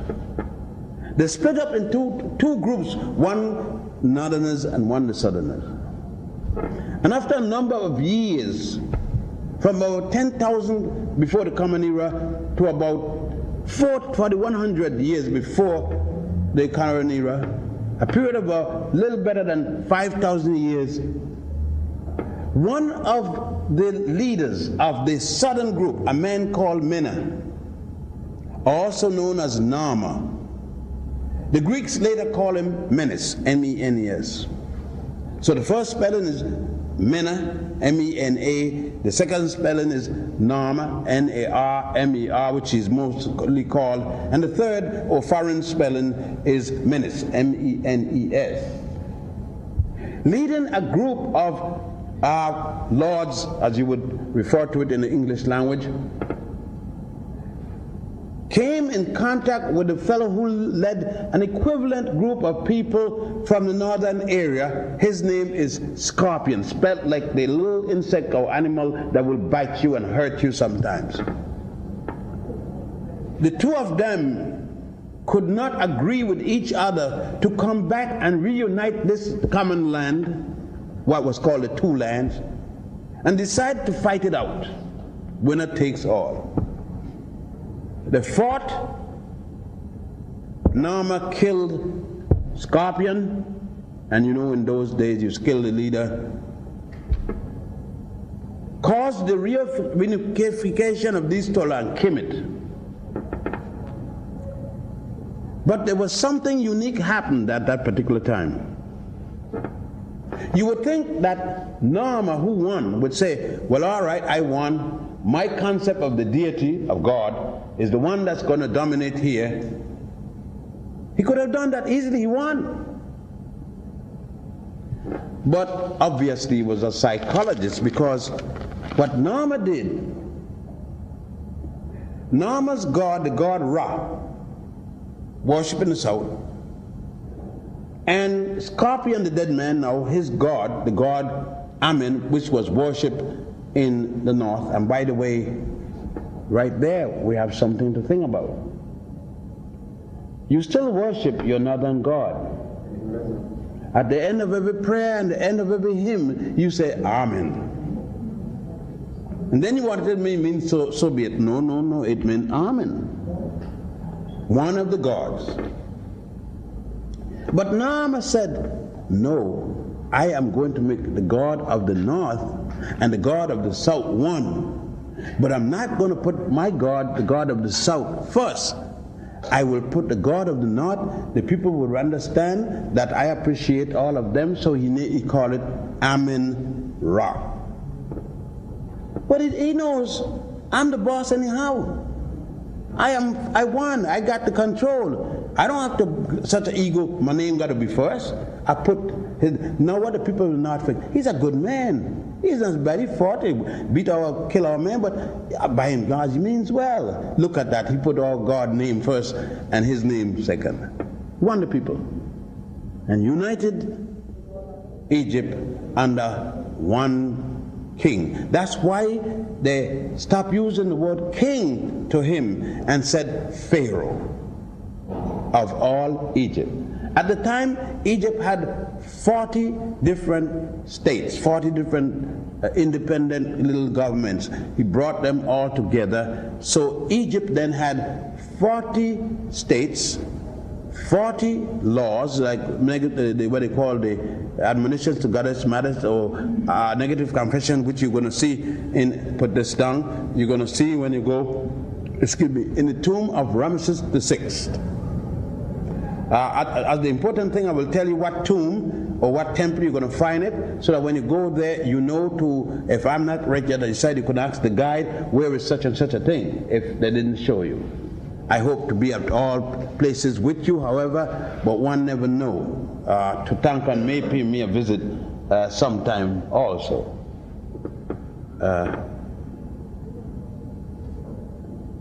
Egypt was reunited.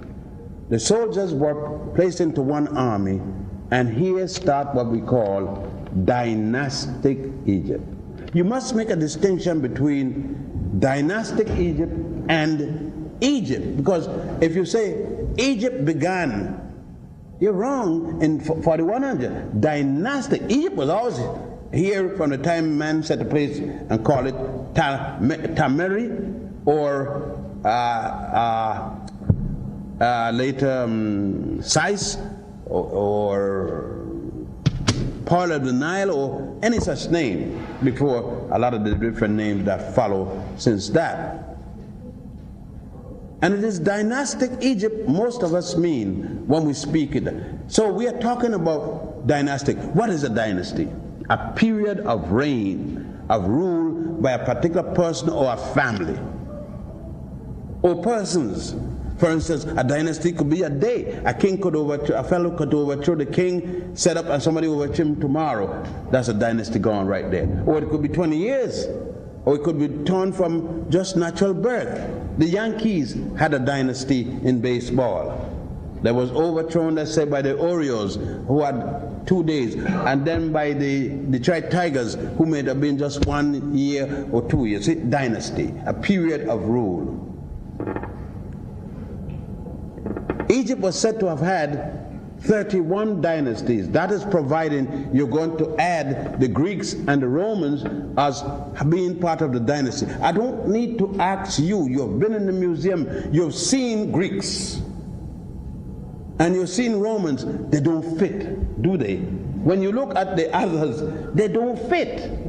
I mean, you don't have to be prejudiced, bias of any sort. They don't fit. When you look, okay? So I don't need to go through that thing for you, because if you got any eyesight, you see they didn't fit. But there was a man in Egypt who decided, as a matter of fact, he was forced, because we're talking about late, by the Greeks, to tell them what Egypt was like historically. That man was called High Priest Manetho, M-A-N-E-T-H-O. High Priest Manetho lived during the time of the Greek invasion of Egypt and was forced by Alexander, the son of Philip of Macedonia, which you like to call Alexander the Great, and I don't know why Egyptian guide continue to call that man great. There was nothing great about Alexander, the little punk. Huh? He wanted to speak to the, he wanted to speak to the what do you call it, the great man, the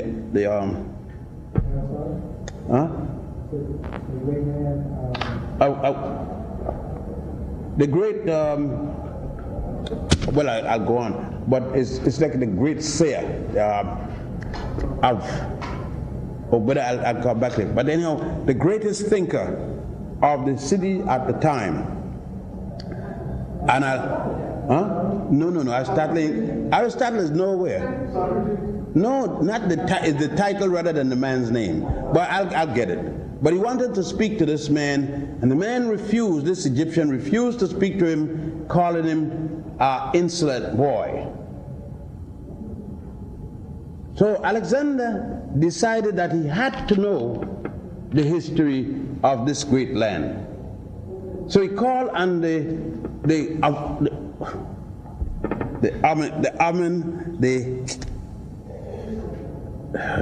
I almost had it, but I'll go on. This wise man, and he wanted to speak to him, and my wise man refused. So he called upon the high priest. They had slaughtered all of the priestdom except the high priest, Manetho, and told Manetho to write down a history of Egypt. Manetho started from the 4400 BC and said this would be the first dynasty. And for each dynasty, he said, there's so many kings as per so many years. Adding up all the kings and the years, that's why we can say BC such a date and such a date, because we can count the amount of kings. Since Manetho did not use BC because there was no Jesus Christ yet. So he couldn't use BC. He used so many kings, what we call Nile years. Do you understand? For instance, when we speak of the ancient Egyptians in terms of AD and BC, that is late. That is the way that the Romans presented the history, because you can't have before Christ when there's no Christ. See, Jesus is a Johnny come lately, just yesterday. We never thought of it in our perspective. We think that there was always a Jesus, therefore we say before Christ, and after Christ there was always a Christ to talk about before or after. No, the one thing there was no Christ. He just came up the other day. Now, that thing is bothering, but oracle, the oracle of Anan. He wanted to consult the oracle, O-R-A-C-L-E, of Amun, which was like saying the greatest intellectual of Egypt. And that intellectual thought he was a stupid little boy to come, and nobody of his consequence spoke to the oracle. Only great men came and consult with the oracle. And Alexander felt, because he won a few wars in Persia, that he gave him the right to come there and speak with this great brain. Well, Alexander soon after died. There's not an argument as how he died, when he killed his own brother, and that says that his mother's child, that caused him to break heart. Some said somebody threw a javelin in his back, it doesn't matter. But that's when he killed Cletus Negra. It's said to be his mother, the servant. Yet Alexander, when Cletus was dying in Alexander's lap, and they said in law, a dying declaration is the best evidence, Cletus says, how stupid you are, Alexander, you have killed your own mother's son. Be that as it may, that is when Manetho divided Egyptian history into various dynasties. He could not put 31 dynasties because he could not include anything beyond the Greeks. That's when he lived. So when they say that Egypt has 31 dynasties and included Rome, that had to be wrong. They added that because Manetho died during the time of Greek rule, not during the time of Roman rule. So there again is a distortion of the fact. Be that as it may, Egypt then started her first dynasty at 4100. If you use the museum, the present museum, they use 3,100. Some people used 3,200, and some use as early as 5,000 AD.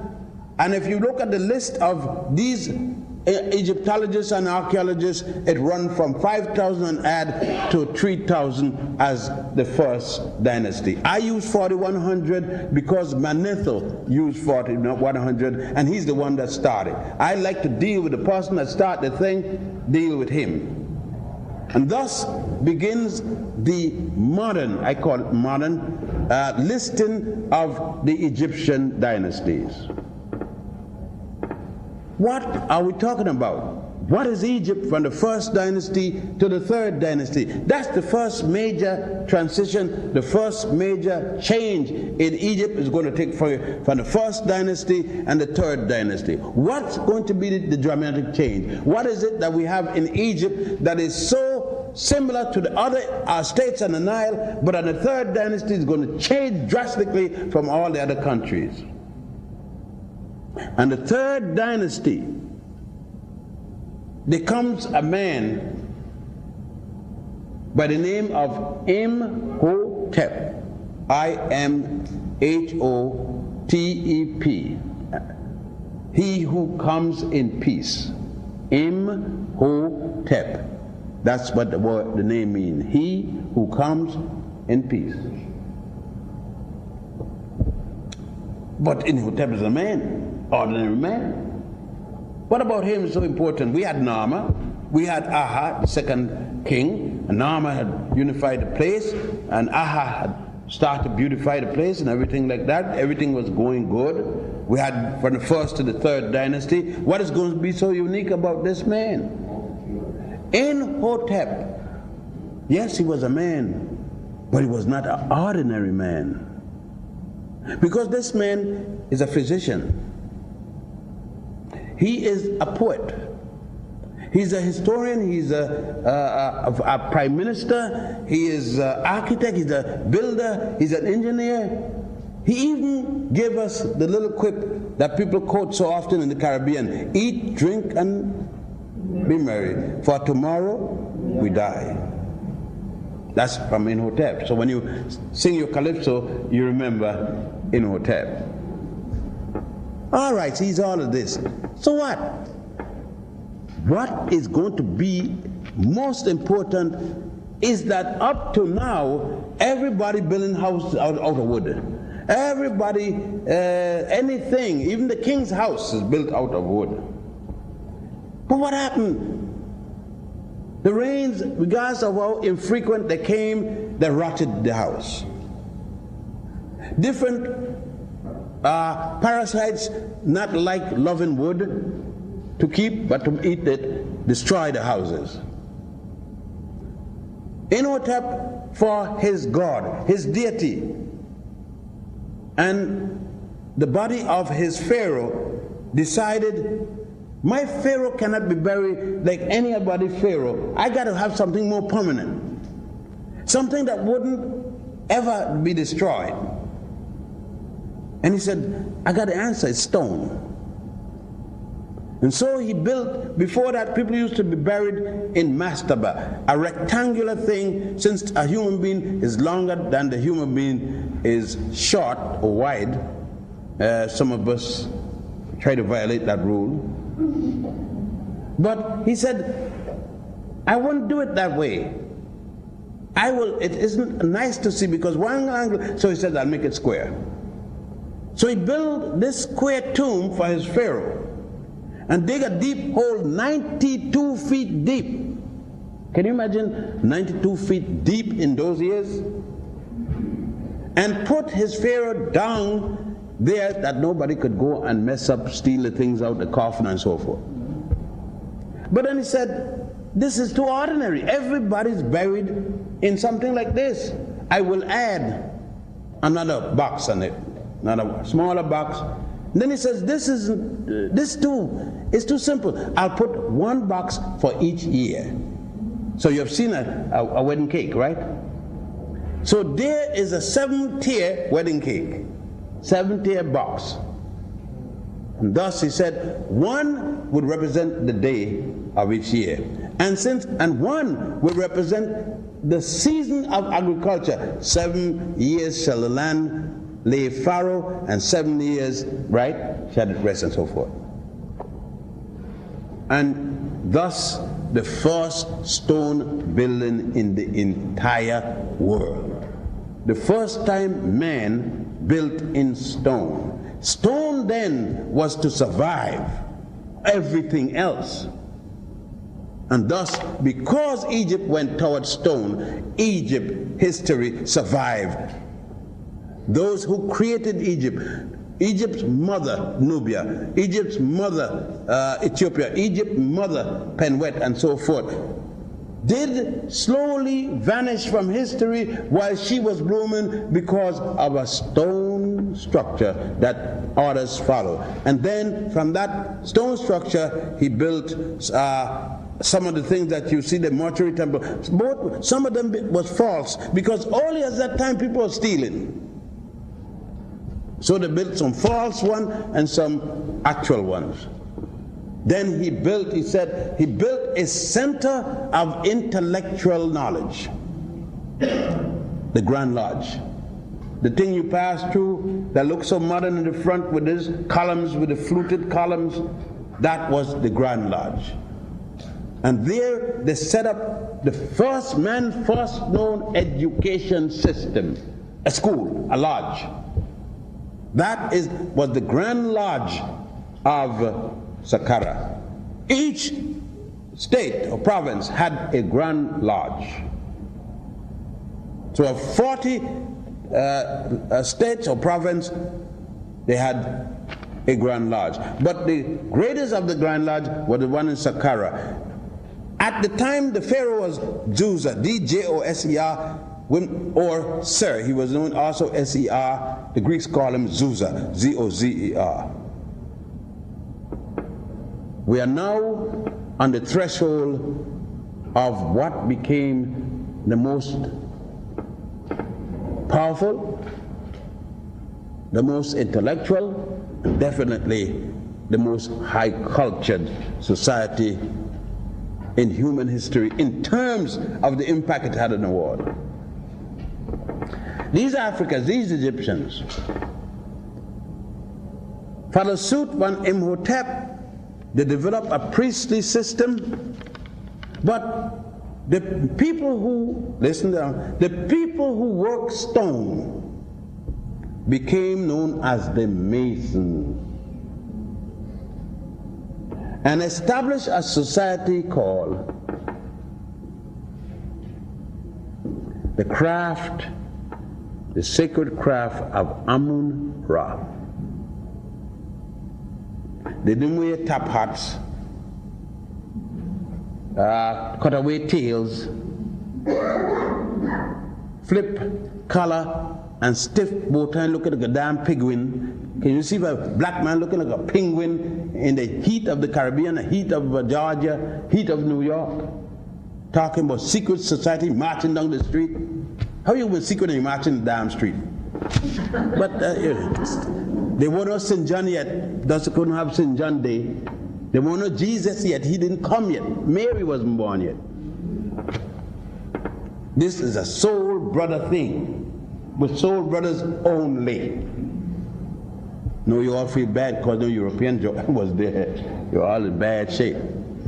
This is one time you were doing things without Europeans involved. I did beg to have them. I wish we could go back to those days after all.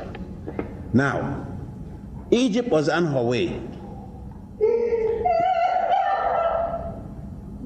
I understand. No, sorry. You understand it. I understand it. Because when I first came here in 39, I didn't cry outside. I wish I'd cry outside. I cry inside. When you have your life locked up and people tell you all kind of lie and make you suffer all your life, and then you come and the load is lifted, you react any kind of way.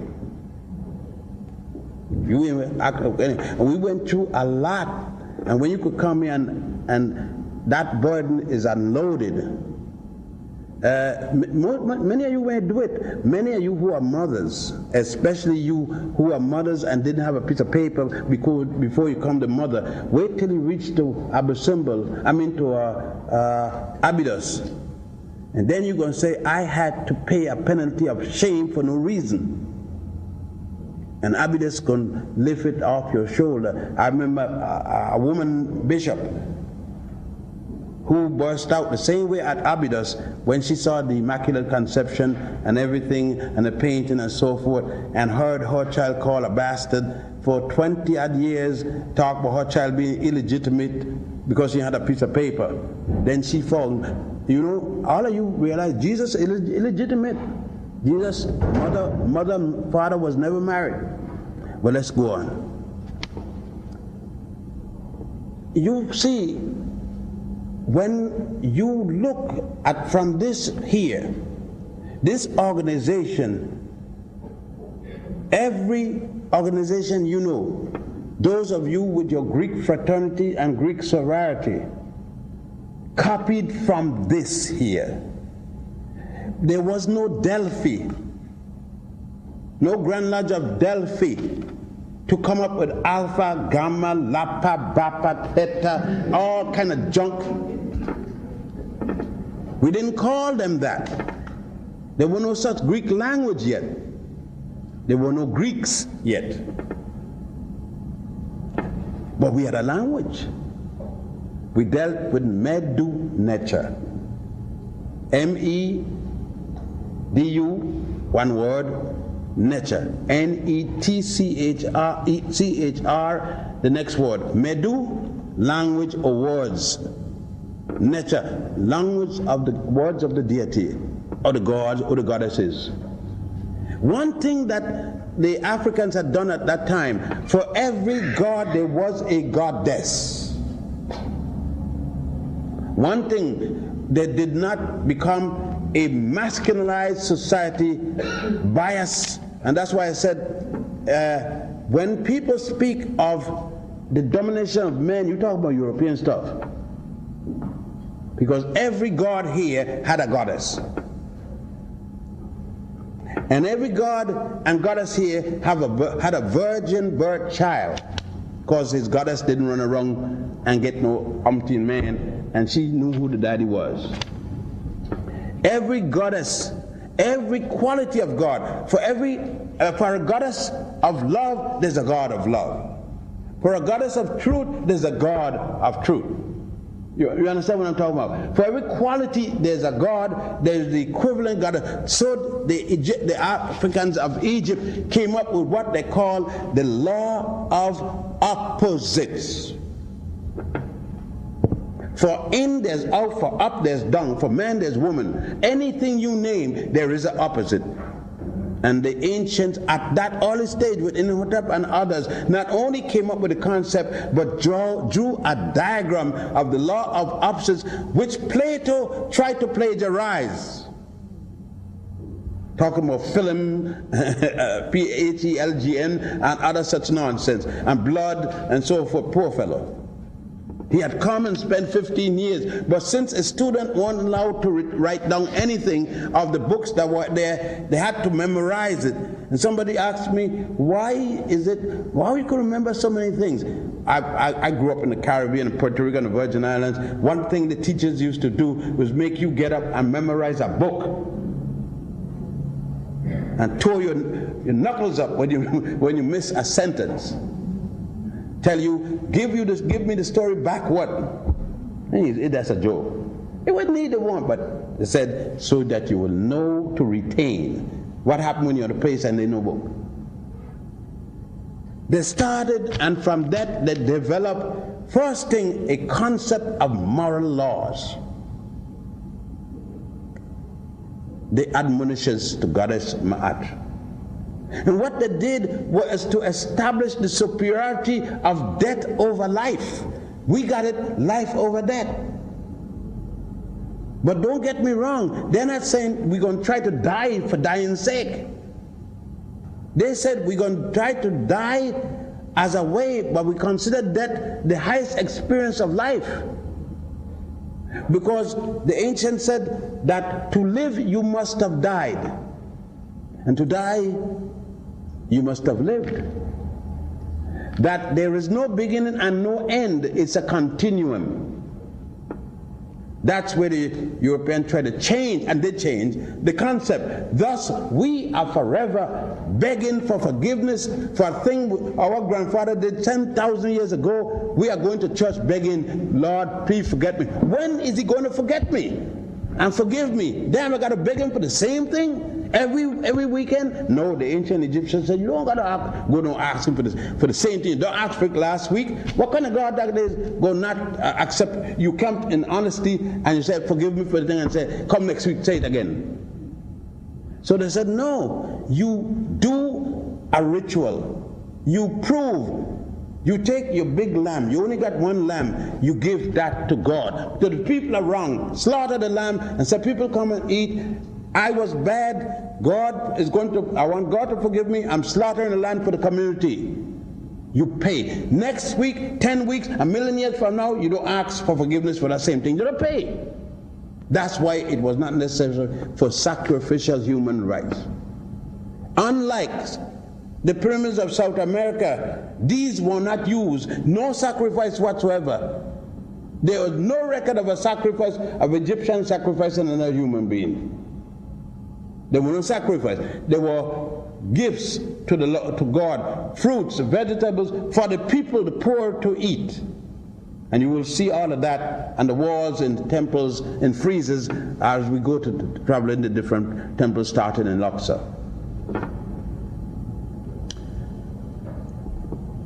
What they did, for example, was to establish, the ancient Africans of Nile of Egypt established the woman. We had a discussion on the bus today. I was coming from a whole different ball game than the Western ball game. And sisters couldn't understand me because we were trained in Western thing, and I'm coming from an African position. We established the woman as the symbol of justice, peace, and love. You could get no justice, no peace, no love, unless you come by way of the female. Goddess, what is the symbol of justice and love? Goddess Ma'at. You have to come with your heart as light as the feather of truth, the ostrich feather. There's no way that your heart can weigh less than an ostrich feather. But the symbolism of it is what we're talking about. And what is she holding? Two scales, scales of justice. And for love, not the failure of love, who did or what did we establish? Goddess Hathor, with the two cow horns. And why did we pick out why did the ancient Egyptian pick out a cow to represent love and not the bull? What we could do with the bull? Okay. We get his skin. We could get from him, of course, he mates. We get glue, his hoof and so forth. But we get all those things from the cow. Can we get milk from the bull? At least not that kind. Can we get cream from the milk from the bull? Not that kind. We could go on. The cow is going to give us cheese. All those things we can get from the cow, and we can't get from the bull. So the ancient Egyptians and other people along the Nile said, we must establish the cow as the seat of justice, but we don't remove the thing, we make him associate of. And then the other animals where you can get from the male, and let us balance it out. Thus the ancient Egyptians said, we will put symbolism, and we will use the fowl, we use the beast, we use the reptile, all of that to explain attributes of God. Ministers get there and tell us the ancient Egyptian worship chicken, they worship bird, they worship dogs, and no, they did not, and they people saying it no better, but they're talking about the plate, the money in the plate. That's why they sell them lies. And it got to be such a big lie that now those liars don't even know they're lying. The ancient Egyptians used the snake because of the quality of the snake. A snake venom will kill you, but the same venom will save you. You say, well, the falcon which is most used, the falcon goes high as it can where other birds can't go, where even bullets don't go. But the falcon comes down and deliver message, bring back message. It's a cunning bird, it's an intelligent bird. And so if we're going to talk about God, why not use the falcon as the symbol of qualities of God? And so we use the lion and the man's body, the lion and the man's head, wisdom of the human being, but the strength of a lion. And so the Africans said, these attributes of God still is in one God, and what symbol can we use greater than the sun? So the Africans comes up with the sun, symbolic of God, and the Pharaoh was the son of the sun, S-O-S, the S-O-N of the S-U-N. Well, let us see what you can have without the sun. Name it. Every living thing you see depends on the sun. Even the moon depends on the sun to shine. If the sun doesn't give light to the moon, there'll be no light from the moon. Moon would be a dud as it is without the sun. Chlorophyll come, you got no grass, nothing turn green. The cow can't eat, it would be no milk, no meat, no nothing. The grass wouldn't grow. Well, what better symbol can we demonstrate? Who is God? Where is God? The sun. What do you mean? Name me what you could do without the sun. That's God. That's the quality of God. What better thing could we use? What did they put behind Jesus' head? Besides the halo, a sunburst, isn't it? They put the halo around Mary behind her head, and the sunbursts are behind Jesus. That's what we're talking about. Now, there's no way that a man who has been properly trained, that a priest, a Jesuit priest, don't know. He knows. The Jesuit knows all I'm saying to you, just that he ain't gonna tell you. It's not his job to put himself out of business. But it's my job to tell you, to make you independently knowledgeable, to start you. This ain't gonna be all, this is just a start, you gotta do the rest. In this, it was necessary that they started to make instrumentations. But the Africans had already refined even a calendar which had started in 10,000 BC, called this stellar calendar, based upon the stars, the distance of the stars to the earth, everything centered from the earth, everything centered from that complex of pyramid at Giza that you went to.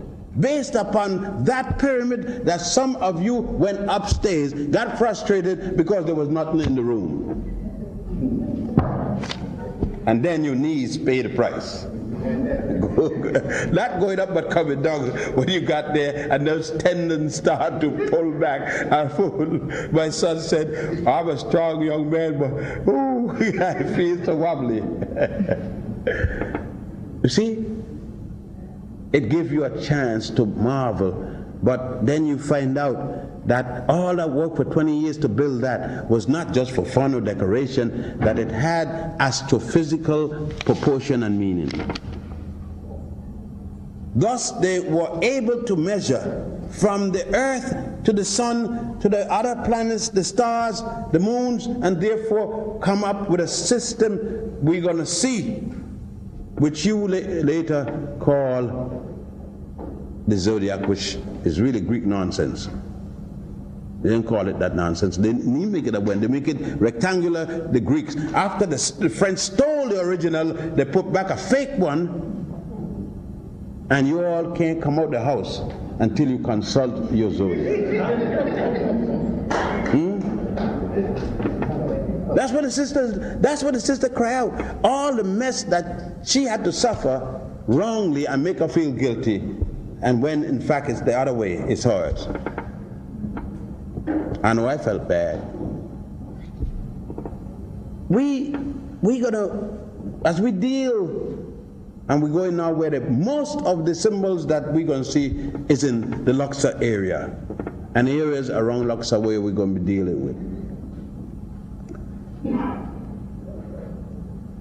What we've seen in Saqqara and what we've seen here at Giza is man's attempt to establish himself with his maker, creator, male, female, whatever. Man's billing for a permanent place to remember he is going to be long dead and short-lived. When you consider how long you're going to live and how long you're going to be dead, you're going to live no time. You're going to see grave been here 10,000, 12, 20,000 years ago. Some human being so long they're petrified like stone. So you see why the ancient Egyptian, you can't find the king's palace, but you find where the king used to pray. Because what the ancient is saying, I will build monuments to death. Because death is more permanent than life. There's no permanency in life. And he said, since I can't believe that the Creator will make a man just to perish and it's finished, I will develop a concept of life after death. I will theorize what the Lord must have meant, and I will make the obligation, thus the negative confession. Hail Ma'at, I have not killed man nor woman. Hail Ma'at, I have not spoken with a forked tongue. Hail Ma'at, I have not made light thy bushel. Hail Ma'at, I have not taken any man's woman or man. Hail Ma'at, I have not defiled any woman's body. I have not defiled her. I have not lied to her just to get into her body, then walk off, and then expect her to be a good woman after that.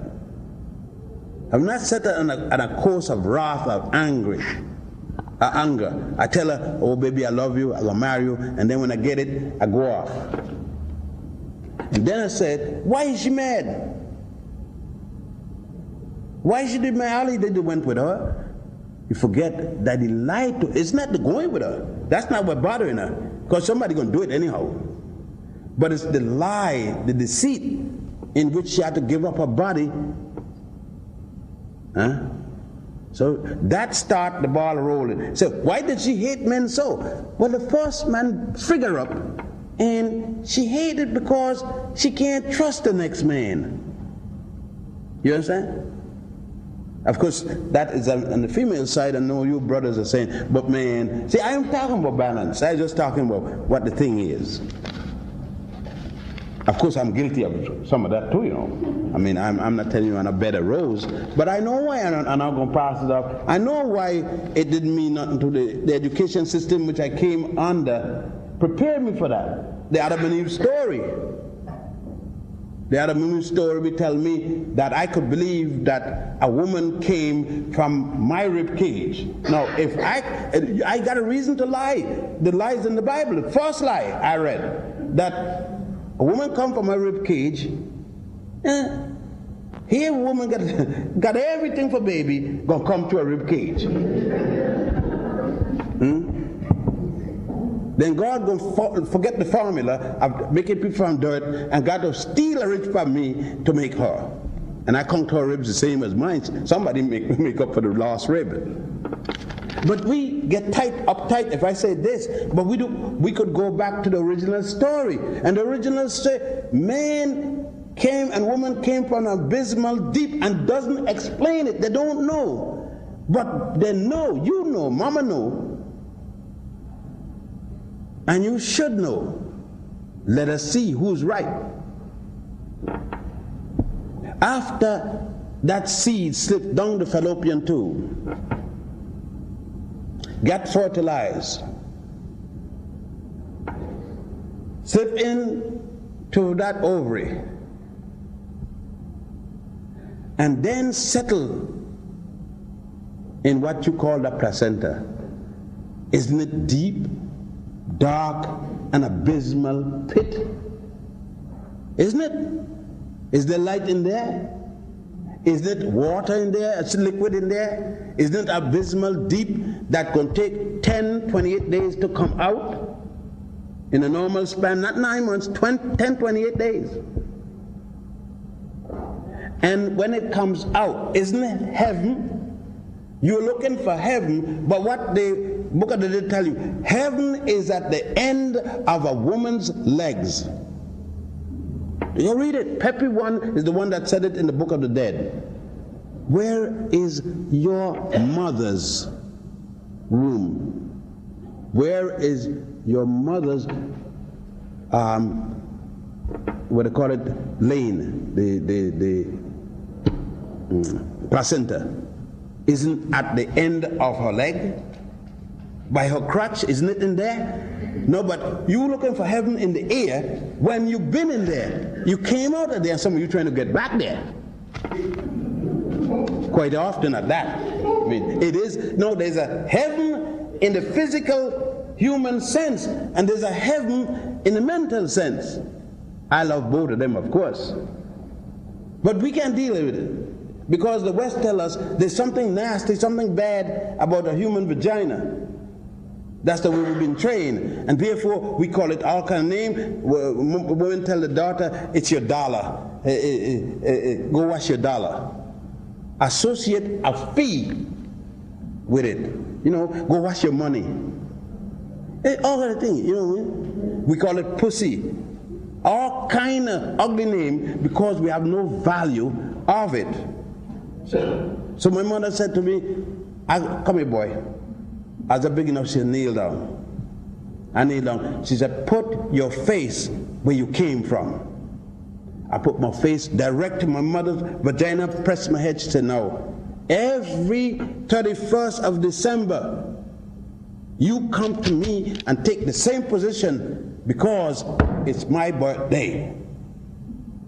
When my sister was born 18 and a half years later, my sister grew up, she said, come to me on August the 13th.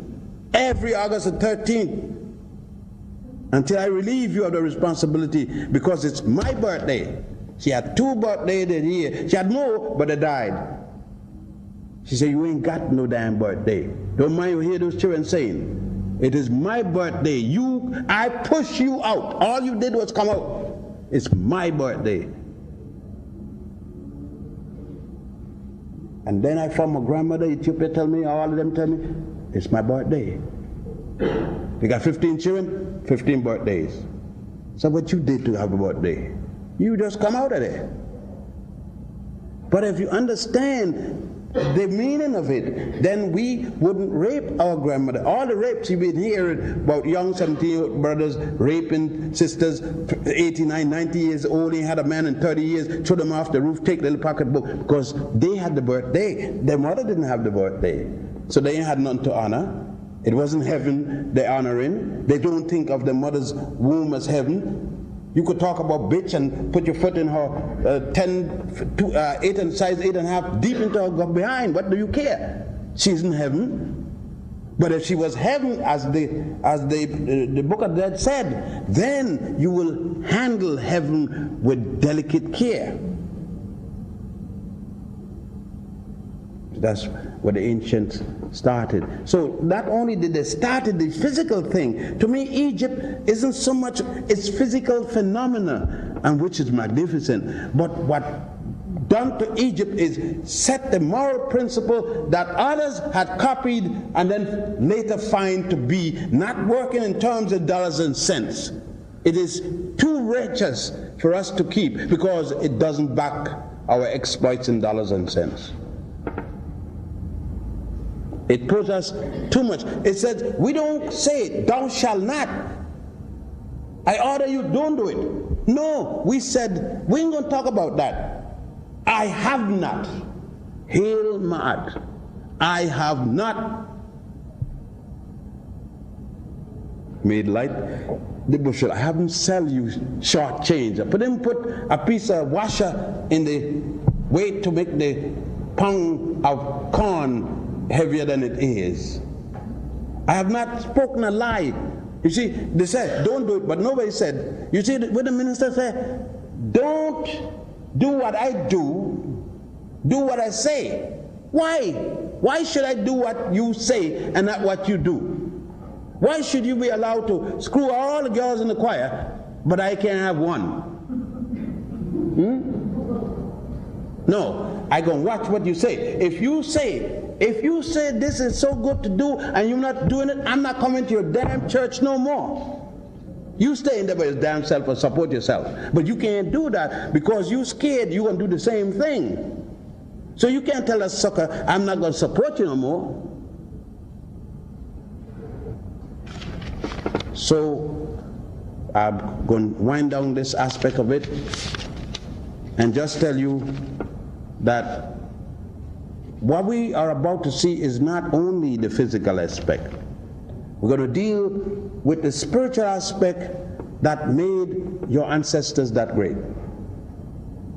Because it's the spiritual aspect that made them do the material things that they did.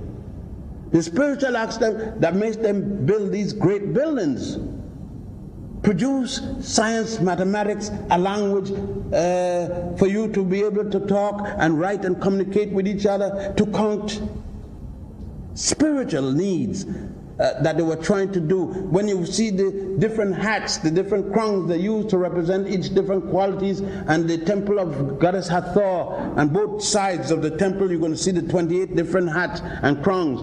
It is the spiritual aspect that make them show, you see the pictures of Nut, show God Ra coming out of heaven, coming out of a woman's vagina in the morning, in a little chapel, in the morning, while the sun, the rays of the sun, while Goddess Hathor, the goddess of love, stay there smiling as she watched the tree of life. Ain't got nothing to do with no forbidden nothing. The Jews took it and distorted and called it forbidden tree. The tree of life, you can see the tree of life with no forgiving principles and things at all mentioned where they got.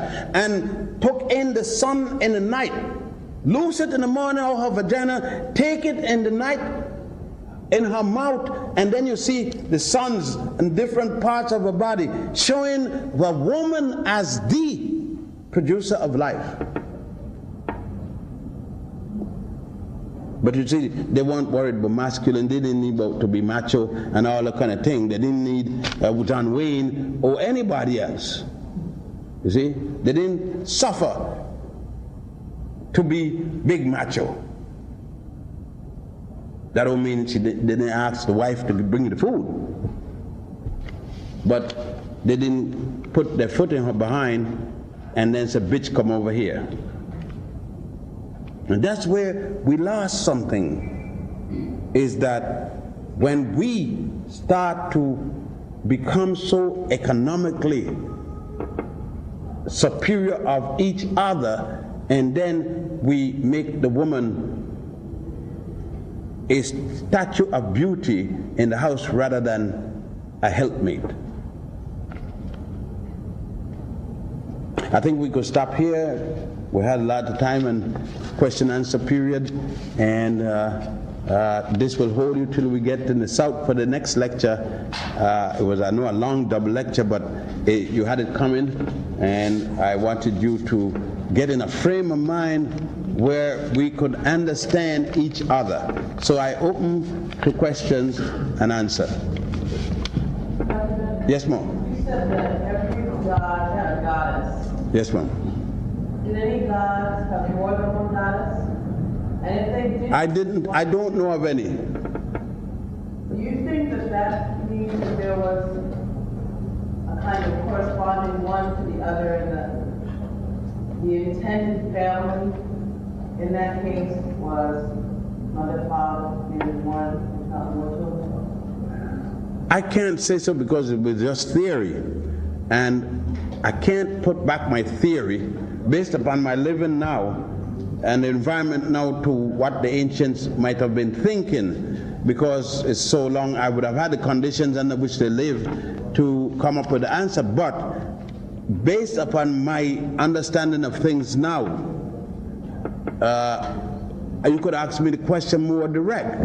Do I believe in polygamy as against monogamy? Do you think polygamy is inherently African? And yes, and I see nothing wrong with it, no more than I see something wrong with monogamy or polyandry. People make a system that suffices their needs. I have been in one polyandrous society. By the way, don't feel bad, that's where a woman have more than one husband. I've been in India, where there's a population of tremendous, it's one rare thing where there are about 30 men to each woman. So otherwise men go kill themselves, you had to find some way in which they could mate. So the one woman had to be the wife of 10 or 15 men. Now, it sounds funny. Somebody, Western mind is jump up immediately, sexual intercourse. Automatically we think of man and woman, we think of screwing each other till we die. No, those men, there's stipulated times in which they go mate with her. As a matter of fact, there were times that none of the men were having sex because she had just had a baby and she couldn't be touched by a man for 2 years. I know among the community with the so-called Falasha, where I came from, when a woman gave birth, you couldn't touch her for 2 years, not for herself alone, which was also, but for the child. The child needed 2 years to develop personality and do everything. Plus she needed 2 years to heal her back. Western society with all the modern things, they're coming around to that now. And so that the sex played its part, but it played just as much another part as food would play, or clothing. When we think of polygamy, monogamy, and polyandry, we immediately think of promiscuity, and they have nothing to do with each other. So, though they did not have a monogamous behavior, polygamous behavior, to me it doesn't say anything about the social life of us things, because since the king had a polygamous marriage. Yes, sir. Dr. Ben, we all respect you and the work that you've done, and it's evident by our presence here at this tour. I've heard you mention a number of times as to your respect and the importance of the African American, or the African woman. However, at the same time, I've heard you make various comments which in a sense kind of sends mixed signals. And you mentioned in terms of during your presentation this evening, in terms of the spirituality and again the significance of the African woman, do you see any type of inconsistency there, or am I missing something? Or in other words, should this be carried out? If you really believe in the African woman, should this be something that's carried out in one's everyday actions and comments as far as from the African American? I am to the best of my knowledge, I'm the biological father of 8 daughters, all of whom are married and mothers. Some are grandmothers, because I'm a great-grandfather. Does it mean because I respect them and owe them an honor for being just women that I don't chastise her for being wrong? or at least let her know I think she's wrong, and then let us respond to me to show where she isn't, and we have a discussion. I didn't say to love her without reason. I said, and I repeat, I glorify the African woman. I don't love the African woman. I glorify. That's a higher stage. And not only that, that is not a high stage. The highest stage of a relationship is respect. It's higher than love. Love, you have no control. It's an emotion that you can't say nothing about. I could fall in love with a prostitute in the morning and can't get her out my system, but don't respect her. Can't respect her. So when I respect her, that's the highest stage. Because I'm going to try for her not to be hurt by the things I do. Now, in that statement equally, there are forces in which I interplay and interplay on me. And in such interplay on her, and we get mixed signals. She may feel the respect for me as I do her, but in trying to make a living, trying to do everything within the society in which we live, we get off the keel and we clash with each other, and so often we got to get back and say, well, wait now, I love you and I respect you. What are we doing here to each other? So it goes, because that human element in me. Yes, I got that moment when I act peaceful. I can't understand my child. Vengeance, my words fail me, and I hate a beat the hell out of my child. I don't hit my woman. I never make that mistake. Because if I respect her, I ain't gonna beat her. Because any woman that's stupid that I need to beat, I don't want.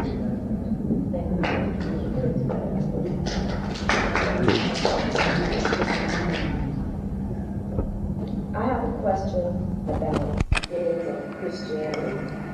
I've been, reading a little bit, and what I'd like you to do, if that's possible during the course of this tour, is to put the beginnings of Christianity before the Nicene Conference in perspective for me, please. I'm going to do it for you at the temple of, I tell you just where. Do this at the temple of Isis, otherwise called the island of Philae in Aswan. I've done it to you before then, because I forget we're traveling this way. I'm going to do it for you at Abydos and Dendera. Abydos is the temple of Set I. Dendera is the temple of goddess Hathor. I'm going to show you the Immaculate Conception and the virgin birth that you could put your hand on it. As a matter of fact, I'll let you put your hand on it and see where the concept of Jesus, Mary, and the Immaculate Conception, virgin birth came from. You're going to touch it. You're going to touch the resurrection. You're going to take pictures of it. You're going to be right there. That's when the sister, it going to release in you. You may not respond, but going to release in you the same emotions. You're going to actually touch it and see where it came from, the concept. 4,100 years before Mary, Jesus, and Joseph. They came here and got it. There are 16 crucified saviors. 16! Jesus is the last. Okay, I mean in between that. I mean Christianity during the Roman occupation. No, it changed form. It changed form. That's what I want to understand. Yes, okay, feel it, temple. Okay. Not only going to see that, but going to show you how the dig-in cross, quote unquote, the hidden temple. I'm going to carry you to the temple of Thutmosis III in Karnak and show you the triad, the Trinity, how they chop off, the early Christian, chop off the head of goddess Mut, chop off the head of her son, God Chums, and leave her husband head, Ptah, to make it look like a crucifix. Yeah, I'm going to carry you to show you that and let you touch it. So that when you go back, the touch, you got your eye to remember, you got a feeling, you feel and touch to remember when it comes to that, you can say, well, wait now. I saw the original and it's me. You're a sister. You say, I know what Mary had to feel. It is me it comes from. I taught her to feel as a virgin woman. And it has nothing to do with the hymen. That's another thing. The Nicene Conference, which you refer to, changed the concept from the virgin birth, a clean birth, to a hymen extravaganza, that Mary still had her hymen. That is a new thing. How the hell is she going to be pregnant and still got her hymen? But you see, they willfully mix up the word hymen and virgin to be one. You can't have your hymen and still be pregnant. Unless that guy had less than a fly or mosquito penis. Yes.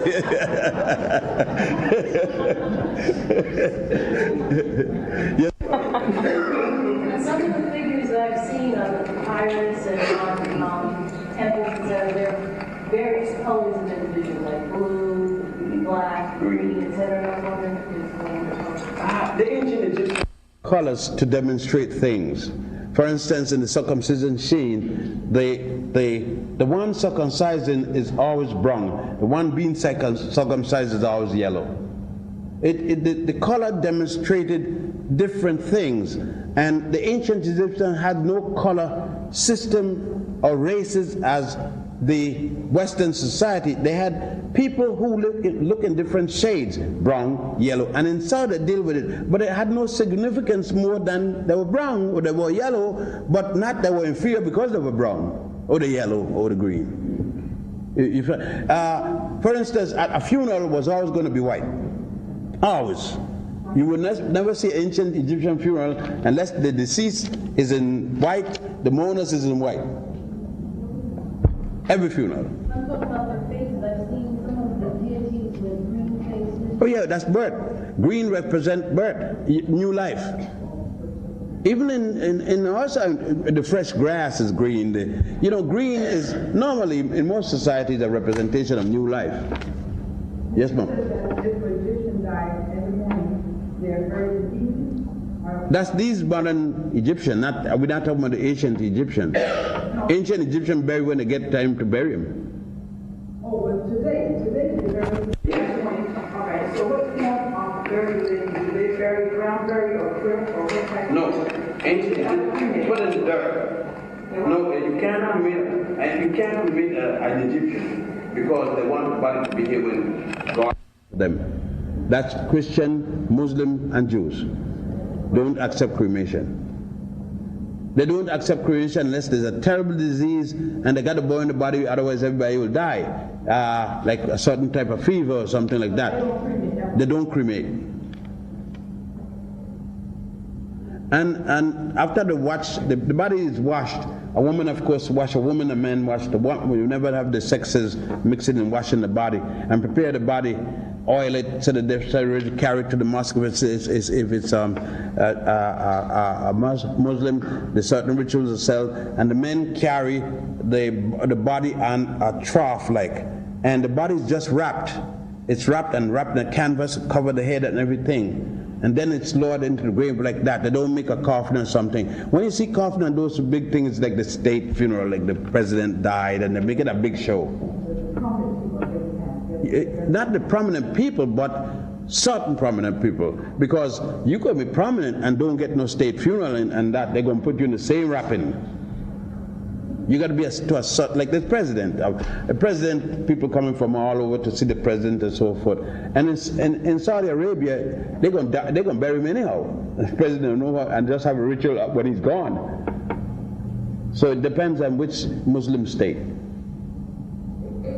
But that's modern. That's not. But they still have the old practice of going to the cemetery and eating and giving food. I forget what the day when everybody go to the cemetery to eat and they bring food for the dead and so forth. But that comes through Islam from ancient Egyptian rituals. Yes, sir. I know a lot of Egyptian paintings it's something that appears to be a large bull or beetle. The scarab. The scarab is the symbol of one of the symbols of resurrection, because you know there's a scarab every 28 days would go into the dung of the horse or the any bovine or any animal that chews its cud about 3 or 4 times that dung and don't come up for a period of time, and the ancient believe it died and resurrected, so it's one of the symbols of resurrection.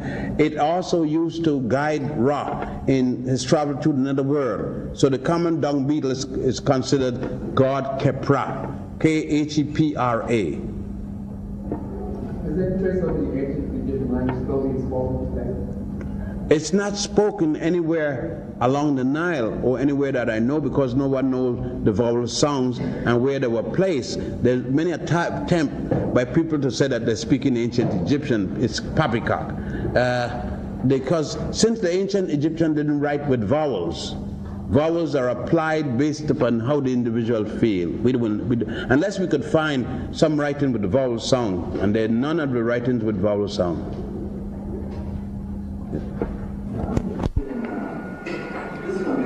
Valuable experience for me. I'm concerned about getting the information out to the masses.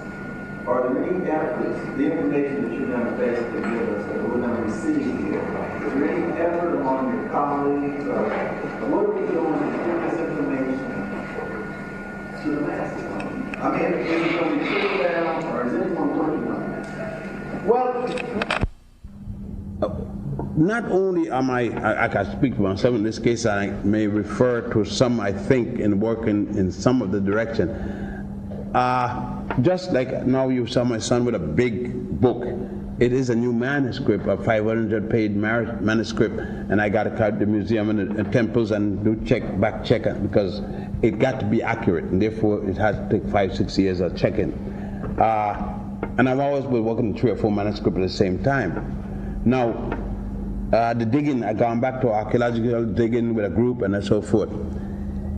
Unfortunately, the production of books in this field is a slow process. And from 36 to now, I've only been able to produce 32 books in 50 odd years. One of the problem is not only the production of works, is the certification of the production of that work, the verification.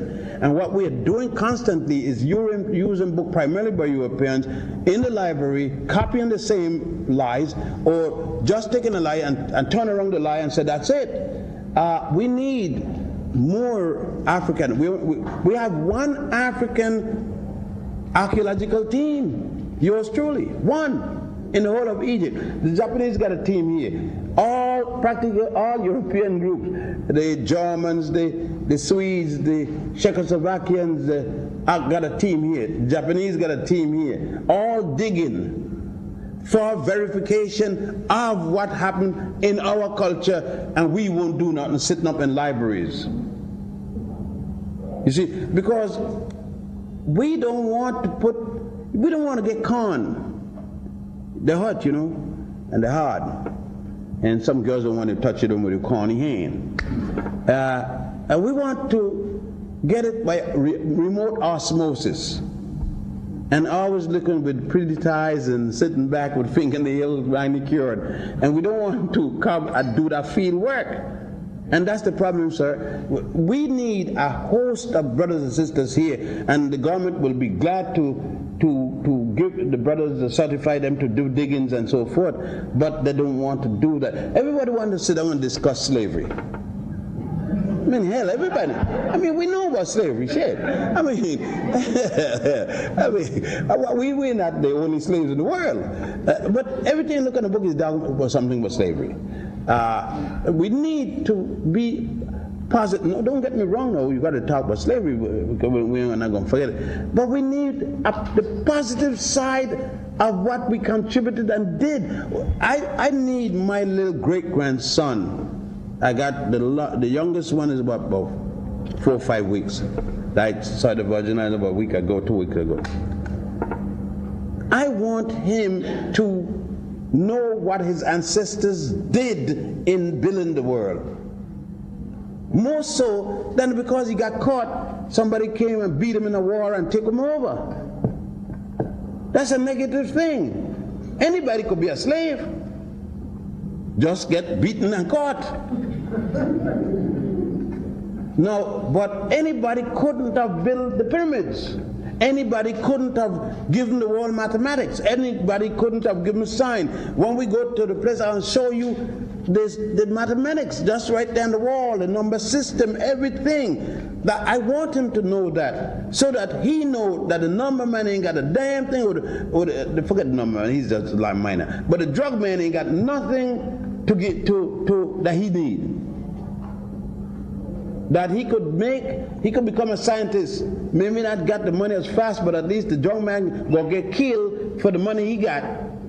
But whereas he wouldn't kill for a scientist, the little money he got, he'd be having it to use. I got to build an image in that little great-grand, whatever it is, and my children, that that money is important, but it is not important as the scientists who just created or do whatever it is to stop the quote-unquote common cold.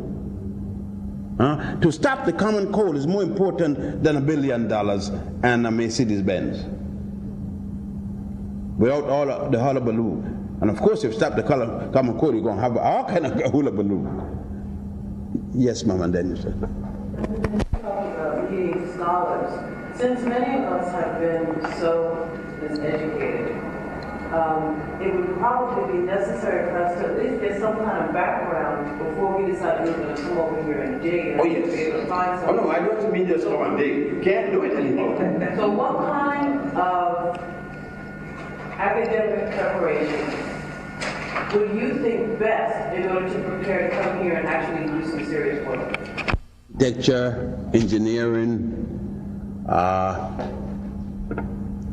any of the sciences, what they call the hard sciences, even theosophy. I didn't say religion, theosophy. But you must have something besides theosophy. Mostly the best combination with that would be languages. You must develop a skill in languages, and that's one thing America is bad for. Most Americans is monolingual. They only speak one language, and that's English. Because of the arrogance at one time that the world needed them and they didn't have to know, but nobody is English, but Japan has put a stop to that.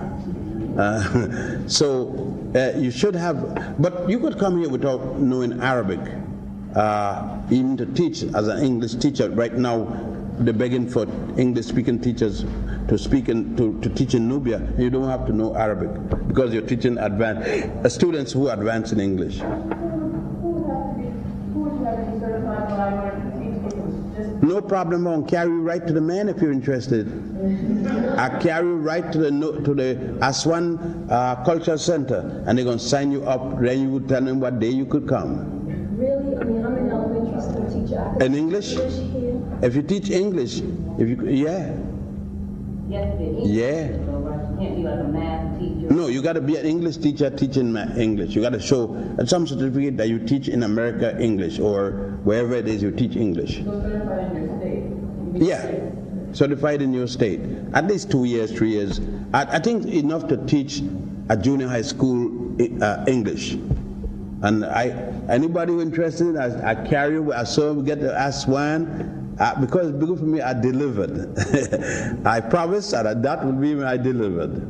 Yeah, and you don't have to know. They figure the students are available to take your teaching in English, so they don't need your help in that. And then you will pick up Arabic yourself and a Nubian language. I think I promised one here and this, her hand, and then I'm gonna come and.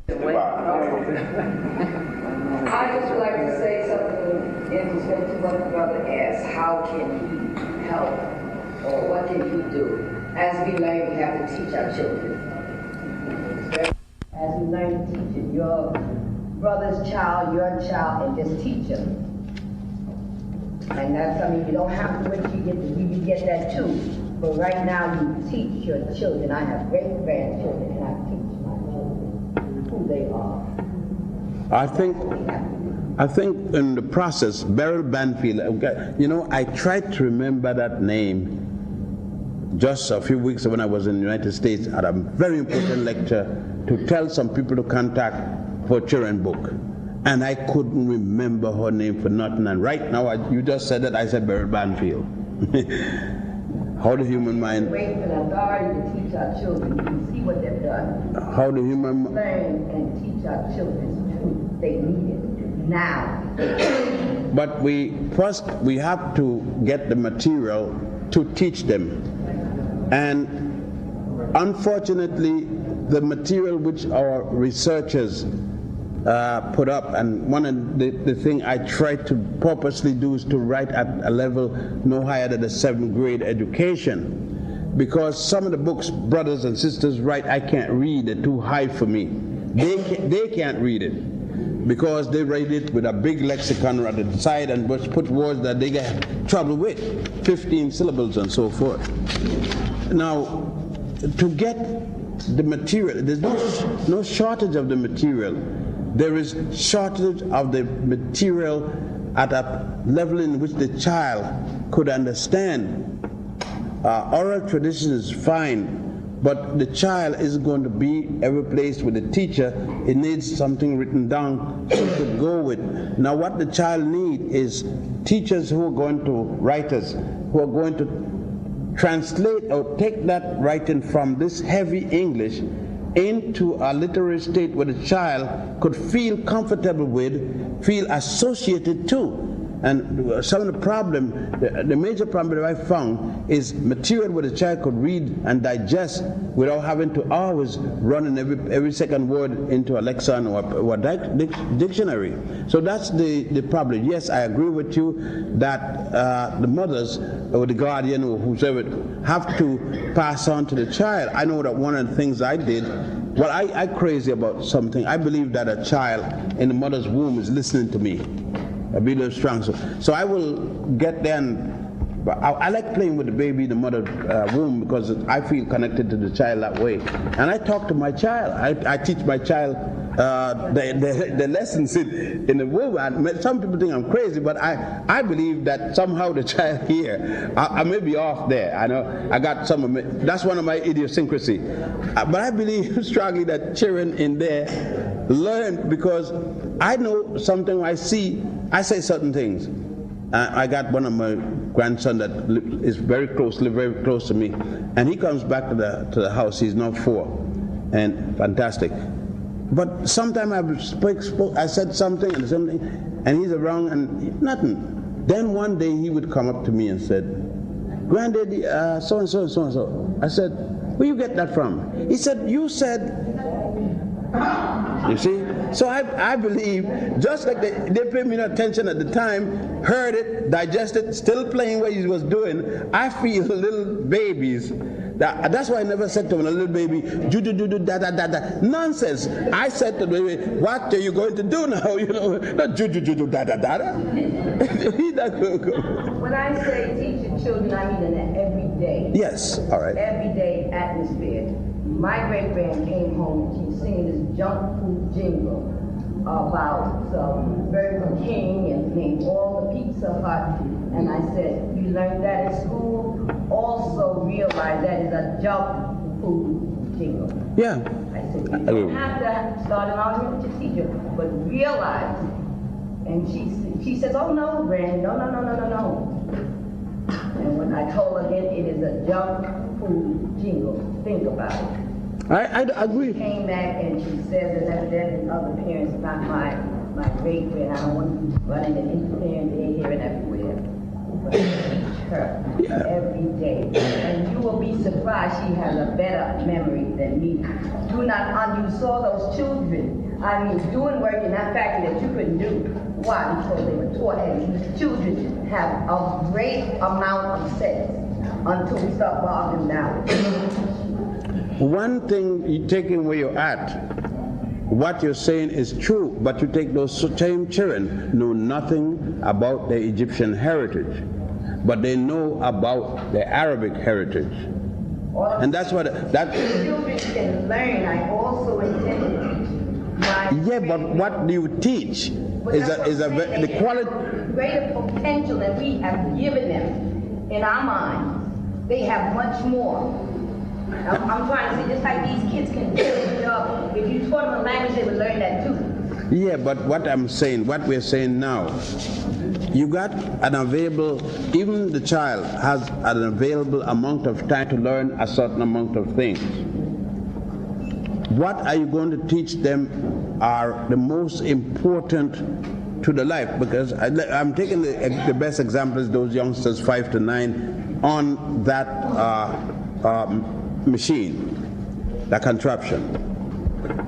You take those children and they know they had the basics in Quran, they had basics in Arabic literature, but they had no, unless it's an exceptional child, no basic training in ancient Egypt whatsoever, and most of it is considered still taboo in Egypt. We got a big fight. I'm involved with a big fight as what is to be included in the elementary school in Egypt, a material content for the Egyptian child.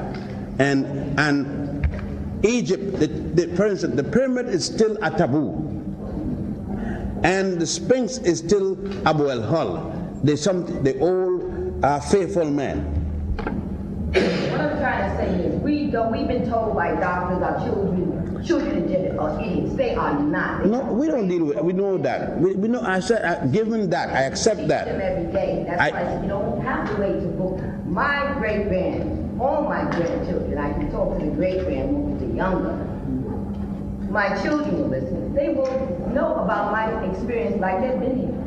But you can't teach them if you don't know the material, right? The question was, what can we start? I mean, the point is, I'm saying that we can teach our children what we've learned. We cannot wait, not that books shouldn't be made, but we cannot wait for the system to change for us to start dealing with it. You deal with it now. I'm saying children have a great potential, all children. I don't think anybody here is waiting until a certain book or books come out. But we can't transfer to the child what we're not knowledgeable of. So we must start by educating the parents, the guardians, or whatever it is, the adults, so that they can pass it on to the children. We normally, the pecking order is generally the parents to the children, to the grandchildren, to the great-grandchildren. That's the normal pecking order. But what we can't deal with the pecking order if the person to pass on the first information knows not even the source of the information, much less the information. That's what I'm saying. I'm not at all disagreeing with you that children are the one to teach. That's why they're the one to learn. And they're susceptible to learn because they are not built up their mind that this is bad and that is good. Sure, no question. We mess up their mind, and we let others mess up their mind. They're both great potential. Yeah? Over here. I saw when I was at the museum that most of the artists' carvings of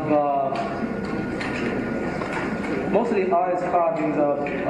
the pharaohs and queens that I saw always had their left leg extended forward.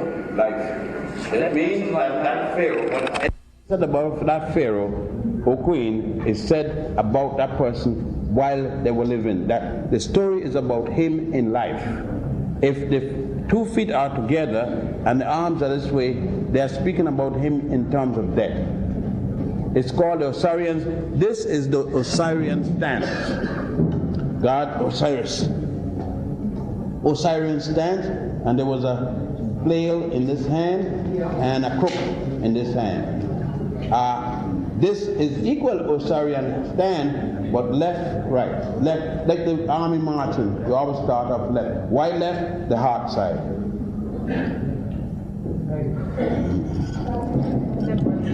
Yes, sir. Oh, this lady and then you. This is good. This brother's been waiting. Yes, Dr. Ben, my question goes to, I've heard you mention that the ancient Egyptians were fire worshippers, and I want to know what what role did fire have in their religious and spiritual ceremonies, if any? Ancient Egyptians were not fire worshippers. They took recognition of the fire and its potentials and so forth. So they did pay honor and reverence to fire, pay honor and reverence to water. They worship the Nile because, as it said, were it not for the Nile, there'd be no Egypt. Egypt is the gift of the Nile. They have the goddess of the Nile, the goddess. It's hermaphrodite. It has breasts. As a matter of fact, Happy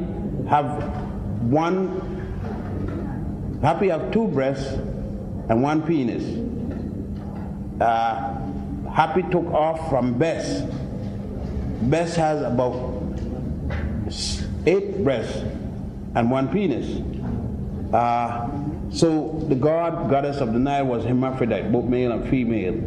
And the god of the Nile was considered the greatest of the gods, one of the greatest of the god concept. So there's a god of fire, there's a god of electricity, thunderbolt.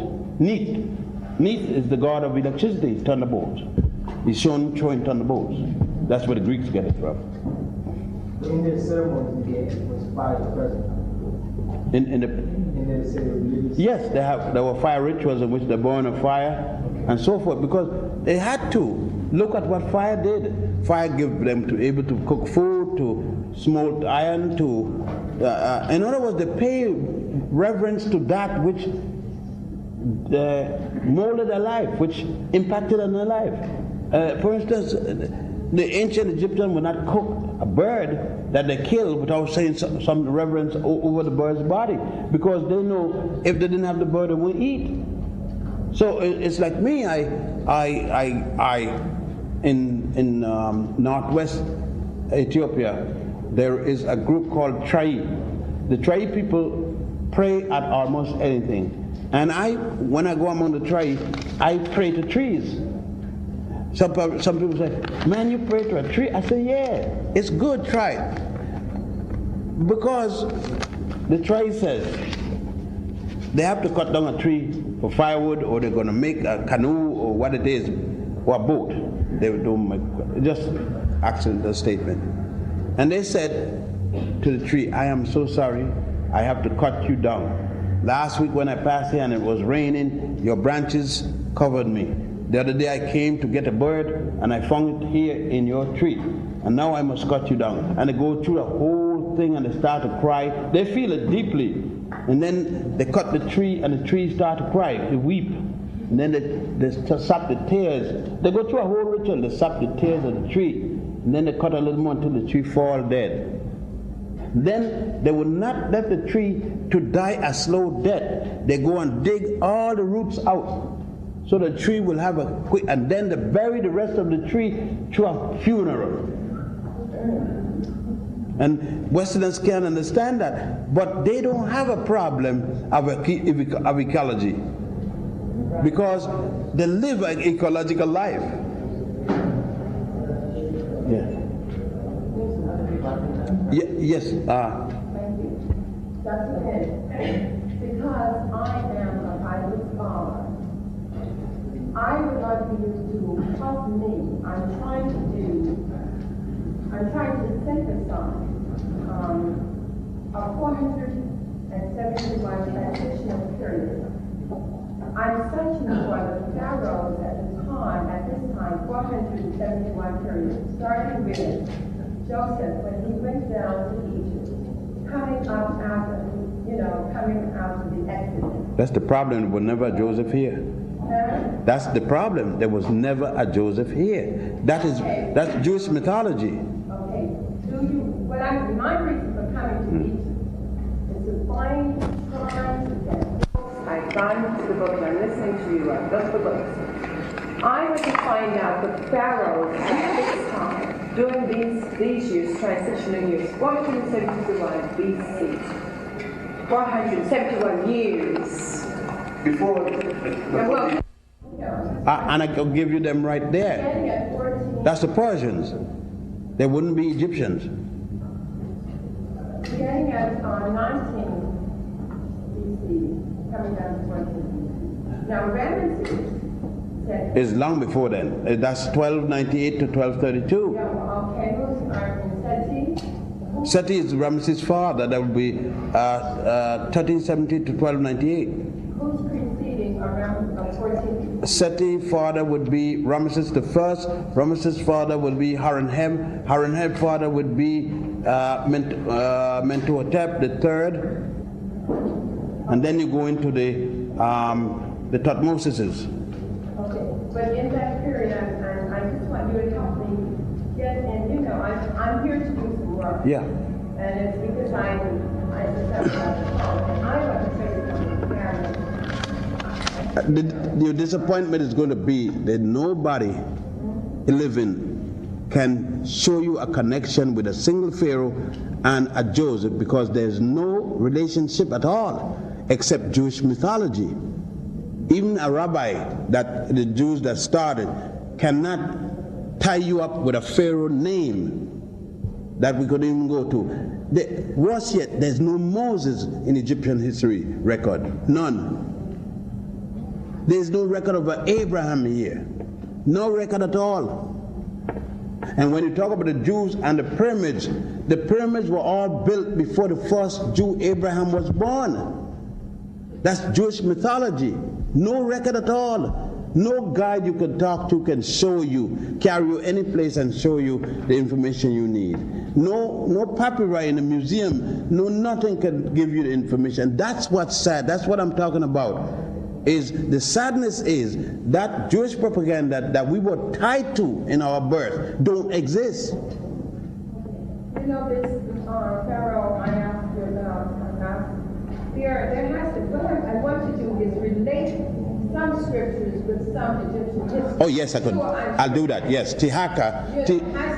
Tihaka, for example, Tihaka would be the 27th dynasty, 24th dynasty, 714. Look at the book of Isaiah. The book of Isaiah, where Isaiah is asking the Jewish army to send to Ethiopia for help from the Ethiopians. And that will be when the Assyrians with Ashurbanipal was trying to destroy Israel. But that's modern history. That's just yesterday. Well, that's the Pharaoh. Tihaka is a Pharaoh. Tihaka is at the time when Ethiopia ruled Egypt. See, the pharaohs are different time. You got different pharaohs. We have to be sharp. There was a time when foreign people came and conquered Europe Egypt, and decided they're going to be the pharaoh. For instance, the Hyksos. Then a time when the Assyrians came, conquered, and they said they're the pharaohs. A time when the Persians conquered, they said they're the pharaohs. The Greek conquered in that order, and they said the pharaohs. And then the Romans, being the last, conquered, and they said they're the pharaohs. So I'm saying to you is that the time that you're relating your biblical chronology is a myth in some cases. It is a bunch of lies in some cases. Don't exist. It's Hebrew mythology. And then there's a lot of truth. What we get caught up in is every T, every dot, every I is the word of God. No, it's the word of man. Man wrote it. When you say King James Version, it is Sir Francis Bacon and all those other men who wrote for James wrote it. And you can't cut it. If you take the Hebrew fellows that they are Sanhedrin, writing in 700 and odd BC, they're the ones that write a story with the beginning. What did the Jews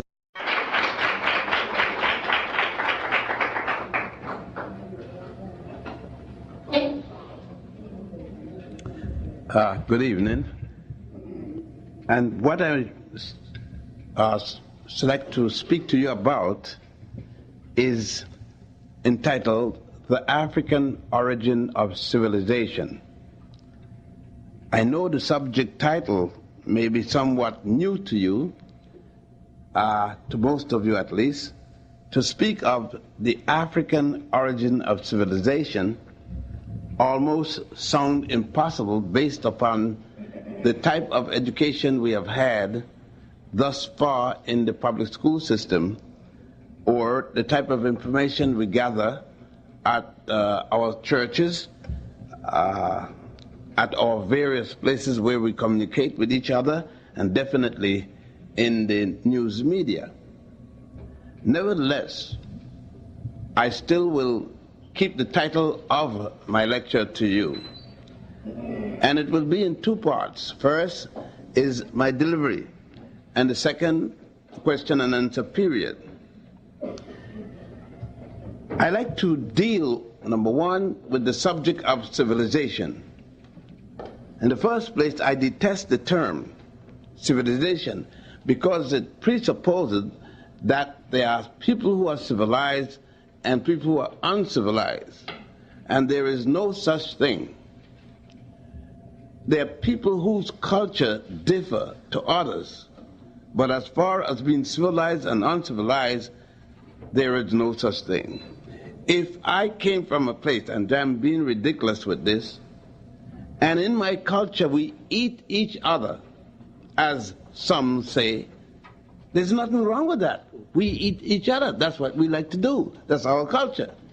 Because you don't eat, you're in a culture that don't eat each other, doesn't make you civilized and make me uncivilized. It just means that you don't like to eat each other.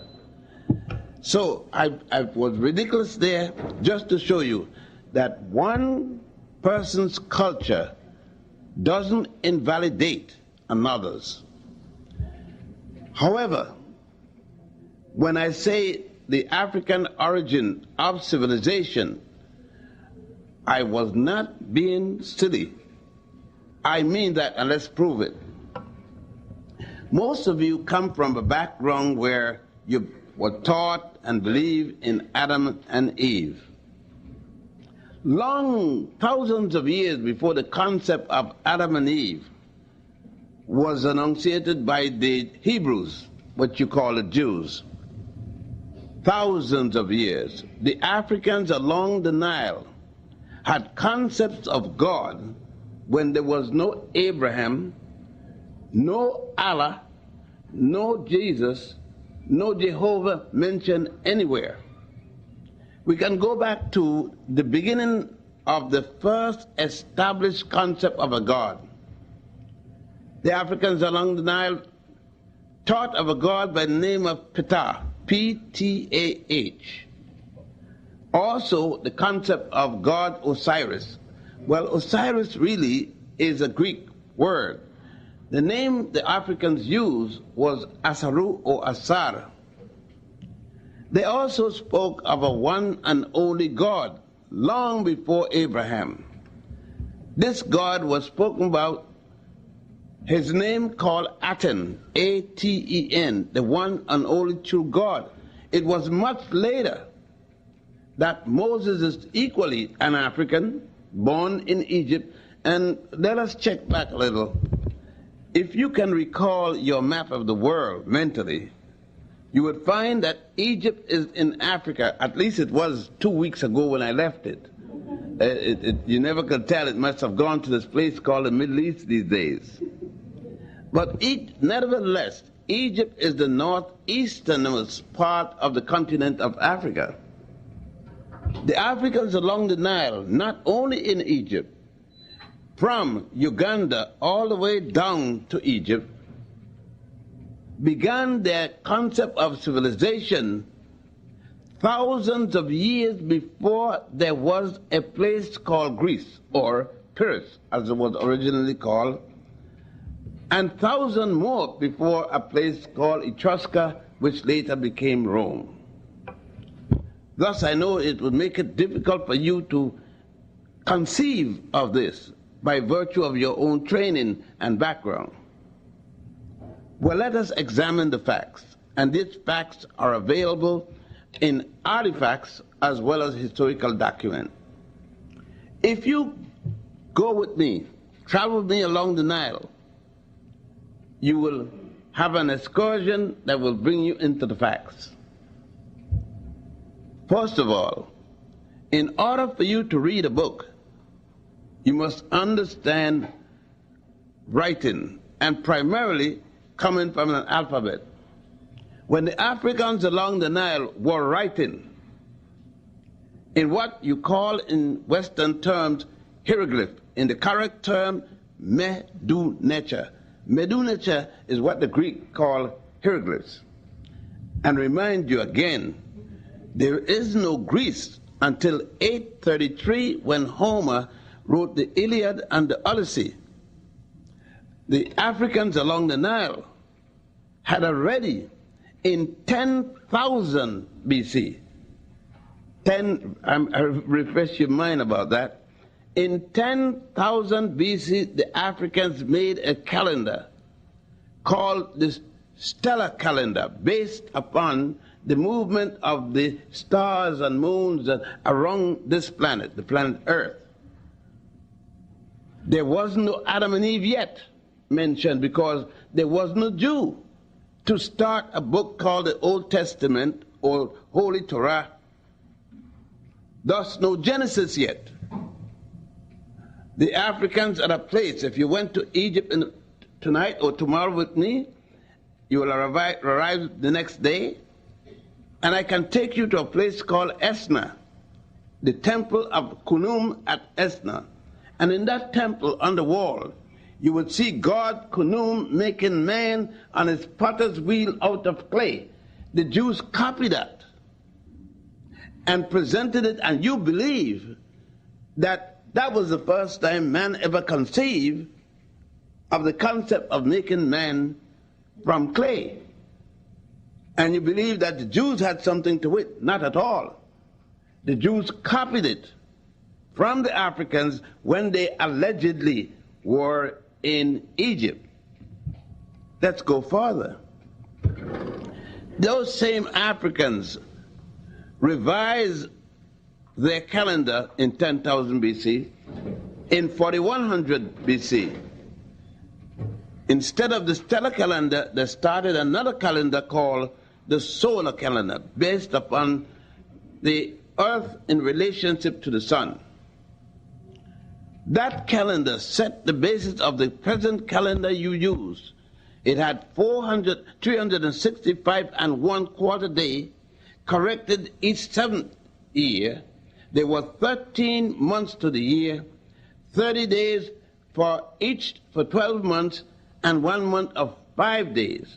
The Ethiopian government still have the 12 month of 30 and the 1 month of 5 days. In Egypt, the farmers use the same 13-month calendar. Again, I must remind you, there isn't a single Jew in the world yet. Abraham the first isn't born. He isn't going to be born until the 13th dynastic period. And I know it's hard for you to conceive of a time when people had religions and there was no Christianity, there was no Judaism, and there was no Islam yet. They came way later, copied from the Africans. These Africans that I'm talking about established the basis of their religion and certain moral principles. The moral principles are called the 42 admonitions of Goddess Ma'at. The Hebrews adopted this, 10 out of these 42, and called them the 10 Commandments, and attributed them to an Egyptian, an African of Egypt they called Moses. But stop and think. Where did the Jews get the information? You do not have a single Jew in the world who wrote anything up until this period of time. But all along the Nile, you have what is called the Egyptian Book of the Dead, the Papyrus of Ani, the Papyrus of Hunefa, and various papyrus, the word papyrus meaning paper. Along the Nile, you also have the Africans who had produced not only these moral concepts, and let me repeat one or two for you. Hail Ma'at. Ma'at was the goddess of justice. The Supreme Court of the United States copied, during the time of Washington and others, they copied the symbol of the Africans of Egypt and Ethiopia, the symbol of justice, the lady holding a scale, and each level, not like your Supreme Court, however. Your Supreme Court have one scale up and one scale down. That's not justice. That is just this. Justice is when both scales are level. They have placed in the woman's hand a sword. The Africans did not place a hand. Now, this woman is called Hathor. In your Judeo-Christian Bible, Islamic Bible, she is mentioned at the golden calf. The writers in your Bible willfully distorted the fact and failed to say it is not the golden calf she was called. It was a symbol of the golden calf, but she was called Hathor. If you go to Egypt, you will go to a place called Dendera, and you will see the temple of goddess Hathor there. Furthermore, you have been taught in your educational system that the Greeks, or a particular Greek by the name of Hippocrates, gave to the world medicine, and he's called the father of medicine. That shouldn't surprise you, because Betty Goodman is called the father of swing. Although he went to Lionel Hampton, Count Basie, and others to learn swing, he became the father of swing. Now, if you control the printing press, you could make yourself the father of anything. You could call yourself the father of the moon. You can write anything you want. The point is, let us prove it. We don't have Hippocrates until 333, before the Common Era. You may call it before the Christian era, or BC, as you may say. Hippocrates is shown coming to Egypt to receive his education in medicine and other things, and that was in 33 BC. Imhotep, an African by the name of Imhotep, whom the Greeks call Aesculapius, died 2058 years before the birth of Hippocrates. He was such a great physician that Hippocrates himself and other Greeks call him the god of medicine. Now, if an Imhotep was not only a physician, but he was the Grand Vizier, he was the man who built the first stone building in human history, the man who built the step pyramid, designed it, of course, and built it. He was a multi-genius. He is the man that also gives you the little quip, eat, drink, and be merry, for tomorrow you die.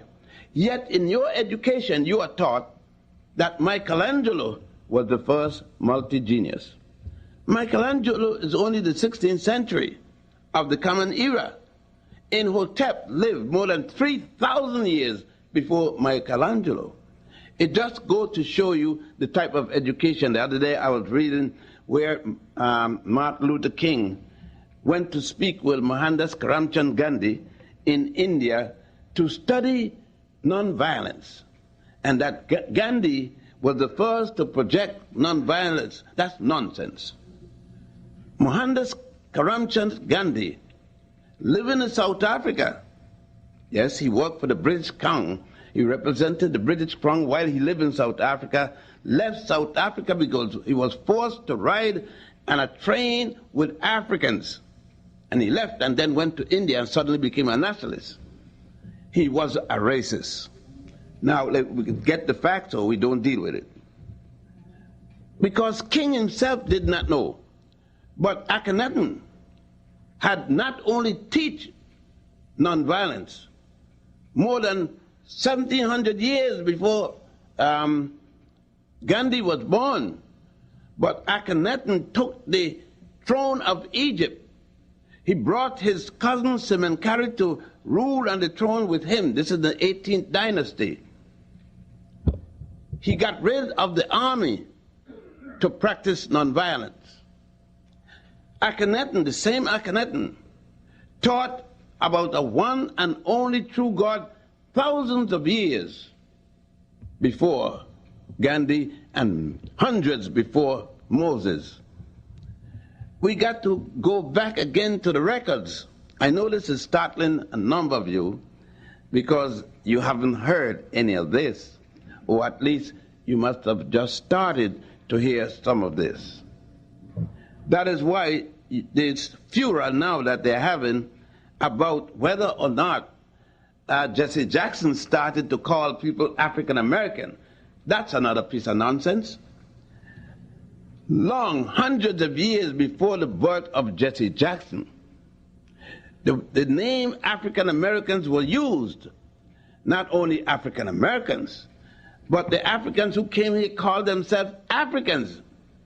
You got, as the best memory, a church within your midst called the African Methodist Episcopal Church. The first Baptist church was called the African Baptist Church.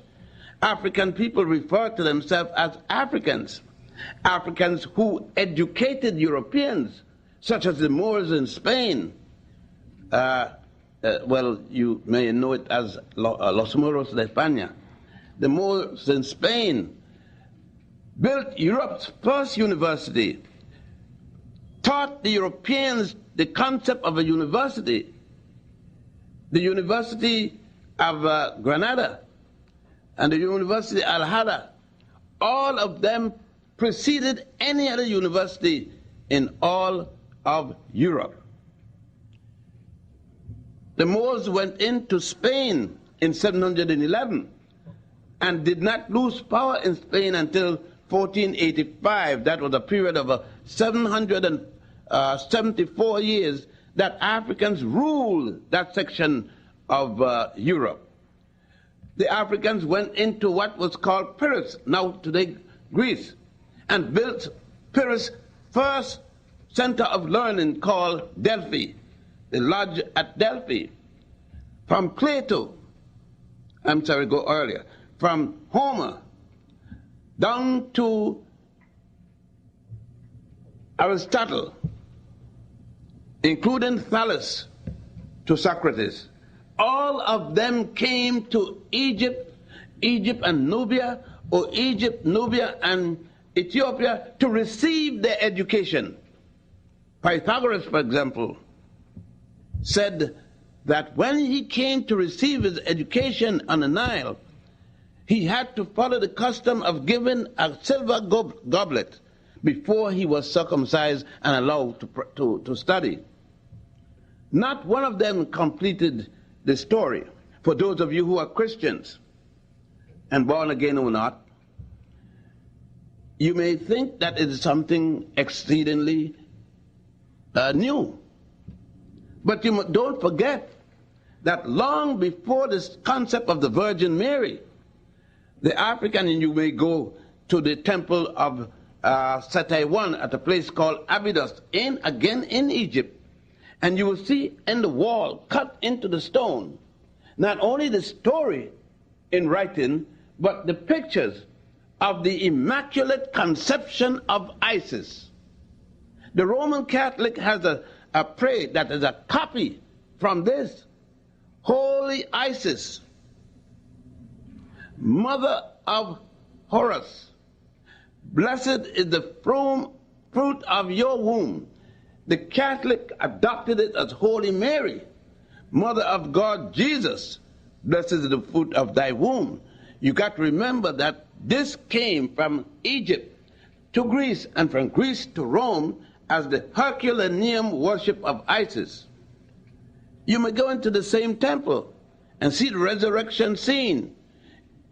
In those resurrection scenes, and it had nothing to do with a woman having her hymen and getting pregnant. That's ridiculous. You are now studying biology and you know that is impossible. The Africans along the Nile stated that a woman who became pregnant and by her last menstrual period, she had not cohabited with but one man she definitely knew for whom she was pregnant, had an immaculate conception. That was the way it was said until the Nicene Conference of Bishops in 332. It is then that the Greeks and others introduced the concept of having a hymen and being pregnant, and that is the Immaculate Conception. It was not said until 332. I know these things are difficult, and probably you even angry. But your anger doesn't change facts. You must do the research. You must learn, you must read other books, such as I know that you have read the Torah or the Old Testament and the New Testament. They aren't the first religious books. Man, there's the Bhagavad Gita, the Hindus have.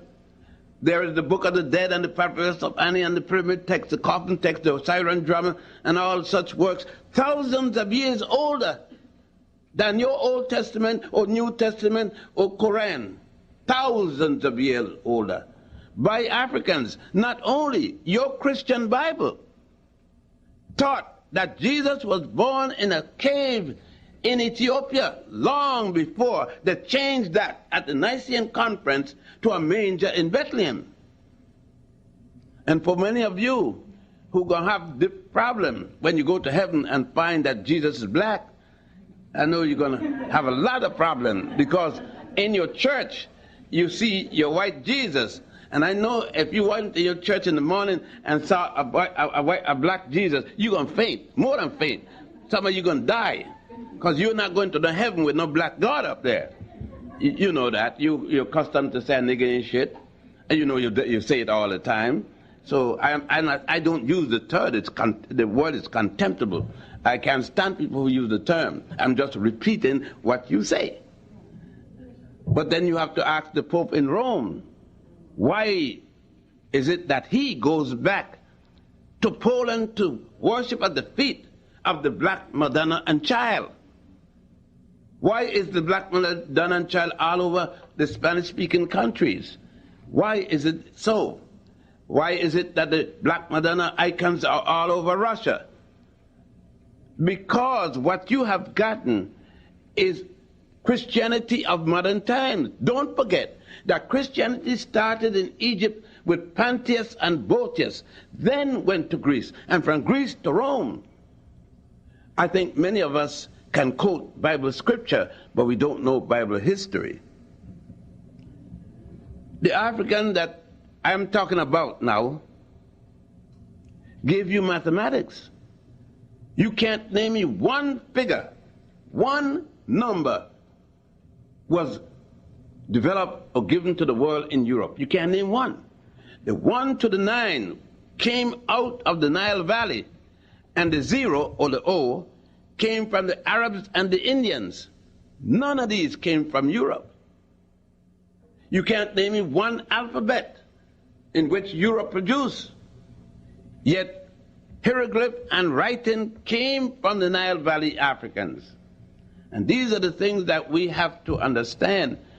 If we understand these things, and it's going to be difficult, and some of you can't deal with it, because it is difficult for us to understand ourselves. And some people get to dislike the fact to hear that they did something good. You know, I could train you to hate yourself. Yeah, that when you look in the mirror, you're mad. You're mad that you look like your mama. Yeah. Or you're mad that you look like your father. Because what you have been told by your father and Tarzan and Jane and all that have sunk into your psyche. And anything that you hear good about yourself, that's where the nigger ain't shit come from. I hear the young people on the subway. Man, you saw the game last night? That white boy, he threw the ball, and the nigger, he catch the ball, and the nigger throw back the ball, and the white boy. So one is a white man, and the other one is a nigger. I want to know, what is a nigger? Maybe you can tell me, because I'm trying to find, and two things I'm trying to find, a nigger and a negro. I haven't met one yet. If I did, please help me. We have to be careful then of what we are talking about in terms of ourselves. Today, when we are arguing the point of African American, and some of you are still holding to colored, what color should I color you colored? Huh? Rainbow? Jesse said it's a rainbow coalition. I don't see the black in the rainbow spectrum. And some of you complaining every night there was a blackout. There have never been a blackout. Black have always been black. If you turn off the light, it's black. Don't put no light. It's going to be black tomorrow. It's going to be black for the next 10,000 years. You have to put a light, so it's never black out, it's light out.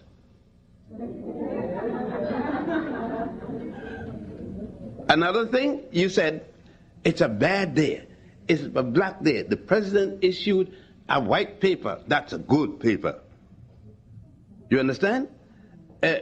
Don't put a black mark on my record. His child is the black sheep of the family. If you black, your mama black, and your father black, what kind of sheep you are but a black sheep? Huh?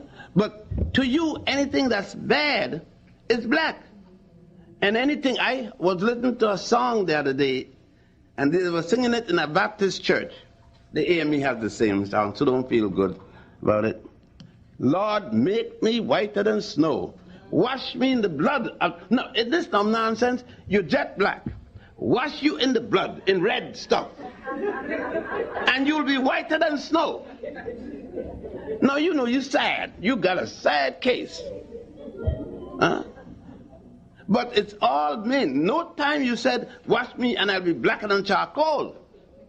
You can't say that. And that's what I'm trying to say. It is they have already damaged us so badly that we cannot see ourselves as being positive. We have, and the other day, there's another one, the lady was saying that when she go to heaven, she's going to be wrong the white altar of the Lord. I said, why white altar? But it has to be white to be good. And all of us, to be sure that we can't, I remember when I was a youngster, the ladies used to lie down with 2 tons of Pond's cold cream and all kind of whitener and lightener, and they had a headrest, and they lay like that and got a crunk neck in the morning trying to get lighter, skin lightening cream. And I suggested that we get some skin blackening cream, and I almost got killed for suggesting that. But one asks, why is it? Why is it the problem? They're calling up now and contesting the question of being called African American. Some people want to go back to be called colored. And when Frederick Douglass started that concept of being colored, it was because Lincoln had given him a beat-up woman in Washington who was already played out to be his new wife. And Douglass took this wife, this white woman, his black wife had died, and then he came to Philadelphia to protest at the colonization meeting that he doesn't want to be called black anymore. He doesn't want to be called an African. He said, call me colored. I have a white mother and a black father. Thus I am colored. Henry Highland Garnet asked him, Mr. Douglass, do you realize that a mule never brag about his father? You know why? Because his father is a jackass.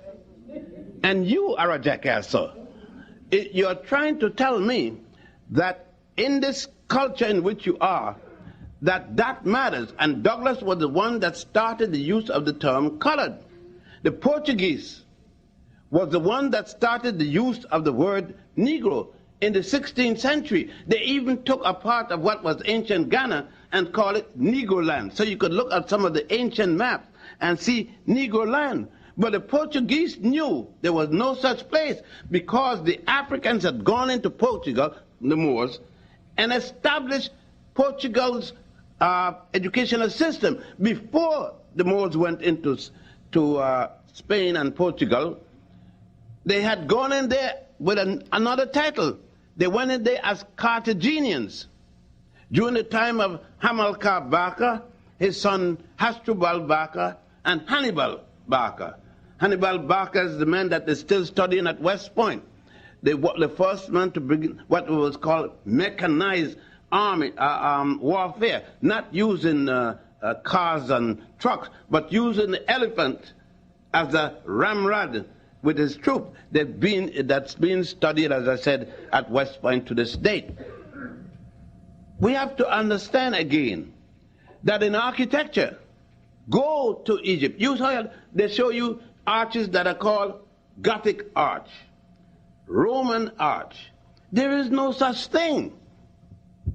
Long before there was a building anywhere in Greece and Rome, and I suggest that you go to Rome and see the Colosseum, go to Greece outside of Athens and see the Pantheon, and then go to the temple of Hatshepsut at Deir el-Bahari, at the Valley of the Kings in Egypt, and see where they copy it.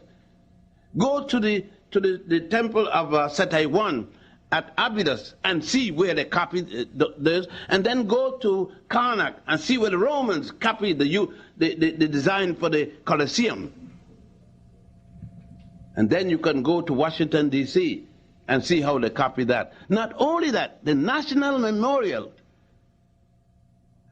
Washington Memorial in Washington, D.C. is nothing but a major penis. Yes? When you go to Egypt, you will find that that is a copy of the obelisk. And the obelisk is based upon a part of the mythological story of the murder of Osiris by his brother Set-Typhon. See, don't even know that. You tell me that Adam and Cain killed Abel the first time a man ever killed another one, killed his brother. Nonsense. Thousands of years before that story, the African had a story of Osiris being killed by his brother Set-Typhon. His nephew, Heru, revenged the killing of his uncle and his father, and killed his uncle Set-Typhon. That is the reason that you see on your dollar bill the ever-seen eye of Horus. In the war against his father, he lost his left eye. You call it the evil eye. It had nothing to do with evil eye.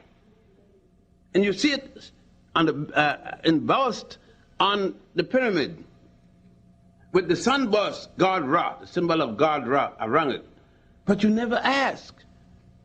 You see it on the American dollar. America has no pyramids. Huh? But you never ask, where did this come from? George Washington and others who were Masons adopted these symbols from Egypt. The only one in the cabinet who was not a Mason in Washington cabinet was Benjamin Franklin, because he was a Quaker. And there was an African in the cabinet, don't forget. A man born in a place called Nevis. His mother was an African, his father was an Englishman. I know you wasn't in. You go up on the hill at 151st Street. Just below Convent Avenue, it's called Hamilton Greece. That's the answer. Alexander Hamilton was born in Nevis in the West Indies, of an African mother and an English father. Grew up in St. Croix in the Children home, the home where the white fathers used to send the rich white plantation owners used to send their children with black women to be educated because they didn't want to keep them with their wives, their white wives. They were called Bokras, the Bokra. So we have to know our history and know it well in order to regain our dignity.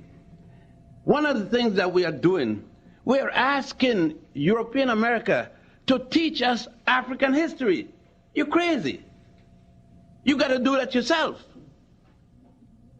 American education have never failed. It have never been better. It is the best education in America. It was designed for Europeans when it started, and it's still designed for Europeans. This school, Cornell University, where I retired, Harvard, is designed for Europeans, not for Africans, in spite of the fact that each and every institution in Europe is based upon an African university. It was the University of Djenne, D-J-E-N-N-E, in ancient Ghana, that was the model for the University of Salamanca, the first university in all of Europe built by the Moors.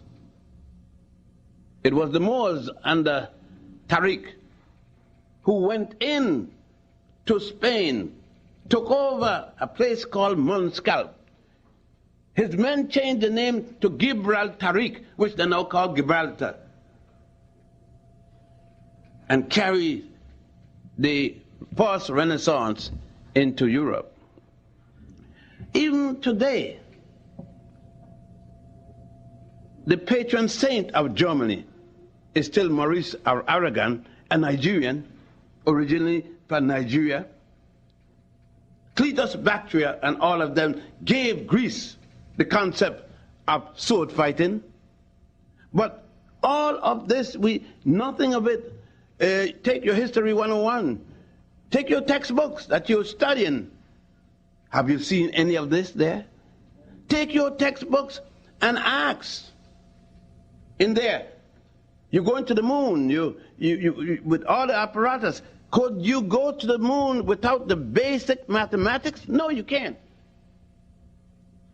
Most of you are women and involved with the struggle that's going on now about birth control and right to life and all this kind of stuff. Of course, people who want right to life, they don't want the baby to die now, that the mother to abort the child. But all those people who have a right to life, they're also for capital punishment. They say, let the child born now, and we'll kill him later. See, I like to tell it, I don't care where I am. The truth is the truth. But then, we as a people never had to worry about it, because the Ebers Papyrus talks about Planned Parenthood, that the African woman, even during the time of Hatshepsut, that's 1550 BC, queen, the only woman who ruled as a king and a queen simultaneously. Don't get her wrong, she was not a lesbian. She had 2 children and enjoyed the sex act. She had her scientists to make a suppository to stop pregnancy. It's called Ebers Papyrus. It calls for the shrub of acacia with honey, which break down into lactic acid that trap the sperms. Park Davis, Monsanto, and a number of Western pharmaceutical companies that go around the world found this formula. Check it out, and that's how you got autogenal jelly, which is used in diaphragm today to trap the sperms. But are they blasting it on the radio saying where they got it from? Huh? You hear about Jonas Salk, what he did, but do you hear anything about Charles Drew?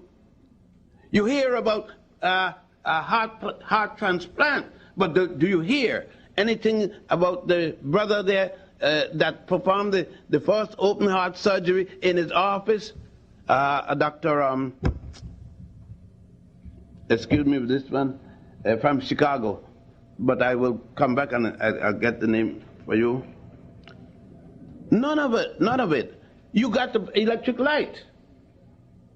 And when you come in and you pull a switch, it was years and years and years that they dealt with the truth of who created the filament. The man that makes the bulb, that's nothing. It is the filament that makes the light. Latimer. They didn't give any credit to Latimer, who worked in the office for Thomas Edison. No more than they give credit to Granville T. General Motors Company existed for over 20 years using the patents of Granville T. Woods. Never given a dime to his estate. They had to go to the federal court before General Motors started paying the proper dividend for pilfering, stealing the patent of Granville T. Woods and using them. We could go on with Sayers and Roebuck. And many of you have bought many shoes and different things from Sayers and Roebuck and National Bella Hess and so forth, and had no concept that one of the partners was an African that started Sayers and Roebuck. Now, there's a new thing. I just laughed like hell the other day. And they said that Ben Ward, for the second time, is going to make an apology to the Latin community. Why? Why did Ben Ward have to make an apology? Because Ben Ward doesn't know. He's making an apology to me. My mother's a Puerto Rican. My mother's from Fajardo. Son Caridoro, son ella. Huh? Then is he making, you see, that's another thing, because you call yourself so many crazy names that you don't know what. The other day I was saying, I saw a Latino and a Puerto Rican and a black man and an African American going down the street. What the hell are you talking about? You're mixing up the color. You see, if you said, I saw an African American, a Puerto Rican, a Jamaican, that's right, because you're talking about people identified by land. But if you say, I saw a Latino, that's a linguistic term. Latin, a person with Latin background, linguistic term. And one was black. You were using color one place, language the next place, and land. People are identified by land. An African is from Africa. You know, if I said, when the first, if you see a rabbit, female rabbit, of course, climb into an oven, cool oven. The next day you see the rabbit come out, and the little ones look like the rabbit. You don't have mama, the rabbit got biscuit because it's coming out the oven. She got rabbits. When you see an African woman come to the United States and she get young ones, she don't get Negroes and jigaboos and chigaboos. She get Africans. And these are the things that some of you are scared, if you're from Puerto Rico, you're scared to wear loud colors because Europeans don't wear loud colors. You don't want to eat cuchifrito and rice and beans because the Europeans don't eat rice and beans. And you don't want to play loud music because the Europeans don't. They don't play loud because it don't sound right. And if you're from the States, you don't eat hagmar and collard green and chitlin. You don't do that. Because the Europeans don't eat. You don't cook your food with grease and all those things because the Europeans don't. That's why the food tastes like nothing. You got to qualify everything that somebody else do and destroy what is your culture. Because you're ashamed of your identity. And the reason you're ashamed of it because you don't know it. But when you know it, you walk 10 feet tall. Like Ossie Davis said about Malcolm, the shining prince, you see, who walked 10 feet tall. They got to remind you that you were this and yesterday. But don't forget, the scum of Europe came here. The good Europeans didn't come to America. The whole state of Georgia was a penal colony. Here is where the British and the French and all send their scums. And the scums became the gentlemen. Paul Revere was a rum runner. Used to run from the revenue officers, the British officers. All of them were scums. George Washington was a dog. I know that will hurt you. That's the father of your country. You don't want to hear that. You say, what this man talking about? If Hitler was bad, what did Washington do that Hitler didn't do? You know, Thomas Jefferson, do you call him a gentleman? Thomas Jefferson said, all men are created equally. The day he died, he had slaves. He left slaves. As a matter of fact, he went down in the yard and made some slaves with some African women. Are you going to say that Jefferson was a good man? I remember when the NWC used to have us dressed up, young people with starch and iron white clothes, going to the Jefferson Memorial and the Lincoln Memorial, and I said, why don't we get sense enough and carry some bombs and blow the damn things out the world? But no, you mad with me. How could you be mad with me? How could you like these slave masters but condemn Hitler? How? Is it when you treat an African bad as a slave, it is good? But when anybody else are treating it the same way, it's bad. When de Gaulle was running all the way from the Germans, he's going to come back with all the Africans helping him to get back to France. How come, as soon as he got back to France, he didn't let the colonies go? Isn't it true? Are you saying that Mussolini was bad, was good when he killed Ethiopians, gassed them, that Hitler was good when he killed the Senegalese over there, but he was bad when he did it to Europeans, then we have to get a re-examination of things. And it all goes back to the value of how we see ourselves. It goes back to when we look in the mirror. I always make sure I carry a little mirror with me in my pocket because I want to look at the best thing in the world. Now and again. Yeah, that's the way I feel. You see, when I see a picture of me, I see a picture of my mother and father simultaneously. And I know, heaven knows that woman was something. I talk to my moms. So that's why Daddy went after her. I don't blame the boy. The brother had very good reason to run after the sister. But that's the way I look. I look at myself as what's happening. I am the first and last thing that ever happened. You understand? That's why you'll never see me with drugs, because I am too cool to use drugs. I mean, I can't disturb. You see, I can't disturb this precious golden body. See, Mama and Daddy took too much patience to make me. I wasn't one of those flash of the moment. They took time to create. They had to take time to create a precious item like me. You got to see why. I know my history. I know where I came from. I know what I did in this world. Today, you see me. You know, you see a man or a woman in the street and you say, hey.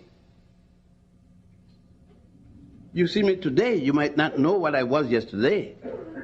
So instead of calling me by my name or asking me, you call me, hey, you. But hey, you have a background. I have a background. And then people say, well, don't tell me what I was. Tell me what I am. Then I ask you, then don't celebrate your birthday. Huh?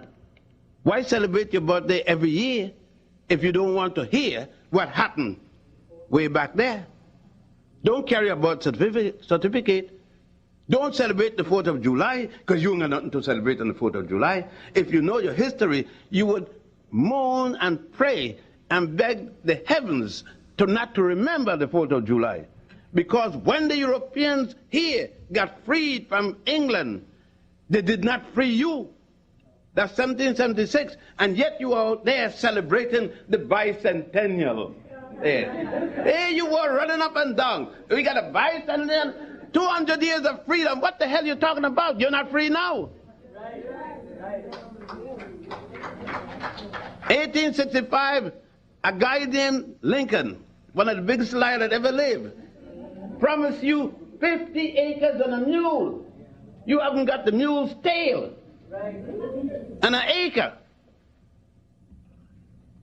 And you're talking. That's why they're afraid. The New York Times writing all kind of articles about the African American. Why they want to call themselves that? You know why? When you call yourself African American, the next step is to call yourself African alone. And when you do that, you're going to say, I want reparations.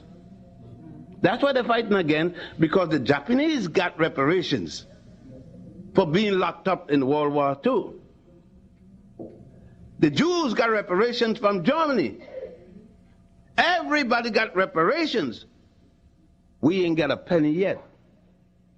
All because our so-called intellectuals feel we are too good to ask, to demand, not ask, to demand reparations. But they're going to see that the Langner bill will be revived, that Senator Langner and Adam Powell had presented to the Congress for reparations for every African living in these United States. Because we don't forget, and I'm winding down, see how not knowing history, what it does for us. A few years ago, there were some people dying off the coast of Florida in boats. There were some people dying in the Pacific. You were crying for those dying in the Pacific. You call them the boat people. But you didn't shed a tear for one Haitian dying because you don't know that the first Africans brought to the Western Hemisphere were brought from Spain to Haiti. Your ancestors are Haitians. You didn't come straight from Africa here. You came from Africa to Spain. And when the Africans lost power in 1485 in Spain, 4,000 of them were brought from Spain to the Caribbean, first to Haiti, then to Cuba, then to Jamaica, because Jamaica was still under Spanish rule, and then to Puerto Rico and the other islands. It was in 1501 that they were brought to the Caribbean. It was not until 1619 that the first were brought from an island of Barbados to Virginia.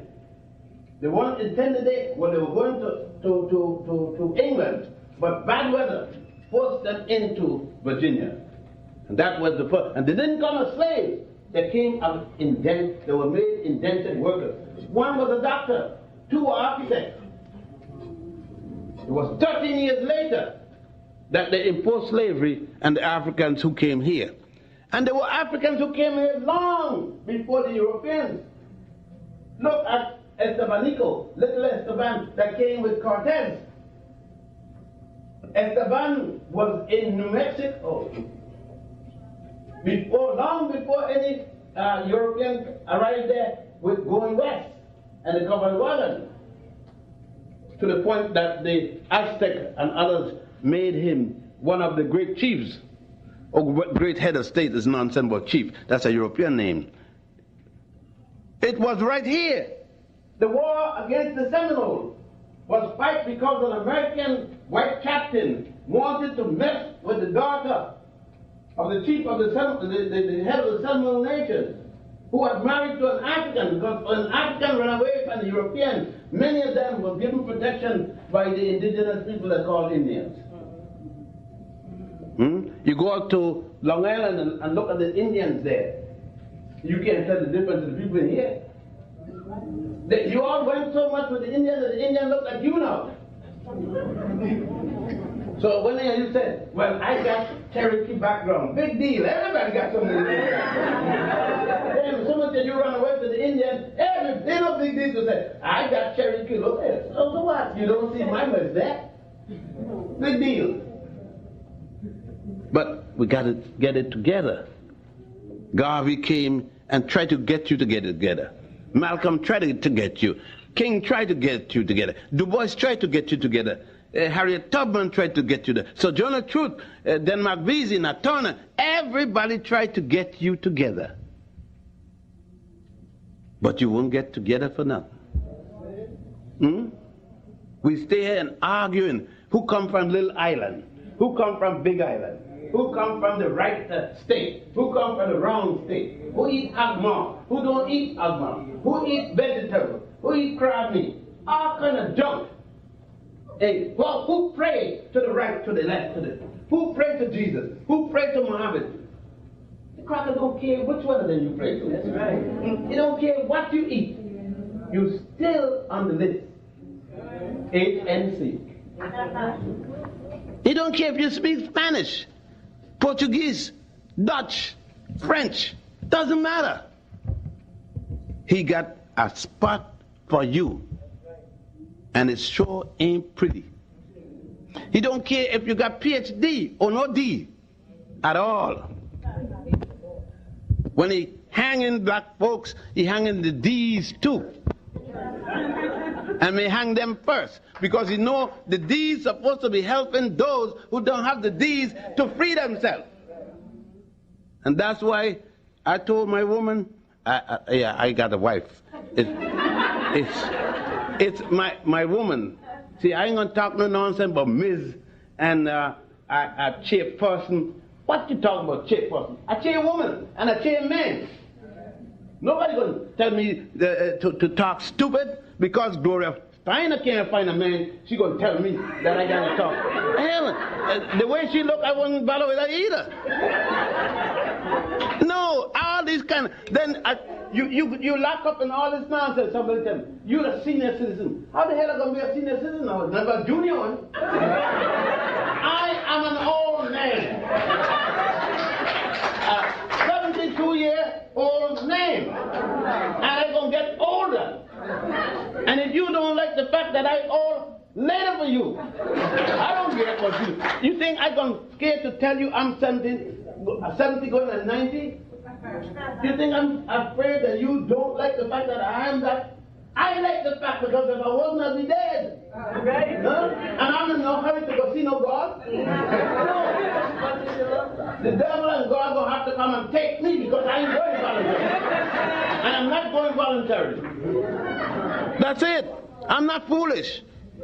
I don't know nothing about heaven or hell. I know here, and I don't want to leave none of you women. I don't want to leave. You tell me, I'm ready to go. If you're so ready, drink some arsenic. You're ready to go. I am not ready. I'm not preparing to leave this world. The sisters look too good for me to be going off. Just deal with it. I mean, let's be rational. Let's deal with life. And then brothers wouldn't be good. If we know and recognize ourselves, then sisters could tell the brother. Right now, sister said to the brother, I ain't seen my period. 22 years later, she waiting to hear the brother respond. From the time she said that, he disappeared like the invisible man. Then one day, 22 years later, he said, where our child? Huh? Sister can't even walk in the street with clothes, much less short dress. The brother's raping her and eyeballs. You rape her with his eyeballs, and when you catch her, you know what happened. Instead of the sisters running to the brother when she see him glad, she knows she's protected, she got to run like hell from him. Because he doesn't know his history. He doesn't know the quality of the culture that he came from. There was a time when the sister ran to the brother. Huh? She know that when the lion was coming, she could run to the brother. When anything come in danger, she could run to the brother. Now she see him. He's speaking Spanish, he's scared. He's speaking English, he's scared. He come from Puerto Rico, Cuba. He come from Harlem. He come from Jersey. She's scared. Because the reputation, he will rape a flea if it's female. Why? Because he has lost his consciousness. He tells the sister, bitch, get your black ass here. Yeah, he hollers in the street, I put my foot in you. That's his behavior. He's lost that man who drew pictures. Go to temples, draw pictures of the woman, the African woman in the ceiling. He showed her giving birth to the sun. Go in the temples at Dendera, and you see how that man drew when he had his mind together, when he respected his woman. And that's what happened. That's what happened by the loss of history. We lost our culture. We lost our respect. Huh? Brothers walking around with brand new Mercedes Benz, got 5 children out there, don't know if the child eats. Huh? You tell me? You ask me how you going to do it? You put the young sisters in parade. Little sisters, 14, 15, you got them on top of the TV, walking across the stage. You ain't got one brother line up walking across the stage. They get it with a finger? Huh? You mothers haven't told your sons. You haven't one day sat down and said to your son, this is your sister. I too am a woman. You don't want a man to do this to your sister or your mama. Huh? You didn't tell your son. When you hear you got 3 girls knocked up pregnant, you say, my son is strong. But your daughter gets knocked up and you say, bitch, whore, slut. But you never call your son any kind of name like that because you don't teach him. You don't teach him his responsibility to the sister. You don't have to worry about the teenage pregnancy. If you teach that young boy, you mothers, teach your son. You fathers, talk to your daughters and let them know the responsibility. Brothers go and get the sisters pregnant on campus and think that he has a right to continue education, but she doesn't. No child of mine, male child of mine get a girl pregnant. Like I told them, don't sleep with what you can't walk with. If you can't marry her, don't sleep with her. Huh? Our culture, these are the ways. Brothers are talking now about polygamy, having 3 wives. Nothing wrong with it. Nothing wrong with polygamy if you're going to follow the rules of polygamy. 3 wives, 3 houses. And each house, if one house got a Cadillac, all houses got Cadillac. If one house got a license, and then marriage is not a jive. Every wife must have a license. Each wife must be a wife, not a wife and a girlfriend. Huh? Not one that you take out 2 o'clock in the night, get her back before 5, before the rooster crow. No, a wife is a wife. That in Africa, when you got 3 wives or 4 wives, each of them are wives, and the community accept them. And no nonsense, but you in the corner selling candle and incense and perfume, and she walking and bringing welfare check, and you talking about you got a wife? No, you're not a polygamist. That isn't polygamy. That's promiscuity. And you jiving the sister telling her, but we married, we got our own spiritual way. You're a damn liar. You just getting a piece free. I'm going to stop now, because the reason, then you could see, the reason for knowing yourself, the reason for knowing your culture is not just to say, I know it, but it must change you. It must make a better you. When you know what you have done, how you have suffered, how you have lived, what you have done for the world, it should make you live a better life. Like I said, this is my 3rd wife. I killed 2 already. I was so sweet, they decided this is heaven, I gotta go. And they were, I'm working at this one for the last 40 years. This one won't go yet. She's trying to kill me. And but you see, if this wife die in the morning, I am going to get married in 30 days. What I want to be living in a house with no sister. Me? No, it's too beautiful. Sisters, like the brother said, I can't find a good wife. I said, well, you looking in the whole house? You must be looking at the whole house. You mean tell me all these beautiful, good sisters, you can't find one? What happened to your eyes? Or your senses? He can't find one because he hasn't found himself. He doesn't have trust because he doesn't know the quality of a woman. And last, I'm going to finish with this. He doesn't know that it is that sister that take the guts from a pig with all, let me use it with all the shit in it. I got to use it the way it's said down home. It said Jesus spoke the language of the people. I'm speaking the language of the people. And take a stick, push all that shit out of it. Hot water and lemon. Clean it. Tenderize it. Give it taste. To give that man protein. You understand? That's what the sister did. And he letting somebody tell him because the sister make more. But look at this class. Why not? Look at the class. 99% women. It's not your fault. The brother could have been here. But the brother will drive you to the door, sit down there with the heater going. You come upstairs and study and come back. When you get the diploma, he wants you to stay. What you gonna stay for with a dummy?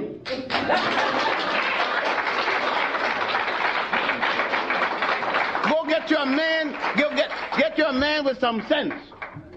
A man who knows what he's gonna do. A man who wants to do something. You don't want to bog down yourself as an ignoramus. He came here with you. And then that's what I said.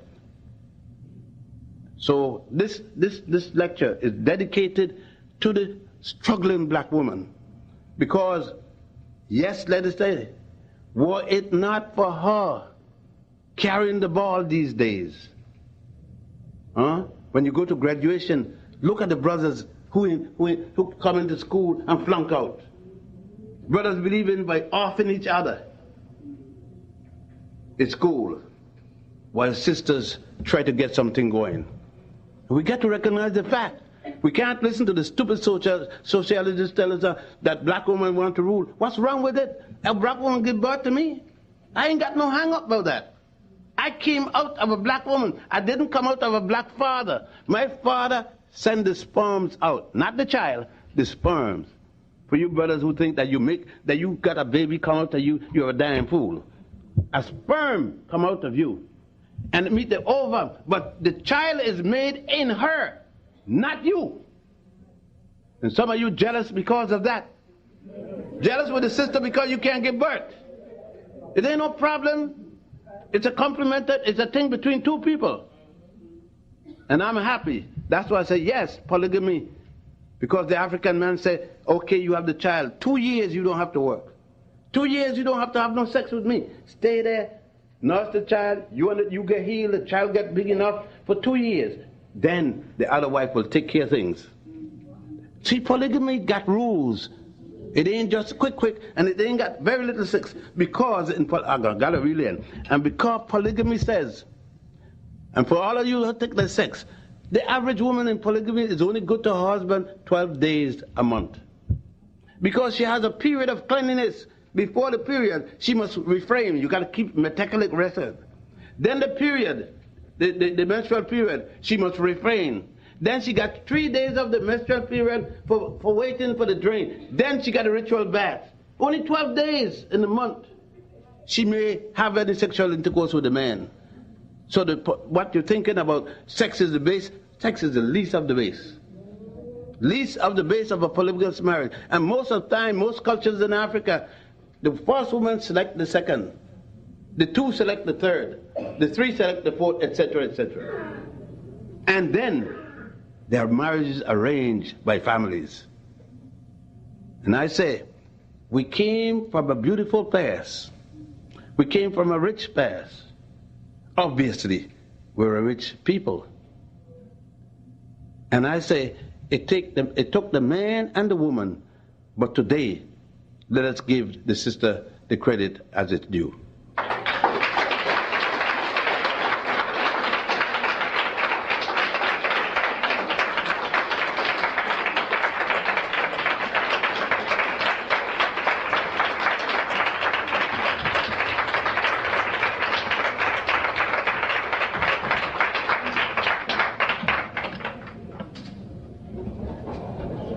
I know you must have some questions. I may have kept you too long, but I got steamed up.